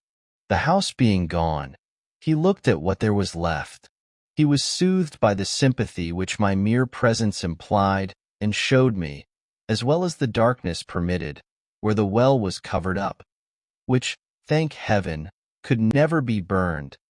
And he groped long about the wall to find the well sweep which his father had cut and mounted, feeling for the iron hook or staple by which a burden had been fastened to the heavy end, all that he could now cling to convince me that it was no common rider. I felt it, and still remark it almost daily in my walks, for by it hangs the history of a family. Once more on the left, where is seen the well and lilac bushes by the wall. In the now open field lived Nutting and LaGrosse. But to return toward Lincoln, farther in the woods than any of these, where the road approaches nearest to the pond, Wyman the potter squatted, and furnished his townsmen with earthenware, and left descendants to succeed him. Neither were they rich in worldly goods, holding the land by sufferance while they lived. And there often the sheriff came in vain to collect the taxes, and attached a chip, for form's sake, as I have read in his accounts, there being nothing else that he could lay his hands on.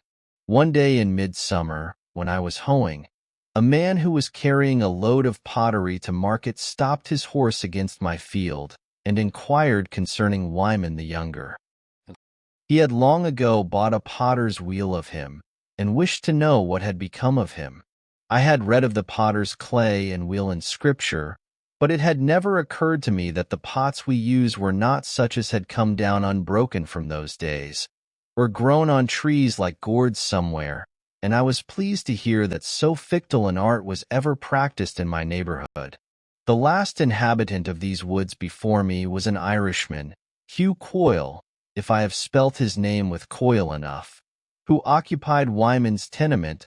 Colonel Coyle, he was called. Rumor said that he had been a soldier at Waterloo. If he had lived, I should have made him fight his battles over again. His trade here was that of a ditcher. Napoleon went to St. Helena. Coyle came to Walden Woods. All I know of him is tragic. He was a man of manners, like one who had seen the world, and was capable of more civil speech than you could well attend to. He wore a great coat in midsummer, being affected with the trembling delirium, and his face was the color of carmine. He died in the road at the foot of Brister's Hill shortly after I came to the woods, so that I have not remembered him as a neighbor. Before his house was pulled down, when his comrades avoided it as an unlucky castle, I visited it. There lay his old clothes curled up by use, as if they were himself, upon his raised plank bed. His pipe lay broken on the hearth, instead of a bowl broken at the fountain. The last could never have been the symbol of his death, for he confessed to me that, though he had heard of Brister's spring, he had never seen it, and soiled cards, kings of diamonds, spades, and hearts were scattered over the floor. One black chicken which the administrator could not catch, black as night and as silent, not even croaking, awaiting Reynard, still went to roost in the next apartment. In the rear there was the dim outline of a garden, which had been planted but had never received its first hoeing, owing to those terrible shaking fits, though it was now harvest time. It was overrun with Roman wormwood and beggar ticks, which last stuck to my clothes for all fruit. The skin of a woodchuck was freshly stretched upon the back of the house, a trophy of his last Waterloo. But no warm cap or mittens would he want more. Now only a dent in the earth marks the site of these dwellings, with buried cellar stones and strawberries, raspberries, thimbleberries, hazel bushes, and sumacs growing in the sunny sward there. Some pitch pine or gnarled oak occupies what was the chimney nook, and a sweet-scented black birch, perhaps, waves where the doorstone was. Sometimes the well dent is visible, where once a spring oozed, now dry and tearless grass, or it was covered deep, not to be discovered till some late day, with a flat stone under the sod, when the last of the race departed. What a sorrowful act must that be, the covering up of wells, coincident with the opening of wells of tears. These cellar dents, like deserted fox burrows, old holes, are all that is left where once were the stir and bustle of human life, and fate, free will, foreknowledge absolute, in some form and dialect or other were by turns discussed. But all I can learn of their conclusions amounts to just this, that Cato and Brister pulled wool, which is about as edifying as the history of more famous schools of philosophy. Still grows the vivacious lilac a generation after the door and lintel and the sill are gone, unfolding its sweet-scented flowers each spring, to be plucked by the musing traveler, planted and tended once by children's hands in front-yard plots, now standing by wall-sides and retired pastures, and giving place to new rising forests, the last of that stirp, sole survivor of that family. Little did the dusky children think that the puny slip with its 2 eyes only, which they stuck in the ground in the shadow of the house and daily watered, would root itself so, and outlive them, and house itself in the rear that shaded it, and grown man's garden and orchard, and tell their story faintly to the lone wanderer a half-century after they had grown up and died, blossoming as fair and smelling as sweet as in that first spring. I mark it still tender, civil, cheerful, lilac colors. But this small village, germ of something more, why did it fail while Concord keeps its ground? Were there no natural advantages, no water privileges, forsooth? Aye, the deep Walden Pond and cool Brister Spring, privileged to drink long and healthy draughts at these, all unimproved by these men but to dilute their glass. They were universally a thirsty race. Might not the basket, stable broom, mat-making, corn parching, linen spinning, and pottery business have thrived here, making the wilderness to blossom like the rose, and a numerous posterity have inherited the land of their fathers? The sterile soil would at least have been proof against a lowland degeneracy. Alas, how little does the memory of these human inhabitants enhance the beauty of the landscape! Again, perhaps, nature will try, with me for a first settler, and my house razed last spring to be the oldest in the hamlet. I am not aware that any man has ever built on the spot which I occupy. Deliver me from a city built on the site of a more ancient city, whose materials are ruins, whose gardens cemeteries. The soil is blanched and accursed there, and before that becomes necessary the earth itself will be destroyed. With such reminiscences I repeopled the woods and lulled myself asleep. At this season I seldom had a visitor. When the snow lay deepest, no wanderer ventured near my house for a week or fortnight at a time, but there I lived as snug as a meadow mouse or as cattle and poultry which are said to have survived for a long time buried in drifts, even without food. Or like that early settler's family in the town of Sutton, in this state, whose cottage was completely covered by the great snow of 1717 when he was absent, and an Indian found it only by the hole which the chimney's breath made in the drift, and so relieved the family. But no friendly Indian concerned himself about me, nor needed he, for the master of the house was at home. The great snow! How cheerful it is to hear of! When the farmers could not get to the woods and swamps with their teams, and were obliged to cut down the shade trees before their houses, and when the crust was harder, cut off the trees in the swamps, 10 feet from the ground, as it appeared the next spring. In the deepest snows, the path which I used from the highway to my house, about half a mile long, might have been represented by a meandering dotted line, with wide intervals between the dots. For a week of even weather I took exactly the same number of steps, and of the same length, coming and going, stepping deliberately and with the precision of a pair of dividers in my own deep tracks. To such routine the winter reduces us. Yet often they were filled with heaven's own blue. But no weather interfered fatally with my walks, or rather my going abroad, for I frequently tramped 8 or 10 miles through the deepest snow to keep an appointment with a beech tree, or a yellow birch, or an old acquaintance among the pines. When the ice and snow causing their limbs to droop, and so sharpening their tops, had changed the pines into fir trees, wading to the tops of the highest hills when the snow was nearly 2 feet deep on a level, and shaking down another snowstorm on my head at every step, or sometimes creeping and floundering thither on my hands and knees, when the hunters had gone into winter quarters. One afternoon I amused myself by watching a barred owl, Strix nebulosa, sitting on one of the lower dead limbs of a white pine, close to the trunk, in broad daylight, I standing within a rod of him. He could hear me when I moved and crunched the snow with my feet, but could not plainly see me. When I made most noise he would stretch out his neck, and erect his neck feathers, and open his eyes wide, but their lids soon fell again, and he began to nod. I too felt a slumberous influence after watching him half an hour, as he sat thus with his eyes half open, like a cat, winged brother of the cat. There was only a narrow slit left between their lids, by which he preserved a peninsular relation to me, thus, with half-shut eyes, looking out from the land of dreams, and endeavoring to realize me, vague object or mote that interrupted his visions. At length, on some louder noise or my nearer approach, he would grow uneasy and sluggishly turn about on his perch, as if impatient at having his dreams disturbed, and when he launched himself off and flapped through the pines, spreading his wings to unexpected breadth, I could not hear the slightest sound from them. Thus, guided amid the pine boughs rather by a delicate sense of their neighborhood than by sight, feeling his twilight way as it were with his sensitive pinions, he found a new perch, where he might in peace await the dawning of his day. As I walked over the long causeway made for the railroad through the meadows, I encountered many a blustering and nipping wind, for nowhere has it freer play, and when the frost had smitten me on one cheek, heathen as I was, I turned to it the other also.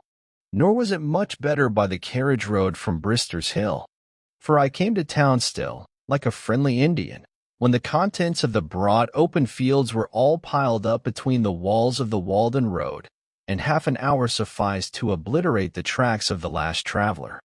And when I returned new drifts would have formed, through which I floundered, where the busy northwest wind had been depositing the powdery snow round a sharp angle in the road, and not a rabbit's track, nor even the fine print, the small type, of a meadow mouse was to be seen. Yet I rarely failed to find, even in midwinter, some warm and springly swamp, where the grass and the skunk cabbage still put forth with perennial verdure, and some hardier bird occasionally awaited the return of spring. Sometimes, notwithstanding the snow, when I returned from my walk at evening, I crossed the deep tracks of a woodchopper leading from my door, and found his pile of whittlings on the hearth, and my house filled with the odor of his pipe.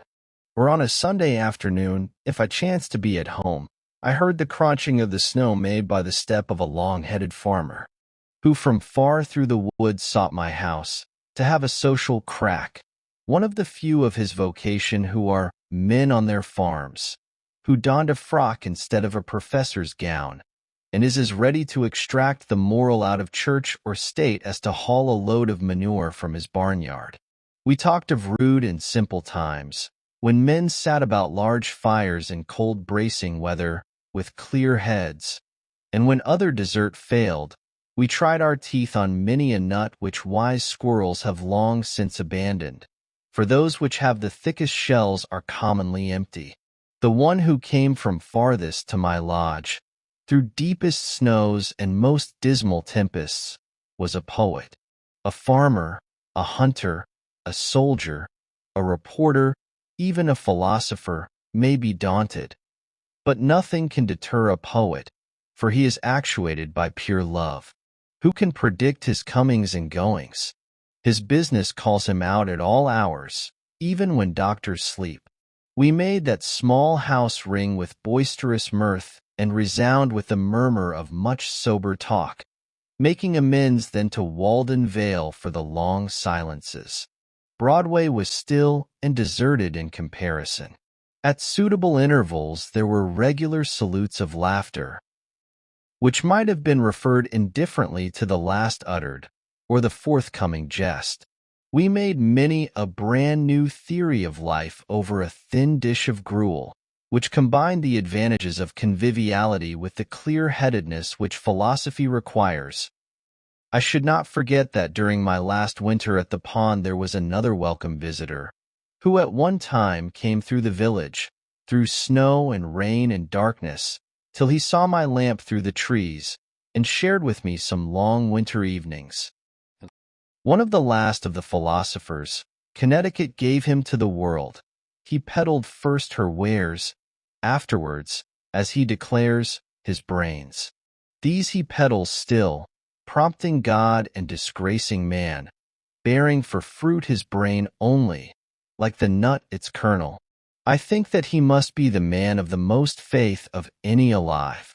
His words and attitude always suppose a better state of things than other men are acquainted with, and he will be the last man to be disappointed as the ages revolve. He has no venture in the present, but though comparatively disregarded now, when his day comes, laws unsuspected by most will take effect, and masters of families and rulers will come to him for advice. How blind that cannot see serenity! A true friend of man, almost the only friend of human progress. An old mortality, say rather an immortality, with unwearied patience and faith, making plain the image engraven in men's bodies, the God of whom they are but defaced and leaning monuments. With his hospitable intellect he embraces children, beggars, insane, and scholars, and entertains the thought of all, adding to it commonly some breadth and elegance. I think that he should keep a caravansary on the world's highway, where philosophers of all nations might put up, and on his sign should be printed, "Entertainment for man, but not for his beast. Enter ye that have leisure and a quiet mind, who earnestly seek the right road." He is perhaps the sanest man and has the fewest crotchets of any I chance to know. The same yesterday and tomorrow. Of yore we had sauntered and talked, and effectually put the world behind us. For he was pledged to no institution in it, free-born, ingenuous. Whichever way we turned, it seemed that the heavens and the earth had met together, since he enhanced the beauty of the landscape. A blue-robed man, whose fittest roof is the overarching sky which reflects his serenity. I do not see how he can ever die. Nature cannot spare him. Having each some shingles of thought well dried, we sat and whittled them, trying our knives and admiring the clear yellowish grain of the pumpkin pine. We waited so gently and reverently, or we pulled together so smoothly, that the fishes of thought were not scared from the stream, nor feared any angler on the bank, but came and went grandly, like the clouds which float through the western sky, and the mother-o'-pearl flocks which sometimes form and dissolve there. There we worked, revising mythology, rounding a fable here and there, and building castles in the air for which earth offered no worthy foundation. Great looker, great expector, to converse with whom was a New England night's entertainment. Such discourse we had, hermit and philosopher, and the old settler I have spoken of, we three. It expanded and racked my little house. I should not dare to say how many pounds weight there was above the atmospheric pressure on every circular inch. It opened its seams so that they had to be caulked with much dullness thereafter to stop the consequent leak. But I had enough of that kind of oakum already picked. There was one other with whom I had solid seasons, long to be remembered, at his house in the village, and who looked in upon me from time to time, but I had no more for society there. There too, as everywhere, I sometimes expected the visitor who never comes. The Vishnu Purana says, "The householder is to remain at eventide in his courtyard as long as it takes to milk a cow, or longer if he pleases, to await the arrival of a guest." I often performed this duty of hospitality, waited long enough to milk a whole herd of cows, but did not see the man approaching from the town. Winter animals. When the ponds were firmly frozen, they afforded not only new and shorter routes to many points, but new views from their surfaces of the familiar landscape around them. When I crossed Flint's Pond, after it was covered with snow, though I had often paddled about and skated over it, it was so unexpectedly wide and so strange that I could think of nothing but Baffin's Bay. The Lincoln Hills rose up around me at the extremity of a snowy plain, in which I did not remember to have stood before, and the fishermen, at an indeterminable distance over the ice, moving slowly about with their wolfish dogs, passed for sealers or Eskimo, or in misty weather loomed like fabulous creatures, and I did not know whether they were giants or pygmies. I took this course when I went to lecture in Lincoln in the evening, traveling in no road and passing no house between my own hut and the lecture room. In Goose Pond, which lay in my way, a colony of muskrats dwelt, and raised their cabins high above the ice, though none could be seen abroad when I crossed it. Walden, being like the rest usually bare of snow, or with only shallow and interrupted drifts on it, was my yard, where I could walk freely when the snow was nearly 2 feet deep on a level elsewhere, and the villagers were confined to their streets. There, far from the village street, and except at very long intervals, from the jingle of sleigh bells, I slid and skated, as in a vast moose yard well trodden, overhung by oak woods and solemn pines bent down with snow or bristling with icicles. For sounds in winter nights and often in winter days, I heard the forlorn but melodious note of a hooting owl indefinitely far. Such a sound as the frozen earth would yield if struck with a suitable plectrum, the very lingua vernacula of Walden Wood, and quite familiar to me at last, though I never saw the bird while it was making it. I seldom opened my door in a winter evening without hearing it. Hoo, horror, who, sounded sonorously, and the first 3 syllables accented somewhat like howder do, or sometimes hoo only. One night in the beginning of winter, before the pond froze over, about 9 o'clock, I was startled by the loud honking of a goose, and, stepping to the door, heard the sound of their wings like a tempest in the woods as they flew low over my house. They passed over the pond toward Fair Haven, seemingly deterred from settling by my light, their commodore honking all the while with a regular beat. Suddenly an unmistakable cat-owl from very near me, with the most harsh and tremendous voice I ever heard from any inhabitant of the woods, responded at regular intervals to the goose, as if determined to expose and disgrace this intruder from Hudson's Bay by exhibiting a greater compass and volume of voice in a native, and boo-hoo him out of Concord horizon.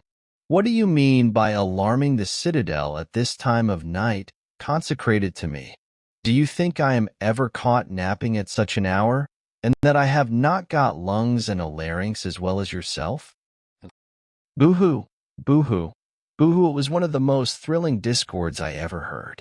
And yet, if you had a discriminating ear, there were in it the elements of a concord such as these plains never saw nor heard. I also heard the whooping of the ice in the pond, my great bedfellow in that part of Concord, as if it were restless in its bed and would fain turn over, were troubled with flatulency and had dreams, or I was waked by the cracking of the ground by the frost, as if someone had driven a team against my door, and in the morning would find a crack in the earth 1/4 of a mile long and 1/3 of an inch wide. Sometimes I heard the foxes as they ranged over the snow crust in moonlight nights in search of a partridge or other game, barking raggedly and demoniacally like forest dogs, as if laboring with some anxiety or seeking expression, struggling for light and to be dogs outright and run freely in the streets. For if we take the ages into our account, may there not be a civilization going on among brutes as well as men? They seem to me to be rudimental, burrowing men, still standing on their defense, awaiting their transformation. Sometimes one came near to my window, attracted by my light, barked a vulpine curse at me, and then retreated. Usually the red squirrel, Sciurus hudsonius, waked me in the dawn, coursing over the roof and up and down the sides of the house, as if sent out of the woods for this purpose. In the course of the winter I threw out 1/2 bushel of ears of sweet corn, which had not got ripe, onto the snow crust by my door, and was amused by watching the motions of the various animals which were baited by it. In the twilight and the night the rabbits came regularly and made a hearty meal. All day long the red squirrels came and went, and afforded me much entertainment by their maneuvers.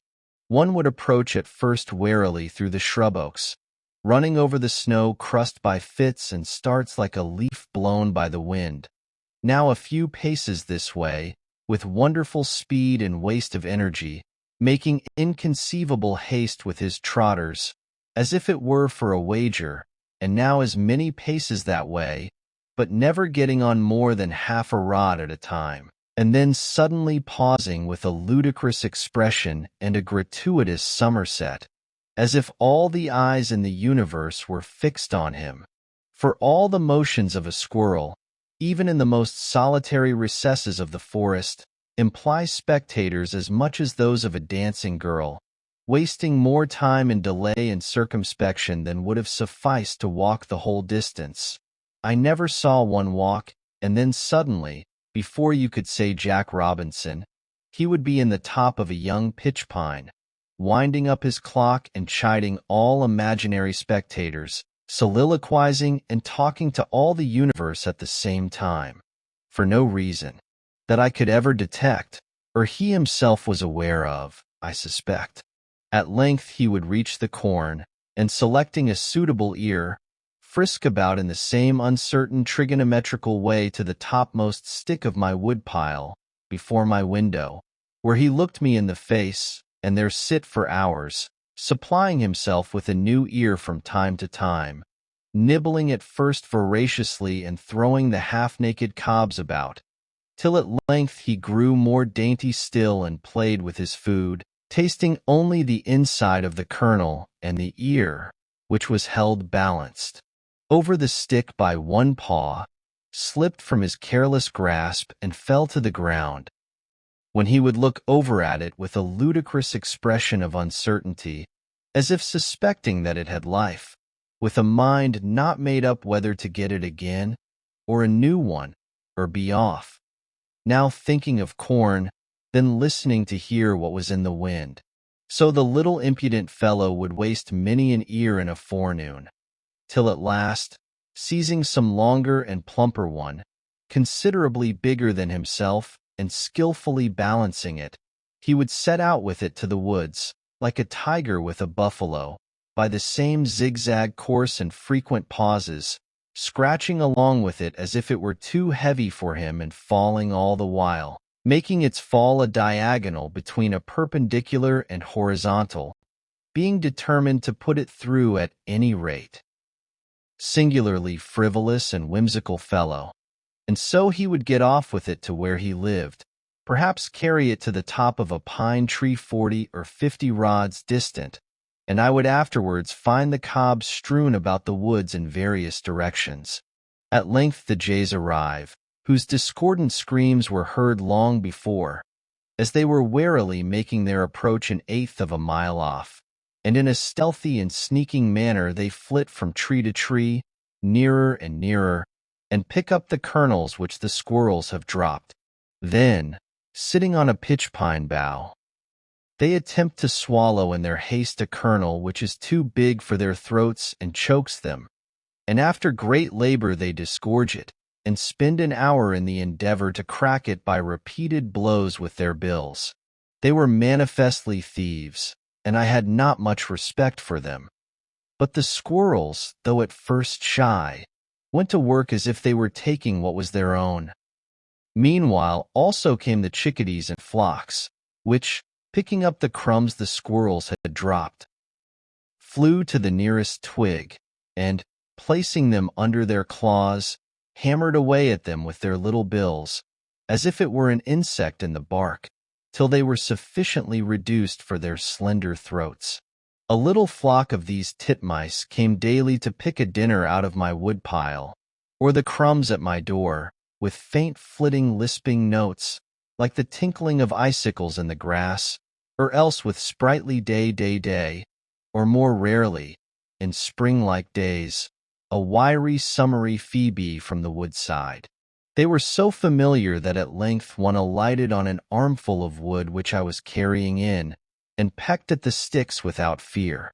I once had a sparrow alight upon my shoulder for a moment while I was hoeing in a village garden, and I felt that I was more distinguished by that circumstance than I should have been by any epaulet I could have worn. The squirrels also grew at last to be quite familiar, and occasionally stepped upon my shoe, when that was the nearest way.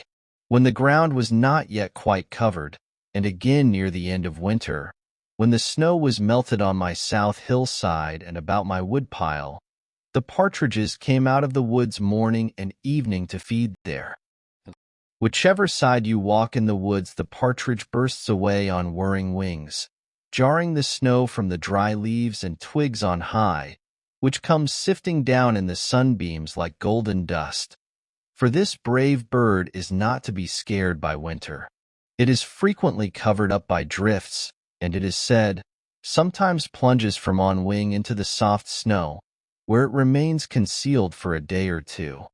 I used to start them in the open land also, where they had come out of the woods at sunset to bud the wild apple trees. They will come regularly every evening to particular trees, where the cunning sportsman lies in wait for them, and the distant orchards next the woods suffer thus not a little. I am glad that the partridge gets fed, at any rate. It is nature's own bird which lives on buds and diet drink.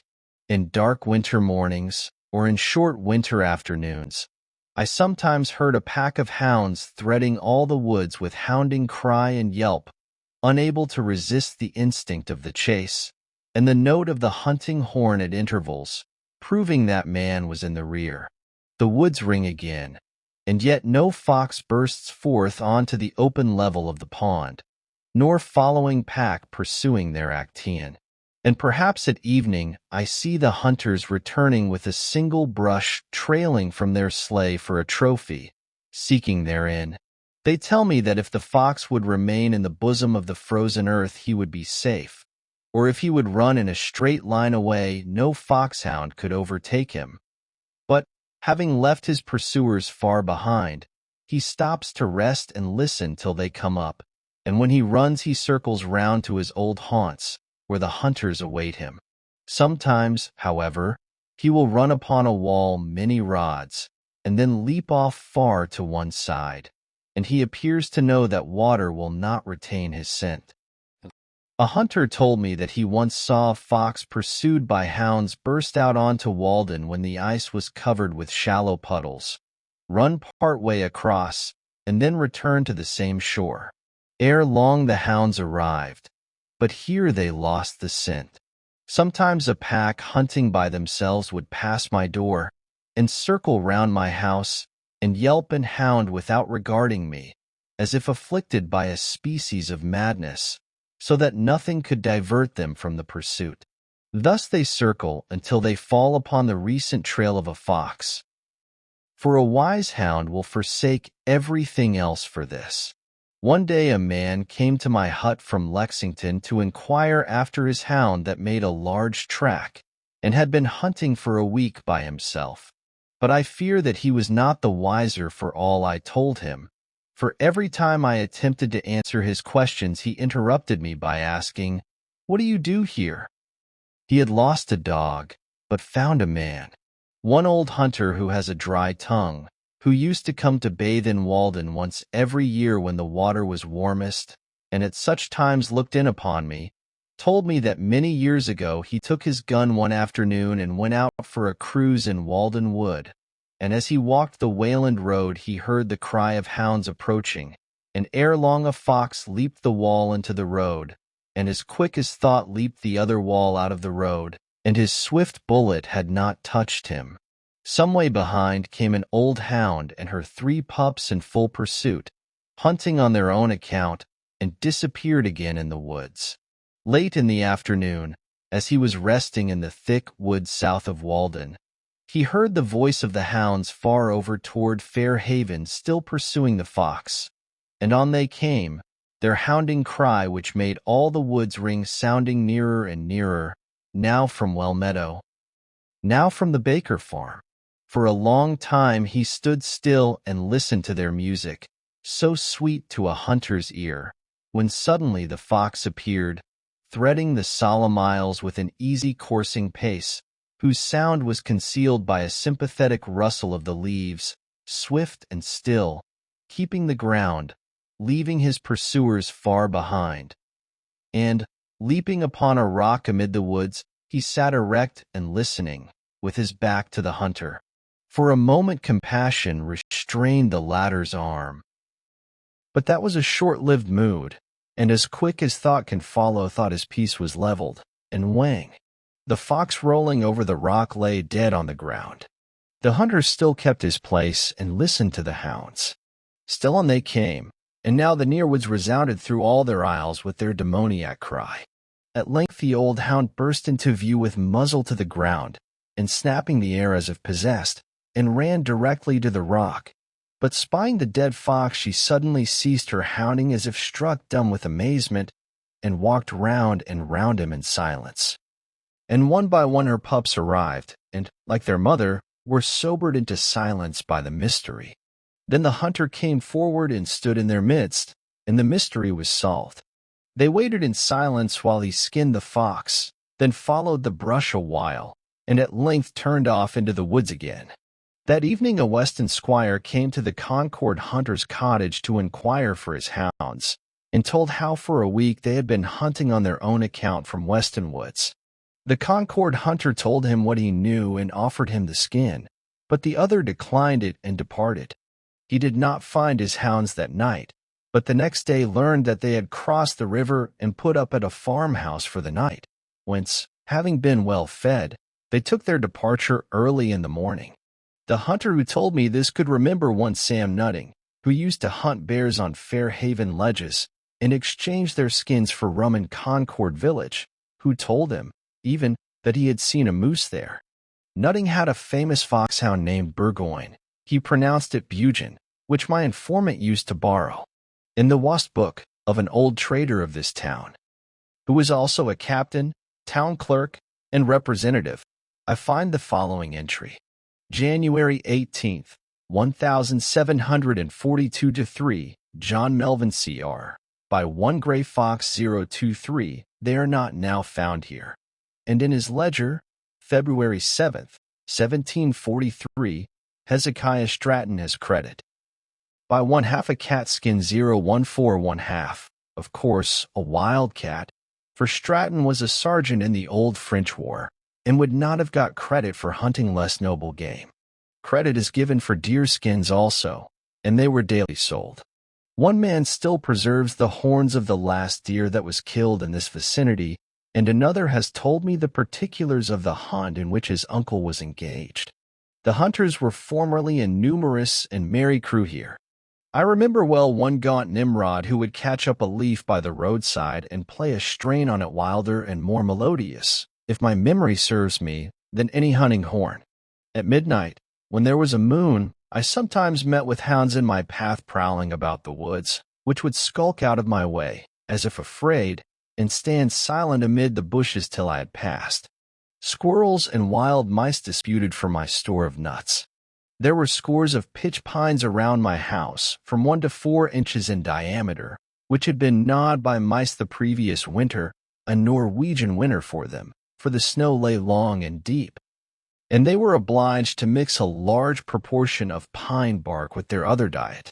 These trees were alive and apparently flourishing at midsummer, and many of them had grown a foot, though completely girdled, but after another winter such were without exception dead.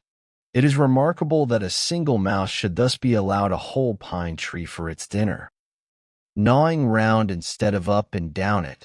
But perhaps it is necessary in order to thin these trees, which are wont to grow up densely. The hares, Lepus americanus, were very familiar. One had her form under my house all winter, separated from me only by the flooring, and she startled me each morning by her hasty departure when I began to stir, thump, thump, thump, striking her head against the floor timbers in her hurry. They used to come round my door at dusk to nibble the potato parings which I had thrown out, and were so nearly the color of the ground that they could hardly be distinguished when still. Sometimes in the twilight I alternately lost and recovered sight of one sitting motionless under my window. When I opened my door in the evening, off they would go with a squeak and a bounce. Near at hand they only excited my pity. One evening one sat by my door 2 paces from me, at first trembling with fear, yet unwilling to move. A poor wee thing, lean and bony, with ragged ears and sharp nose, scant tail and slender paws. It looked as if nature no longer contained the breed of nobler bloods, but stood on her last toes. Its large eyes appeared young and unhealthy, almost dropsical. I took a step, and lo, away it scud with an elastic spring over the snow crust, straightening its body and its limbs into graceful length, and soon put the forest between me and itself, the wild free venison, asserting its vigor and the dignity of nature. Not without reason was its slenderness. Such then was its nature. Lepus, Levipes, Lightfoot, some think. What is a country without rabbits and partridges? They are among the most simple and indigenous animal products, ancient and venerable families known to antiquity as to modern times. Of the very hue and substance of nature, nearest allied to leaves and to the ground, and to one another, it is either winged or it is legged. It is hardly as if you had seen a wild creature when a rabbit or a partridge bursts away, only a natural one, as much to be expected as rustling leaves. The partridge and the rabbit are still sure to thrive, like true natives of the soil, whatever revolutions occur. If the forest is cut off, the sprouts and bushes which spring up afford them concealment, and they become more numerous than ever. That must be a poor country indeed that does not support a hare. Our woods teem with them both, and around every swamp may be seen the partridge or rabbit walk, beset with twiggy fences and horsehair snares, which some cowboy tents. The pond in winter. After a still winter night, I awoke with the impression that some question had been put to me, which I had been endeavoring in vain to answer in my sleep, is what, how, when, where. But there was dawning nature, in whom all creatures live, looking in at my broad windows with serene and satisfied face, and no question on her lips. I awoke to an answered question, to nature and daylight. The snow lying deep on the earth dotted with young pines, and the very slope of the hill on which my house is placed, seemed to say, forward. Nature puts no question and answers none which we mortals ask. She has long ago taken her resolution.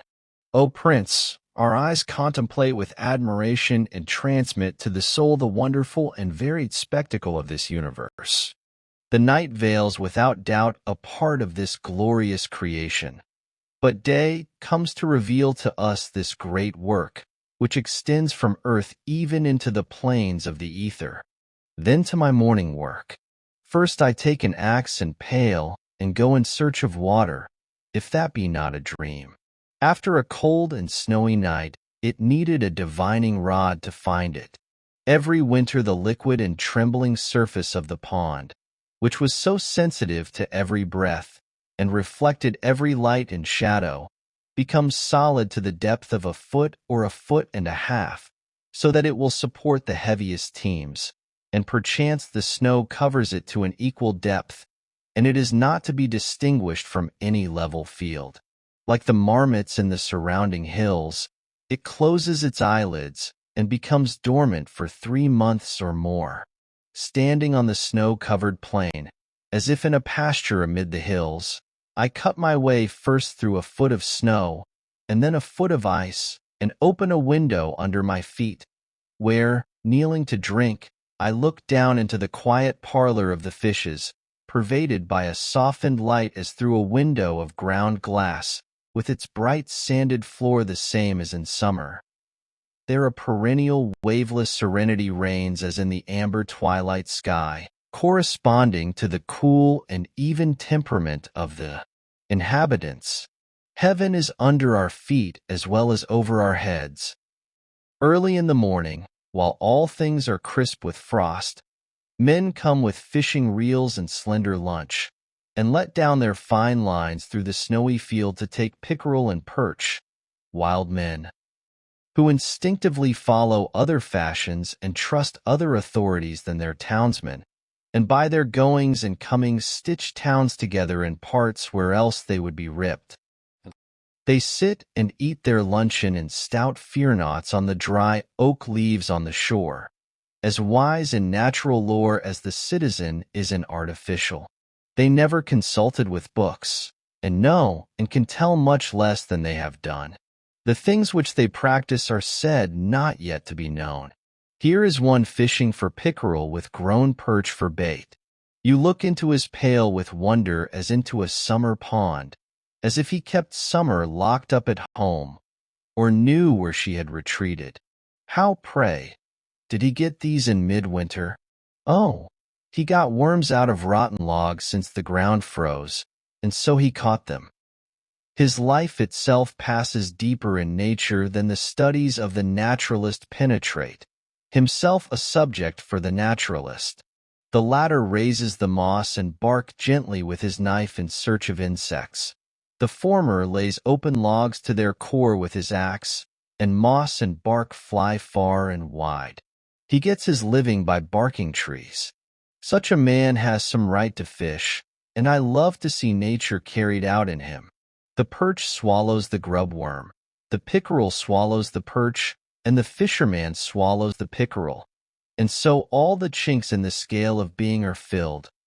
When I strolled around the pond in misty weather, I was sometimes amused by the primitive mode which some ruder fisherman had adopted. He would perhaps have placed alder branches over the narrow holes in the ice, which were 4 or 5 rods apart and an equal distance from the shore, and having fastened the end of the line to a stick to prevent its being pulled through, have passed the slack line over a twig of the alder, a foot or more above the ice, and tied a dry oak leaf to it, which, being pulled down, would show when he had a bite. These alders loomed through the mist at regular intervals as you walked halfway round the pond. Ah, the pickerel of Walden! When I see them lying on the ice, or in the well which the fisherman cuts in the ice, making a little hole to admit the water, I am always surprised by their rare beauty, as if they were fabulous fishes.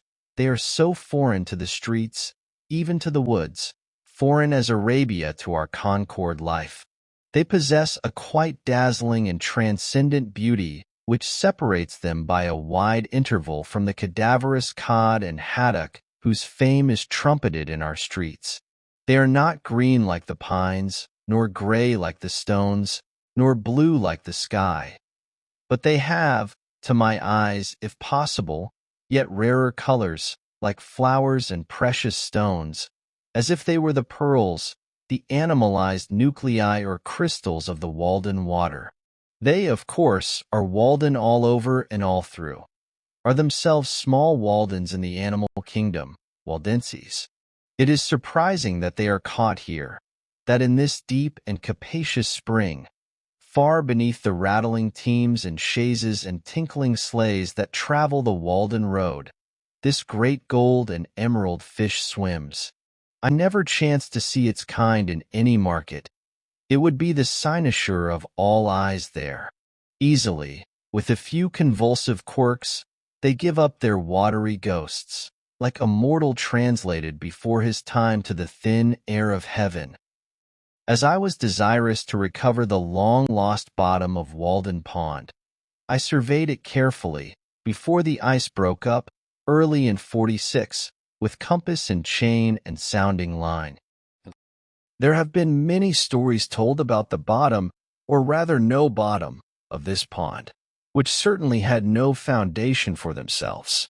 It is remarkable how long men will believe in the bottomlessness of a pond without taking the trouble to sound it. I have visited 2 such bottomless ponds in one walk in this neighborhood. Many have believed that Walden reached quite through to the other side of the globe. Some who have lain flat on the ice for a long time, looking down through the elusive medium, perchance with watery eyes into the bargain, and driven to hasty conclusions by the fear of catching cold in their breasts, have seen vast holes, into which a load of hay might be driven, if there were any body to drive it, the undoubted source of the Styx and entrance to the infernal regions from these parts.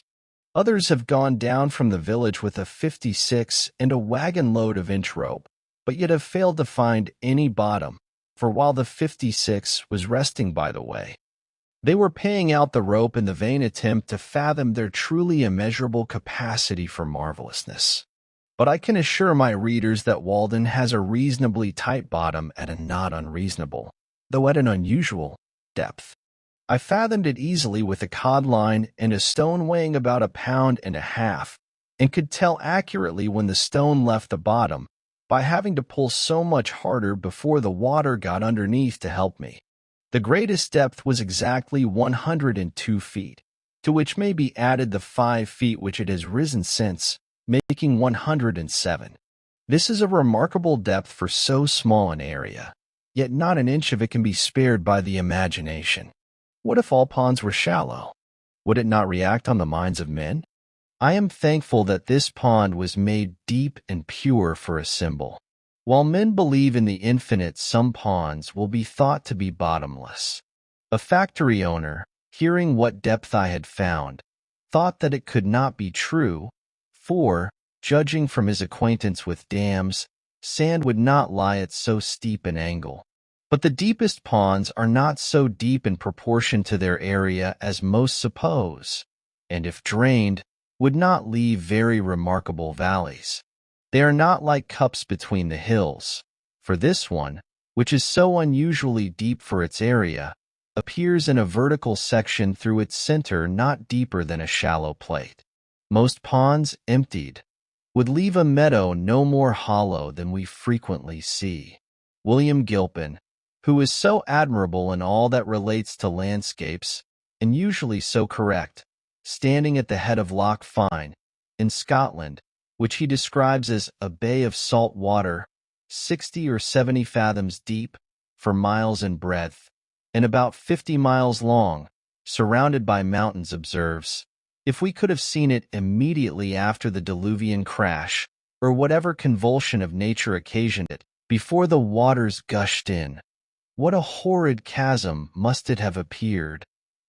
So high as heaved the tumid hills, so low down sunk a hollow bottom broad and deep, capacious bed of waters.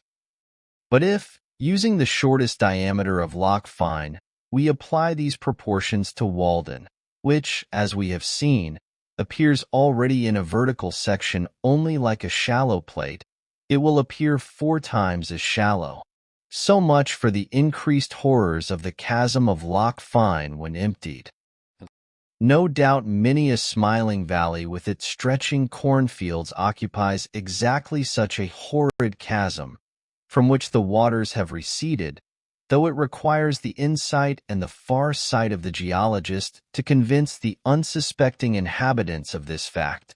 Often an inquisitive eye may detect the shores of a primitive lake in the low horizon hills, and no subsequent elevation of the plain has been necessary to conceal their history. But it is easiest, as they who work on the highways know, to find the hollows by the puddles after a shower. The amount of it is, the imagination give it the least license, dives deeper and soars higher than nature goes. So, probably, the depth of the ocean will be found to be very inconsiderable compared with its breadth. As I sounded through the ice, I could determine the shape of the bottom with greater accuracy than is possible in surveying harbors which do not freeze over, and I was surprised at its general regularity. In the deepest part, there are several acres more level than almost any field which is exposed to the sun, wind, and plow. In one instance, on a line arbitrarily chosen, the depth did not vary more than 1 foot in 30 rods, and generally, near the middle, I could calculate the variation for each 100 feet in any direction beforehand within 3 or 4 inches. Some are accustomed to speak of deep and dangerous holes even in quiet sandy ponds like this, but the effect of water under these circumstances is to level all inequalities. The regularity of the bottom and its conformity to the shores and the range of the neighboring hills were so perfect that a distant promontory betrayed itself in the soundings quite across the pond, and its direction could be determined by observing the opposite shore. Cape becomes bar and plain shoal, and valley and gorge deep water and channel. When I had mapped the pond by the scale of 10 rods to an inch, and put down the soundings, more than 100 in all, I observed this remarkable coincidence. Having noticed that the number indicating the greatest depth was apparently in the center of the map, I laid a rule on the map lengthwise, and then breadthwise, and found, to my surprise, that the line of greatest length intersected the line of greatest breadth exactly at the point of greatest depth, notwithstanding that the middle is so nearly level, the outline of the pond far from regular. And the extreme length and breadth were got by measuring into the coves, and I said to myself, who knows but this hint would conduct to the deepest part of the ocean as well as of a pond or puddle? Is not this the rule also for the height of mountains, regarded as the opposite of valleys? We know that a hill is not highest at its narrowest part. Of 5 coves, 3, or all which had been sounded, were observed to have a bar quite across their mouths and deeper water within, so that the bay tended to be an expansion of water within the land not only horizontally but vertically, and to form a basin or independent pond, the direction of the 2 capes showing the course of the bar. Every harbor on the seacoast also has its bar at its entrance. In proportion as the mouth of the cove was wider compared with its length, the water over the bar was deeper compared with that in the basin. Given, then, the length and breadth of the cove, and the character of the surrounding shore, and you have almost elements enough to make out a formula for all cases. In order to see how nearly I could guess, with this experience, at the deepest point in a pond, by observing the outlines of its surface and the character of its shores alone, I made a plan of White Pond, which contains about 41 acres, and, like this, has no island in it, nor any visible inlet or outlet. And as the line of greatest breadth fell very near the line of least breadth, where two opposite capes approached each other and two opposite bays receded, I ventured to mark a point a short distance from the latter line, but still on the line of greatest length, as the deepest. The deepest part was found to be within 100 feet of this, still farther in the direction to which I had inclined, and was only 1 foot deeper, namely 60 feet. Of course, a stream running through, or an island in the pond, would make the problem much more complicated. If we knew all the laws of nature, we should need only one fact, or the description of one actual phenomenon, to infer all the particular results at that point. Now we know only a few laws, and our result is vitiated, not, of course, by any confusion or irregularity in nature, but by our ignorance of essential elements in the calculation. Our notions of law and harmony are commonly confined to those instances which we detect, but the harmony which results from a far greater number of seemingly conflicting, but really concurring, laws which we have not detected is still more wonderful. The particular laws are as our points of view. As, to the traveler, a mountain outline varies with every step, and it has an infinite number of profiles, though absolutely but one form. Even when cleft or bored through it is not comprehended in its entireness. What I have observed of the pond is no less true in ethics. It is the law of average. Such a rule of the two diameters not only guides us toward the sun in the system and the heart in man, but draw lines through the length and breadth of the aggregate of a man's particular daily behaviors and waves of life into his coves and inlets, and where they intersect will be the height or depth of his character. Perhaps we need only to know how his shores trend and his adjacent country or circumstances to infer his depth and concealed bottom. If he is surrounded by mountainous circumstances, an Acalian shore, whose peaks overshadow and are reflected in his bosom, they suggest a corresponding depth in him. But a low and smooth shore proves him shallow on that side. In our bodies, a bold projecting brow falls off too, and indicates a corresponding depth of thought. Also there is a bar across the entrance of our every cove, or particular inclination. Each is our harbor for a season, in which we are detained and partially landlocked. These inclinations are not whimsical usually, but their form, size, and direction are determined by the promontories of the shore, the ancient axes of elevation. When this bar is gradually increased by storms, tides, or currents, or there is a subsidence of the waters, so that it reaches to the surface, that which was at first but an inclination in the shore in which a thought was harbored becomes an individual lake, cut off from the ocean, wherein the thought secures its own conditions, changes, perhaps, from salt to fresh, becomes a sweet sea, dead sea, or a marsh. At the advent of each individual into this life, may we not suppose that such a bar has risen to the surface somewhere? It is true, we are such poor navigators that our thoughts, for the most part, stand off and on upon a harborless coast, are conversant only with the bights of the bays of poesy, or steer for the public ports of entry, and go into the dry docks of science, where they merely refit for this world, and no natural currents concur to individualize them. As for the inlet or outlet of Walden, I have not discovered any but rain and snow and evaporation, though perhaps with a thermometer and a line, such places may be found. For where the water flows into the pond it will probably be coldest in summer and warmest in winter. When the icemen were at work here in 46-7, the cakes sent to the shore were one day rejected by those who were stacking them up there, not being thick enough to lie side by side with the rest. And the cutters thus discovered that the ice over a small space was 2 or 3 inches thinner than elsewhere, which made them think that there was an inlet there. They also showed me in another place what they thought was a leach hole, through which the pond leaked out under a hill into a neighboring meadow, pushing me out on a cake of ice to see it. It was a small cavity under 10 feet of water, but I think that I can warrant the pond not to need soldering till they find a worse leak than that. One has suggested that if such a leach hole should be found, its connection with the meadow, if any existed, might be proved by conveying some colored powder or sawdust to the mouth of the hole, and then putting a strainer over the spring in the meadow, which would catch some of the particles carried through by the current. While I was surveying, the ice, which was 16 inches thick, undulated under a slight wind like water. It is well known that a level cannot be used on ice. At 1 rod from the shore, its greatest fluctuation, when observed by means of a level on land directed toward a graduated staff on the ice, was 3/4 of an inch, though the ice appeared firmly attached to the shore. It was probably greater in the middle.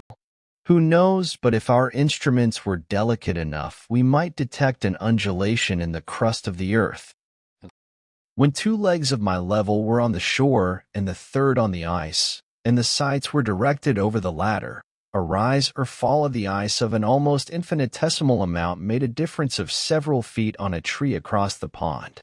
When I began to cut holes for sounding, there were 3 or 4 inches of water on the ice under a deep snow which had sunk it thus far, but the water began immediately to run into these holes, and continued to run for 2 days in deep streams, which wore away the ice on every side, and contributed essentially, if not mainly, to dry the surface of the pond, for, as the water ran in, it raised and floated the ice. This was somewhat like cutting a hole in the bottom of a ship to let the water out. When such holes freeze, and a rain succeeds, and finally a new freezing forms a fresh smooth ice over all, it is beautifully modeled internally by dark figures, shaped somewhat like a spider's web, what you may call ice rosettes, produced by the channels worn by the water flowing from all sides to a center. Sometimes, also, when the ice was covered with shallow puddles, I saw a double shadow of myself, one standing on the head of the other, one on the ice, the other on the trees or hillside. While yet it is cold January, and snow and ice are thick and solid, the prudent landlord comes from the village to get ice to cool his summer drink, impressively, even pathetically wise, to foresee the heat and thirst of July now in January. Wearing a thick coat and mittens, when so many things are not provided for. It may be that he lays up no treasures in this world which will cool his summer drink in the next. He cuts and saws the solid pond, unroofs the house of fishes, and carts off their very element and air, held fast by chains and stakes like corded wood, through the favoring winter air, to wintry cellars, to underlie the summer there. It looks like solidified azure, as, far off, it is drawn through the streets. These ice cutters are a merry race, full of jest and sport, and when I went among them they were wont to invite me to saw pit fashion with them, I standing underneath. In the winter of 46-7 there came 100 men of Hyperborean extraction swooped down onto our pond one morning, with many carloads of ungainly-looking farming tools, sleds, plows, drill barrows, turf knives, spades, saws, rakes, and each man was armed with a double-pointed pike staff, such as is not described in the New England Farmer or the Cultivator. I did not know whether they had come to sow a crop of winter rye, or some other kind of grain recently introduced from Iceland. As I saw no manure, I judged that they meant to skim the land, as I had done, thinking the soil was deep and had lain fallow long enough. They said that a gentleman farmer, who was behind the scenes, wanted to double his money, which, as I understood, amounted to $500,000 already, but in order to cover each one of his dollars with another, he took off the only coat, the skin itself, of Walden Pond in the midst of a hard winter. They went to work at once, plowing, harrowing, rolling, furrowing, in admirable order, as if they were bent on making this a model farm. But when I was looking sharp to see what kind of seed they dropped into the furrow, a gang of fellows by my side suddenly began to hook up the virgin mold itself, with a peculiar jerk, clean down to the sand, or rather the water, for it was a very springy soil. Indeed, all the terra firma there was, and haul it away on sleds. And then I guessed that they must be cutting peat in a bog. So they came and went every day, with a peculiar shriek from the locomotive, from into some point of the polar regions, as it seemed to me, like a flock of Arctic snowbirds. But sometimes Squaw Walden had her revenge, and a hired man, walking behind his team, slipped through a crack in the ground down toward Tartarus, and he who was so brave before suddenly became but the ninth part of a man, almost gave up his animal heat, and was glad to take refuge in my house, and acknowledged that there was some virtue in a stove. Or sometimes the frozen soil took a piece of steel out of a plowshare, or a plow got set in the furrow and had to be cut out. To speak literally, 100 Irishmen, with Yankee overseers, came from Cambridge every day to get out the ice. They divided it into cakes by methods too well known to require description, and these, being sled to the shore, were rapidly hauled off onto an ice platform and raised by grappling irons and block and tackle, worked by horses, onto a stack, as surely as so many barrels of flour, and they're placed evenly side by side, and row upon row, as if they formed the solid base of an obelisk designed to pierce the clouds. They told me that in a good day they could get out 1,000 tons, which was the yield of about 1 acre. Deep ruts and cradle holes were worn in the ice, as on terra firma, by the passage of the sleds over the same track, and the horses invariably ate their oats out of cakes of ice hollowed out like buckets. They stacked up the cakes thus in the open air in a pile 35 feet high on one side and 6 or 7 rods square, putting hay between the outside layers to exclude the air. For when the wind, though never so cold, finds a passage through, it will wear large cavities, leaving slight supports or studs only here and there, and finally topple it down.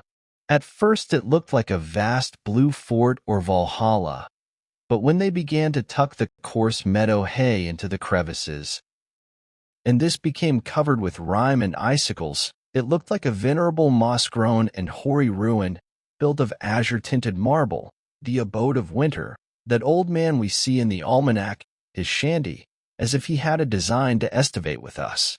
They calculated that not 25% of this would reach its destination, and that 2 or 3% would be wasted in the cars.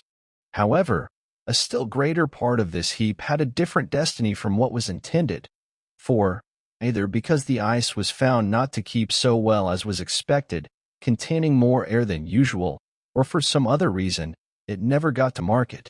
This heap, made in the winter of 46-7 and estimated to contain 10,000 tons, was finally covered with hay and boards, and though it was unroofed the following July, and a part of it carried off, the rest remaining exposed to the sun, it stood over that summer and the next winter, and was not quite melted till September 1848. Thus the pond recovered the greater part.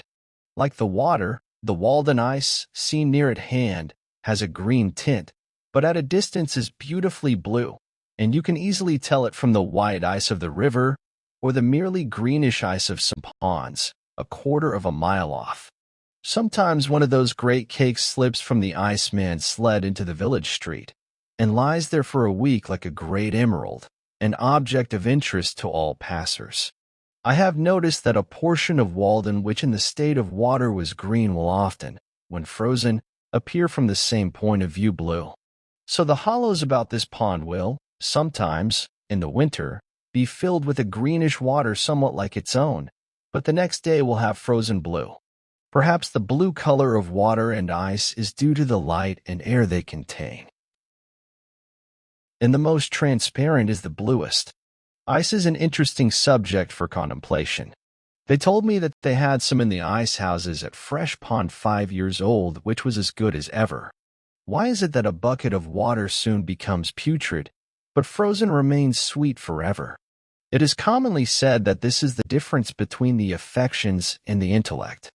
Thus for 16 days I saw from my window 100 men at work like busy husbandmen, with teams and horses and apparently all the implements of farming, such a picture as we see on the first page of the almanac. And as often as I looked out, I was reminded of the fable of the lark and the reapers, or the parable of the sower, and the like. And now they are all gone, and in 30 days more, probably, I shall look from the same window on the pure sea-green Walden water there, reflecting the clouds and the trees, and sending up its evaporations in solitude, and no traces will appear that a man has ever stood there. Perhaps I shall hear a solitary loon laugh as he dives and plumes himself, or shall see a lonely fisher in his boat, like a floating leaf, beholding his form reflected in the waves, where lately 100 men securely labored. Thus it appears that the sweltering inhabitants of Charleston and New Orleans, of Madras and Bombay and Calcutta, drink at my well. In the morning I bathe my intellect in the stupendous and cosmogonal philosophy of the Bhagavad Gita, since whose composition years of the gods have elapsed, and in comparison with which our modern world and its literature seem puny and trivial. And I doubt if that philosophy is not to be referred to a previous state of existence, so remote is its sublimity from our conceptions. I lay down the book and go to my well for water, and lo! There I meet the servant of the Brahmin, priest of Brahma and Vishnu and Indra, who still sits in his temple on the Ganges reading the Vedas, or dwells at the root of a tree with his crust and water jug. I meet his servant come to draw water for his master, and our buckets as it were grate together in the same well. The pure Walden water is mingled with the sacred water of the Ganges. With favoring winds it is wafted past the site of the fabulous islands of Atlantis and the Hesperides, makes the periplus of Hanno, and, floating by Ternate and Tidor in the mouth of the Persian Gulf, melts in the tropic gales of the Indian seas, and is landed in ports of which Alexander only heard the names. Spring. The opening of large tracts by the ice cutters commonly causes a pond to break up earlier. For the water, agitated by the wind, even in cold weather, wears away the surrounding ice. But such was not the effect on Walden that year, for she had soon got a thick new garment to take the place of the old. This pond never breaks up so soon as the others in this neighborhood, on account both of its greater depth and its having no stream passing through it to melt or wear away the ice. I never knew it to open in the course of a winter, not excepting that of 52-3, which gave the pond so severe a trial. It commonly opens about the 1st of April, a week or 10 days later than Flint's Pond in Fairhaven, beginning to melt on the north side and in the shallower parts where it began to freeze. It indicates better than any water hereabouts the absolute progress of the season, being least affected by transient changes of temperature. A severe cold of a few days' duration in March may very much retard the opening of the former ponds, while the temperature of Walden increases almost uninterruptedly. A thermometer thrust into the middle of Walden on the 6th of March, 1847, stood at 32 degrees, or freezing point, near the shore at 33 degrees, in the middle of Flint's Pond, the same day at 32½ degree. At a dozen rods from the shore, in shallow water, under ice a foot thick, at 36 degrees. This difference of 3½ degrees between the temperature of the deep water and the shallow in the latter pond, and the fact that a great proportion of it is comparatively shallow, show why it should break up so much sooner than Walden. The ice in the shallowest part was at this time several inches thinner than in the middle. In midwinter the middle had been the warmest and the ice thinnest there. So, also, every one who has waded about the shores of the pond in summer must have perceived how much warmer the water is close to the shore, where only 3 or 4 inches deep, than a little distance out, and on the surface where it is deep, than near the bottom. In spring the sun not only exerts an influence through the increased temperature of the air and earth, but its heat passes through ice a foot or more thick, and is reflected from the bottom in shallow water, and so also warms the water and melts the underside of the ice, at the same time that it is melting it more directly above, making it uneven, and causing the air bubbles which it contains to extend themselves upward and downward until it is completely honeycombed, and at last disappears, suddenly in a single spring rain. Ice has its grain as well as wood, and when a cake begins to rot or comb, that is, assume the appearance of honeycomb, whatever may be its position, the air cells are at right angles with what was the water surface. Where there is a rock or a log rising near to the surface, the ice over it is much thinner and is frequently quite dissolved by this reflected heat. And I have been told that in the experiment at Cambridge to freeze water in a shallow wooden pond, though the cold air circulated underneath, and so had access to both sides, the reflection of the sun from the bottom more than counterbalanced this advantage. When a warm rain in the middle of the winter melts off the snow ice from Walden and leaves a hard, dark, or transparent ice on the middle, there will be a strip of rotten, though thicker white ice, a rod or more wide, about the shores, created by this reflected heat. Also, as I have said, the bubbles themselves within the ice operate as burning glasses to melt the ice beneath. The phenomena of the year take place every day in a pond on a small scale. Every morning, generally speaking, the shallow water is being warmed more rapidly than the deep, though it may not be made so warm after all, and every evening it is being cooled more rapidly until the morning. The day is an epitome of the year. The night is the winter, the morning and evening are the spring and fall, and the noon is the summer. The cracking and booming of the ice indicate a change of temperature.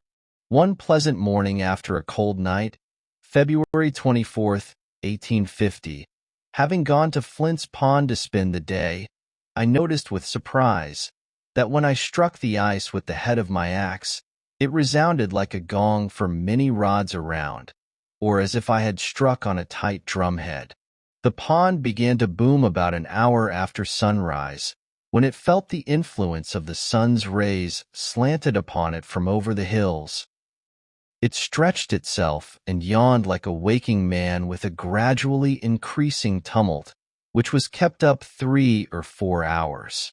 It took a short siesta at noon and boomed once more toward night, as the sun was withdrawing his influence. In the right stage of the weather, a pond fires its evening gun with great regularity.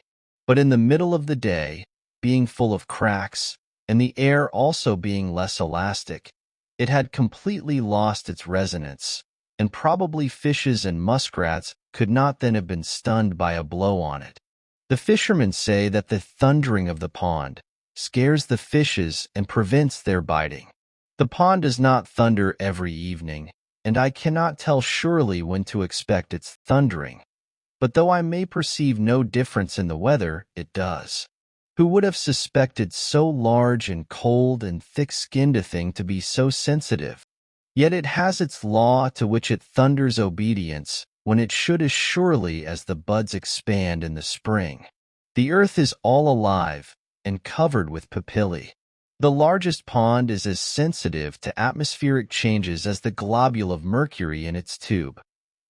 One attraction in coming to the woods to live was that I should have leisure and opportunity to see the spring come in. The ice in the pond at length begins to be honeycombed, and I can set my heel in it as I walk. Fogs and rains and warmer suns are gradually melting the snow. The days have grown sensibly longer, and I see how I shall get through the winter without adding to my woodpile, for large fires are no longer necessary.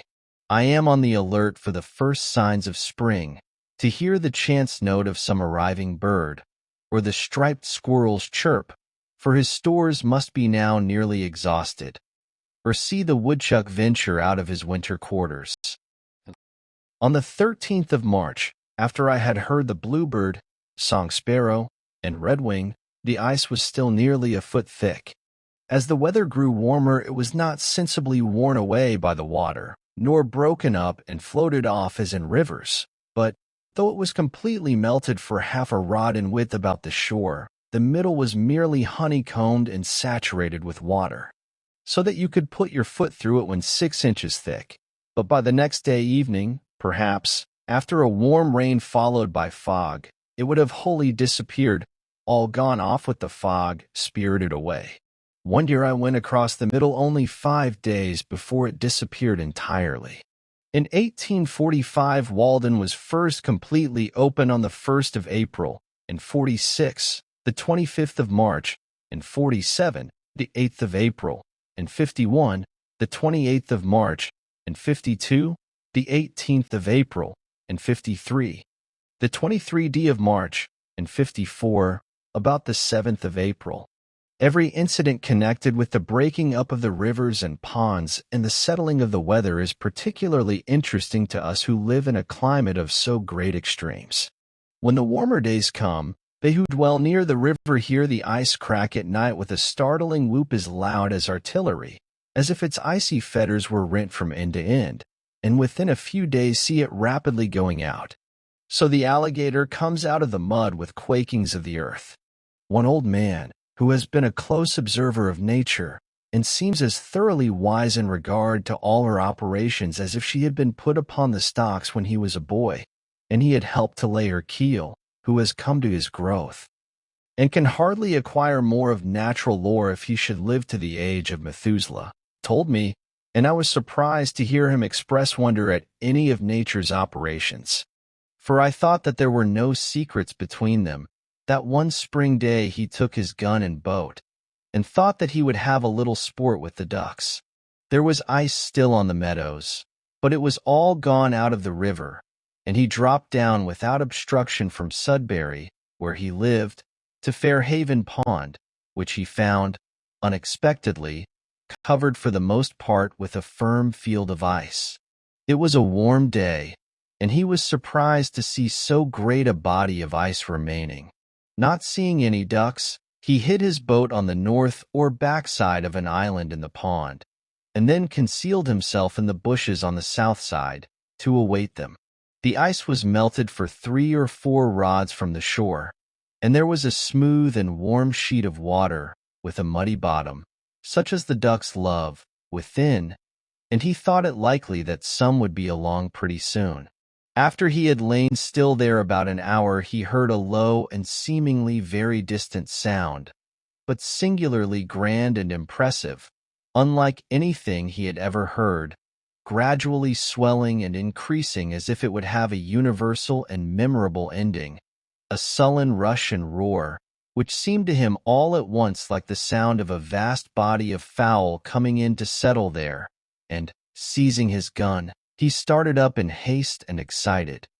But he found, to his surprise, that the whole body of the ice had started while he lay there, and drifted into the shore, and the sound he had heard was made by its edge grating on the shore, at first gently nibbled and crumbled off, but at length heaving up and scattering its wrecks along the island to a considerable height before it came to a standstill. At length the sun's rays have attained the right angle, and warm winds blow up mist and rain and melt the snow banks.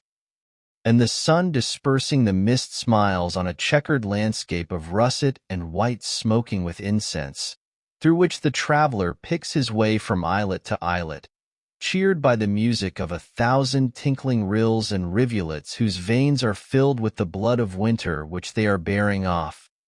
Few phenomena gave me more delight than to observe the forms which thawing sand and clay assume in flowing down the sides of a deep cut on the railroad through which I passed on my way to the village, a phenomenon not very common on so large a scale, though the number of freshly exposed banks of the right material must have been greatly multiplied since railroads were invented. The material was sand of every degree of fineness and of various rich colors, commonly mixed with a little clay. When the frost comes out in the spring, and even in a thawing day in the winter, the sand begins to flow down the slopes like lava, sometimes bursting out through the snow and overflowing it where no sand was to be seen before. Innumerable little streams overlap and interlace one with another, exhibiting a sort of hybrid product, which obeys halfway the law of currents, and halfway that of vegetation. As it flows it takes the forms of sappy leaves or vines, making heaps of pulpy sprays a foot or more in depth and resembling, as you look down on them, the laciniated, lobed, and imbricated thalluses of some lichens. Or you are reminded of coral, of leopard's paws or bird's feet, of brains or lungs or bowels, and excrements of all kinds. It is a truly grotesque vegetation, whose forms and color we see imitated in bronze, a sort of architectural foliage more ancient and typical than acanthus, chicory, ivy, vine, or any vegetable leaves, destined perhaps, under some circumstances, to become a puzzle to future geologists. The whole cut impressed me as if it were a cave with its stalactites laid open to the light. The various shades of the sand are singularly rich and agreeable, embracing the different iron colors, brown, gray, yellowish, and reddish. When the flowing mass reaches the drain at the foot of the bank, it spreads out flatter into strands, the separate streams losing their semi-cylindrical form and gradually becoming more flat and broad, running together as they are more moist, till they form an almost flat sand, still variously and beautifully shaded, but in which you can trace the original forms of vegetation, till at length, in the water itself, they are converted into banks, like those formed off the mouths of rivers, and the forms of vegetation are lost in the ripple marks on the bottom. The whole bank, which is from 20 to 40 feet high, is sometimes overlaid with a mass of this kind of foliage, or sandy rupture, for a quarter of a mile on one or both sides, the produce of one spring day. What makes this sand foliage remarkable is its springing into existence thus suddenly. When I see on the one side the inert bank, for the sun acts on one side first, and on the other this luxuriant foliage, the creation of an hour, I am affected as if in a peculiar sense I stood in the laboratory of the artist who made the world and me, had come to where he was still at work, sporting on this bank, and with excessive energy strewing his fresh designs about. I feel as if I were nearer to the vitals of the globe, for this sandy overflow is something such a foliaceous mass as the vitals of the animal body. You find thus in the very sands an anticipation of the vegetable leaf. No wonder that the earth expresses itself outwardly in leaves. It so labors with the idea inwardly. The atoms have already learned this law, and are pregnant by it. The overhanging leaf sees here its prototype. Internally, whether in the globe or animal body, it is a moist thick lobe, a word especially applicable to the liver and lungs and the leaves of fat, lambda epsilon beta omega, labor, lapsus, to flow or slip downward, a lapsing, lambda omicron beta omicron, globus, lobe, globe. Also lap, flap, and many other words, externally a dry thin leaf, even as the F and V are a pressed and dried B. The radicals of lobe are LB, the soft mass of the B, single-lobed, or B, double-lobed, with the liquid L behind it pressing it forward. In globe, GLB, the guttural G adds to the meaning the capacity of the throat. The feathers and wings of birds are still drier and thinner leaves. Thus, also, you pass from the lumpish grub in the earth to the airy and fluttering butterfly. The very globe continually transcends and translates itself, and becomes winged in its orbit. Even ice begins with delicate crystal leaves, as if it had flowed into molds which the fronds of water plants have impressed on the watery mirror. The whole tree itself is but one leaf, and rivers are still vaster leaves whose pulp is intervening earth, and towns and cities are the ova of insects in their axils. When the sun withdraws, the sand ceases to flow, but in the morning the streams will start once more and branch again into a myriad of others. You here see perchance how blood vessels are formed. If you look closely, you observe that first there pushes forward from the thawing mass a stream of softened sand with a drop-like point, like the ball of the finger, feeling its way slowly and blindly downward, until at last with more heat and moisture, as the sun gets higher, the most fluid portion, in its effort to obey the law to which the most inert also yields, separates from the latter and forms for itself a meandering channel or artery within that, in which is seen a little silvery stream glancing like lightning from one stage of pulpy leaves or branches to another, and ever and anon swallowed up in the sand. It is wonderful how rapidly yet perfectly the sand organizes itself as it flows, using the best material its mass affords to form the sharp edges of its channel. Such are the sources of rivers. In the siliceous matter which the water deposits is perhaps the bony system, and in the still finer soil and organic matter the fleshy fiber or cellular tissue. What is man but a mass of thawing clay? The ball of the human finger is but a drop congealed. The fingers and toes flow to their extent from the thawing mass of the body. Who knows what the human body would expand and flow out to under a more genial heaven? Is not the hand a spreading palm leaf with its lobes and veins? The ear may be regarded, fancifully, as a lichen, umbilicaria, on the side of the head, with its lobe or drop. The lip labium, from labor, laps or lapses from the sides of the cavernous mouth.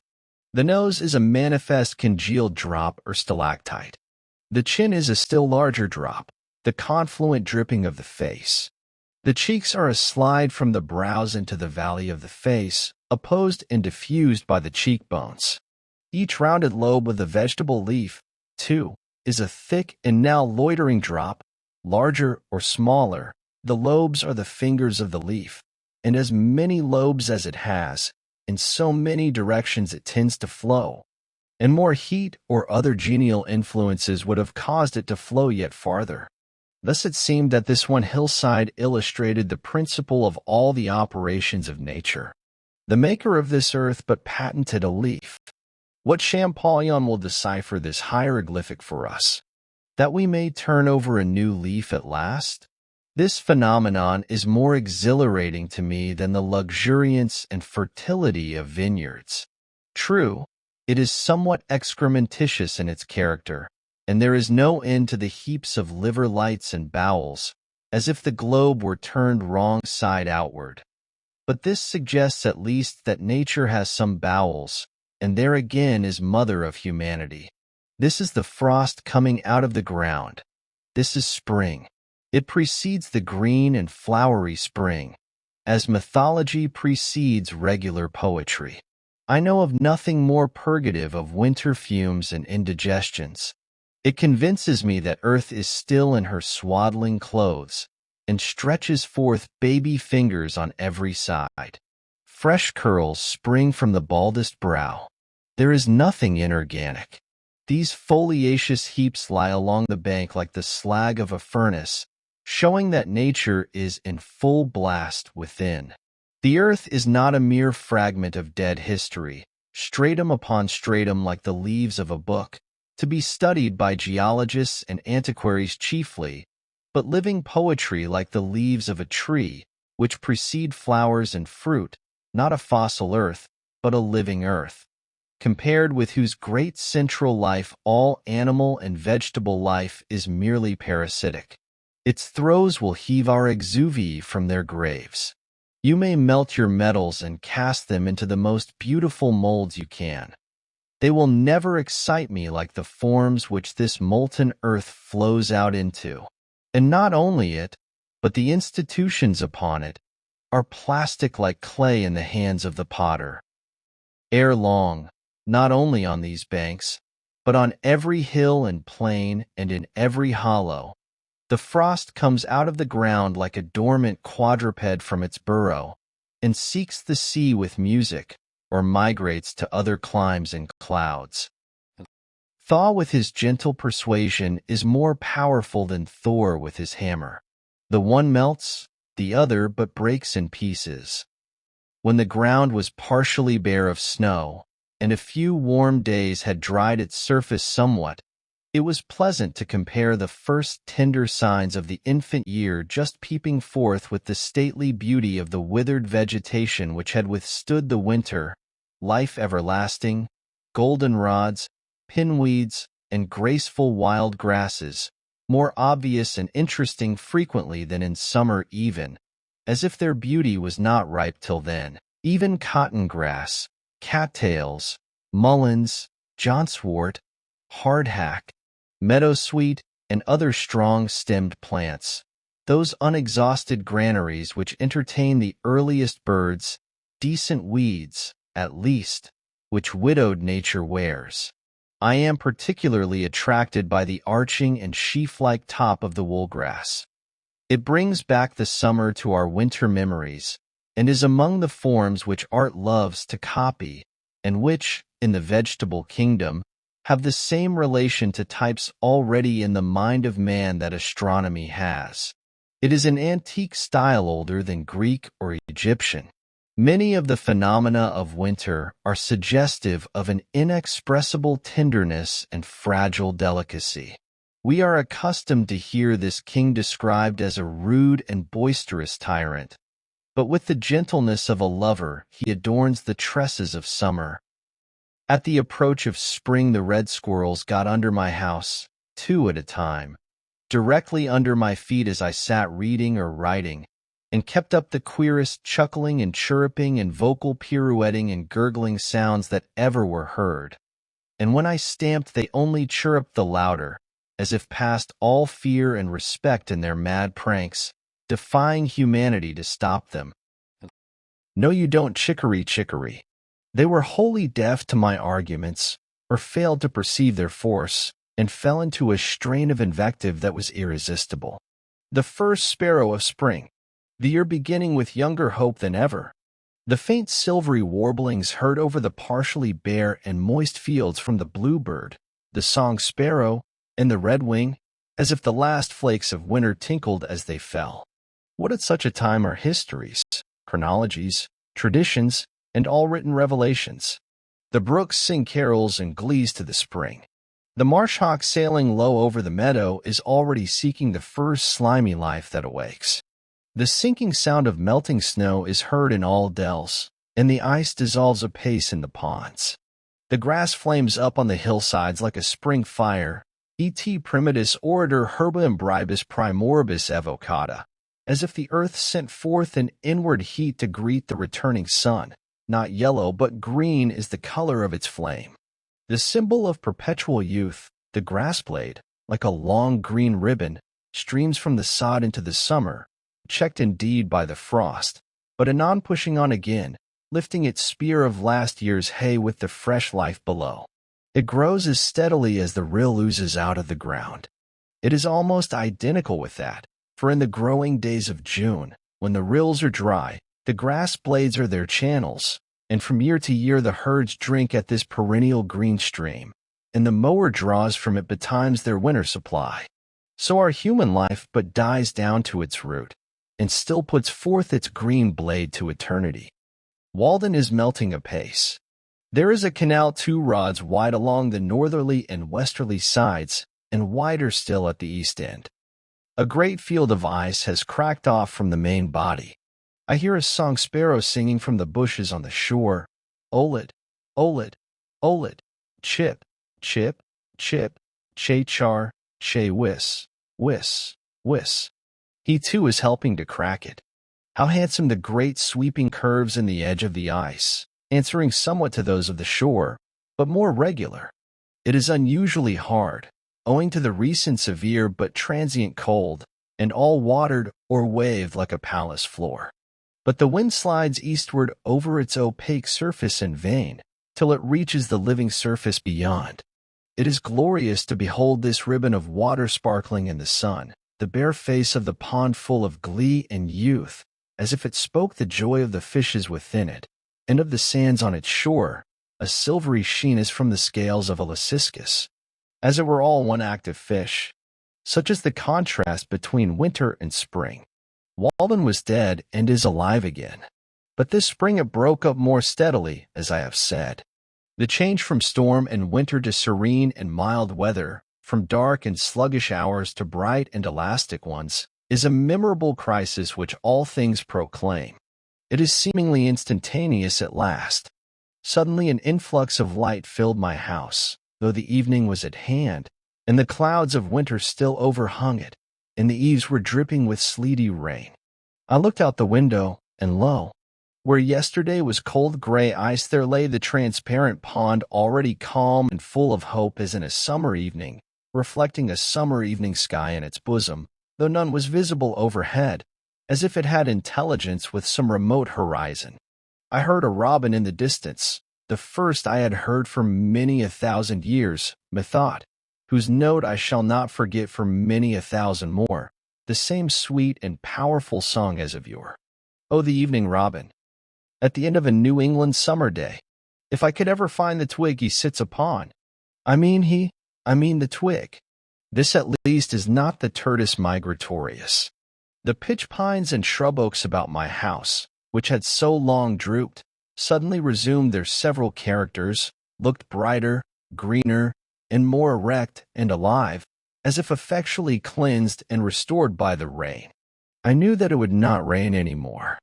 You may tell by looking at any twig of the forest, at your very woodpile, whether its winter is past or not.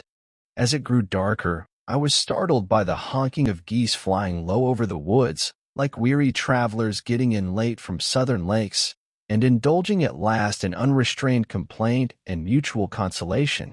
Standing at my door, I could hear the rush of their wings, when, driving toward my house, they suddenly spied my light, and with hushed clamor wheeled and settled in the pond. So I came in, and shut the door, and passed my first spring night in the woods. In the morning I watched the geese from the door through the mist, sailing in the middle of the pond, 50 rods off, so large and tumultuous that Walden appeared like an artificial pond for their amusement.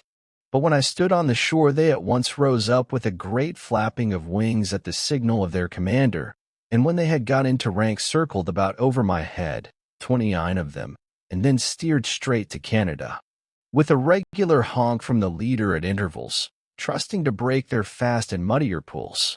A plump of ducks rose at the same time, and took the route to the north in the wake of their noisier cousins. For a week I heard the circling, groping clangor of some solitary goose in the foggy mornings, seeking its companion, and still peopling the woods with the sound of a larger life than they could sustain. In April the pigeons were seen again flying express in small flocks, and in due time I heard the martins twittering over my clearing, though it had not seemed that the township contained so many that it could afford me any, and I fancied that they were peculiarly of the ancient race that dwelt in hollow trees ere white men came. In almost all climes the tortoise and the frog are among the precursors and heralds of this season, and birds fly with song and glancing plumage, and plants spring and bloom, and winds blow. To correct this slight oscillation of the poles and preserve the equilibrium of nature, as every season seems best to us in its turn, so the coming in of spring is like the creation of cosmos out of chaos and the realization of the golden age. Juris ad auroram nobific regna recessit. Persidake, et radiis jugus subdita machetinis. The east wind withdrew to Aurora, and the Nabathean kingdom, and the Persian, and the ridges placed under the morning rays. Man was born, whether that artificer of things, the origin of a better world, made him from the divine seed, and did not spend our time in atoning for the neglect of past opportunities, which we call doing our duty. We loiter in winter while it is already spring. In a pleasant spring morning all men's sins are forgiven. Such a day is a truce device. While such a sun holds out to burn, the vilest sinner may return. Through our own recovered innocence we discern the innocence of our neighbors. You may have known your neighbor yesterday for a thief, a drunkard, or a sensualist, and merely pitied or despised him, and despaired of the world. But the sun shines bright and warm this first spring morning, recreating the world, and you meet him at some serene work, and see how his exhausted and debauched veins expand with still joy and bless the new day. Feel the spring influence with the innocence of infancy, and all his faults are forgotten. There is not only an atmosphere of goodwill about him, but even a savor of holiness groping for expression, blindly and ineffectually perhaps, like a newborn instinct, and for a short hour the south hillside echoes to no vulgar jest. You see some innocent fair shoots preparing to burst from his gnarled rind, and try another year's life, tender and fresh as the youngest plant. Even he has entered into the joy of his Lord. Why the jailer does not leave open his prison doors, why the judge does not dismiss his case, why the preacher does not dismiss his congregation, it is because they do not obey the hint which God gives them, nor accept the pardon which he freely offers to all. A return to goodness produced each day in the tranquil and beneficent breath of the morning causes that in respect to the love of virtue and the hatred of vice, one approaches a little the primitive nature of man, as the sprouts of the forest which has been felled.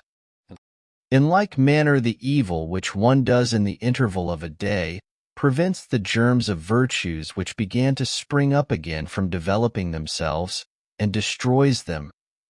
After the germs of virtue have thus been prevented many times from developing themselves, then the beneficent breath of evening does not suffice to preserve them.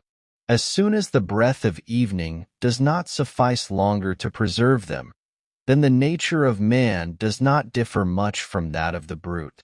Men, seeing the nature of this man like that of the brute, think that he has never possessed the innate faculty of reason. Are those the true and natural sentiments of man? The golden age was first created, which without any avenger spontaneously, without law cherished fidelity and rectitude. Punishment and fear were not, nor were threatening words read on suspended brass, nor did the suppliant crowd fear the words of their judge, but were safe without an avenger. Not yet the pine felled on its mountains had descended to the liquid waves that it might see a foreign world, and mortals knew no shores but their own. There was eternal spring, and placid zephyrs with warm blasts soothed the flowers born without seed. On the 29th of April, as I was fishing from the bank of the river near the 9-acre corner bridge, standing on the quaking grass and willow roots, where the muskrats lurk, I heard a singular rattling sound, somewhat like that of the sticks which boys play with their fingers, when, looking up, I observed a very slight and graceful hawk, like a nighthawk, alternately soaring like a ripple and tumbling a rod or two over and over, showing the underside of its wings, which gleamed like a satin ribbon in the sun, or like the pearly inside of a shell. This sight reminded me of falconry and what nobleness and poetry are associated with that sport. The merlin it seemed to me it might be called, but I care not for its name. It was the most ethereal flight I had ever witnessed. It did not simply flutter like a butterfly, nor soar like the larger hawks, but it sported with proud reliance in the fields of air, mounting again and again with its strange chuckle. It repeated its free and beautiful fall, turning over and over like a kite, and then recovering from its lofty tumbling, as if it had never set its foot on terra firma. It appeared to have no companion in the universe, sporting there alone, and to need none but the morning and the ether with which it played. It was not lonely, but made all the earth lonely beneath it. Where was the parent which hatched it, its kindred, and its father in the heavens? The tenant of the air. It seemed related to the earth, but by an egg hatched sometime in the crevice of a crag, or was its native nest made in the angle of a cloud, woven of the rainbow's trimmings and the sunset sky, and lined with some soft midsummer haze caught up from earth? Its airy now some cliffy cloud. Beside this I got a rare mess of golden and silver and bright cupreous fishes, which looked like a string of jewels. Ah, I have penetrated to those meadows on the morning of many a first spring day, jumping from hummock to hummock, from willow root to willow root, when the wild river valley and the woods were bathed in so pure and bright a light as would have waked the dead, if they had been slumbering in their graves, as some suppose. There needs no stronger proof of immortality. All things must live in such a light. O death, where was thy sting? O grave, where was thy victory, then? Our village life would stagnate if it were not for the unexplored forests and meadows which surround it. We need the tonic of wildness, to wade sometimes in marshes where the bittern and the meadowhen lurk, and hear the booming of the snipe, to smell the whispering sedge where only some wilder and more solitary fowl builds her nest, and the mink crawls with its belly close to the ground.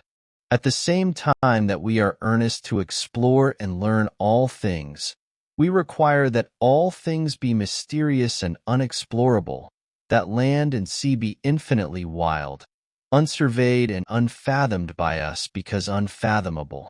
We can never have enough of nature. We must be refreshed by the sight of inexhaustible vigor, vast and titanic features, the seacoast with its wrecks, the wilderness with its living and its decaying trees, the thunder cloud, and the rain which lasts 3 weeks and produces freshets. We need to witness our own limits transgressed, and some life pasturing freely where we never wander. We are cheered when we observe the vulture feeding on the carrion which disgusts and disheartens us, and deriving health and strength from the repast.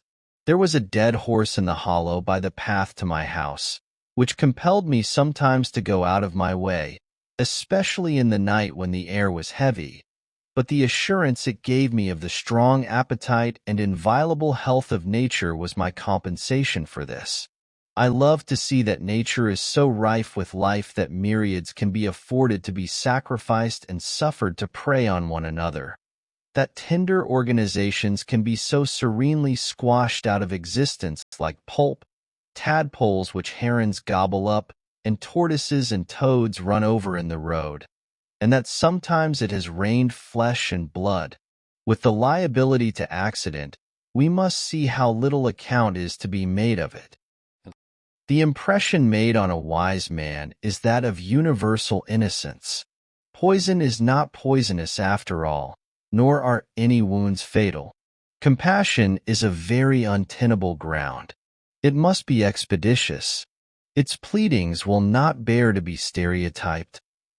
Early in May, the oaks, hickories, maples, and other trees, just putting out amidst the pine woods around the pond, imparted a brightness like sunshine to the landscape, especially in cloudy days, as if the sun were breaking through mists and shining faintly on the hillsides here and there.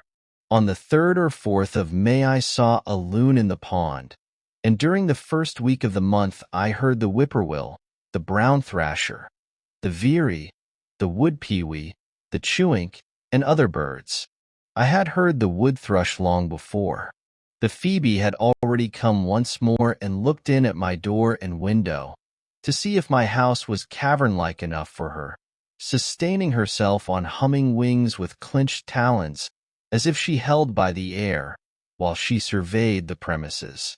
The sulphur-like pollen of the pitch pine soon covered the pond and the stones and rottenwood along the shore, so that you could have collected a barrel full. This is the sulphur showers we hear of. Even in Kalida's drama of Sakuntala, we read of rills dyed yellow with the golden dust of the lotus. And so the seasons went rolling on into summer, as one rambles into higher and higher grass. Thus was my first year's life in the woods completed, and the second year was similar to it. I finally left Walden September 6, 1847. Conclusion. To the sick the doctors wisely recommend a change of air and scenery. Thank heaven, here is not all the world. The buckeye does not grow in New England, and the mockingbird is rarely heard here. The wild goose is more of a cosmopolite than we. He breaks his fast in Canada, takes a luncheon in the Ohio, and plumes himself for the night in a southern bayou. Even the bison, to some extent, keeps pace with the seasons, cropping the pastures of the Colorado only till a greener and sweeter grass awaits him by the Yellowstone. Yet we think that if rail fences are pulled down and stone walls piled up on our farms, bounds are henceforth set to our lives and our fates decided. If you were chosen town clerk, Forsooth, you cannot go to Tierra del Fuego this summer, but you may go to the land of infernal fire nevertheless. The universe is wider than our views of it, yet we should oftener look over the taffrail of our craft, like curious passengers, and not make the voyage like stupid sailors picking oakum. The other side of the globe is but the home of our correspondent. Our voyaging is only great circle sailing, and the doctors prescribed for diseases of the skin merely. One hastens to southern Africa to chase the giraffe, but surely that is not the game he would be after. How long, pray, would a man hunt giraffes if he could? Snipes and woodcocks also may afford rare sport, but I trust it would be nobler game to shoot oneself. Direct your eye right inward, and you'll find 1,000 regions in your mind, yet undiscovered. Travel them, and be expert in home cosmography. What is Africa? What does the West stand for? Is not our own interior white on the chart? Black though it may prove. Like the coast, when discovered, is it the source of the Nile, or the Niger, or the Mississippi, or a northwest passage around this continent that we would find? Are these the problems which most concern mankind? Is Franklin the only man who is lost, that his wife should be so earnest to find him? Does Mr. Grinnell know where he himself is? Be rather the Mungo Park, the Lewis and Clark and Frobisher, of your own streams and oceans. Explore your own higher latitudes, with shiploads of preserved meats to support you, if they be necessary, and pile the empty cans sky-high for a sign. Were preserved meats invented to preserve meat merely? Nay, be a Columbus to whole new continents and worlds within you, opening new channels, not of trade, but of thought. Every man is the lord of a realm beside which the earthly empire of the Tsar is but a petty state, a hummock left by the ice. Yet some can be patriotic who have no self-respect and sacrifice the greater to the less. They love the soil which makes their graves, but have no sympathy with the spirit which may still animate their clay. Patriotism is a maggot in their heads. What was the meaning of that South Sea exploring expedition, with all its parade and expense, but an indirect recognition of the fact that there are continents and seas in the moral world to which every man is an isthmus or an inlet, yet unexplored by him, but that it is easier to sail many thousand miles through cold and storm and cannibals in a government ship, with 500 men and boys to assist one, than it is to explore the private sea, the Atlantic and Pacific Ocean of one's being, alone. Erit et extremos alter scruteri iberos, plus habet hic vitae, plus habet alvae. Let them wander and scrutinize the outlandish Australians. I have more of God, they more of the road. It is not worth the while to go round the world to count the cats in Zanzibar. Yet do this even till you can do better, and you may perhaps find some Sim's hole by which to get at the inside at last. England and France, Spain and Portugal, Gold Coast and Slave Coast, all front on this private sea. But no bark from them has ventured out of sight of land, though it is without doubt the direct way to India. If you would learn to speak all tongues and conform to the customs of all nations, if you would travel farther than all travelers, be naturalized in all climes, and cause the Sphinx to dash her head against a stone, even obey the precept of the old philosopher and explore thyself. Herein are demanded the eye and the nerve. Only the defeated and deserters go to the wars, cowards that run away and enlist. Start now on that farthest western way, which does not pause at the Mississippi or the Pacific, nor conduct toward a worn-out China or Japan, but leads on direct a tangent to this sphere, summer and winter, day and night, sun down, moon down, and at last earth down too. It is said that Mirabeau took to highway robbery to ascertain what degree of resolution was necessary in order to place oneself in formal opposition to the most sacred laws of society. He declared that a soldier who fights in the ranks does not require half so much courage as a footpad, that honor and religion have never stood in the way of a well-considered and a firm resolve. This was manly as the world goes, and yet it was idle, if not desperate.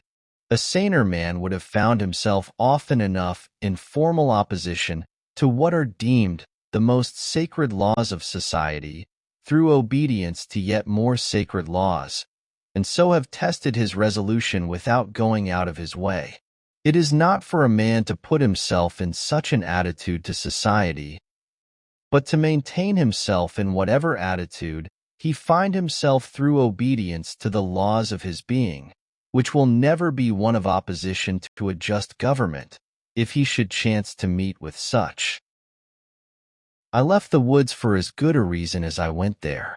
Perhaps it seemed to me that I had several more lives to live, and could not spare any more time for that one. It is remarkable how easily and insensibly we fall into a particular route and make a beaten track for ourselves. I had not lived there a week before my feet wore a path from my door to the pond side, and though it is 5 or 6 years since I trod it, it is still quite distinct.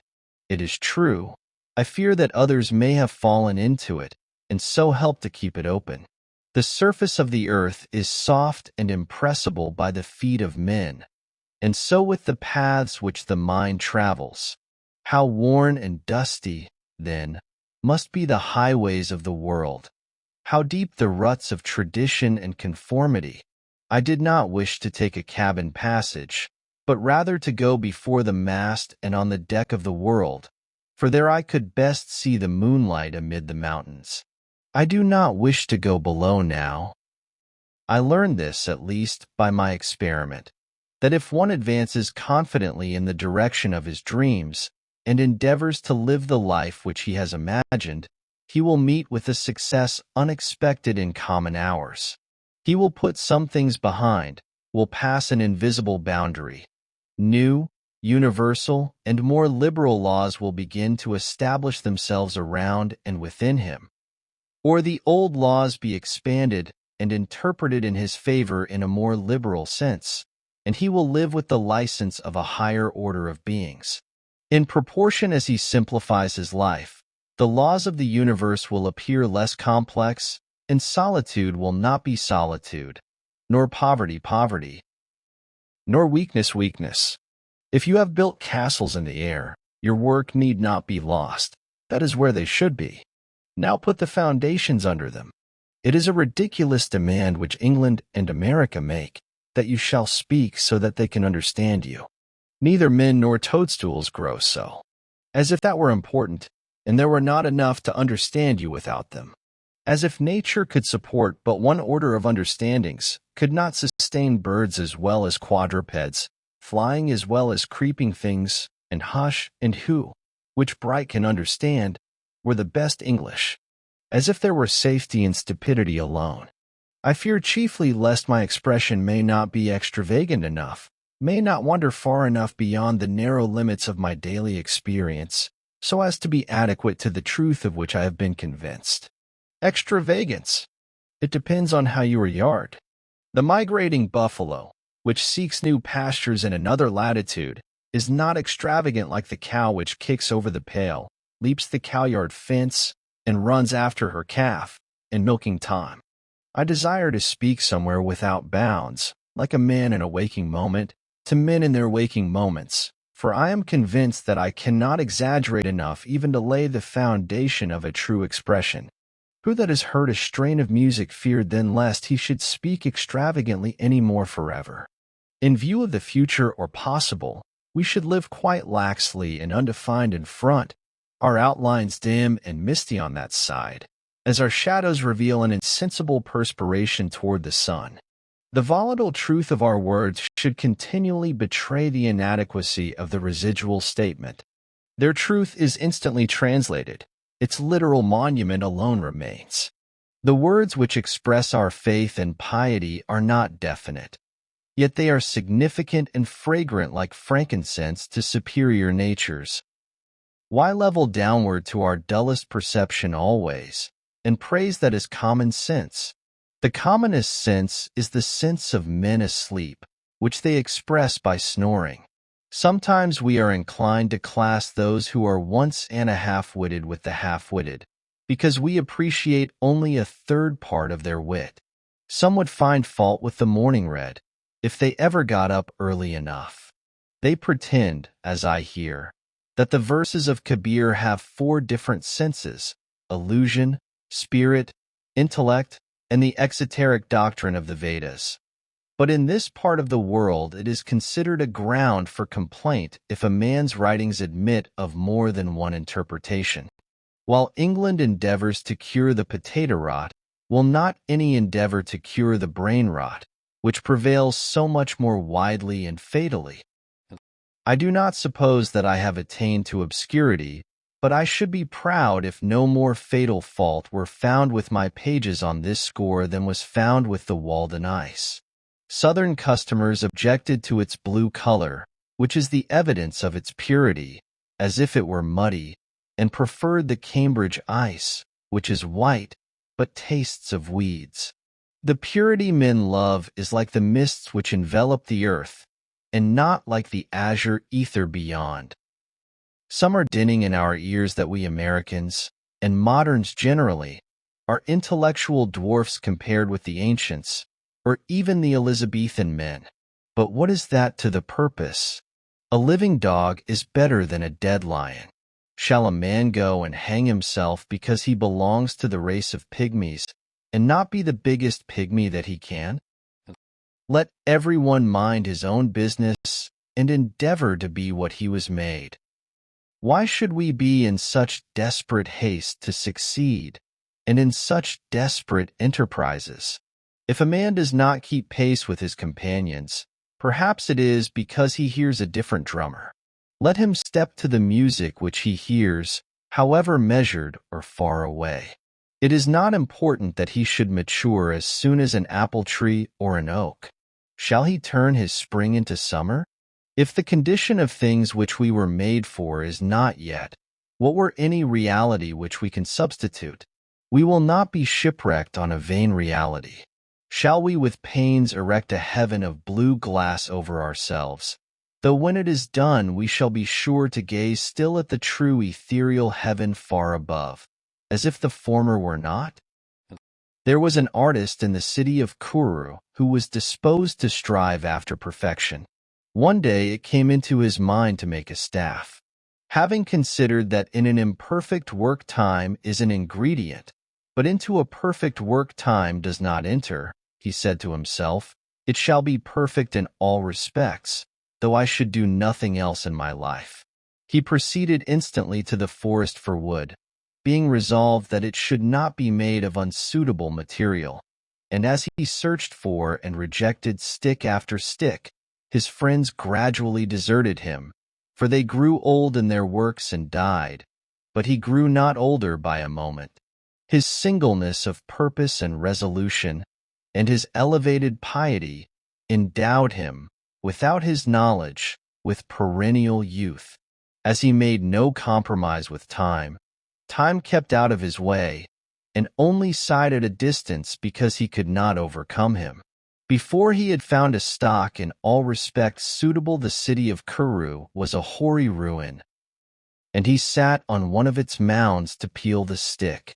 Before he had given it the proper shape, the dynasty of the Kandahars was at an end, and with the point of the stick he wrote the name of the last of that race in the sand, and then resumed his work.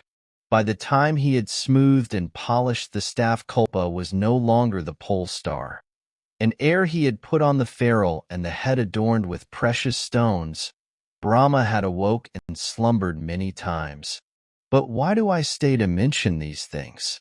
When the finishing stroke was put to his work, it suddenly expanded before the eyes of the astonished artist into the fairest of all the creations of Brahma. He had made a new system in making a staff, a world with full and fair proportions, in which, though the old cities and dynasties had passed away, fairer and more glorious ones had taken their places. And now he saw by the heap of shavings still fresh at his feet, that, for him and his work, the former lapse of time had been an illusion, and that no more time had elapsed than is required for a single scintillation from the brain of Brahma to fall on and inflame the tinder of a mortal brain. The material was pure, and his art was pure. How could the result be other than wonderful? No face which we can give to a matter will stead us so well at last as the truth. This alone wears well. For the most part, we are not where we are, but in a false position. Through an infirmity of our natures, we suppose a case, and put ourselves into it, and hence are in two cases at the same time, and it is doubly difficult to get out. In sane moments we regard only the facts, the case that is. Say what you have to say, not what you ought. Any truth is better than make-believe. Tom Hyde, the tinker, standing on the gallows, was asked if he had anything to say. "Tell the tailors," said he, "to remember to make a knot in their thread before they take the first stitch." His companion's prayer is forgotten. However mean your life is, meet it and live it. Do not shun it and call it hard names. It is not so bad as you are. It looks poorest when you are richest. The fault finder will find faults even in paradise. Love your life, poor as it is. You may perhaps have some pleasant, thrilling, glorious hours, even in a poorhouse. The setting sun is reflected from the windows of the almshouse as brightly as from the rich man's abode. The snow melts before its door as early in the spring. I do not see but a quiet mind may live as contentedly there, and have as cheering thoughts as in a palace. The town's poor seem to me often to live the most independent lives of any. Maybe they are simply great enough to receive without misgiving. Most think that they are above being supported by the town, but it oftener happens that they are not above supporting themselves by dishonest means, which should be more disreputable. Cultivate poverty like a garden herb, like sage. Do not trouble yourself much to get new things, whether clothes or friends. Turn the old, return to them. Things do not change, we change. Sell your clothes and keep your thoughts. God will see that you do not want society. If I were confined to a corner of a garret all my days, like a spider, the world would be just as large to me while I had my thoughts about me. The philosopher said, "From an army of 3 divisions one can take away its general, and put it in disorder. From the man the most abject and vulgar one cannot take away his thought." Do not seek so anxiously to be developed, to subject yourself to many influences to be played on. It is all dissipation. Humility like darkness reveals the heavenly lights. The shadows of poverty and meanness gather around us, and lo, creation widens to our view. We are often reminded that if there were bestowed on us the wealth of Croesus, our aims must still be the same, and our means essentially the same. Moreover, if you are restricted in your range by poverty, if you cannot buy books and newspapers, for instance, you are but confined to the most significant and vital experiences. You are compelled to deal with the material which yields the most sugar and the most starch. It is life near the bone where it is sweetest. You are defended from being a trifler. No man loses ever on a lower level by magnanimity on a higher. Superfluous wealth can buy superfluities only. Money is not required to buy one necessary of the soul. I live in the angle of a leaden wall, into whose composition was poured a little alloy of bell metal. Often, in the repose of my midday, there reaches my ears a confused tintinnabulum from without. It is the noise of my contemporaries. My neighbors tell me of their adventures with famous gentlemen and ladies, what notabilities they met at the dinner table. But I am no more interested in such things than in the contents of the daily Times. The interest and the conversation are about costume and manners chiefly. But a goose is a goose still, dress it as you will. They tell me of California and Texas, of England and the Indies, of the Honorable Mr., of Georgia or of Massachusetts, all transient and fleeting phenomena. till I am ready to leap from their courtyard like the Mameluke Bey.